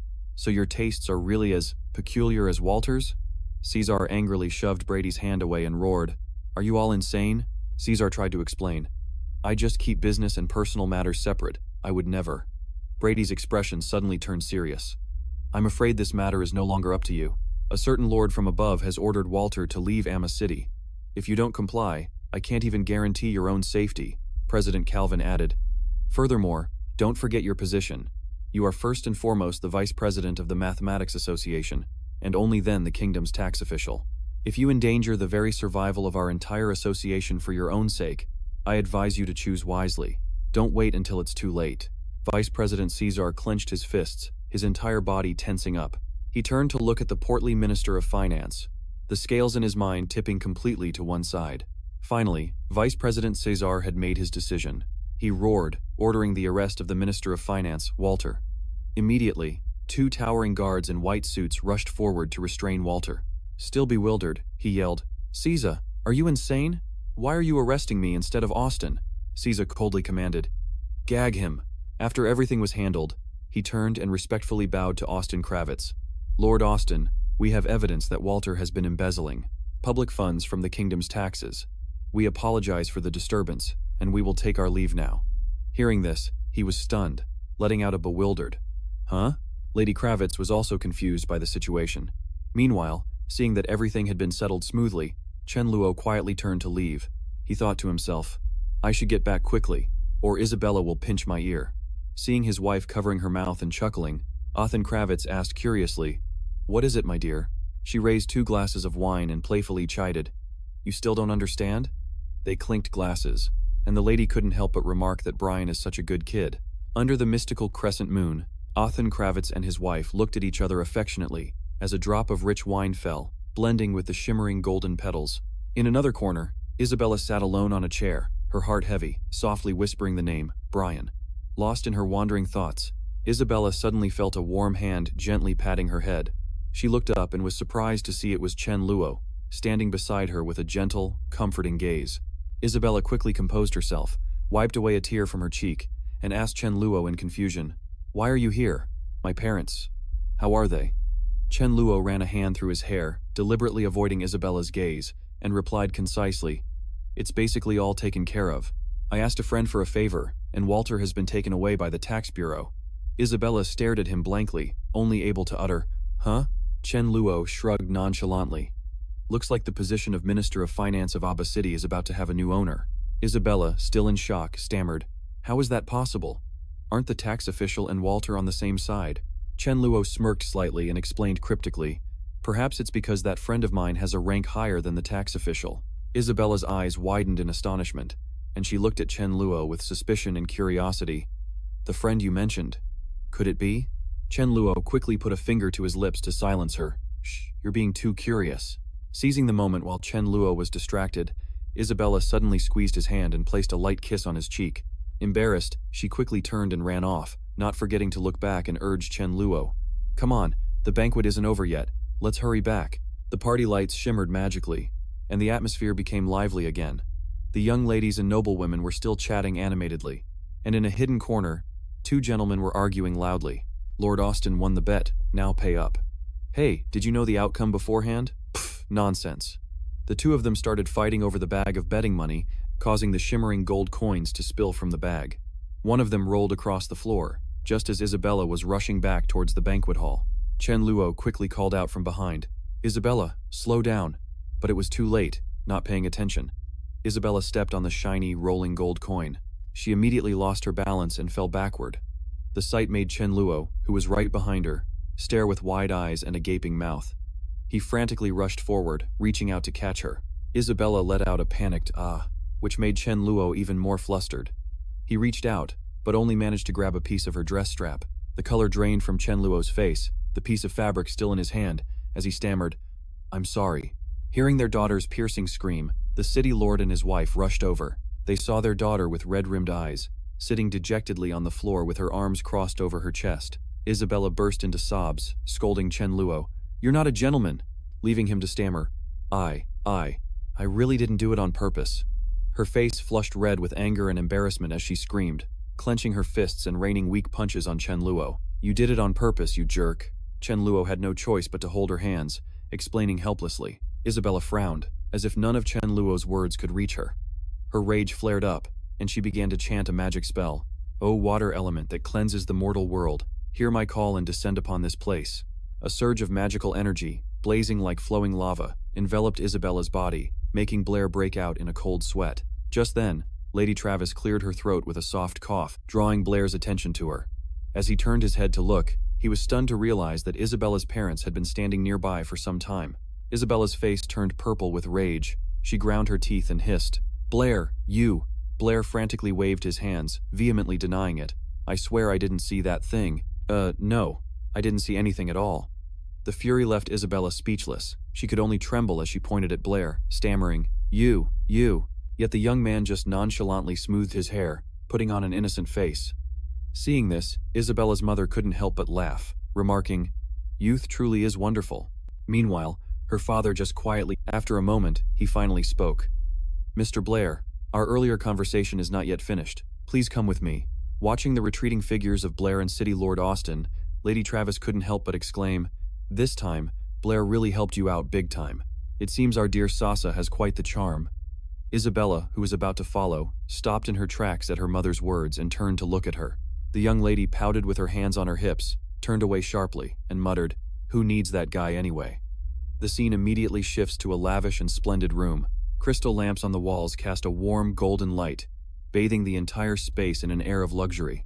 City Lord Austin Gravis had already prepared 2 glass goblets and a decanter of fine wine. He looked directly at Blair and remarked, "Tonight's events were truly beyond my expectations, Mr. Blair. You are certainly not a simple man." Blair just scratched his head modestly. "It seems the City Lord has noticed, but things aren't as complicated as you think. It's just that Presidents Calvin and Brady owed me a favor, and this was a good opportunity for them to repay it. This explanation only made Austin Gravis more suspicious. A favor so great it would make Caesar offend wonder. This debt of gratitude seemed to be no small matter. Blair quickly replied, changing the subject. It is my honor to protect Senior Isabella. As for that finance minister, over the past 3 months, he has unilaterally changed the tax policy of Amma City, causing the price of meat to skyrocket 4-fold, an act that is truly unforgivable. As he spoke, he reached out to accept the glass of wine from the city lord. He narrowed his eyes, questioning, "Is that the only reason?" Blair replied with an extremely serious expression. "My lord city lord, if the price of pork has already skyrocketed, it's not hard to imagine how much the prices of all goods in Amma City will escalate. Taxes directly affect the livelihood of the people. To let the finance minister greedily line his pockets like this is no different from pushing the citizens into misery." He continued, gently swirling the wine in his glass, then looked directly at Austin Gravis and asked in return, "Once the people in the city can't even afford food and clothing, is there any hope left for this city?" Hearing this, he nodded slightly in agreement. "You're right. I am indeed partly responsible for this matter." Blair showed understanding. "As long as you understand, my lord, there's no need to blame yourself too much." Meanwhile, outside, Lady Travis and Isabella were curiously pressing their ears to the crack in the door, whispering, "What on earth are they talking about so secretively?" Inside, City Lord Austin and Blair had both stood up, cheerfully clinking their glasses. "Thank you, Blair, for your warning. From now on, I will definitely pay more attention and closely supervise the new finance minister." Blair smiled and replied, "Then I can rest assured, my lord." Suddenly, Isabella was pushed hard from behind by her mother, causing her to gasp in astonishment. Losing her balance, she stumbled and fell towards Blair. Both were stunned, their eyes locking as Isabella collapsed into his arms. The unexpected collision caused him to drop his wineglass. The amber liquid splashed everywhere, soaking both of their clothes. Lady Travis then calmly walked in, feigning ignorance as she playfully scolded, "Isabella, my dear Sasa, how could you be so careless? Quickly, take Mr. Blair to get a different outfit." Blair was a bit flustered, his eyes glancing over at Isabella, who was shyly clutching the hem of her wine-stained dress. As she silently obeyed her mother, "Sasha, take Mr. Blair to change, and please arrange a guest room for him as well." With that, she enthusiastically grabbed Blair's hand, pressed a single gold coin into his palm, and declared, "It's settled then." Blair felt a bit awkward and quickly spoke up, "Mrs. Travis, I." He was still fumbling for a way to refuse when Isabella cut him off. "Huh? What are you talking about, Mom?" Her eyes widened as she looked at her mother in astonishment. Mrs. Travis seemed to ignore her daughter's surprise and simply left the room with Lord Austin. Before leaving, she turned back, not forgetting to offer her sincere thanks to Blair. "Mr. Blair, thank you so much for today. Have a good night's sleep and sweet dreams." After they had both changed into new clothes, Blair hesitated slightly before turning to ask Isabella, "Senior, so tonight I..." Before he could finish his sentence, she firmly grabbed his wrist and pulled him along, saying, "What's with the hesitation? Hurry up and follow me." After the two of them had disappeared, the room returned to silence, with only the dim yellow light illuminating Lord Austin and Mrs. Travis. Lord Austin clasped his hands behind his back, turning away in deep thought. Seeing her husband lost in thought, Mrs. Travis walked over to his side and asked gently, "What's wrong, dear?" He then expressed the doubt in his heart, the tax official's sudden change of mind. It's definitely but the reason he gave, that Calvin owed him a favor. I still feel that things are not as simple as they seem. As he spoke, the Lord turned around. Mrs. Travis, however, didn't seem too concerned, replying cheerfully, "Well, everyone has their own secrets. As long as he treats our little Sasha well, that's all that matters." Lord Austin asked, surprised, "How do you know Sasha has feelings for him?" She smiled knowingly. "Do you even need to ask? She used to always insist on going to the royal capital, but this time she didn't apply to any of the 5 major academies there. Isn't it because she wants to wait another year to go with Blair?" Lord Austin crossed his arms, trying to salvage his point. "That's just because she can't bear to leave us." Hearing her husband's words, Mrs. Travis just smiled knowingly. Seeing his wife smile, he finally relented. All right, fine. Just let her be. She's so naive, I'm worried she'll get bullied when she goes to the royal capital." With that, Austin Travis let out a protective snort. Meanwhile, after returning to his room, Blair tossed and turned, unable to sleep, holding up the gold coin Mrs. Travis had given him to examine it. His mind was a mess of thoughts. Originally, he had used the identity of Blair to avoid trouble, but now, it seemed that the title of God brought unexpected benefits. Blair's train of thought then shifted in another direction. Walter, the queen's younger brother, a man of immense power, who could break any rule and trample over anyone. He involuntarily recalled the 180-degree change in attitude from Brady and Calvin, and his heart grew heavy. As the god of the Mathematics Association, in the eyes of people like Calvin, he was revered as nothing less than a living deity. And a god doesn't need to reason, a single command from his lips is enough. Calvin could make someone like Walter vanish from the face of the earth. That thought caused Blair's inner world to darken, the power to change the rules, and even decide the life or death of others. Amidst these dark thoughts, the image of Isabella suddenly flashed through Blair's mind, making him think, as long as I remain the god of the Mathematics Association, I'll have enough power to protect myself, and the person most important to me. After a moment of contemplation, Blair finally came to a realization. It seemed that to live peacefully in this world, one must possess an incredibly high status, and wield enough power to crush any obstacle. Just then, a knock-knock sound came from the window, abruptly cutting off Blair's train of thought. He walked over and threw open the window, and the person who appeared was none other than Isabella. Without any hesitation, she nimbly hopped into the room and plopped down on Blair's bed, which made him flustered. "Why didn't you use the main door?" Isabella playfully scolded. "Are you silly? You want people to see me using the front door or something?" Chen Luo was left speechless, thinking to himself that he wasn't the one doing anything suspicious. Her climbing through the window was what looked really bad. Isabella coolly ignored his thoughts, her voice full of triumph. "So how is it, Junior? I bet it's your first time seeing a royal bed like this. You probably couldn't sleep at all, right?" Chen Luo maintained a deadpan expression, his eyes sweeping over Isabella's dress as he retorted, "You're right, Senior. But I'd be even more excited if you took that off." Isabella frowned slightly and snapped, "You pervert. I came here to ask you something serious." Chen Luo calmly sat down beside her, putting on an act of listening quietly. Isabella couldn't hide her curiosity and asked, "Hey, tell me, what did my father talk to you about today?" "Do you really want to know?" Chen Luo asked with a feigned coyness, causing Isabella to lose her patience and urge him, "Just say it already." He cleared his throat before casually replying, "Well, he said you're still young, so he's not very reassured, and told me to keep a closer eye on you." After hearing this, Isabella was stunned and retorted, "I'm small? In what way am I small?" Then, as if she suddenly understood something, her face flushed red with anger. She shot up to her feet, growling, "Very funny. How dare you?" Chen Luo quickly waved his hands. "That's not it. Let me explain." But Isabella screamed, "I'm not listening. What is there to talk about with a pervert like you?" As she finished speaking, she landed a kick right in Chen Luo's face, making him fall flat on the bed. Isabella spun around in frustration, muttering, "Forget it. I shouldn't have bothered coming here. It just made me angry." Chen Luo quickly grabbed Isabella's wrist to explain. "Wait. Listen to me. The truth is..." Isabella pulled her hand away, but he continued to plead. "Actually, I know why you're here. Rest assured, I've already settled everything. The city lord won't run into any trouble." Isabella hesitated for a moment, pursing her lips before turning back and stammering, "That's not. I didn't mean it like that. The truth is, I came here too." Chen Luo immediately cut her off, acting as if he understood everything. "You don't need to say any more. I get it." Isabella became even more flustered, hastily denying it. "I told you it's not like that." She let out a soft sigh, then looked Chen Luo straight in the eye and said sincerely, "I came to thank you. Furthermore, I trust you, Chen Luo." With those words, Isabella turned and walked away, leaving Chen Luo standing by the window in a daze, his mind filled with thoughts. "She trusts me?" Chen Luo was still intently watching Isabella's retreating figure, completely unaware that City Lord Austin had been silently observing everything from a hidden corner. The next morning, at the main gate of the mansion, City Lord Austin and Lady Travis were personally seeing Chen Luo off. The lady asked kindly, "Mr. Chen Luo, did you sleep well last night? Was breakfast to your liking?" Chen Luo immediately replied, "Lady Travis, I slept very well and the breakfast was also incredibly wonderful. Thank you so much for your generous hospitality, but I must be taking my leave now." Lady Travis seemed a little reluctant to let him go. "Mr. Chen Luo, why are you leaving in such a hurry so early in the morning? Won't you stay for lunch with our Sasha? Or was there something lacking in my hospitality?" Chen Luo hastily and awkwardly denied it.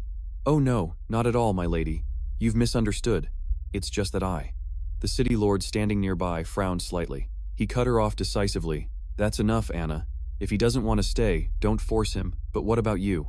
Mr. Chen Luo, you didn't see anyone else last night, did you?" Chen Luo's heart skipped a beat, but he could only manage a forced smile on his face. "What do you mean, City Lord? I don't really understand." I didn't meet anyone at all. Well, I have to go now. Excuse me. With that said, Chen Luo made a run for it, with only a single thought in his head. That's terrifying. I'd better get out of here. Lady Travis watched his retreating figure, smiling as she remarked, "That boy is actually pretty cute." City Lord Austin just let out a cold huff, clearly disagreeing. A moment later, a knock came from the door, while the City Lord was still engrossed in reviewing official documents. He called out, giving them permission to enter. Guildmaster Cavi rushed forward, saying respectfully, "I apologize for the disturbance, City Lord Austin." Following right behind him was Vice Guildmaster Zira. He stepped forward and took the initiative to admit fault. "Today's incident was entirely our fault for not investigating thoroughly. We are deeply sorry for causing you additional trouble." The City Lord replied, "What trouble? I am the Lord of Abba City, and I also bear some responsibility for what happens within my own territory." City Lord Austin politely waved his hand, but a sliver of doubt arose within him. This guy was so insolent just yesterday, and yet now, it was like he had become a completely different person. What on earth did Blair do? After discussing everything, President Calvin and Vice President Casa quickly left the mansion, completely unaware that in a nearby treetop, Auburn's spirit beast was secretly monitoring everything. Meanwhile, Auburn was carefully reviewing a record of all the events that transpired inside City Lord Austin's mansion. He clicked his tongue softly as a smirk appeared on his face. "Looks like I've helped Austin out once again. Blair, you're really something else." As soon as he finished speaking, he used fire magic to incinerate the paper in his hand. Things are certainly getting more interesting. The flames flared violently, reflecting Auburn's calculating gaze. At the same time, in the royal capital, a girl was walking hand in hand with her little brother on a bustling street. Her gaze was fixed on the building ahead, her voice filled with pride. "See that? That's the headquarters of the Mathematics Association, where the most brilliant mathematical minds in the kingdom gather." The little boy pouted disdainfully. "What's so great about math? Mages are the best." Then he declared decisively, "When I grow up, I'm definitely going to get into one of the 5 great magic academies in the royal capital, and then I'll use magic itself to defeat this so-called mathematic." Unbeknownst to them, President Calvin was standing right behind the siblings, and he was clearly not pleased with the little boy's words. He spoke up to rebut. "You're young, but you talk big. Young man, do you realize that mathematics is the foundation of all fields of study? From alchemy and divination to scientific research, none can be separated from mathematics." With that said, President Calvin placed a hand on the boy's head and asked seriously, "So, do you still think that magic can defeat mathematics?" The boy immediately looked at him warily, while his older sister could feel the atmosphere growing tense. She quickly interjected, "Sir, children speak without thinking. Please be magnanimous and don't take my brother's words to heart." Even so, the little boy, still wary, tightened his grip on his sister's hand and argued back defiantly, "Why not? I'm sure some great mage will be able to do it." Hearing this, President Calvin let out a hearty laugh, showing his approval. "You're not wrong, little one. There will always be more outstanding people who appear, but mathematics will never be defeated. It will only continue to evolve, surpassing its own limits." President Calvin gently patted the boy's head as he explained calmly. After speaking, he turned and walked into the association building. The older sister was still dazed, muttering, "That gentleman is," while her little brother stuck out his tongue and made a face at the man's retreating back. The guard at the door immediately bowed respectfully. "Welcome, Branch President Calvin. The Royal Capital's Mathematics Association headquarters is honored to receive you." As soon as he stepped through the doorway, a mathematician hurried over and began to complain. "Branch President Calvin, that devil's number you brought a few days ago has caused an unprecedented crisis in the association. Our scholars are about to go mad." Immediately, another mathematician approached and corrected him. "It's not a devil's number, Branch President. Academically, it's called an irrational number. Please don't mind his exaggerated words." Thanks to the reassurance from the great scholar, most people have already accepted this fact. Only the number faction remains silent, having made no move whatsoever. President Calvin stared intently at the paper in his hand and replied calmly, "The discovery of irrational numbers is a great leap forward for mathematics. This is a grace bestowed by the gods upon both the Nolan Kingdom and the continent of divine wisdom. As scholars of mathematics, our mission is to pursue the truth. It's time to shatter the misconceptions of the number faction, isn't it?" Calvin thought to himself. With the irrational number that Mr. Blair presented, it seems this year's Edwin Award won't require any fighting or falling out with that group. This unconsciously made him reminisce about the Edwin Awards of the past, when mathematical researchers would gather. They not only had to pour their hearts and souls into their research, but also had to engage in fiery debates using pure logic. It was anything but easy. Our work this year is what truly deserves the Edwin Award. There have been scholars who couldn't keep their cool and had to use their fists to argue, to see whose punches were stronger. But this year, the hall was strangely quiet, and everyone had already gathered. President Calvin also hurried to find a seat, but just as he settled in, a hand appeared right in front of him. On it were 2 voting badges. President Calvin looked up and was shocked to realize that the other mathematicians had surrounded him at some point. "One vote for you, President Calvin. I'm also voting for you." "That's right, this is my vote." The chorus of congratulations made him a bit flustered, and everyone noticed it. The president sighed softly, with a hint of regret. It seems the result is already too obvious this year. Then he cleared his throat and solemnly announced, "If that's the case, here and now, on behalf of the Nolan Kingdom's Mathematics Association, I officially announce that the winners of this year's Edwin Award are the teacher-student duo, Brittany and Blair from Abba City." Although he had expected it, President Calvin still couldn't believe his ears. His hands trembled, and he couldn't hold back the emotional tears that began to fall. "And now, we cordially invite the Vice President of the Abba City branch, Calvin, to the stage to receive the award." The mathematicians all parted to the sides, creating a formal pathway for President Calvin. The chairman of the Mathematics Association, gently holding the prestigious Edwin Trophy, stood up with a fond gaze directed at him. President Calvin, still clutching the votes of confidence, slowly walked forward. The chairman smiled warmly. "Congratulations." The moment President Calvin had long been waiting for had finally arrived. He emotionally reached out for the trophy and raised it high in absolute joy, cheering silently in his heart. Luo Chen in the heavens above, witness this. The Abba City Mathematics Association has finally seen this day. He quickly composed himself, wiping away a tear of joy. A nearby mathematician couldn't hide his admiration, and patted him on the shoulder in praise. This year was truly spectacular, with Blair discovering irrational numbers and also solving 23 difficult problems. It's been so exciting. It's just a shame that Luo Chen's identity is still a mystery. Another mathematician nodded in agreement. Indeed, if Luo Chen were to reveal himself, this year's Edwin Award would probably have belonged to him. Hearing this, a glimmer of hope also sparked in President Calvin's heart. He wondered if Luo Chen might appear next time, but even so, this was more than satisfying. At the same time, outside the Magic Association, an angry crowd was roaring at the gate. "I can't believe the Magic Association would do something so outrageous." The furious citizens swarmed the entrance, shouting loudly, 100 gold coins is nothing. The problem is you dared to use fake magic to deceive us. You thought we were naive just because we're nice? Does your Magic Association dare to disregard the laws of the kingdom?" The young boy who had met President Calvin at the Mathematics Association had somehow squeezed into the crowd. The shouting continued. "Scamming us is one thing, but you also dared to say we have no talent." Pushed by the crowd, the boy grimaced in discomfort. "It's too crowded." Finally, the boy was pushed and fell flat on the ground. The crowd grew larger, chanting in unison. "Refund. That's right, refund us immediately." Amidst the chaos, no one noticed the little boy struggling to crawl his way out. As he was about to escape the crowd, the boy paused, feeling like he was going the wrong way. "Did I crawl in the wrong direction?" Just then, a guard spotted him and immediately grabbed him by the collar. "Wait a minute, you little brat." Suddenly, someone in the crowd pointed towards the gate and shouted, "Everyone look, someone's coming out." The heavy doors of the Magic Association slowly creaked open, and the figure of a man gradually appeared, capturing everyone's attention. Amidst the chaotic crowd, no one noticed a little boy being held tightly by a guard, struggling with all his might. "Let me go." The guard looked at the man in astonishment. He questioned anxiously, "Why is it you? Where is Guildmaster Abba Angus? He's the only one who verified this magic, and now the citizens have stormed the headquarters. Why hasn't he appeared yet?" The other man appeared calm.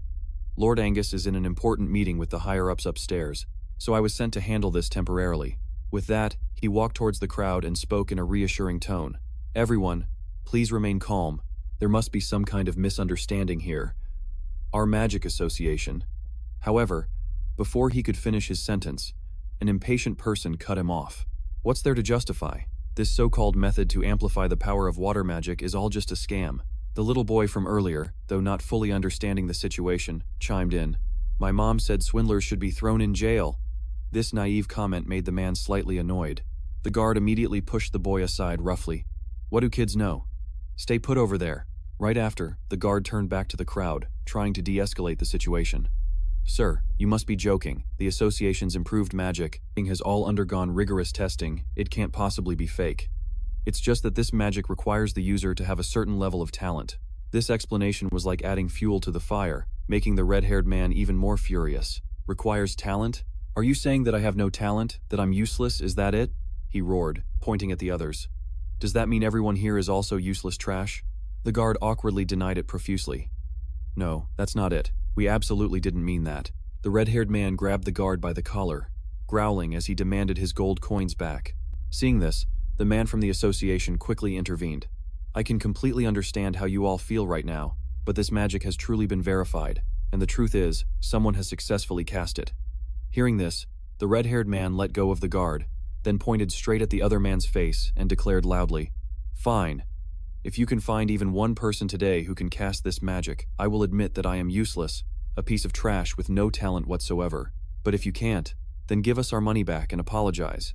Just then, a clear and majestic voice rang out. What is going on here? The red-haired man immediately turned towards the source of the voice. The crowd of citizens behind him also bowed respectfully in unison, parting to make way. Even the guard and the red-haired man were stunned by her appearance, both hastily exclaiming, "Your Highness!" The girl walked up to them and asked, "Why is everyone gathered in front of the association's gate?" The red-haired man immediately seized the opportunity, hastily explaining, "Your Highness, you've arrived at the perfect time. The Magic Association has violated the laws of the kingdom. They sold us a useless magic at an exorbitant price, and now they refuse to issue a refund or an apology. We implore your Highness to seek justice for the people." The girl then turned to the man from the association, her gaze scrutinizing. "I believe the Magic Association would not do such a thing. There must be a misunderstanding, no?" The man hurriedly reported, "Your Highness, it is indeed true that magic requires a very high level of talent from the user. Not every mage can cast it." Immediately, someone from the crowd shouted in criticism, "You still dare to say that? That's just an excuse to cover for your scam and that bastard Tranlac. He must have colluded with the Magic Association to deceive all of us, everyone." Her Highness turned around, raising a hand to silence the crowd. "Whether the accusation against the Magic Association is true or not, we just need to verify it on the spot to find out. If the problem is indeed on their end, I will demand that and also issue a full refund of your gold coins. Does that sound agreeable to everyone?" Hearing this, the man from the association presented a parchment scroll containing the improved magic. "Your Highness, of course. This is the improved magic. Please verify it." As he spoke, he explained further, "This magic requires the caster to simultaneously use both water and fire mana." Her Highness reached for the magic scroll, her tone laced with curiosity, wondering if the Magic Association truly had a prodigy who could simultaneously cast dual-element magic. The black-haired man nodded respectfully and reported, "Yes, Your Highness. Besides Mr. Chen Luo, who created this type of magic, even the great mage Angus has personally confirmed it." The red-haired man immediately interjected with dissatisfaction, "Your Highness, please don't believe their deceitful words. They're just a bunch of..." Before he could finish, Her Highness had successfully cast the dual-element magic, leaving the entire crowd stunned and speechless for a moment. Everyone's jaws dropped in astonishment, unable to believe the extraordinary sight before them. The curly-haired man turned and whispered to his companion, his face still dazed, Am I seeing things? Can someone really summon two elements at once?" Her Highness smiled gently, gazing at the water condensing on her fingertip and thinking to herself, "It seems there really are mages who can cast dual-element magic simultaneously. If water and fire can be combined, then water and wind, or water and earth, should be no exception." The man from the Magic Association smiled and replied, "Your Highness's wisdom is truly admirable, but what you've just considered, Mr. Chen Luo has already proposed, and he calls it combination magic. The association is currently conducting further research into the feasibility of this groundbreaking form of magic. The modified magic that caused today's misunderstanding is a prime example." Her Highness couldn't help but be surprised, her eyes showing a hint of curiosity. "Chen Luo? Why does that name sound so familiar?" Just then, a child suddenly pointed at the brown-haired man and called out, "You broke your promise, mister. Didn't you say earlier that if someone could cast this magic, you would admit you're useless, and then apologize?" The boy continued, "That pretty lady just did it, so why haven't you apologized yet?" Having been called out, the man's embarrassment turned to rage, and he could only glare furiously at the child, speechless. He then raised his hand, intending to teach the mouthy kid a lesson. "You little brat, are you tired of living?" Seeing the man's aggressive move, the boy's eyes widened in terror. He instinctively covered his head with his hands, but the anticipated pain never came. It turned out that Her Highness had used magic to restrain his actions. Faced with someone far more powerful, the man could only beg helplessly for mercy. "Your Highness, please spare my life. I know I was wrong." The man writhed in agony from the magic, hastily prostrating himself on the ground, too terrified to even raise his head. Trembling all over, he stammered, "Your Highness, I'm truly sorry. I'm the useless one. I'm a piece of trash. Please forgive me." She simply stood there, her voice cold as she commanded, "Go home and reflect on yourself. Don't baselessly blame others for your own lack of talent." Her Highness's elegant eyebrows knitted together slightly, her eyes radiating disdain. "Remember this, and don't let there be a next time." Hearing this, the man felt as if he'd received a pardon and hastily replied, "Yes, yes." At that moment, the boy who had been watching the scene was suddenly grabbed by the ear by his mother from behind. She looked furious. "What do you think you're doing here? I was only gone for a second to buy groceries and you've already vanished. You're going to drive me mad one of these days." As his mother dragged him away by his ear, the boy couldn't help but boast, "Mom, I just saw dual-element magic. They said she's the great mage of Abba City." His mother paid no attention, cutting him off. "How many times have I told you not to wander off like that?" The boy yelped, "Ouch, Mom, it hurts. I'm sorry." Meanwhile, elsewhere, Chen Luo suddenly let out a huge sneeze. He rubbed his nose while muttering, "I wonder who's talking about me." Seeing this, Brittany asked with concern, "Are you all right?" Sitting in front, Miss Brittany smiled openly. "What's wrong? Is there something you want to talk to me about?" Blair clenched his fists, hesitating for a moment. "Well," his body tensed up as he spoke with a serious tone, "I have something extremely important to tell you, Miss Brittany." Hearing those words, Isabella's eyes suddenly welled up with tears, a hurt expression clear on her face. Something important? Could it be that Blair was going to confess his feelings to Miss Brittany? She could only sit quietly to the side with her head lowered, her cheeks blushing, internally debating whether to ask what was going on, but she was afraid of being too forward. While Isabella was still feeling flustered, Blair and Miss Brittany had already quietly made their way to the building's rooftop. As soon as they stepped onto the rooftop, Miss Brittany crossed her arms and asked curiously, "What's so secretive that we had to find a secluded place like this? So, you can tell me now, right?" The young man frowned and replied seriously, "This can't be explained in just 1 or 2 sentences.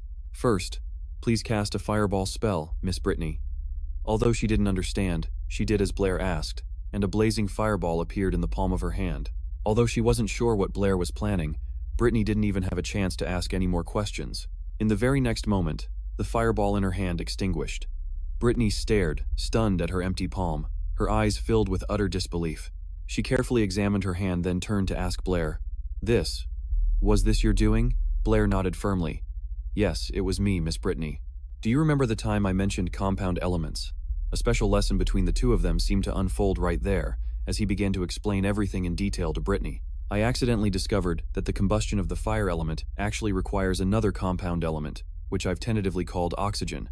Without oxygen, combustion immediately ceases, and fire-type magic vanishes along with it." Miss Brittany crossed her arms, listening intently to every word her student said.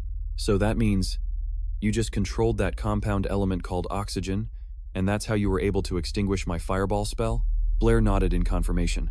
"That's right, and not only that, we humans can't survive without oxygen either." He suddenly remembered what happened with Lethone, who almost died from suffocation. "It was by draining the oxygen around Lethone that I managed to take him down," he thought to himself. Brittany clutched her head in shock, looking at the student before her with an expression that was both astonished and estranged. Blair could actually control compound elements directly. A lifetime of memories flooded her mind. From her childhood to adulthood, her life had always been intertwined with the whirlwinds of magic, with both fire and water elements interweaving. Up until now, magical elements could only be controlled through incantations and hand seals. That was the core difference between them and the compound elements. Ever since the existence of compound elements was discovered, humanity had always assumed they were impossible to control, and yet now, that ironclad law was being shattered by Blair, right inside her mind. In that terrifying vision, a giant flame erupted from Miss Brittany's hand, quickly spreading to engulf the image of Blair, tied tightly to a burning stake. If something can be done by only a few, they are called geniuses. But if something can be done by only one person, then that person is considered an anomaly. And history has proven that humanity has never treated anomalies with mercy. The more she thought about it, the more horrified Brittany became by her own conclusions. She hurriedly gripped her student's shoulders. Her voice tense, she pressed Blair. Does anyone else besides me know that you can control compound elements? Blair shook his head and answered honestly, No, I've only told you, Miss Brittany. Hearing this, her expression grew graver than ever as she warned him. Blair, you must promise me you will never, ever reveal this to any third party, not even Isabella or Alice. Unless, one day, those two become the ones you share your life with. On the skyscraper's rooftop, the conversation between Blair and Brittany remained unfinished. Under the golden sunlight and a gentle breeze, the two stood facing each other. The boy, blushing with embarrassment, hurriedly waved his hands and stammered, I don't have anyone. Rest assured, except for you, Miss Brittany. You absolutely cannot breathe a word of this to anyone. Brittany maintained an extremely stern expression, holding out her right hand and demanding that Chen Luo make an oath. Otherwise, she would have no way of trusting him. You have to swear, she said, her resolute expression making even Chen Luo pause for a moment. The young man had no choice but to comply with Brittany's request. All right, I swear. As he spoke, Chen Luo also raised his hand, and their fingertips gently touched. Brittany squeezed his hand tightly as if accepting the oath. Her face relaxed, the tension vanished, and she finally smiled in relief. She pulled her hand back, gently brushed her hair, and spoke in a serious tone. Bray, etch my words into your very soul. You must never reveal this secret. It directly affects your life. You really shouldn't have even told me. Chen Luo smiled faintly, his eyes shining with absolute trust as he said decisively, I trust you, Brittany. This affirmation surprised her somewhat, and she immediately questioned Bray. Why do you trust me so much? The young man replied without hesitation, My intuition tells me that Miss Brittany would never harm me, right? And yet, as soon as he finished speaking, her expression suddenly changed. Her entire being was suddenly shrouded in a heavy, dark cloud of gloom. The young man coughed a few times, asking worriedly, Miss Brittany, did I say something wrong? Right after that, a hand suddenly shot out, pulling Chen Luo towards her. Brittany hugged him tightly, her face beaming with an unconcealable happiness. Bray, thank you. Just then, Chen Luo seemed to remember something. Oh, right, Miss Brittany, there's actually one more thing. I submitted the combinatorial magic theory to the Magic Association, and in exchange, I got quite a few variant magic spells to enhance my spiritual power. Hearing this, Brittany couldn't help but worry, and she quickly asked, The Magic Association? This is something you should have discussed with me first. Your strength is still too weak right now. Contacting them so early will only bring you unnecessary trouble. On the contrary, Chen Luo didn't seem the least bit worried. He even confidently puffed out his chest, pointed to himself, and said, Miss Brittany, don't you worry. When I was at the Magic Association, I used the name Chen Luo, so they won't be able to find out my true identity.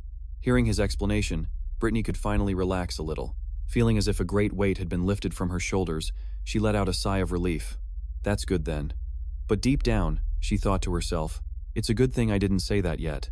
But she still had a feeling she was missing some important detail. Just as she thought of this, Brittany suddenly started, realizing with horror. Wait, what did you just say? Her piercing shriek was so loud that a bird flying by was startled and nearly went into a freefall. Immediately, Brittany cornered Chen Luo against the wall, pressing in close. She interrogated him in a strained voice. Bray, are you that Chen Luo? The Chen Luo who solved 23 difficult problems at once? Facing Brittany's shocked and serious face, Chen Luo replied nonchalantly, Yes, that's me. It's because the Magic Association's variant magic is sold so expensively. I didn't have any other way to make money. After hearing this, Brittany could only clutch her face and scream silently, her whole body feeling like it was about to explode. Just because he was short on money, he had completely solved all the difficult problems that had stumped the kingdom of Nolan for years, a total of 23 conundrums, giving birth to 11 new theorems. That mysterious scholar, nicknamed Luo Shen, turned out to be her own student, witnessing her on the verge of going crazy, as if two personalities were warring within her. Combined with her strange gaze, Chen Luo couldn't help but ask in confusion, Miss Brittany, are you all right? Suddenly, Brittany's eyes became as sharp and cold as a knife. Brittany's spirits suddenly plummeted, her voice heavy with sorrow as if she was about to cry. Bray, whether in magic or mathematics, I'm no longer qualified to be your teacher. My mathematics teacher is one of the top great scholars in the kingdom, but I'm afraid even he has nothing left to teach you in that field. But just a second later, she pulled herself together, her eyes shining brightly with hope as she said with a smile, But when it comes to magic, I'm sure she can help you, because besides being a great scholar, she is also a renowned great archmage. I will go and ask her to take you on as a student. Seeing his teacher's burning passion, Chen Luo's cheeks flushed, and he replied, deeply moved, Yes, ma'am. At the same time, a thought quietly formed in his mind. If I became a disciple of Miss Brittany's teacher, wouldn't that make Miss Brittany my senior sister? Besides, that master is a renowned archmage, being on the same level as the president of the kingdom's magic association. While he was lost in his wandering thoughts, the girl standing next to him was still smiling as brightly as a flower. Brian unconsciously clenched his fists, his cheeks flushed red and his eyes sparkling with excitement as he voiced the question he had been longing to ask for so long. Miss Brittany, since you're already the student of an archmage, why do you still come to this academy? However, Miss Brittany didn't answer his question right away. She just gently patted his head and smiled. Don't worry, I'll be sure to tell you my story someday. Brilliant sunbeams shone down on the 3-story villa, which featured classic Western architecture and a remarkably spacious balcony. Brian closed the door and stepped inside. He walked through the foyer, feeling an incredibly expensive rug beneath his feet. Suddenly, a hand hastily grabbed Brian's wrist and yanked him into the house, catching him completely off guard. Hold on! Isabella, who had just dragged him inside, immediately began to question him. Brian didn't answer right away. Instead, he gazed toward the door with a thoughtful expression, as if deep in thought, perhaps replaying his promise to Miss Brittany in his mind. Brian recalled that moment, when Miss Brittany had placed a hand on his shoulder, her tone incredibly serious. Brian, promise me you absolutely will not reveal this to a third person, not even Isabella and Alice, unless, in the future, both of those girls become your wives. Taking that warning to heart, Brian had to look away, deliberately avoiding Isabella's direct gaze. Ignoring her suspicious expression and acting as if nothing was wrong, he casually remarked, "It's nothing." Obviously, Isabella didn't believe that for a second. Her face darkened with anger when she realized he was lying. "You dare lie to me? I've never seen Miss Brittany so reluctant to say goodbye before." "Brian, tell me the truth. Did you just confess to her?" Brian quickly covered her mouth with his hand, whispering mysteriously, "Shh, don't be so loud. Keep your voice down." The sudden closeness made Isabella blush involuntarily. "What? What are you doing?" She looked annoyed, flailing her limbs and making muffled sounds as if trying to protest. But Brian kept his hand firmly over Isabella's mouth, preventing her from making a sound. Meanwhile, his eyes were fixed on the main door, as if he had spotted something unusual. A moment later, Brian slowly removed his hand. "Do you really want to know what Miss Brittany and I talked about?" He thought to himself. "Looks like this is the only trick I can use." Isabella, for her part, puffed out her cheeks, crossed her arms, and said haughtily, "Well, spit it out then. Let's see how you're going to explain this." Brian stood straight, facing Isabella, and began to tell his story in a very serious tone. "Miss Brittany asked me with a very serious look on her face," he said, before dropping a question that hit like a bombshell. "Who do you like more, Isabella or Alice?" Hearing this bombshell of a question, Isabella was instantly petrified, her mind spinning, her cheeks flushing uncontrollably. "Huh?" She was completely stunned, as if her soul had left her body. "You're lying, right? What nonsense are you talking about? What kind of crazy things are you saying?" After she finished, both Brian and Isabella fell silent, standing face to face without another word. The atmosphere suddenly plunged into a suffocating silence. It was Isabella who spoke first, breaking the long silence. "So, who do you like?" "No, I mean, what was your answer?" Brian replied decisively. "I told Miss Brittany that I would dedicate my entire life to magic." Upon hearing this answer, Isabella's expression suddenly brightened, her whole face lighting up, her previous anger completely gone. It was replaced by a knowing smile as she softly replied, "Is that so?" With that, Isabella reached out to gently touch Brian's cheek and then suddenly pinched it hard. Her mood flipped in an instant, and she yelled angrily, "You're talking nonsense again. Hey, can you be a little more serious? You actually dared to lie to me." The guy hurriedly raised his hands in surrender. "Whoa now, take it easy. I was just kidding. I'll admit I was wrong, okay?" Isabella then summoned a magic fireball in her hand, her face darkening as she questioned him. "Blair, I'm giving you one last chance, so you'd better speak properly." The guy looked at the powerfully blazing fireball, broke out in a cold sweat, and frantically waved his hands. I'll talk right now. Don't get angry. We can sort this out slowly." Blair hurriedly tried all sorts of tricks to please her, even making a giant heart shape with his hands. "Actually, I already told Miss Brittany straight up. To me, Alice is just a respected senior, while Isabella is the friend I cherish the most. Here's another heart. It's sincere. Please believe me." He chuckled sheepishly, trying to make peace, feeling his heart in a knot as he looked at the still skeptical girl opposite him. Isabella still wasn't convinced after hearing his explanation. She rested her chin on her hand, frowning in thought. "Let's see. Alice is a senior, and I'm a friend, so the person Blair likes can only be." She pondered for a moment. Then for some unknown reason, her face suddenly darkened and she stormed off in a rage, not forgetting to let out a cold "Oomph," leaving the guy standing there completely dumbfounded. Meanwhile, Isabella lowered her head, seething with anger. What the heck? So he really does like Miss Brittany more. As for Blair, he could only scratch his head, completely baffled by her logic. I was clearly complimenting her, so why did she get mad? Oh well, at least he had narrowly escaped disaster. What a relief. Back at the academy, students were gathered in groups outside the classroom, where a senior in the crowd gestured towards the inside and began to explain. See that? That's Blair. I heard that during the last practical training session, he single-handedly saved both Senior Alice and Senior Isabella from a high-level mage, no less. Blair, sitting in class, could only sigh in exasperation. I'm not some panda in a zoo. What's so special that everyone keeps staring? And yet, the crowd outside the window continued to buzz with chatter. Oh, so that's the legendary Blair. And what about during the exam?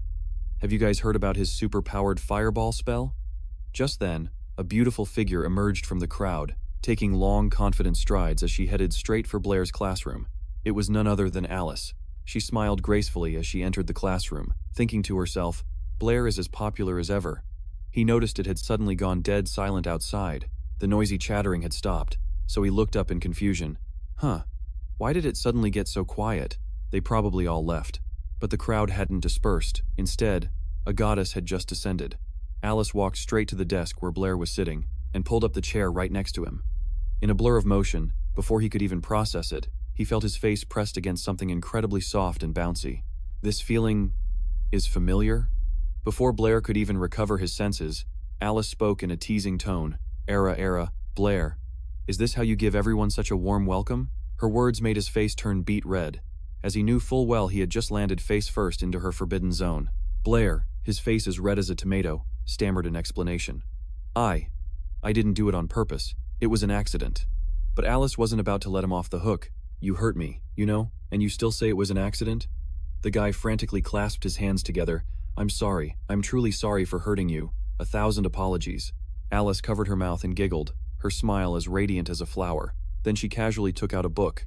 I was just teasing you, but I really do have a favor to ask you, Blair. She smiled sweetly as she pushed the book towards him. It's this. I have 2 magic problems that I just can't solve, so I have to bother you again. Sorry for the trouble. Blair took the book and replied with a strained smile. It's no trouble at all, just a small thing. At the same time, the gossiping crowd outside started to stir and whisper again. Did you see that? Senior Alice and Blair were practically glued to each other. Outside the window, the crowd pushed and shoved, even more eager for the latest scoop. Clear as day, Blair really lives up to his title as the Senior Slayer. His luck with the ladies is off the charts. Both of the Academy's top beauties are all over him. Right at that tense moment, a voice suddenly called out from behind. What are you guys all huddled up for? The group of boys jumped and whipped around. As soon as they saw Isabella's figure, every one of their faces turned bright red. A bolder boy spoke up and asked, Isabella, are you here looking for Brian? She glanced over, her delicate eyebrows furrowing in displeasure. You already know, so why ask? Isabella was now standing face to face with Alice. The moment the 2 girls met, the air was thick with tension. Aren't you just the same as me? Alice raised an eyebrow provocatively. Don't tell me you have feelings for Brian too? You're being ridiculous. Isabella immediately denied it vehemently. Alice, don't talk nonsense. Who would ever like that Brian guy? But Alice clearly didn't believe her. She moved closer to Isabella, wearing a look as if she had read her completely, an action that made Isabella boil with rage. Alice tilted her chin up. What about me? She then dealt a critical blow. That's right. I like Brian. You got a problem with that? Isabella's mind went completely blank. The only thing echoing was the question, you, since when have you liked Brian? How could you hide it so well? Alice responded to her shock with a challenging smile. Alice continued to press her. If you don't have feelings for Brian, then you surely won't fight me for him, right? Isabella looked down, her voice a mumble. Even if I don't fight you for him, you still wouldn't stand a chance. Brian already has someone he loves. Hearing this, Alice seemed completely unconcerned. So what? I can just compete fairly with that other person. Isabella could only sigh in exasperation. It's useless. You can't win against her. Don't waste your effort. On the contrary, Alice showed a face full of fighting spirit, slowly enunciating each word. Listen, Isabella, even if you really wanted to fight me for Brian, you wouldn't need to use that tone. I will never give up. Hearing this, Isabella couldn't take it anymore. She angrily turned and walked away, throwing back a sentence. If you want to like him, go ahead, it has nothing to do with me. With that, she stormed into the classroom, angrily flopping down into the seat next to Brian, feeling incredibly frustrated. She muttered, "What's with this never give up nonsense? Even I don't have a chance. So where does Alice get that confidence?" Brian, sitting next to her, witnessed the whole thing and felt a sense of foreboding. He secretly gulped, thinking to himself, what did I do to offend this monster today? Suddenly, Isabella flew into a rage, slamming her hand on the desk and shouting, "Brian, I have a question for you. If you had to choose between me and Alice, who would you pick? Answer decisively. You can only choose one." Our boy's face went blank as he screamed internally, "Oh my God, not this again? Why do I always have to answer these lame questions?" Meanwhile, Isabella's expression seemed to say, "If you don't give me a satisfactory answer today, don't even think about getting any peace. Hurry up and speak, no dodging." Brian could only throw his hands up in the air, looking utterly bewildered. "But why do I have to choose between the two of you?" Isabella slammed the desk again with a bang, yelling, "I told you to choose, so just choose. Stop asking so many questions." The distressed boy buried his face in his desk and moaned, "In that case, I choose magic." She immediately rejected this choice. "Not allowed. Magic is not on the list of options. You only have two options. One is me, and the other is Alice." Suddenly, he lifted his head, his eyes sparkling with hope. "Then, can we add another option?" Isabella snapped. "Add who? Or should I just add Miss Brittany to complete the set?" Brian could only scratch his head and laugh sheepishly. "That wouldn't be very nice. It's disrespectful to Miss Brittany." She frowned, losing her patience. "Then hurry up and decide." Unexpectedly, he gave an answer no one could have predicted. "How about? I choose both." This answer was like adding fuel to the fire, making Isabella even more furious. "Of course not." Brian had no choice but to clasp his hands and beg, "Then if I choose you, could you lend me some gold coins?" At this point, Isabella couldn't hold back anymore. Her face was flushed with anger, her eyes blazing as if they could shoot fire. "Brian, are you going to get serious right now or not?" The boy chuckled awkwardly, finally getting to the point. "I guess what you mean is, if I had Alice to be my lifelong partner, who would I choose, is that right?" Having been found out, Isabella puffed out her cheeks and turned away, her expression now a little embarrassed. "Think whatever you want." Chen Luo didn't hesitate for a second, pointing directly at her and casually declaring, "I choose you." Isabella was both surprised and secretly pleased, so she asked why. The young man then crossed his arms, sighed, and replied, "Does something like that even need a reason? That senior Alice, besides being more mature than you, gentler than you, and having a more developed personality than you, in what other way is she better?" She froze for 5 seconds, feeling as if 3 invisible daggers had pierced her heart. "More mature than me, gentler than me, and her chest is bigger than mine." Without saying a word, Isabella raised her hand and gave Chen Luo a thunderous slap, leaving a bright red 5-fingered handprint on his cheek. And yet, the young man maintained a completely bewildered expression, silently wondering, "What happened? Did I say something wrong?" Helpless, Chen Luo could only sit down and go. As he was reading and sighing deeply, a familiar male voice called out, "Bray, you're here." Bray looked up to see Tobi, who had just arrived, waving eagerly at him. "Bray, I heard a rumor that you saved Senior Isabella, and Alice from Lithona's clutches too." Ignoring his best friend's excited expression, Bray just replied listlessly, "Yeah, I guess you could say that." Tobi was so agitated he started waving his arms around. "What do you mean you guess so? That was a high-level mage, Bray. How on earth did you do it?" The young man pretended to be in deep thought, but he was actually trying to cook up a thrilling story in his head. Tobi listened intently, not even daring to blink, only to be stunned when Bray nonchalantly said he couldn't remember, leaving his friend utterly flabbergasted. Tobi was on the verge of tears, practically begging on his knees. "I'm pleading with you, Bray. Please try to remember how you defeated Lithona. He's a high-level mage, for crying out loud. He's someone who can end a life with a mere flick of his finger. How could you not remember a single detail of such a heroic moment, right?"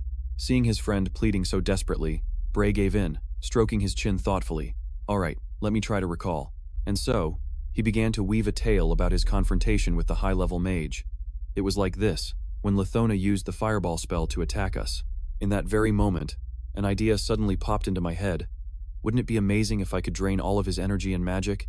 The image Bray was conjuring up was of himself using his bare hands to absorb all the energy from Lithona's magic. So, I channeled all my body's strength and willpower to absorb that fireball, and after that, we both collapsed to the ground. As a result, Lithona's magic really did vanish, and immediately after, I lost consciousness. After hearing this, Tobi's eyes lit up, and he grabbed Bray's hand with a look of pure admiration. "Bray, you're incredible. What's the name of this magic-absorbing spell? Can I learn it? Please teach me."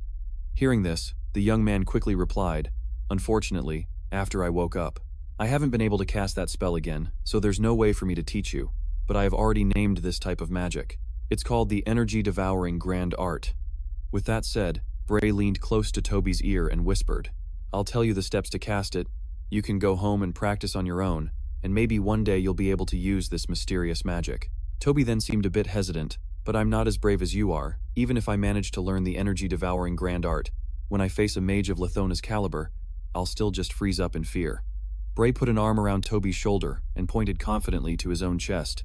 "You have to remember this. No matter how strong the enemy you face, as long as you have a life or death resolve in your heart, anything is possible. I believe in you." Tobi, as if filled with new courage, smiled back and said, "Thank you, Bray. I will definitely do my best to learn the energy-devouring grand art." Tobi suddenly remembered something. That's right. Because of the incident involving Lithona during the last magic practice session, the wall.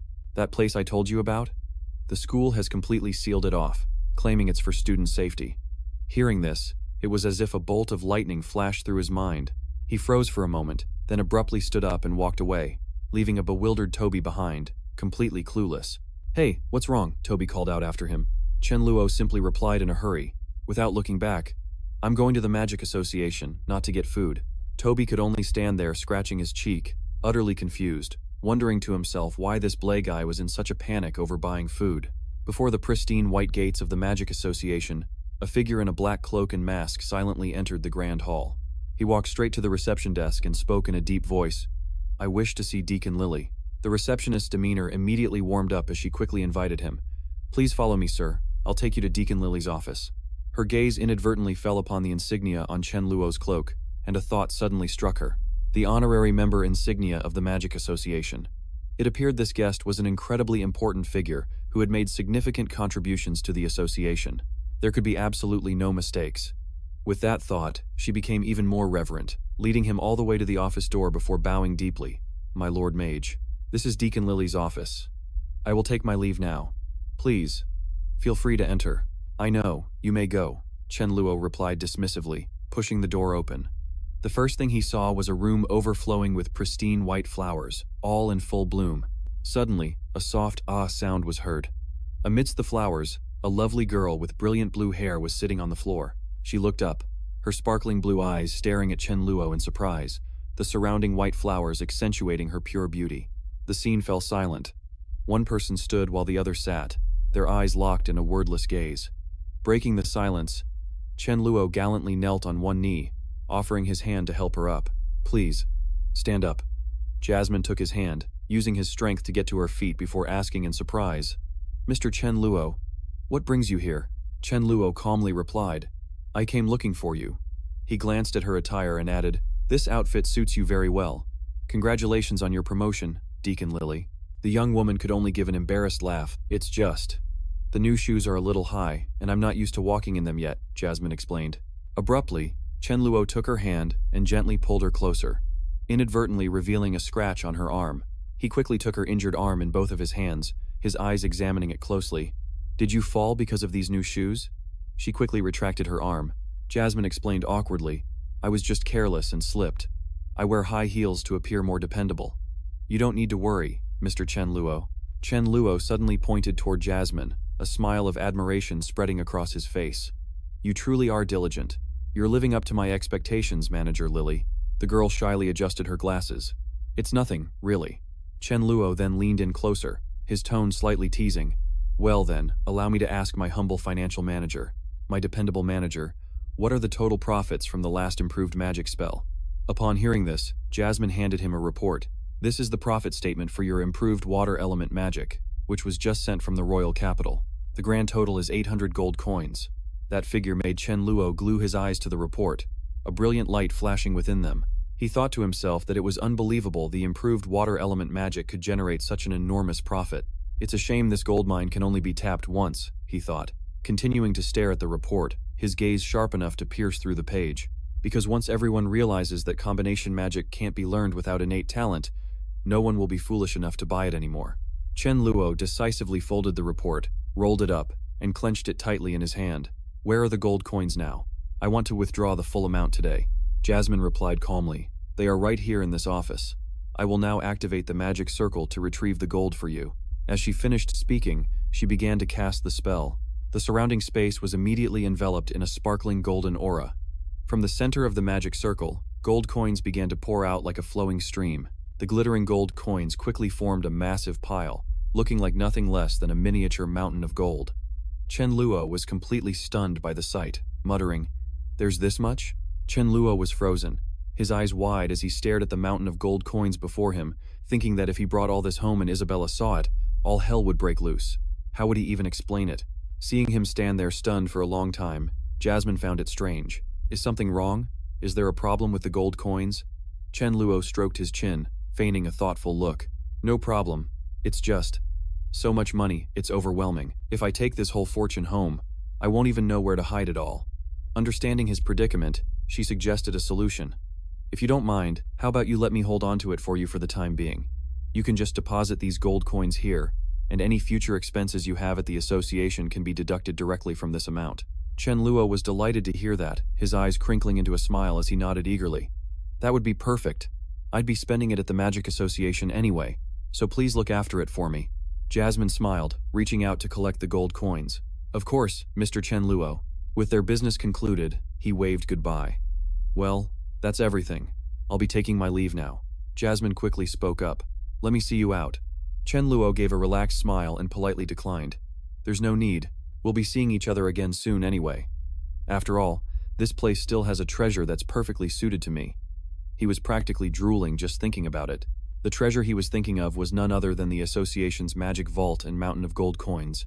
He would just let it fatten up before coming back to harvest it later. Unfortunately, Jasmine couldn't read his mischievous thoughts. She heard his cryptic words and interpreted them in a completely different way, causing her cheeks to blush furiously with embarrassment. The question just kept circling in her mind. Treasure. What could he possibly mean? Meanwhile, Chen Luo had returned home, tossing and turning in bed with his eyes wide open. He muttered, "Looks like combination magic can only get me so much money." He rolled over, burying his face in his pillow. The reward for solving those 23 difficult problems is already in the bag, so what other tricks are there to earn more? He racked his brain but came up with nothing, unable to fall asleep. Yet, as soon as that thought finished, he let out a long yawn. Immediately after, he drifted off into a sweet dream. In it, Chen Luo once again set foot in the Magic Association and happened to run into the familiar receptionist. The only difference was that this time, he didn't bother with a cloak or mask to hide his identity. Chen Luo stood proudly at the reception desk in the middle of the grand hall, aggressively declaring, "I'm the one who sent Latone to his grave, so hand over the reward money now." In contrast to his arrogance, the receptionist seemed unusually calm. She simply asked gently, "But it's a lot of reward money. Are you sure you want to take it all for yourself?" Standing in a shimmering sea of gold, Chen Luo laughed heartily and replied, "I'll take it all. There's no amount of gold coins in this world that I can't handle." Suddenly, an ice-cold gold coin grazed his cheek, but Chen Luo remained standing tall amidst his mountain of money. He could feel showers of money raining down on his head, and a flicker of suspicion arose within him. More and more gold coins fell, but they were quickly covered in frost. Even as the entire mountain of money turned into a freezing block of ice, he stubbornly clung to it, moaning incessantly. "It's freezing, so cold. I need to find Isabella to warm me up." The scene before him gradually blurred, melting away like snow. A warm hand was gently patting his cheek, shaking him awake. But Chen Luo was still dazed from his dream. "It's so cold." As he cracked his eyes open, he saw Isabella's face right up close. Chen Luo shot up like a spring and yelled, "My money!" startling Isabella and making her jump back. The dream vanished, and he sat on the bed in a daze. Harsh reality came crashing down.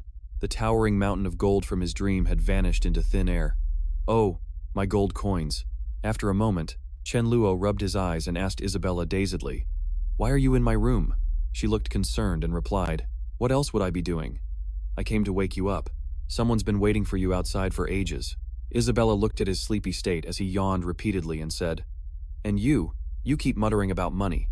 You must have been dreaming about some nonsense again." Chen Luo threw off the blanket and got out of bed, asking tiredly, "Who's visiting this early in the morning?"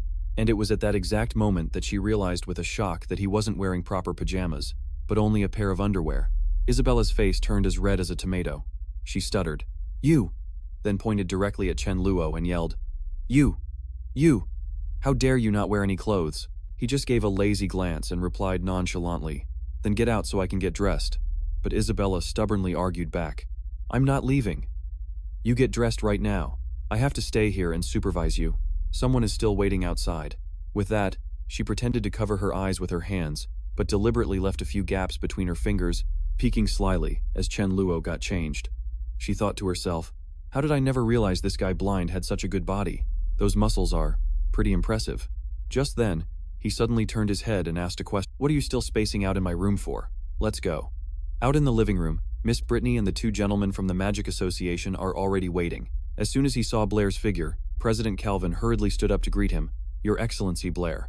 All five of them sat down together in the living room. Blair and the two girls sat on one side, while the two members of the Magic Association sat opposite them across the coffee table.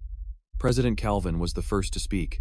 "I came here first and foremost to congratulate Your Excellencies Blair and Brittany. You two are the recipients of this year's Edwin Award," he said while happily turning to Vice President Adre.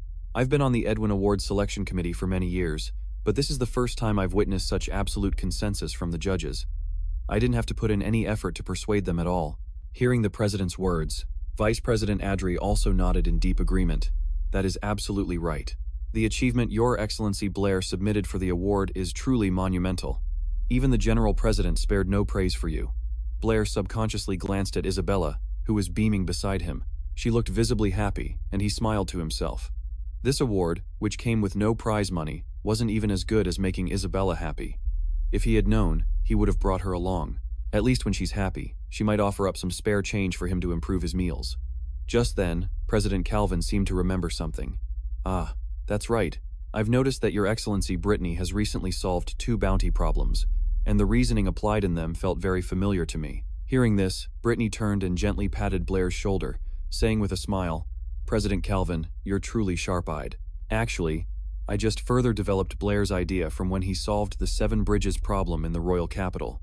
President Calvin's face immediately lit up with realization. "No wonder.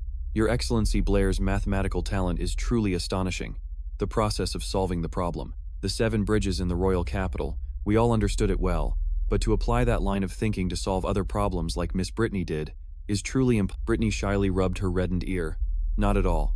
I'm just exploring and learning. I've only been focusing on research lately." President Calvin's expression suddenly grew more serious. "Could it be that the topology theory causing a stir recently was proposed by you?" She admitted frankly, "Yes, that's right. But actually the core of topology was proposed by Blair a long time ago. He is the one who founded this branch of mathematics." President Calvin spoke again. "I have faith in Your Excellency Blair's abilities, as well as Your Excellency Brittany's passion for mathematics. With the two of you collaborating, I'm certain that topology will soon become a complete and systematic field of study." Blair picked up his glass of water and took a sip, thinking to himself that topology is a foundational pillar of modern mathematics. How could he and Miss Brittany possibly complete this entire system on their own?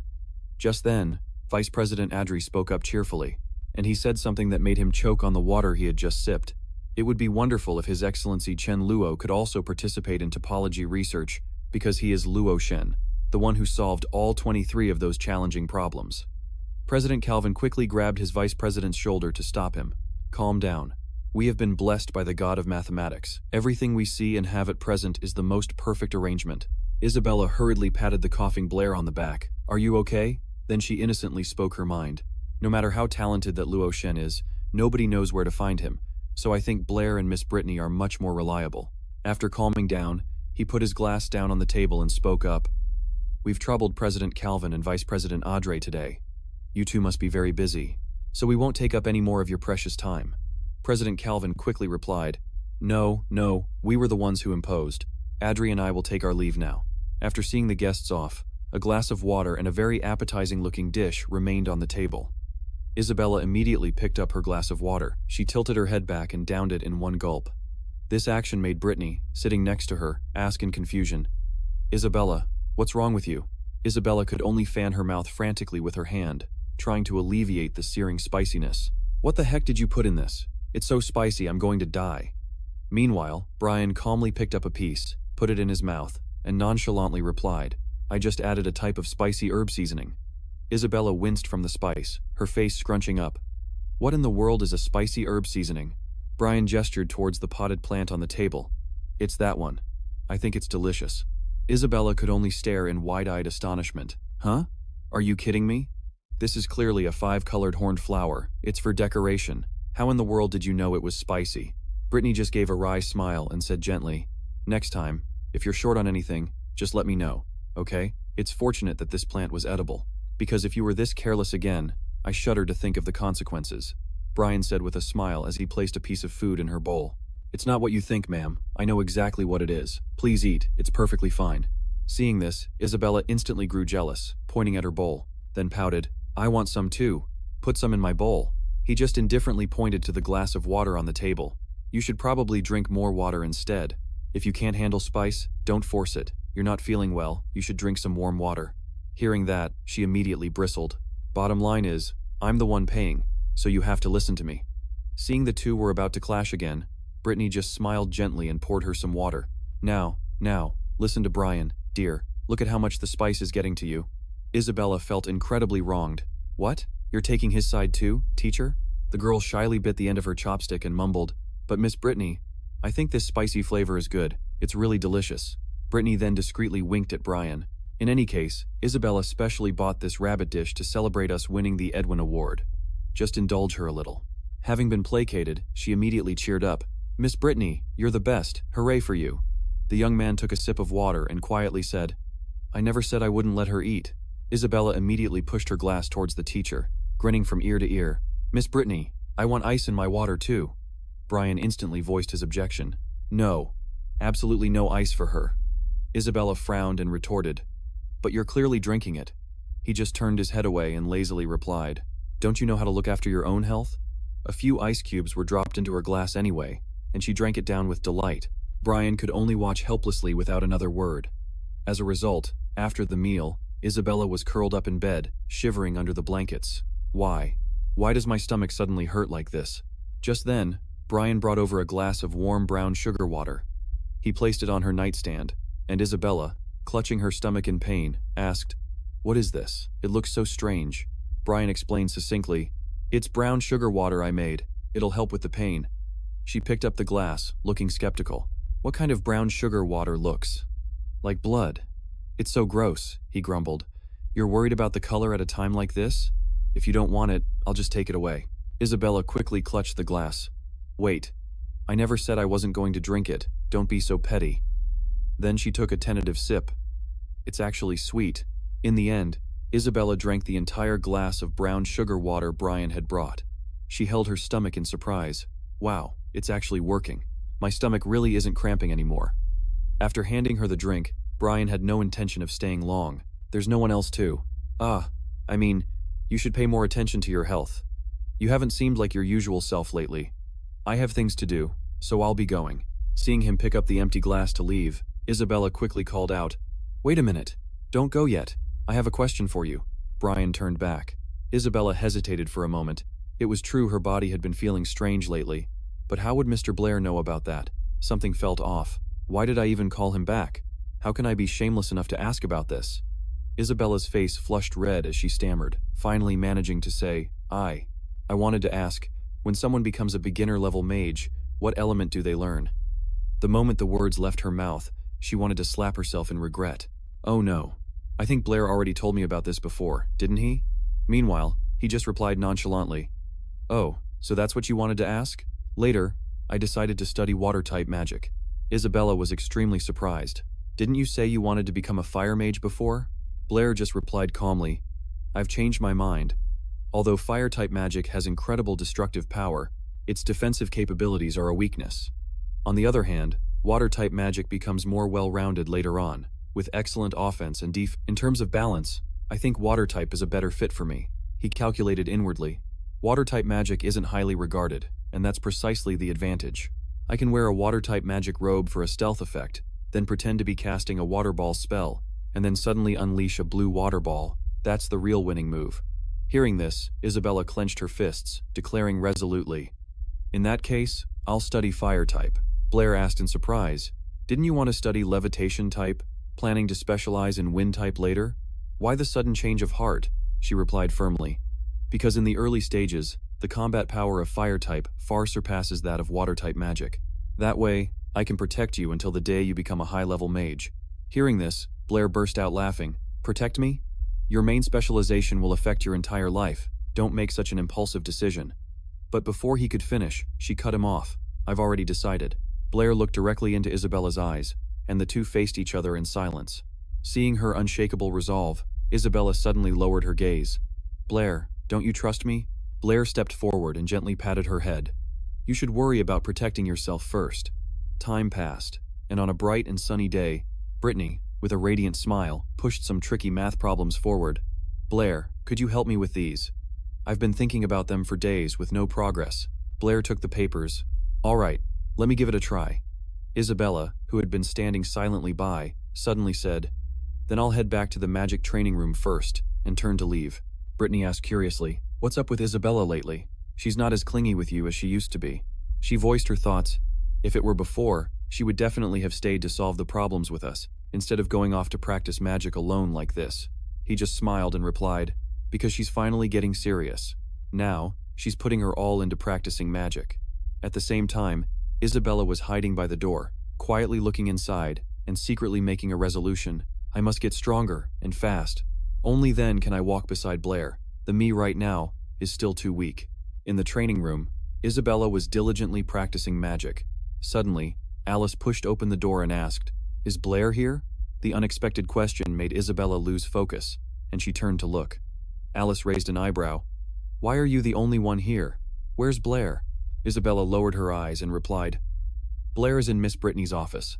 They're discussing some difficult math problems. If you want to join them, you can go there. Hearing this, Alice feigned covering her mouth. Oh, in that case, I won't go and bother them. I originally had some good news to tell Blair, but it seems I'll have to tell you first.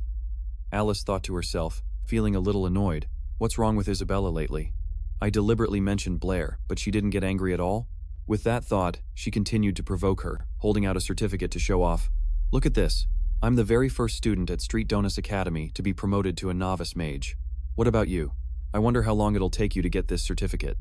Isabella reached out for the card, her gaze turning cold. Perfect timing. Let me test the power of my fireball spell. Alice quickly snatched the certificate back, snapping, Isabella, are you crazy? All you do every day is practice your fireball spell. Have you burned away all your emotions? With that, Alice stormed off angrily. Isabella looked sadly out the window, whispering, A novice mage. Winter arrived, and snow fell, blanketing the entire landscape in white. Isabella, in a red sweater, stood silently by the window looking out. It's already snowing on the first day of winter break. She clenched her fists, her eyes filled with determination. Even if it's snowing, I must set out on my journey. At the front door, Chen Luo was already waiting in a red scarf. Amidst the blanket of white snow, as soon as Isabella stepped out, he turned to lead the way, his voice full of confidence. I knew you'd come. Let's go. She rushed to stop him. You don't have to come. It's very cold outside. You should stay home. I can go by myself. Chen Luo just smiled and replied, It's all right. I was planning to go get my beginner-level mage certification anyway. It'll be more fun if we go together. Isabella was so shocked she had to cover her mouth. What? Your spiritual power is already strong enough to cast beginner-level magic? To prove his point, he cast a simple water magic spell right before her eyes, and said nonchalantly, Yep, I finished learning the beginner-level magic for all 4 systems a few days ago. Chen Luo thought to himself, To be honest, this beginner-level mage certification isn't really that big of a deal, but at least it serves as a form of identification. Dressed in her water element cloak, Isabella ambled along behind him. She softly called out, Blair. Chen Luo turned back, confused. What's wrong? Isabella's expression suddenly turned uncharacteristically serious. I have something to ask you. Hearing her grave tone, he couldn't help but shudder, his first reaction being a cold sweat. Here we go again. The two of them stood silently, gazing at each other in the falling snow. The atmosphere suddenly grew tense. Isabella finally broke the silence. Blair, why is your spiritual power improving so rapidly? Countless questions swirled in her mind. It was obvious that when they first met, Blair couldn't even summon a single fireball. Yet now, after just 1 semester, Isabella's expression darkened. He's not only strong enough to get a beginner-level mage certification, but he's also proficient in the beginner magic of all 4 systems. She unconsciously clenched her fists at her sides. Once he officially becomes a beginner-level mage, the distance between myself and Blair will only grow. Seeing her expression, Chen Luo gave a reassuring smile. Everyone progresses with magic at their own pace. Don't worry about it too much. He moved closer, gently patting her head. Just you wait. When I become a high-level mage, I will definitely protect you. Isabella's face flushed as she brushed Chen Luo's hand away. Who? Who needs you to protect them? For all you know, I might become a high-level mage before you do. Not one to back down, he retorted. No way. It'll definitely be me first. You just wait and see. Like that, the two of them bickered all the way to the Magic Association. Upon arriving, Isabella headed for the stairs. The fire system mage certification is on the 2nd floor. I'll go on ahead and find you when I'm finished. Chen Luo raised a hand to cheer her on. Good luck. Just then, a guide approached him with a friendly smile. Hello, sir. Mr. Bradley had some urgent business and has been away for the past few days. Therefore, today's beginner-level water magic certification will be overseen by Lord Zaius. Lord Zaius is famously known for his very high standards, so you should prepare yourself. Chen Luo could only scratch his head and give a wry smile. I understand. Thank you. After speaking, the guide raised her hand to knock on the door. Lord Zaius, there's a gentleman here for the beginner-level mage certification. A deep voice echoed from within the room. Send him in. This was the water magic certification area. Upon entering the room, he saw a man sitting at a desk on the other side. Zaius flipped a page in the book on his desk, his eyes never leaving it as he commanded. Now, cast a beginner-level water magic spell with your fastest speed. Before he could even turn the next page, he heard Chen Luo's voice say, Done. Zaius froze, looking up in disbelief. Already? And in the moment he looked up, Zaius was stunned to see that the young man had used magic to shape a Superman's head out of water, hovering in midair. Sir, is this sufficient? Zaius couldn't hide his astonishment. Not only was it fast, but this kid could also control the shape of the water with incredible precision. This is truly remarkable, but this form. The man clapped in admiration. Your casting speed is astonishing. Your spiritual power is incredibly condensed. It's clear how diligently you must have trained it, even back when you were an apprentice. The young man smiled in reply. Thank you. However, Zaius stroked his chin and asked doubtfully, Have we met somewhere before? Chen Luo was startled and hurriedly denied it. How could that be? Today is my first time ever setting foot in the Magic Association to apply for certification. The old mage exclaimed in disbelief. What? Your first time? Chen Luo cursed inwardly. I'm so screwed, it seems he's met the other Chen Luo before. Zaius shot to his feet, his expression hardening as he spoke in a stern voice. Your first time at the association and you're already applying for a junior mage certification, does that mean you're not even a magic apprentice yet? Why are you trying to skip ranks for your certification? Chen Luo cried out in his heart. It's over.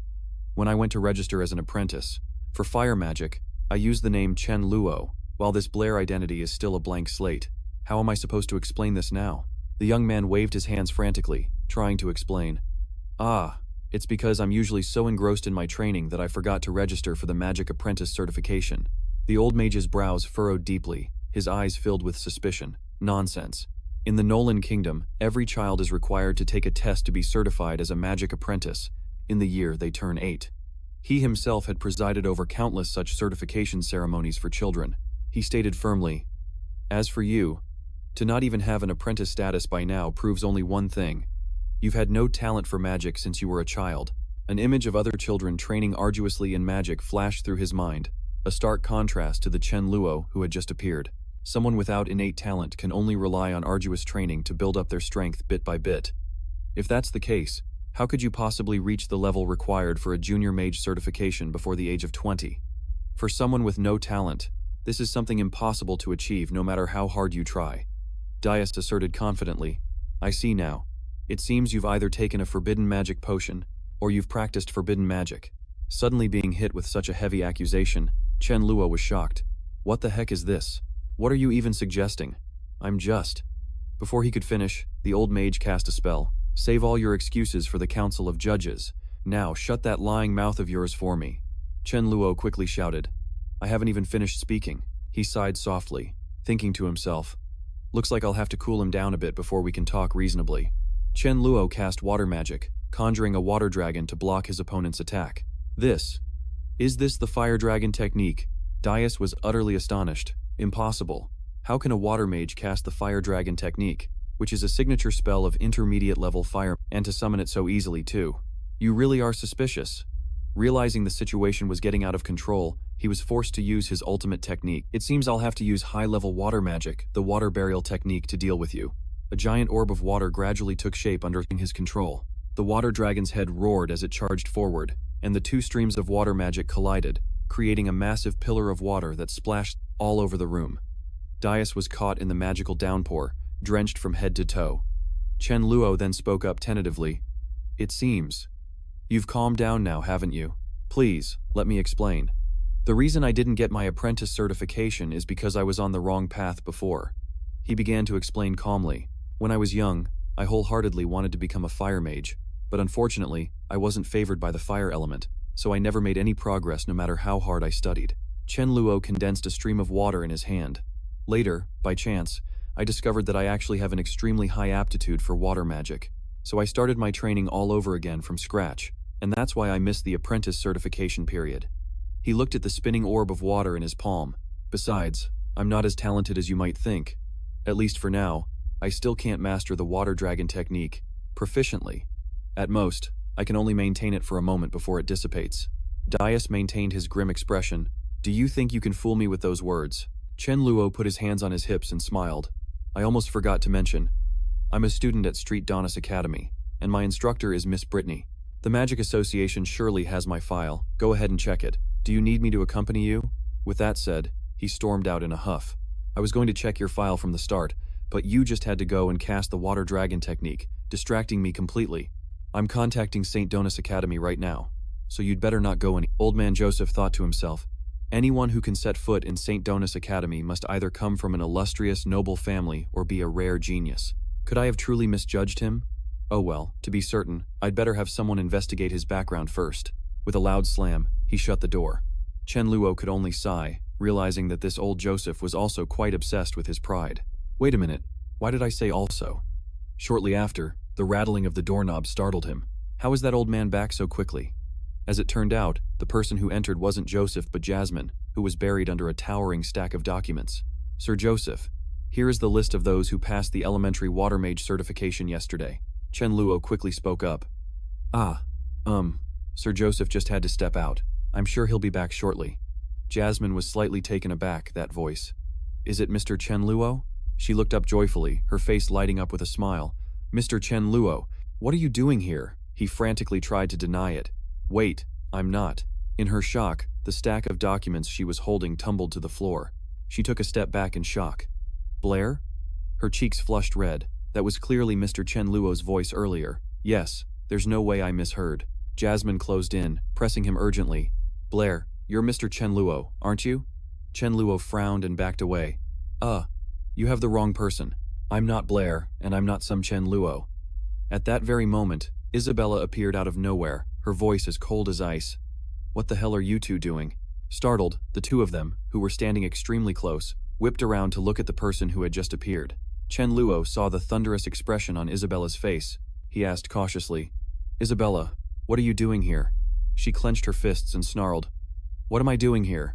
Am I not allowed to be here or something? At that moment, Jasmine cut in. I can let it slide for today, but you have to promise me one thing. Next time we meet, you have to tell me the truth yourself. As he hesitated, Isabella's rage exploded as she pointed an accusing finger at them. Furthermore, why were you two so close and cozy? Are you hiding some secret affair from me? They looked at each other and then spoke in unison. We were. Isabella didn't wait for them to finish. She immediately cast a fire spell, and flames of fury erupted around her. Blair, you have a lot of guts. Flirting with an attendant from the Magic Association behind my back? Ironically, Jasmine was still clinging tightly to Chen Luo's hand, making him even more flustered. Stop pulling and please say something to explain this. Jasmine, let go of my hand. At this rate, Isabella is going to burn me alive, Chen Luo cried out helplessly. Please say something. At last, Jasmine finally spoke up. Hold on. Greetings, Lady Isabella. Mr. Blair wasn't trying to flirt with me at all. I was just ordered by my superior to come here and supervise him. I'm very sorry that this caused a misunderstanding, my lady. Upon hearing this, Isabella's anger instantly dissipated, and she bent down to help Jasmine pick up the papers that had fallen on the floor. But why does Blair need to be supervised? Jasmine answered while gathering the documents. I'm only following orders. I don't know anything else, so it would be best if you asked Mr. Blair directly. With that, she gathered the stack of papers and prepared to leave. I still have to deliver these documents, so please excuse me. Chen Luo was frozen to the spot, completely speechless. Isabella quickly called out after her. I feel like I know you from somewhere. Have we met before at the academy? Hey, wait a second, don't go. She turned to him and asked, what in the world is going on? Weren't you just here to get your elementary mage certification? Why would someone be sent to supervise you? And that attendant, I can't shake the feeling that I've seen her before. Chen Luo could only laugh sheepishly. It's a long story. Basically, let me explain it to you from the beginning. After hearing the full story, Isabella burst into a fit of laughter. To think they'd resort to using forbidden potions to practice forbidden arts. What a joke. The young man could only spread his hands helplessly. He was probably afraid I'd run away, so he called that official over to watch me. You get it now, right? She just smiled, signaling that she understood. Just then, the sound of the doorknob turning echoed again, and seeing the person who had just entered, Blair immediately asked a question. Lord Zaius, how far along is your investigation? The official adjusted his glasses and replied, Mr. Blair, my sincerest apologies. I was being reckless just now. There are no issues with your identity whatsoever. I hope you can forgive my earlier abruptness. In addition, our president would also like to have a word with you. After speaking, he gestured towards a white-haired man and introduced him. Mr. Blair, this is our president, Lord Angus. The man being introduced spoke a greeting, then courteously extended his hand toward the young man. Mr. Blair, you are truly an outstanding talent. Even Zaius was so astonished he couldn't believe his eyes, which led to this unnecessary misunderstanding. This shows that you are not only a genius magician, but also a renowned mathematician. The young man hurriedly returned the handshake. You flatter me, President Angus. I'm just an ordinary person. Then, the president turned to the young woman and asked with a smile, Miss Isabella, why are you here? Isabella quickly replied, President Angus, have you forgotten? I'm also a student at Street Donatella Academy. You just invited me to join the Magic Association a moment ago. Your memory is terrible. How could you forget about me so soon? Angus could only manage a gentle laugh. I wouldn't dare. Please stop teasing me, Miss Isabella. I was just wondering why you happened to be here. Could it be that you and Mr. Blair are truly in the kind of relationship the rumors suggest? Blair interjected in surprise. You're already a member of the Magic Association? Isabella raised an eyebrow with confidence. Of course.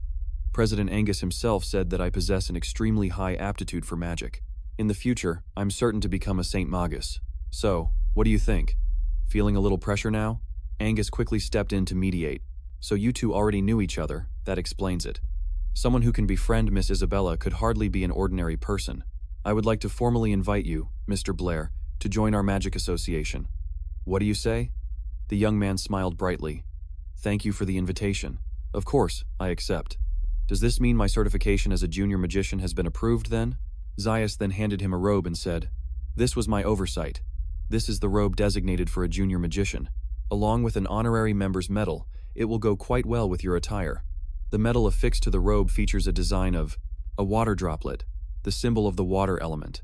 You are now officially a junior water element magician. Blair respectfully accepted the robe. At that moment, the sensation of touching the new magic robe gave the young man a tangible feeling that he truly existed in this world. After the two of them had left, Angus turned to Zaius and asked, Say, doesn't that Mr. Blair look a bit familiar to you? Now that you mention it, President, I also have a feeling I've seen him somewhere before. I just can't recall at the moment. Meanwhile, Blair was walking down a snow-covered path, deep in thought. Although the rank of junior magician was a step above a magic apprentice, the elementary-level magic sold by the association was also drastically more expensive. I'll probably have to use all the prize money from the Edwin Award just to scrape by and advance to an intermediate magician. The young man looked up at the distant sky. If elementary-level magic was already this costly, then for intermediate, senior, or even archmage-level magic, wouldn't the amount of money required be an astronomical figure? Blair pursed his lips and thought to himself that learning magic was truly a bottomless pit. It seemed he'd have to find another way to make money. Just as he was lost in thought, a snowball suddenly flew through the air and smacked him right on the head. From a distance, Isabella's mischievous laughter echoed. That's what you get for spacing out. I got you, you fool. Blair was no pushover either, gathering his mana to create an even more gigantic snowball and growling. Just you wait. I'll show you the price for provoking a water mage. The girl didn't flinch at all, retaliating with blazing fire magic. Bring it on. I'm a fire mage, you know. Prepare to be defeated. Seeing this, Blair licked his lips with even more excitement. You said it, so don't you regret it. And as for the result of their little showdown, a crestfallen Blair was standing under the shower, washing away his shame. He got burned in the most literal sense of the word. Isabella showed absolutely no mercy. Drying his hair, he walked out into the living room and asked, Miss Brittany, where did Isabella go? Oh, the school is on break, so she just went home. She smiled gently and then asked, By the way, when are you planning on going home? Blair replied that ever since his father passed away, my mother is always lost in sorrow, and whenever she sees me, her tears just won't stop falling. I really don't want to make her any more upset, so, could I possibly stay here for a little while longer? Blair thought to himself that even though he had a mother in this world, he wasn't the real Blair. Going home would not only risk exposing his identity but would also be incredibly awkward. Hearing this, Brittany immediately pulled him into a comforting hug. Of course you can, my poor Blair. You can stay here with me for as long as you need. How could I ever have the heart to kick you out? Tomorrow, we'll go to the market together to buy some food. Blair was completely baffled. Wait a minute. When did I say anything about going to the market tomorrow? Miss Brittany just gave him a mysterious smile. She explained that since the school was on break and the cafeteria was closed, he would be in charge of making her 3 meals a day from now on. With that, the two of them strolled down the shopping street. Brittany suddenly pointed to a building and said to Blair, I just remembered I have an essay to turn in. Please wait here for a moment. I'll be right back. Okay, Miss Brittany, you go ahead. As Blair obediently sat down to wait, he happened to overhear some disgruntled complaints. He realized it was a conversation between two passers-by. Ever since Luo Shen solved all those prize puzzles last time, it took forever for a new one to show up, and now someone else has already snatched it up and solved it. The other person added, Yeah, I know. The reward for this new puzzle was even increased to 100 gold coins, and I had just found a clue yesterday. His friend looked even more annoyed. What do you know? I had already figured out the answer, I just didn't get to submit my solution to claim the reward yet. Hearing this, a light bulb went off in Blair's head, and he exclaimed joyfully, I've found a way to make money. It was as if Blair had just discovered a golden opportunity, and his entire face lit up with excitement.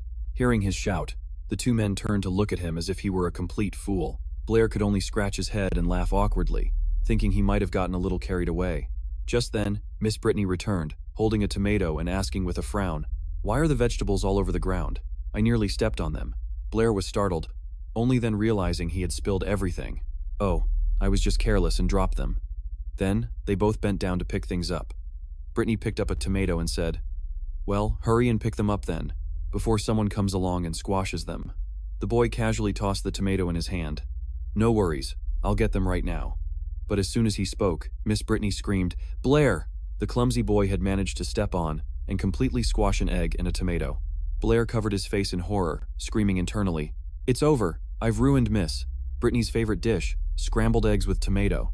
All her fury was concentrated in her hand, crushing another tomato, yet a dangerously bright smile appeared on her lips. It was a smile filled with murderous intent. It's all right, dear. Come here. I'm not upset at all. Blair's eyes twitched uncontrollably as a single thought crossed his mind. My life comes first. Money can wait. After the meal, Miss Brittany sat comfortably in her chair, praising him. Blair, your cooking skills are seriously no joke.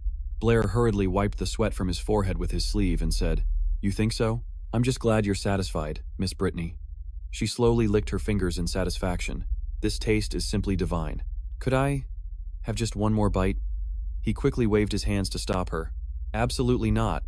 You already devoured 3 portions of roasted chicken and potatoes for lunch, and for dinner, you had a full plate of stir-fried potato shreds with green peppers plus 2 bowls of rice with egg drop soup. It wouldn't be good for you to eat anymore.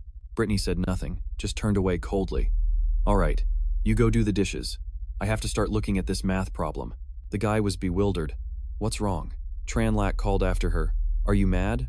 Or was the food I made not enough to fill you up, Brittany? That must be it. I'll cook more tomorrow. Just then, Brittany came out. Wait. Then she walked over and handed Tranlac a small pouch as he was washing the dishes. This is for you. Keep it to buy food tomorrow. The guy happily took the pouch. Awesome. Then tomorrow I'll make 5 whole servings of roasted chicken and potatoes. I've got a way to make money. Tranlac emptied the pouch, letting the shiny gold coins spill onto the table, his eyes lighting up. Talk about perfect timing. A moment ago, in front of the Mathematics Association, I came up with a brilliant money-making scheme. I was worried about not having any startup capital, but now the money is here. He picked up a gold coin and grinned smugly. Tomorrow I'll use this 1 coin to post a bounty. I'll post a tricky math problem, and as long as no one can solve it, other people will surely chip in to find the solution. When the prize money accumulates to 10 gold coins, I'll step in and solve the problem, easily pocketing 9 gold coins in profit. Tranlak put the coin back. No, I can't just stop at 10 gold coins. I have to think bigger. The more people who crave the answer, the more money I'll make. Tranlak slammed his hand on the table decisively. I'll do it right now. He picked up a pen, pondering, which problem should I choose to attract the most attention? Suddenly, an idea flashed in his mind. Tranlak dipped his pen in ink and started writing on the paper. I've got it. I'm truly a genius. He quickly wrote down a problem. What could be more suitable than proving the butterfly theorem? The math scholars here love problems with such fancy names. By then, the prize money will definitely be substantial. In front of the Mathematics Association, Tranlak asked in astonishment, "What do you mean? Why won't you take my money?" The staff member quickly waved his hands. "Sir, my sincerest apologies, but our Mathematics Association has its own rules. The minimum bounty for a difficult math problem is 10 gold coins. You should probably just keep your money." The guy gritted his teeth and accepted. "Fine, 10 gold coins it is, take it." The other man reluctantly took it. "All right, sir, please let go." The two of them struggled over the money pouch. Just then, Brittany appeared. "What are you two doing?" The man from the association was startled, lost his balance, and fell flat on his back. Tranlak jumped in surprise and quickly pulled her away. "It's nothing, nothing at all. Let's go home and cook. You still want roasted chicken and potatoes, right?" Brittany squinted suspiciously. "What are you up to now?" In the basket, there were now only 2 chicken legs and 2 potatoes. It seemed they'd have to make the budget version of roasted chicken today. The scene of the two of them at the market was completely different. Tranlak turned to Brittany and asked, "How about stir-fried tomatoes and eggs for today?" Meanwhile, his stomach was growling. Just the other day, he had to bite the bullet and pay 10 gold coins to the Mathematics Association. Now, he only had a single silver coin on him. Well, for today, I'll just have to sweet-talk Brittany first. He chuckled to himself. Later I'll sneak over to the Mathematics Association to solve the problem. That way, I can collect the reward and go buy chicken. Tranlak was lost in his calculations. When he looked up, he was bewildered. She was just picking vegetables with me. How did she disappear in a flash? Brittany? He pretended to look around for a few seconds, then bolted. The heavens are on my side. While Brittany isn't here, I have to hurry to the Mathematics Association. But just then, a familiar voice called out from behind him.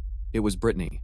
She cheerfully boasted, "I just stopped by the Mathematics Association a moment ago and happened to see a new problem on the bounty board, so I went ahead and solved it." Brittany held out a pouch of money. "Take these 10 gold coins. You can keep them to buy more food. Aren't you happy?" Upon hearing this, Tranlak froze. What did you just say?" The guy was so shocked he broke out in a cold sweat and yelled, You already solved it?" Brittany, holding the money bag, couldn't help but ask when she saw his expression. "That's true. But why don't you look happy at all?" Chen Luo's face darkened, and he muttered as if to himself, "Because that's my money." Tears welled up in Chen Luo's eyes. He quickly pointed to his face and explained awkwardly, "What are you talking about? I'm just crying from happiness." Of course, inside, he was crying a river of tears. It's true that the best-laid plans often go awry. After guarding against outsiders day and night, the enemy within turned out to be the hardest to defend against. Brittany cheerfully linked arms with him. "Let's go buy some chicken. I've been craving chicken and potato stew for so long."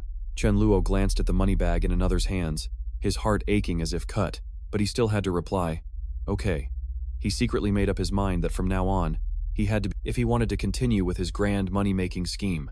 The next morning, Chen Luo pulled back the curtains to let the early sunlight into the room, and a brand new mischievous plan suddenly formed in his mind. He had to leave before 2 o'clock today. He clutched a large money bag, cautiously looked around, and then quietly opened the door, having calculated everything meticulously in his head. By the time, Brittany would likely just be waking up. That way, she would have no reason to tag along with him. Chen Luo gently turned the latch, unable to help feeling a little smug. A perfect plan. Already halfway there. Clutching his books and the money bag, he walked with confidence. This time, the problem he brought to post for a reward was far more complex than the butterfly theorem from before. It was a multi-layered problem where one had to prove one layer of meaning to proceed to the next, and it was interwoven with countless pieces of profound knowledge.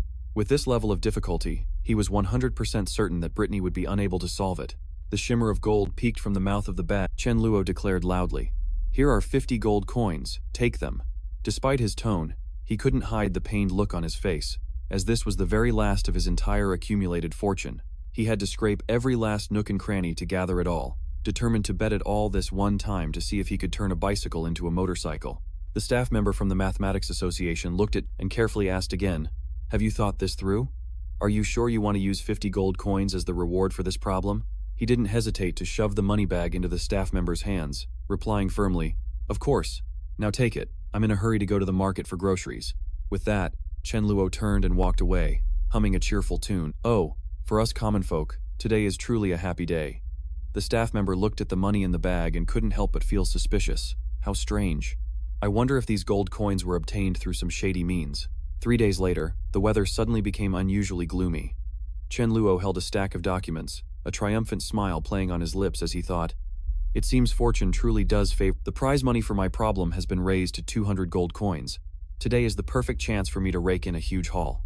Thinking this, Chen Luo tiptoed out of the room again, moving silently. However, behind him, the light spilling through the doorframe unintentionally revealed his silhouette, and Brittany's voice rang out, calling for Blair.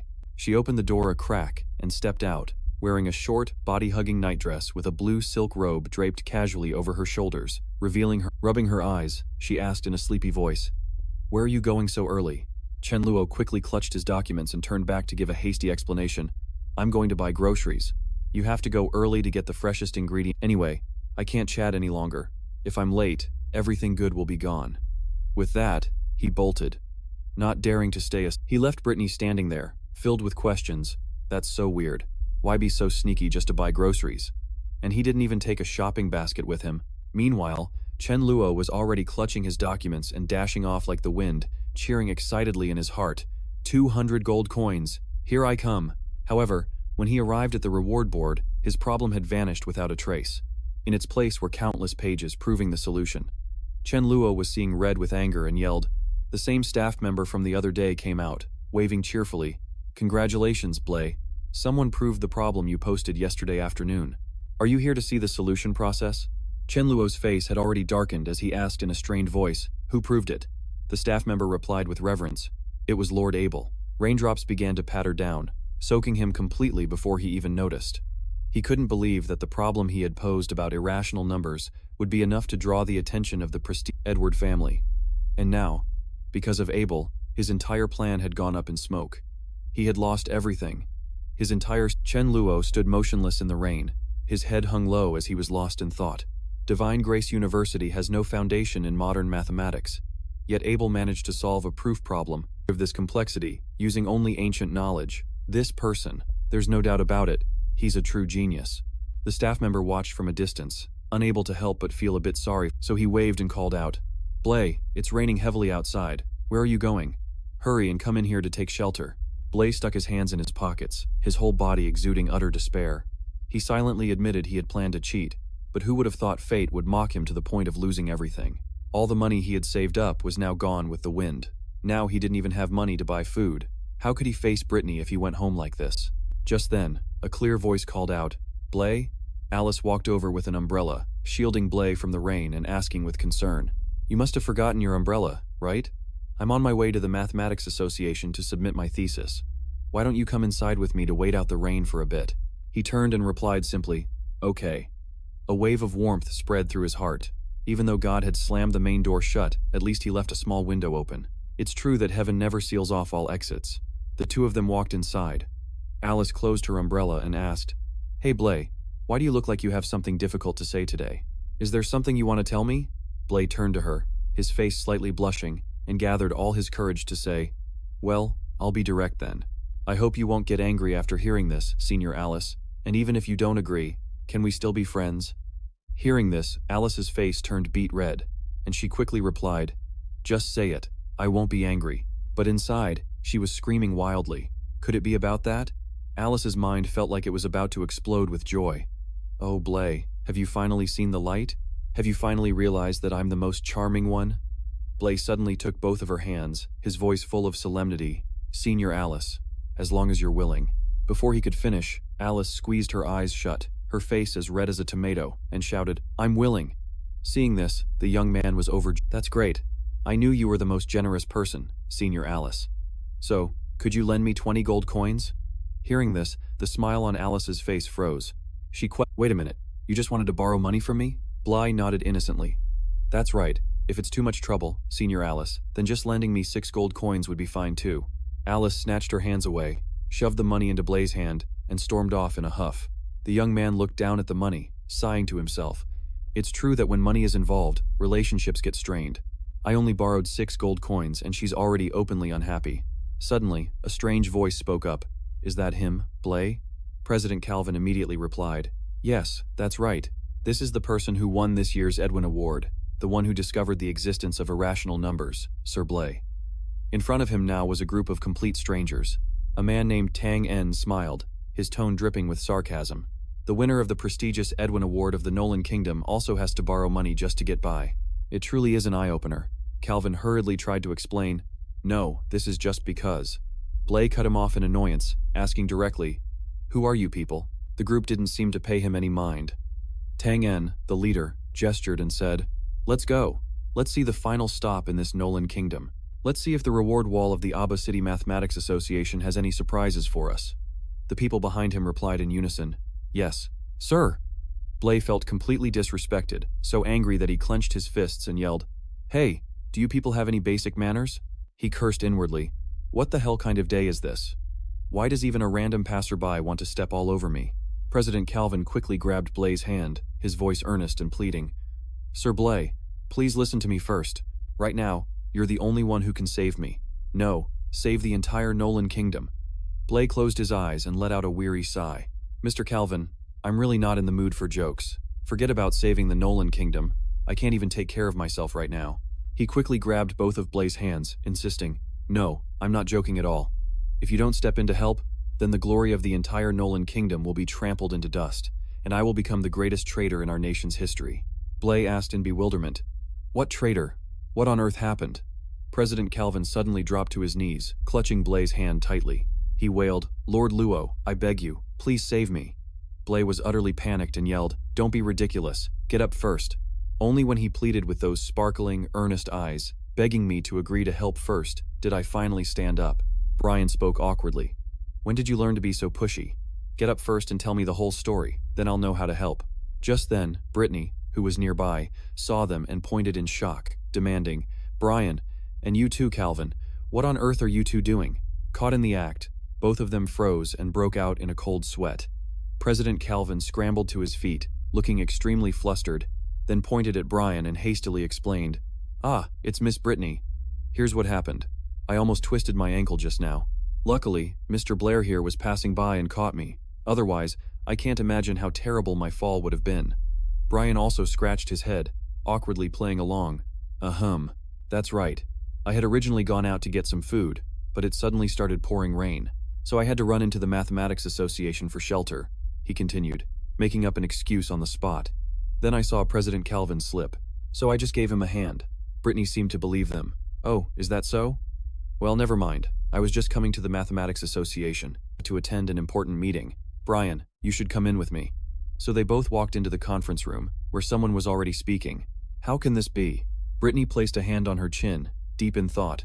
The last time the scholars of Gaia came for an exchange, even though their skills were top tier, they never managed to solve all the bounty problems across the cities of the Luo Land Kingdom. Around the large round table, everyone wore a pensive expression. One person spoke up. That's because our Luo Lan Kingdom has accumulated problems over many years. The 23 most difficult and profound problems were all solved by Luo Shen. President Calvin continued, although various places have recently issued new bounty problems, their difficulty is nowhere near comparable to those 23 classic problems. That's precisely why the scholars of Gaia have been able to sweep through all the bounty problems in our country. The room buzzed with chatter. What should we do now? Our Mathematics Association branch in Apo City is their final stop. If we can't present a problem that's difficult enough to stump them, the reputation of the Luo Lan Kingdom's mathematics community will be completely ruined, won't it? This isn't just a simple academic competition, it's a clash between empires. After all, the Os and Fa empires have never been on good terms. We are a vassal state of the Os Empire, and if we lose to Gaia this time, who are backed by the Fa Empire, the consequences will be unimaginable. Although President Calvin was addressing everyone, his eyes were fixed directly on Brian. Everyone? Is there really no other way? Meanwhile, Brian was glaring murderously at the man in the white suit on the opposite side. He thought furiously to himself, he's here. My 50 gold coins are definitely in his pocket. Suddenly, Brittany turned to ask, Brian, do you have any ideas? But then she laughed it off. Ah, never mind. Just forget I said anything. Brian immediately asked, Brittany, what were you about to say? Brittany turned away and replied coolly, It's nothing. I was just saying we should go home and cook. I'm starving. The others also began to stand, whispering restlessly, What can we do? Let's just dismiss. In the midst of this, only President Calvin shot to his feet. He slammed his hand on the table, closed his eyes, and remarked casually, What a shame about the 5,000 gold coin reward offered by His Majesty the King. Is there truly no one who can stop the scholars of Gaia? The moment money was mentioned, Brian's eyes lit up. Calvin continued to lament. Must we really just give up like this? Just then, Brian spun around and declared, No, I can do it. Hearing this, Brittany exclaimed happily, Blair! An eagle also turned to look. President Calvin grabbed Brian's hand, his voice filled with urgency. I knew you would have a way, sir. Brian turned away nonchalantly. Of course, but only under the condition you mentioned earlier. As long as I can stop those Gaia scholars, the king will reward me with 5,000 gold.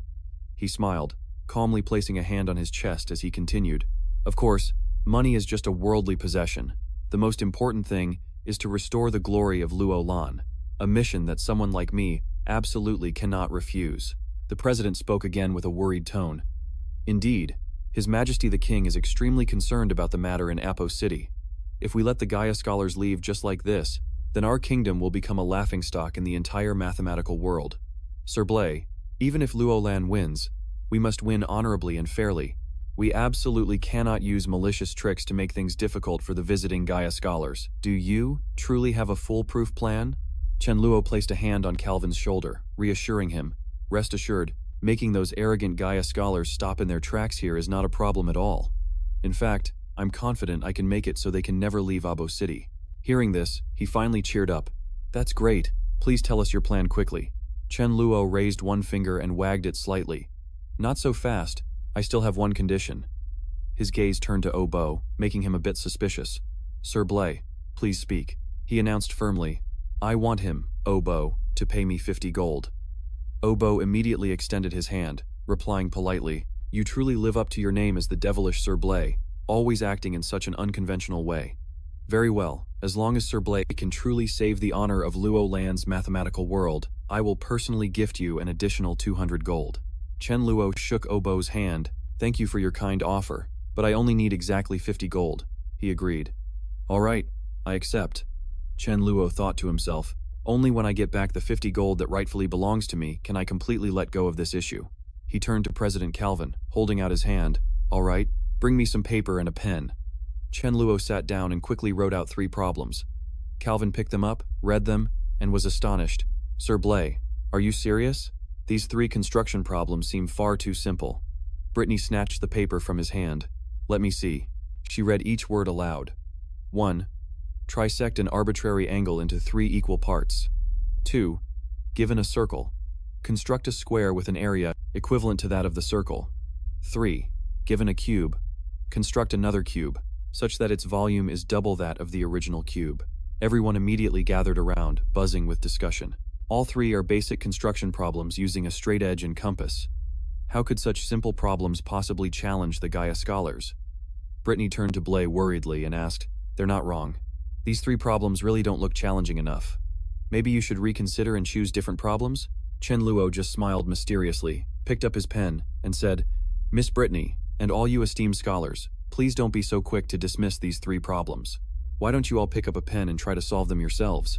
Complex geometric figures gradually filled the paper, as the Eastern scholars stood debating animatedly amidst towering stacks of scratch paper. The scene slowly unfolded.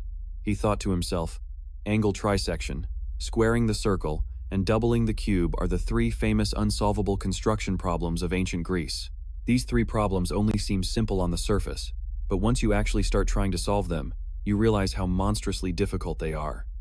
Ever since they were proposed, countless mathematicians over many generations have tried to find a perfect solution. But it wasn't until 2,000 years later that it was proven that these 3 seemingly trivial problems, if relying only on a straight edge and compass, are eternally impossible to solve. Chen Luo looked extremely pleased with the problems he had chosen. Time passed, and soon it was late at night. Brittany and the others were still sitting around the table, surrounded by messy piles of solution papers. She massaged her forehead, muttering, "Why is it like this? The calculation steps can't be wrong, but why is the result never correct?" Suddenly, a warm voice called out, "Miss Brittany." Chen Luo draped a cloak over her shoulders and said gently, "It's very late. We should go back and rest for now. In any case, the Gaia scholars will be here for a few more days, so it's not too late to continue tomorrow." Brittany relented. "All right, I'll listen to you this time." Just as the two turned to leave, Earl called out from behind, stopping them. "Sir Blair, please wait a moment." The atmosphere suddenly grew tense. Earl held up the paper and questioned him. "These 3 problems, they look ordinary, but in reality, they are all unsolvable problems, aren't they?" Blair and Brittany turned around at the same time, their eyes wide with surprise.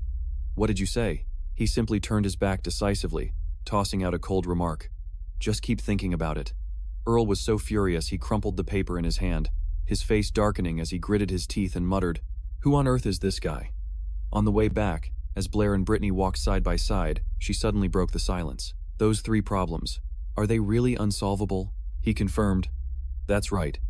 Those 3 classical problems are absolutely impossible to solve using only a straight edge and compass. Whether it's Earl or all the scholars of Gaia, if they want to find the solution, they'll probably have to wait another 2,000 years. She exclaimed in astonishment. 2,000 years? When the two arrived home, Brittany poured herself a glass of water, looking extremely satisfied. She cheered happily. "Ah, I'm so full. Blair's cooking skills are as amazing as ever." Meanwhile, Blair was pushed to clean up, and he grumbled in frustration.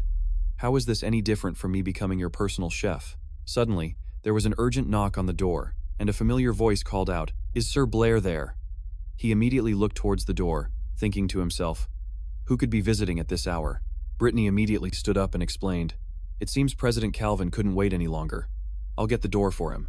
The president was invited inside. Blair thoughtfully poured a glass of warm water and offered it gently. "Have a drink to warm yourself up, sir." President Calvin hastily grabbed Blair's hand while he was still holding the teapot, his voice filled with urgency. "Please tell me the truth. Those 3 problems. What's the deal with them?"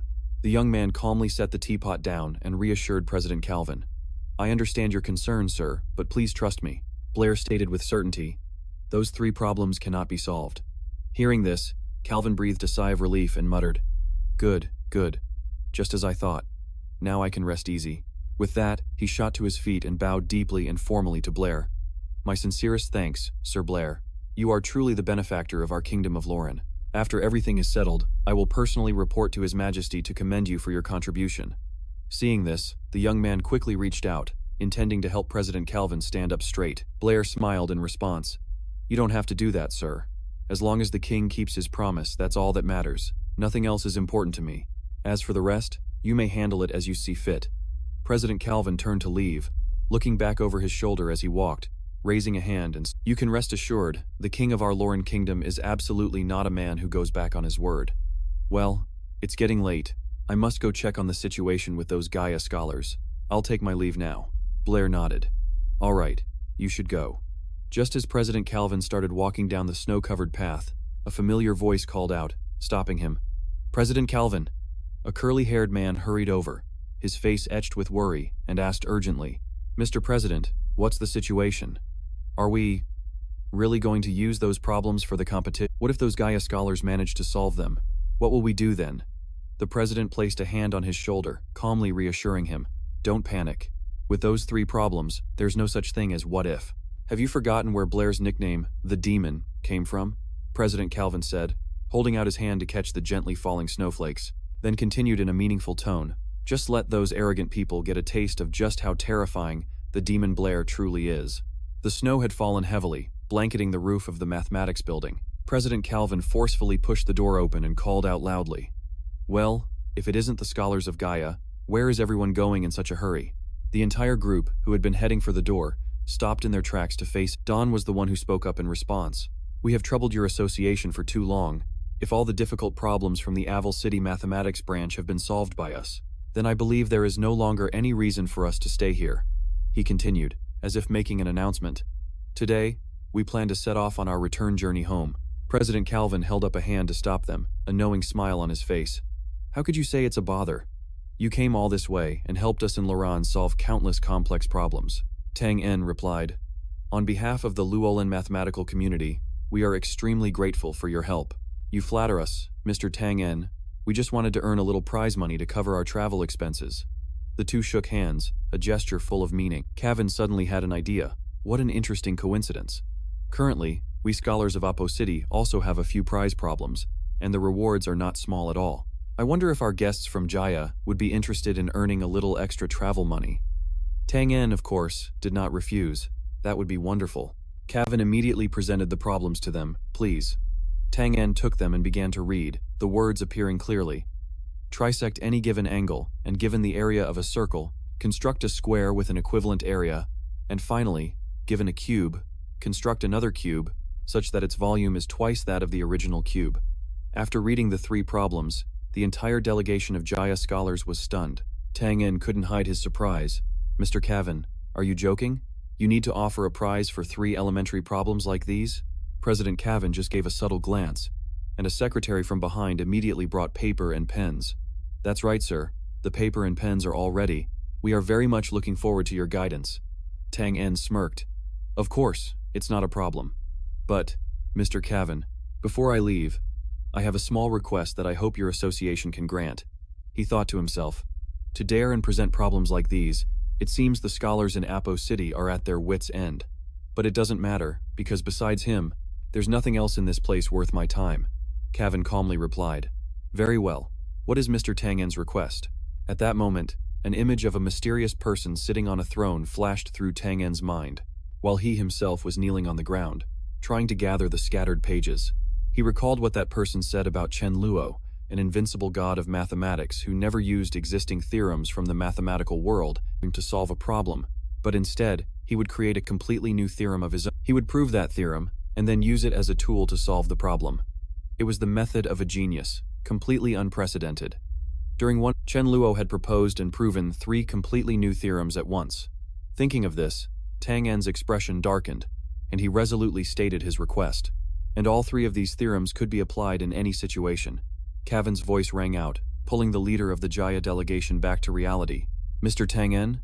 Cavan waved a hand in front of his face to snap him out of it. Mr. Tang En? Snapping out of his thoughts, Tang En quickly explained. It's like this. I wish to have an audience with the great master Chen Luo. I wonder if Mr. Cavan could make an introduction. Cavan just smiled and shook his head in refusal. I'm afraid I'll have to disappoint you on this matter, President Cavan said with a meaningful tone. But please don't misunderstand. It's not that we don't want to introduce you. It's just that this Master Chen Luo is incredibly mysterious and has never revealed himself to anyone. Therefore, even we only know that he is from Luolan. As for his true identity and whereabouts, no one knows at all. Tang En couldn't hide his disappointment. That is truly a great pity. Tang En turned back to the members of his delegation, who were scratching their heads in frustration, and asked, How is it going? Have you solved them yet? One of them replied, Leader, please wait a moment. We have a direction. We'll have the results soon. Tang En jerked his chin, his voice full of arrogance. Then hurry it up a bit. Don't let these trivial problems delay our plans. Cavan asked with a smile. Mr. Tang En, are you really planning to depart today? Tang En decisively threw his room key onto the table. We will leave immediately after we solve these 3 problems. Oh, right. Here's the hotel room key. Could I trouble President Cavan to return it for us? Very well, Cavan replied succinctly. Then, he took the key to the front desk, and with a sarcastic smile, he whispered an instruction. Just extend their room for another month. Time passed. The lights were still brightly lit. Tang En clutched his head in agony at the table, and finally couldn't take it anymore and screamed. What in the world are these 3 blasted problems? He angrily shot up from his seat, slamming his hand on the table. Where is Mr. Cavan? Tang En searched frantically. Where is Mr. Cavan? Vice President Adre approached, handed Tang En a carefully sealed file, and said, Sir Tang En, Vice President Calvin was busy, so he left ahead of schedule. Before he went, he instructed me to personally deliver this to you. Tang En asked with suspicion, And you are? The man replied, My apologies for forgetting to introduce myself. I am Adri, also a vice president of the Mathematics Association's Abo City branch. You can address any requests to me, Tang En said as he opened the file. In that case, I'll trouble Vice President Adri to prepare a set of documents for me. But the moment he looked inside, his face suddenly darkened. Adri asked with concern, Sir Tang En, may I ask what documents you require? He immediately gritted his teeth and replied, It's nothing, don't ask pointless questions. Vice President Adri simply advised gently, Sir Tang En, it is late at night, you should pay attention to your health. After saying that, he left, leaving Tang En boiling with rage. Tang En strode over to his team, who were hard at work, and slammed the file onto the table, sending all the mathematical tools inside scattering everywhere. Tang En roared, Did I ask you to divide a single root by 10,000, or to trisect an angle? Is it that hard? You people have truly disappointed me. The whole group trembled with fear, and many of them rushed to explain. Team leader, please just give us a little more time, Tang En yelled, cutting them off. Enough! He then snatched a quill from a member's hand and declared, Give me the pen. I'll do the calculations myself. Time seemed to freeze, with only frustrated yells echoing through the room, accompanied by countless crumpled sheets of paper being tossed aside. Damn it! Why can't I solve it? Tang En's face grew visibly haggard, as if he had aged a whole 10 years just from these baffling, unsolvable problems. One member timidly suggested, These 3 questions are indeed not simple. Maybe we should abandon our old ways of thinking and try a completely different approach. Tang En thought to himself, No way. If we give up here, then all of our hard work until now will have been for nothing. Meanwhile, in an office, Adre was examining a file on his desk and muttering, The hero of Luo Lan, the 3 demonic math problems. President Calvin walked in and asked Adre, What are you so engrossed in? He immediately replied, Sir, look, the scholars from Jia have been in Abo City for 3 months now, and even the press is starting to make a fuss about it. Furthermore, from what I've heard, they still haven't made any progress on those 3 problems. Adri said with unconcealed pride, This time, the honor of the Luo Lan Kingdom's Mathematics Association has finally been defended. Calvin let out a sigh, placed a tea tray on the table, and said, Adre, do you really think so too? Has it really come to this? Adri didn't understand and retorted, Am I wrong? Calvin answered while crumpling several white napkins in his hand. Right now, we're just desperately clinging to the last bit of our dignity. In truth, our honor was shattered the moment the Jia Academy swept through the entire mathematics community of Luo Lan. Unwilling to accept this, Adri clenched his fists and growled, President! Calvin tossed the wad of napkins into the wastebasket, but Adri continued to press his point. Jia's mathematical prowess was already far superior to ours to begin with. If not for the appearance of Sir Bai Luo Lan, I fear we would have lost all our dignity long ago. I think this is the best outcome we could have hoped for. Mr. President, you still dream of making Luo Lan the world's center for mathematics. Who knows how long that will take? Suddenly, his eyes lit up. He slammed his hand on the desk and corrected himself. That's right. How could I forget Lord Chen Luo? If Lord Chen Luo agrees to step in, Luo Lan could instantly replace Jia and become the new center of mathematics for the whole continent.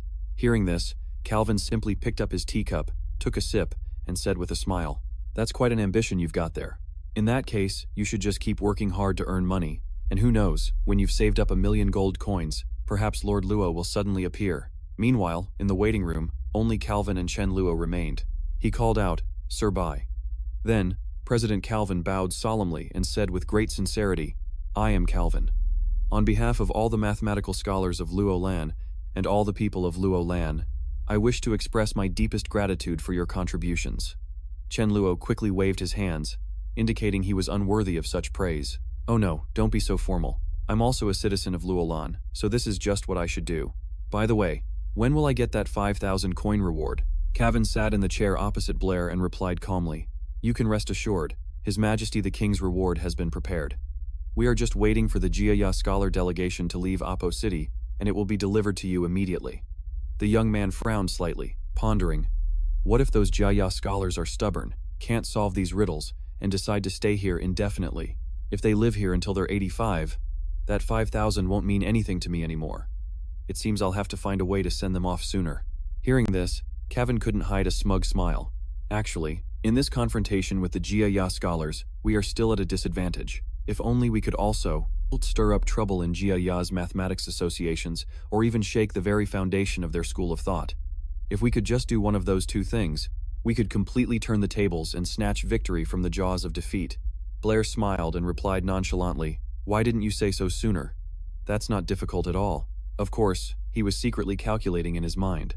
Although I don't have time to go cause a ruckus in Jia's mathematics associations, shaking the foundation of their school of thought is right up my alley.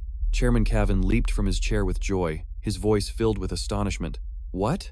Are you serious? Did I hear you correctly? The young man affirmed decisively. That's right. Shaking the foundation of Jia Ya's school of thought is not a problem at all. It's just that. The chairman eagerly interrupted. Just what? Tell me quickly. Blair simply rubbed his thumb and forefinger together and then said, more money. Cavan was stunned for a moment, his face blank with a strange sense of confusion. Did I mishear again? Then he snapped out of it, waving his hands hastily. Yes. Yes. Yes. Sir, Blair, you saved all of Apo City and the honor of the entire Luolan kingdom. On behalf of the entire Luolan Mathematics Association, I will add another 2,000 to your reward. What do you say? Blair extended his hand for a shake and replied with a single word, deal. Night fell, and Chairman Cavan stood pensively by the window. The chilly night wind blew in, and he unconsciously whispered, how terrifying. Under the silvery moonlight, time seemed to freeze in his thoughts. The problem that Lord Blair presented far surpassed the scope of an ordinary math problem. It touched upon philosophy, science, and even the nature of space-time. Once this problem is announced, not only Jia Ya, but the entire continent's mathematics community will have to endure an earthquake, the likes of which has never been seen in history. Cavan subconsciously looked at his hand, recalling the handshake from that afternoon. Suddenly, the door to the room burst open. Adre walked in holding a letter, also exclaiming, how terrifying! Cavan was startled and turned around, only to see a firm hand slam the letter onto the table with a dull thud.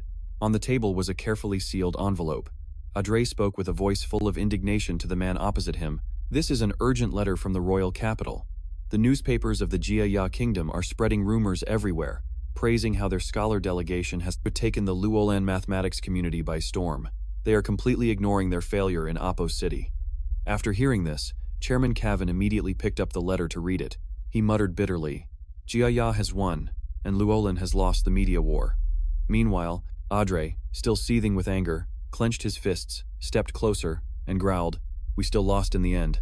If only we had released these 3 difficult math problems, the moment the Jia Ya delegation set foot in Luolan to stop them, the headlines now would be, Luolan's great victory, Jia Ya's crushing defeat. Who said we lost? That steely remark made Adre freeze. He looked up and was shocked to see that Cavan had crumpled the letter at some point, his face dark and radiating killing intent. What? The chairman's expression was incredibly stern, his brows furrowed tightly. This battle of wits isn't over yet. How can we just admit defeat? If Jia Ya wants to play dirty with a preemptive strike, then don't blame me for being merciless. With that, Chairman Cavan turned decisively and walked away, his hand still clenched into a fist, leaving behind a ruthless message. Just you wait, you're going to hell. Meanwhile, at the academy, on a sun-drenched golden rooftop, the atmosphere was unusually quiet. A young man's figure was silently nestled in a corner, diligently writing something down. Suddenly, a crumpled-up ball of paper flew out of nowhere and hit him on the head with a thud, making him shout, this is so annoying, it's still completely wrong. From behind, Wen-sen calmly approached, bent down, patted his shoulder, and advised, if you keep calculating, it'll just be a waste of effort. You'd be better off going home, taking a shower, and getting some sleep. However, not only did Luo An not appreciate his friend's good intentions, but he also snapped irritably, what do you know, I'm almost there, just a little bit more. Hearing that, Wen-sen could only reply weakly, you said the exact same thing yesterday. After speaking, Luo An scratched his head in frustration as his mood plummeted, and he could only let out a helpless sigh. Why can't I solve such a trivial problem? I think I'm going crazy. Seemingly unable to stand this repeating scene, another student waved his hand and said, all right, that's enough. Wen-sen, take him outside. If he keeps on like this, no one here will be able to concentrate on their math problems. Without waiting for Luo An's consent, Wen-sen immediately took action, grabbing his friend by the collar and dragging him off. Let's go. Being pulled away so suddenly, Luo An resisted, shouting in protest. No, let me go. I can still solve it. Just like that, the two of them left the room, passing by the Jianha Academy's notice board. Luo An suddenly caught sight of something and quickly shouted, Wen-sen, stop. Look, there's a new problem on the bounty board. This statement indeed caught Wen-sen's attention. He stopped, walked over to the notice board, and began to read. Let's see. If a tortoise is given a certain head start on Achilles, then the question is, how long will it take for Achilles to catch up to the tortoise? Huh? A problem this simple made it onto the bounty board? As soon as he finished speaking, Luo An looked confident, with a hint of mockery for the problem's creator. As long as you know the tortoise's speed, Achilles' speed, and the initial distance between them, even my 8-year-old nephew could solve this in just a few minutes. What a trivial question. In contrast, Wen-sen stood beside him, stroking his chin thoughtfully as he looked at the problem. The problem was posted by someone named Blair, from Apple City. This proved that the problem was definitely not simple. Wen-sen realized that, but Luo An didn't think so. What kind of trick could there be in such an elementary problem? Suddenly, a gentle breeze blew past, lightly flipping over the notice paper on the board, revealing the answer written on the back. Just as I thought, there's a hidden meaning. Wen-sen immediately flipped the paper all the way over and began to read aloud. Sir Chen Luo has provided a solution, stating that no matter how fast Achilles is, he will never be able to catch the tortoise. As soon as this solution was read aloud, Luo An couldn't help but burst out laughing. He roared with laughter. That's completely absurd. Forget about the great wind archmage Achilles of the Jianhe kingdom. Even my 8-year-old nephew could easily catch a tortoise. However, Wen-sen didn't agree at all. He slapped Luo and hard across the face and angrily yelled, "Are you an idiot? Something that even your 8-year-old nephew knows. Do you think a person like math demon Chen Luo wouldn't know?" At this, Luo An finally began to calm down, rubbing his stinging cheek as he pondered. What you're saying does make sense, but it was truly too absurd. Just as the two of them were stumped, a deep, warm voice called out from behind, and they saw a person holding a small tortoise. "Hello, you two students of Jianhe." It was President Calvin, who smiled kindly as he approached them. "Are you two having some trouble?" Wen-sen, looking extremely flustered, hurriedly asked, his heart burning with impatience for the answer. "President Calvin, sir, regarding the solution to Sir Blair's problem, we simply can't comprehend it. We humbly ask for your guidance." Hearing this, the president simply smiled, showing no sense of urgency, as if he had everything under control. "Ah, I see. If I'm not mistaken, the theory that space-time can be infinitely divided was pioneered by your Gaia school, correct? My friends from Gaia, have you ever wondered if that theorem is truly accurate?" Hearing his own school's foundation being directly refuted, Ron could no longer keep his composure. He roared and was about to lunge forward. "What on earth are you trying to imply? The theory that space-time is infinitely divisible isn't just a tenet of our school. It's a truth acknowledged by the world of mathematics, the world of science, and even the entire Divine Grace continent." Vincent, standing right beside him, quickly put out a hand to stop his fellow disciple, while cautiously asking, "President Calvin, what does this theorem have to do with the problem you're posing? Please stop being cryptic and get straight to the point." At that moment, the president calmly placed the small turtle in his hand onto the floor and began to speak slowly. "My friends from Gaia, you are mistaken. This is not a question." Instantly, a visible distance was established between him and the small turtle.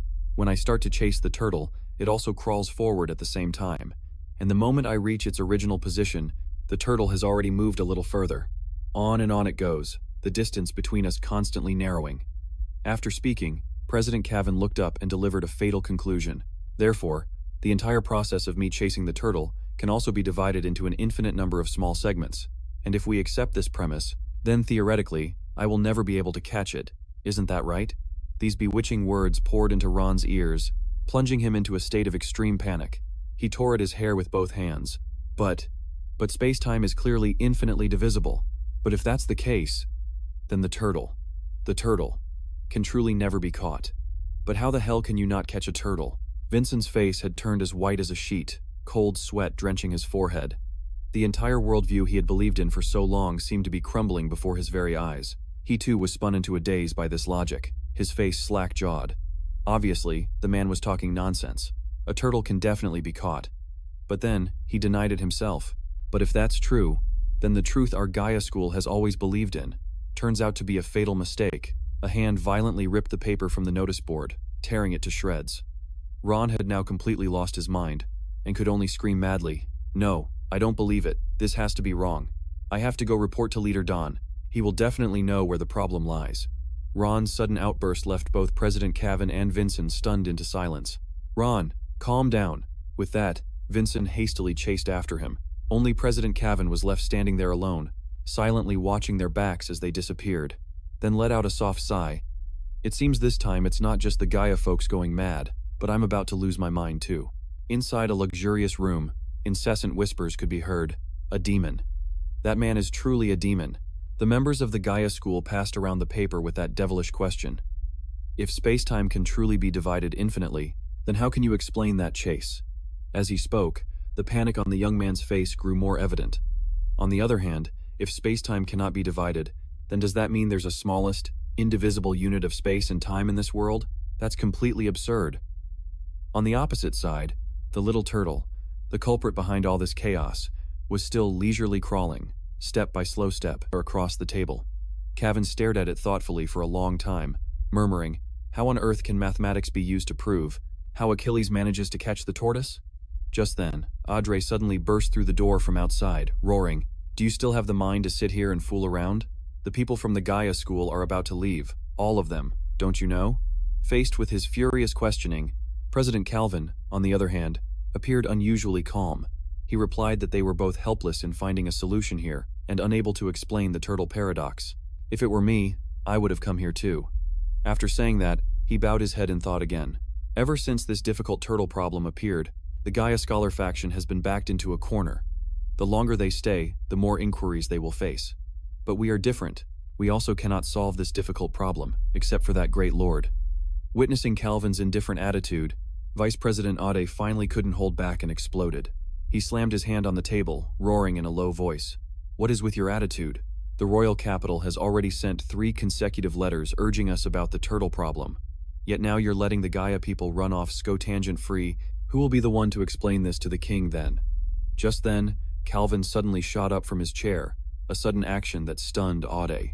Calvin reached out and lightly patted the vice president's shoulder, his face showing an unusual determination, then looked straight into Adrian's eyes and said, "You want an explanation? Then prepare 7,000 gold coins and come with me right now." Night had fallen at some point. A crescent moon hung high in the sky, casting its silvery light down upon the small house. One by one, the chests were opened, revealing mountains of shimmering gold that emitted a blinding aura. Chen Luo stood there, stunned like a statue. His eyes now only reflected the brilliant golden light, and drool unconsciously dripped from the corner of his mouth, his mind buzzing with, "It's all money. I've struck it rich this time." Just then, a voice cut through his train of thought. "Lord Blair. Lord Blair." Chen Luo was startled, scratching his head in embarrassment and giving a sheepish smile. "My apologies, I was a bit dazed just now." At that moment, President Calvin walked. "The matter I wish to request of you is also the purpose of our trip, Lord Blair. I want to know what the answer to that turtle problem is." Hearing this, Chen Luo sat on the sofa, bowing his head in contemplation as his mind drifted to the famous Zeno's paradox. That was precisely the turtle question. Its difficulty lay in the fact that it wasn't merely a mathematical problem. Even if one could prove the answer with a formula, it would still be impossible to fully explain the nature of the paradox. This problem is fundamentally related to the concept of limits, and if you wanted to explain it from a physics perspective, you would even have to use quantum mechanics. However, on this divine grace continent, even the system of classical mechanics has not yet been fully established. If I casually introduce a concept far beyond their understanding, I'm afraid these people will go insane. Thinking this, he calmly raised his head, with a helpless expression and said, "Actually, I don't know either." However, that was just his outward appearance. Inwardly, he was because even if I gave you the solution, you wouldn't be able to understand it, and you might even go mad from it. So, it's better to just say, "I don't know." As soon as he finished speaking, President Calvin, sitting opposite him, could only scratch his head in bewilderment after hearing the answer. "Luo Shen, please don't joke around anymore. How can someone who came up with this problem not be able to solve it?" Chen Luo's voice suddenly rose as he snapped, "What did you just call me?" But in the next second, he raised a finger to his lips, signaling the other party to be careful with his words. Calvin understood immediately. Realizing he had misspoken, he quickly replied, "I understand." Then, the president raised 2 fingers and began to rub them together, then lowered his voice to probe. "Lord Blair, we can pay more. Please, reconsider." The moment he saw that gesture, Chen Luo's eyes lit up again, his mind instantly filled with images of mountains of gold. He had to struggle to pull his thoughts back to reality, then coughed a few times to regain his serious demeanor. "You almost swayed me there. This isn't a matter of money. I really don't know." Understanding that the person before him would not be easily moved by wealth, Calvin had no other choice but to stand up helplessly and sigh. "Well, I suppose that's that. Well then, I shall take my leave." However, his mind was still racing, even piling on more money. Couldn't sway Blair at all. "It seems I won't get the answer I need, but how am I supposed to explain this to the royal capital?" A moment later, he had to accept reality and walked heavily out the door. Behind him, Blair leisurely waved goodbye.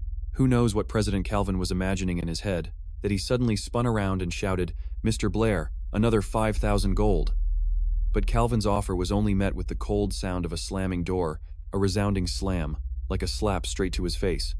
Meanwhile, the person inside was no longer as calm as before. Blair leaned against the door, letting out a sigh of relief. That was close. I almost couldn't hold back. I absolutely cannot accept this money. If I disregard the current level of understanding among the scholars on the continent of divine grace and just spread these advanced concepts, they would surely create an even more terrible disaster. Just then, he snapped out of it, his thoughts still a jumble. Suddenly, a somewhat urgent call echoed from behind a distant door. Blair, get over here quickly. Thinking something serious had happened, he rushed over, threw open the door, and asked, "What's wrong?" Inside, Brittany was sitting at a small table cluttered with paper and pens. She looked up at him and called out cheerfully, "Blair, about that turtle paradox, I just had an idea. When the number of times the distance is divided approaches infinity, then this final distance might be an extremely, extremely small number. Could we possibly consider it to be 0? Hearing the girl's bold reasoning, Blair involuntarily sank into thought. It seemed that ever since he had brought up Zeno's paradox about the turtle, things had started to spiral out of his control. Even if he didn't intervene, the people of this world were like fireflies in the night, finding their own way to the truth even without a guide. He suddenly realized that someone else would eventually accomplish it in his place, just like Brittany here, who was beginning to grasp the concept of limits. Even without his existence, the scholars of this world would sooner or later perfect these theories on their own, and then find the final path for themselves to enter the hallowed halls of modern science. Abruptly, Brittany slammed her hand on the table and shouted, "Blair, I've been talking for a while now. Are you even listening to me?" Her call successfully pulled him out of his wandering thoughts. I'm listening." Immediately, the girl's face became scrutinizing, her gaze boring into Blair. "Then tell me, what's the meaning of this step in the calculation?" Blair was visibly flustered, as he hadn't actually heard a single word, so he could only stammer, "I." Suddenly, at that critical moment, a clear voice called from outside, "Blair, Miss Brittany, are you two home?" That voice was like a life raft, pulling him from a perilous situation. Seizing the opportunity, he quickly found an excuse to escape. "Isabella, we're home," then bolted out the door, leaving behind Brittany, who could only sigh. I knew it, he wasn't listening to me at all. But right after, she started to speculate. Could it be that what I was saying was too simple for him? That's right. He's so smart he must have thought of these things long ago. So, what was he thinking about just now? Was he thinking about Isabella? I knew it, my feelings for Blair. Meanwhile, outside, Isabella was staring wide-eyed in astonishment at the chests overflowing with glistening gold. She exclaimed, "Blair, where did all this come from? Did you just go and rob the Apple City treasury?" Hearing this, Blair could only scratch his head and reply, "This is just the bonus I received during the holiday." Then, as if remembering something, he turned and asked, "By the way, Isabella, why are you back here at this hour?" Just then, someone stepped out, holding 2 sheets of paper and asked, "Isabel, you're back? I think I've just discovered something new." Hearing this, Bray jumped in alarm, let out a few dry coughs, and immediately rushed in to cut off the conversation. He puffed out his chest, deliberately trying to get the 2 girls' attention. "School starts tomorrow. Let's not spend our last day of vacation cooped up at home, shall we? How about we go shopping? My treat for both you, Brittany, and Isabella." As soon as she heard this, Isabella's eyes lit up, and her interest was instantly piqued. She completely forgot about the new discovery and rushed to hug Brittany excitedly. "Brittany, let's go. A chance to spend Bray's money is a rare opportunity. We have to grab it now. Let's go, let's go." If we hesitate any longer, he might change his mind. But the one being pulled along was still confused by this sudden enthusiasm and could only cry out, "Wait, I haven't finished my calculations yet." In the end, she was dragged away anyway, leaving an indignant Bray shouting from behind, "Hey, you two, wait for me." The next day in class, Isabella unexpectedly called out to Bray. He asked curiously, "What do you need? Did you run into another tricky problem?" Looking listless, she propped up her cheek with one hand, then looked up and held out a piece of paper to him. "It's not a difficult assignment. It's the application form for the academy after graduation. There are 5 grand academies in the royal capital, and I don't know which one to choose." Hearing this, Bray took the form from her. The clueless boy still didn't get it, thinking she had called him over for some simple advice. He said nonchalantly, "What's there to worry about? Just pick the school you like best, with your abilities. You could get into any school you choose." Hearing this, Isabella suddenly flew into a rage, snatched the form from his hand, and snapped, "You idiot, forget it! I'm done asking you." Meanwhile, Bray was still completely bewildered. "Huh? You called me over just to ask this? But it's your choice. I can't decide for you." Isabella's face grew serious. She leaned on the desk and asked him directly, "Then let me ask you, which academy are you planning to go to after graduation?" Bray was at a loss, having no idea what she was thinking. He replied, "I told you a long time ago, I'm not going anywhere. I just want to stay home and live a quiet life." Hearing his answer, Isabella turned and walked away without another word. "Forget it. I know you only have eyes for Brittany. You can go. I want to be alone." Kicked out, a pitiful Bray stepped into the hallway, his mind filled with questions. What in the world just happened? That's so weird. Don't tell me it's that time of the month for her? Just as he was letting his imagination run wild, a voice from behind caught his attention. Junior Bray. The one who called him was a beautiful girl named Alice. Her face was blushing as she stammered, I have something to tell you." Alice stepped closer, stopping right in front of Bray, and said shyly, "Junior Bray, for this round of academy applications, I'll have to go to the royal capital.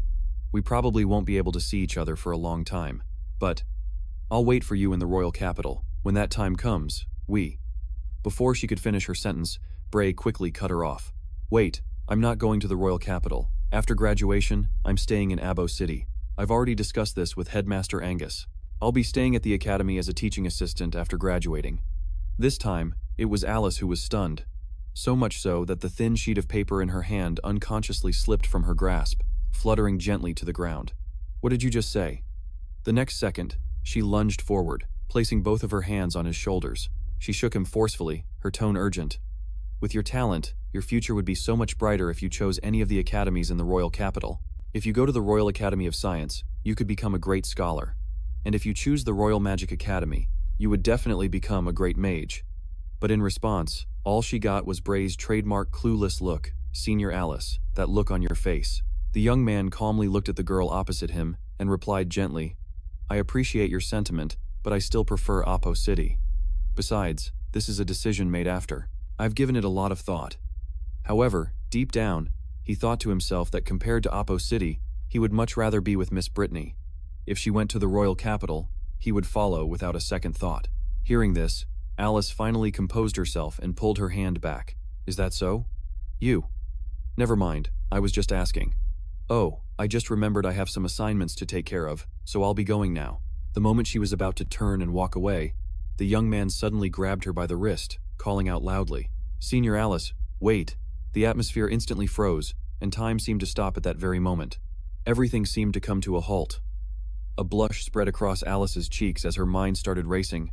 Could it be? He's had a change of heart? With that thought, she silently made a vow. If Blair asked her to go to the royal capital with him, she would immediately confess and make their relationship official. As Alice shyly tucked a strand of hair behind her ear, he finally spoke, "Senior, you dropped this." What a dense protagonist. Blair had completely extinguished the fiery passion burning in the young maiden's heart. He handed the paper he had just picked up to Alice, seemingly oblivious to her crestfallen expression, and even thoughtfully added, "You should take this. Try not to lose something so important again." Alice was officially ticked off now. She turned on her heel, clenched her fists in frustration, and stormed away, leaving Blair behind, rubbing his cheek in wondering and bewilderment. Could even the ever-gentle Senior Alice be having that time of the month? In a spacious classroom, everyone sat with their heads down, lost in their own thoughts. Isabella, who had earlier spoken privately with Blair, was also resting her chin on her hand, staring thoughtfully at the form she was holding. All of a sudden, the paper was snatched right out of her grasp, catching her completely by surprise. She looked up to see it was Alice. Isabella immediately snapped, "Alice, what do you think you're doing? Give that form back to me now." However, Alice completely ignored her, and instead focused on the application, casually remarking, "What's the rush? I'm just taking a look. I'll give it back when I'm done." After a moment, she turned to her and asked curiously, "It's blank? Why haven't you filled in any academy? Didn't you say you wanted to get into the Royal Academy of Magic?" The question hit a nerve, causing Isabella's face to turn bright red, but she retorted stubbornly, "Why do you care? I just don't feel like going to the royal capital anymore. Is that a problem?" This response seemed to confirm what Alice had suspected. She sighed softly, her voice tinged with emotion. "I never thought you'd be willing to go this far for Blair. I admit it, you've won this round." Having been called out, Isabella became flustered, her cheeks flushing bright red as she began to stammer. The scene shifts to a street in Oppo City, where warm, golden sunlight bathed the road. Just then, a sharp cry echoed through the air, shattering the peaceful atmosphere. Ah, ow, ow, ow, what are you doing? It turns out Isabella was twisting Blair's ear hard, questioning him with one hand on her hip. What is it? Alice has been gone for over half a month and you're still moping around? With his ear pinched bright red, the young man yelped and weakly denied it. I was just spacing out for a moment. It has nothing to do with Senior Alice. But Isabella refused to let his poor ear go, twisting it again as she said, Oh, I wouldn't be so sure about that. At the farewell party, Alice hugged you for nearly a full minute, and you were the only boy she hugged. It's only natural for you to be thinking about her. Hit with such a heavy accusation, Blair felt so wronged that tears welled up in his eyes. He cried out while enduring the pain. No, it's not true, I'm really not. This hurts like crazy, let go. Finally, she let go, but not without puffing out her cheeks in a pout and letting out a loud himph, as if to say, I don't care, truly tough on the outside but soft on the inside. Only then did Chen Luo come to his senses, resentfully rubbing his poor ear. He immediately tried to clear his name. What crazy ideas are you getting? Senior Alice hugging me was just a polite farewell hug. I was just preoccupied thinking about. At that point, he stopped, swallowing the rest of his sentence. How to make a quick buck. With that thought, Chen Luo immediately put on a flattering smile. To sweet-talk her, he pointed to a nearby stall and asked, Do you see any books you like? I'll buy one for you. Isabella, still sulking, replied curtly, Whatever. Taking that as his cue, he quickly grabbed a book, turned to the shopkeeper with a wide grin, and asked for the price. How much is this book?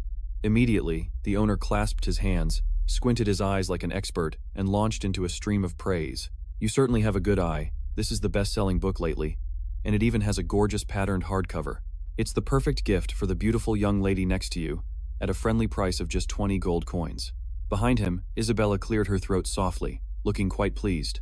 I suppose this book isn't too bad.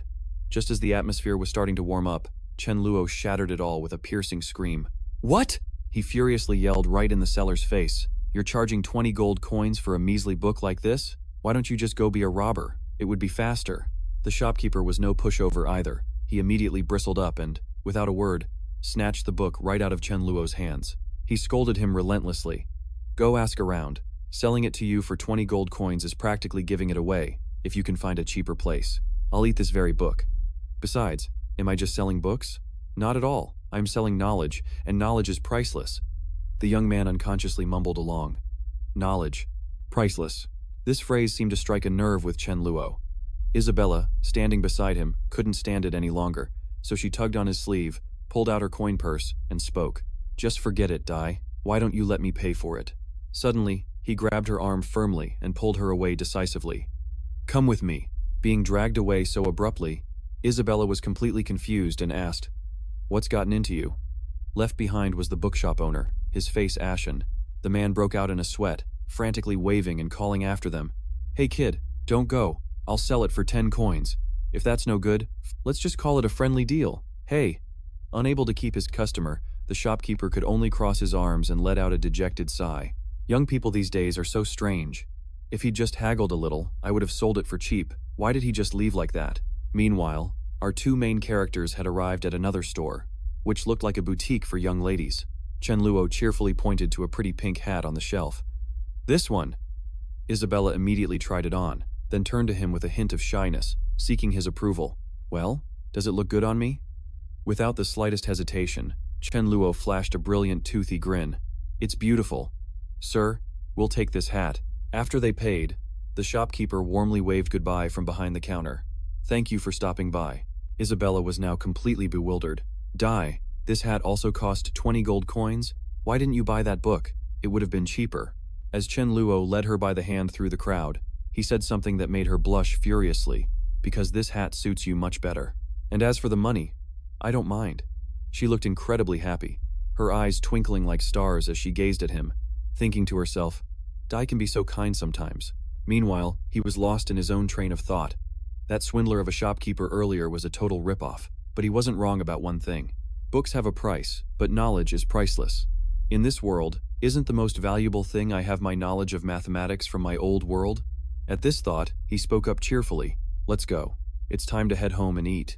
But his eyes glinted with determination, as Chen Luo had already formulated a clear plan for his future. It's time to make a big score. The plan had already formed in his mind. and it was to exploit the intellectual property protection laws of the divine grace continent. But unlike the 21st century, here science and technology are power, and erudite scholars hold a status nearly equal to that of the nobility. For that very reason, books here are incredibly expensive, accessible only to a select few with great wealth. For many years now, countless lives have been lost for infringing upon the intellectual property rights of scholars. The concept of copyright is enforced to the highest degree, with severe punishments, making this place a paradise for the creators of knowledge.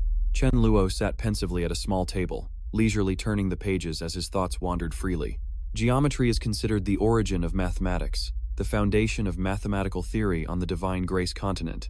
This is also the field of science that scholars dedicate the most passion and time to studying, yet the entirety of their current accomplishments, in fact, don't even amount to 1/10 of the plane geometry from the modern world. On the still surface of the water in a cup, his contemplative face was reflected. Coincidentally, he happened to be a 12th grade math teacher, an expert in plane geometry. He had not only mastered its entire body of knowledge, from simple lines to complex circles, but every single theorem and corollary he could prove in thorough detail. Furthermore, back in the day, to handle gifted students who loved to ask probing questions, he had also put in the effort to research unconventional formulas and theorems beyond the standard curriculum, including topics that went far beyond high school level, all of which he had studied in depth. It seemed that now, compiling a book that synthesized all the geometric knowledge he knew would undoubtedly be eagerly sought after by the scholars on the divine grace continent.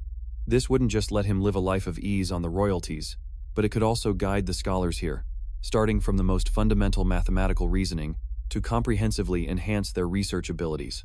He slowly lifted the quill, gently placing the first strokes on the pristine white paper, as Chen Luo silently resolved. "All right, let's do this. I'll base it on the original geometry of ancient Greece, stripping away all the unnecessary elements, and compile it into a definitive collection of geometry books with absolute influence. This will be the final masterpiece I leave to the field of mathematics." Half a month later, Chen Luo was still hunched over the small table. The warm glow of the oil lamp filled the room, while the person within seemed to have fallen into a deep sleep, and indeed, his head was tilted to one side, fast asleep at his desk. Papers were scattered all around him, a testament to his long and arduous work. At that very moment, he suddenly jolted awake, bolting upright without any warning. It was the sound of Isabella's scream. She seemed to be yelling with all her might. "Wake up! Get up this instant!" From outside, Isabella didn't even bother to knock and stormed right into the room, demanding, "I've been calling you for hours. Why didn't you answer?" Before she could finish, the sight before her left her speechless. Chen Luo was bare-chested, looking like he was about to put on his shirt. "I'm getting dressed. I'll be right out." "Is something urgent?" Isabella's face flushed crimson again as she stammered. You, just hurry up." The moment the words left her mouth, she slammed the door shut, creating a resounding bang. At that same moment, Chen Luo, inside the room, heaved a sigh of relief. "Good thing I reacted quickly, or else Isabella would have come in and nagged me to death. I absolutely cannot let her find out about my treasure." He donned a black mask that concealed the upper half of his face, his resolute gaze fixed on the manuscript in his hands.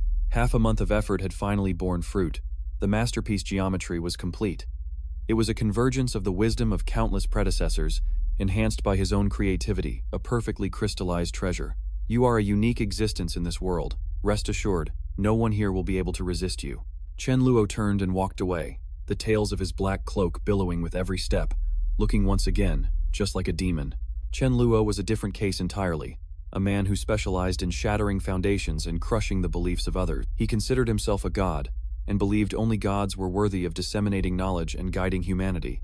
So today, it was time for Chen Luo to make his move. In the quiet office of President Calvin, a steady knock suddenly echoed. He frowned slightly and called out, "Come in." President Calvin didn't even bother to look back to see who had arrived, his mind still lost in a tangle of thoughts. Even though Luo Shen had lent a hand last time, helping them defeat the scholar, Jia Ya, and save them a bit of face, the harsh reality was that the leading mathematics center was still Jia Ya, which continuously produced new theorems. Meanwhile, their side remained silent. The person who had just entered offered a polite greeting. "Long time no see, President Calvin. I heard you've been officially appointed as the president of the branch in Abo City. Congratulations to you." Only then did President Calvin turn around, and the figure that met his eyes left him utterly stunned. "Where did an ardent fan of Luo Shen like you come from? I have to admit, that outfit is spot on." The young man reached up and removed his mask, revealing an incredibly familiar face. "It's me, Chen Luo." It was Calvin's turn to freeze on the spot. Why are you dressed like this? Have you forgotten me?" "I knew it." Before Calvin could finish, Chen Luo cut him off. "Because today, I've come to make a deal with you as Chen Luo. I wonder if President Calvin would be interested." Hearing this, there was no reason to refuse, quite the opposite, in fact. Calvin was overjoyed by the offer, slamming his hand on the desk with a loud smack. "As Luo Shen, are you perhaps about to announce a new theorem?" The very next second, he slammed a thick stack of papers onto a nearby table. Chen Luo looked up, correcting the president's words. "You're half right. I've written an entire book." Calvin's eyes instantly lit up like stars. He clasped his hands together and asked directly, "May I have the honor of reading your work first?" He quickly nodded at this small request. "Of course. Please take a quick look. I still have something to ask you." The president immediately picked up the pages and began to pore over them. Around Calvin, a mystical aura formed as countless geometric shapes materialized. Right angles, triangles, circles, polygons, cylinders. This book contained all the most difficult geometry problems that the world of mathematical scholars was currently struggling to solve. The more he read, the brighter Calvin's gaze became. And these theorems, they were all completely new theorems he had never seen before. From behind, Chen Luo asked, "You're a fast reader. What do you think of the book?" Suddenly, a loud thud echoed throughout the silent room. President Calvin suddenly dropped to one knee, his eyes shining brightly, his hands placed reverently over his chest in a gesture that stunned the man before him. Luo Shen, you will forever be the god in my heart." As he finished speaking, his eyes welled with tears, and he rushed forward to hug Chen Luo's leg, despite his yelps of protest. "Good heavens, let go of me. Get up, you're getting me all dirty." But Calvin seemed not to care in the slightest. He continued to mutter in his emotional state. "This book is the path that Luo Shen has laid for us mortals to ascend the great mountain of mathematics. With this, Luo Lan will surely become the #1 mathematics kingdom in the world," he exclaimed excitedly. "Luo Shen, this is truly a miraculous book. Every scholar on the Divine Grace continent, no, every single literate person should read it. This is a living miracle." Chen Luo was genuinely terrified now, his face starting to pale. "Wait a minute, why do I get the feeling he doesn't see me as a human anymore?" A while later, after waiting for the president to calm down, he was finally able to continue with the main purpose of his visit. All right, let's get down to business. I want the Mathematics Association to publish this geometry book on. If this work were to be published, what do you think would be a reasonable price for it?" In Calvin's heart, Chen Luo was already no less than a god. How could something created by a god be ordinary? He immediately exclaimed, "My lord, this book is a priceless treasure. I think pricing it at 10,000 gold coins wouldn't be an exaggeration. No, it should be 100,000. Yet, the young man shook his head vigorously, stating decisively, "Just 10 gold coins will." This answer stunned Calvin so much that he had to ask again in astonishment. 10 gold coins. Chen Luo then let out a breath and began to explain to the guildmaster. "In your eyes, am I that greedy for profit? My purpose in writing this book was never to make money, but to let the light of knowledge shine into every corner of the Shen'an continent, so that anyone can feel the allure of mathematics." He said this as the guildmaster's eyes widened in amazement. His voice continued steadily, "If we price it at 100,000 gold coins as you suggest, then tell me, how many people could afford to buy it? Then how can the light of mathematics bless everyone?" This statement successfully elevated Chen Luo's image to a new height in Calvin's eyes. That image soared to the heavens, making him so full of admiration that tears of emotion streamed down his face. "How selfish and childish my thinking is compared to Luo Shen. That's right. Compared to the light of knowledge that this miraculous book brings, what is money worth?" However, deep down, Chen Luo didn't have such noble thoughts. Every move, every word spoken, was all part of his meticulous calculations. Calvin is still too green in the business world. He doesn't understand the principle of small profits and quick returns. I've already calculated it. At a price of 10 gold coins, the revenue, it will be much greater than charging a high price to sell to the nobility. Then, he raised a hand to cover his mouth and gave a slight cough. "Oh, right, there's something I wanted to tell you. This geometry series will be Chen Luo's final work. From now on, I will no longer have anything to do with the world of mathematics. I will focus on studying magic." Hearing this, Guildmaster Calvin reacted in shock, but without Luo Shen's guidance, how will our world of mathematics develop in the future? This dependence made Chen Luo ponder, "You've overestimated me. You may think I am a god, but the truth is, I am just a small ant standing on the shoulders of giants from another world. The people in that world also had to face difficult problems, struggled without knowing what to do, and were completely lost.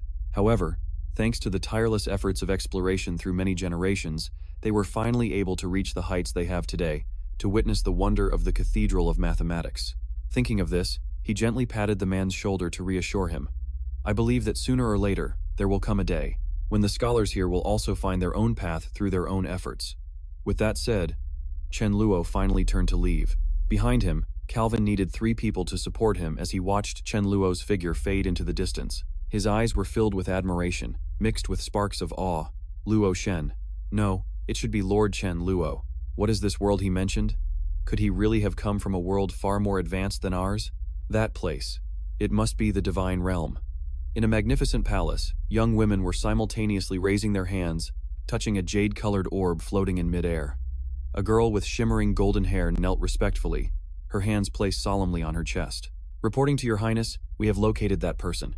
He is in the Luolan kingdom. Shen An, an entity with thousands of years of history, had chosen to incarnate under the name Chen Luo. Suddenly, a terrifying explosion erupted from behind, shattering the energy. The young women standing nearby were blown away by the shockwave, all of them terrified, immediately prostrating themselves on the ground, kowtowing repeatedly in unison.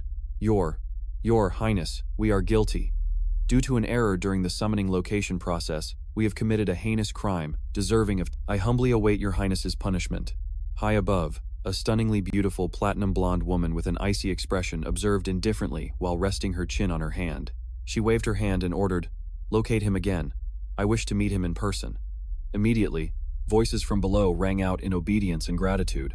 The young woman lowered her eyes, her tongue lightly brushing the corner of her lips as she whispered, "This silent world, it seems it's finally about to be shaken up."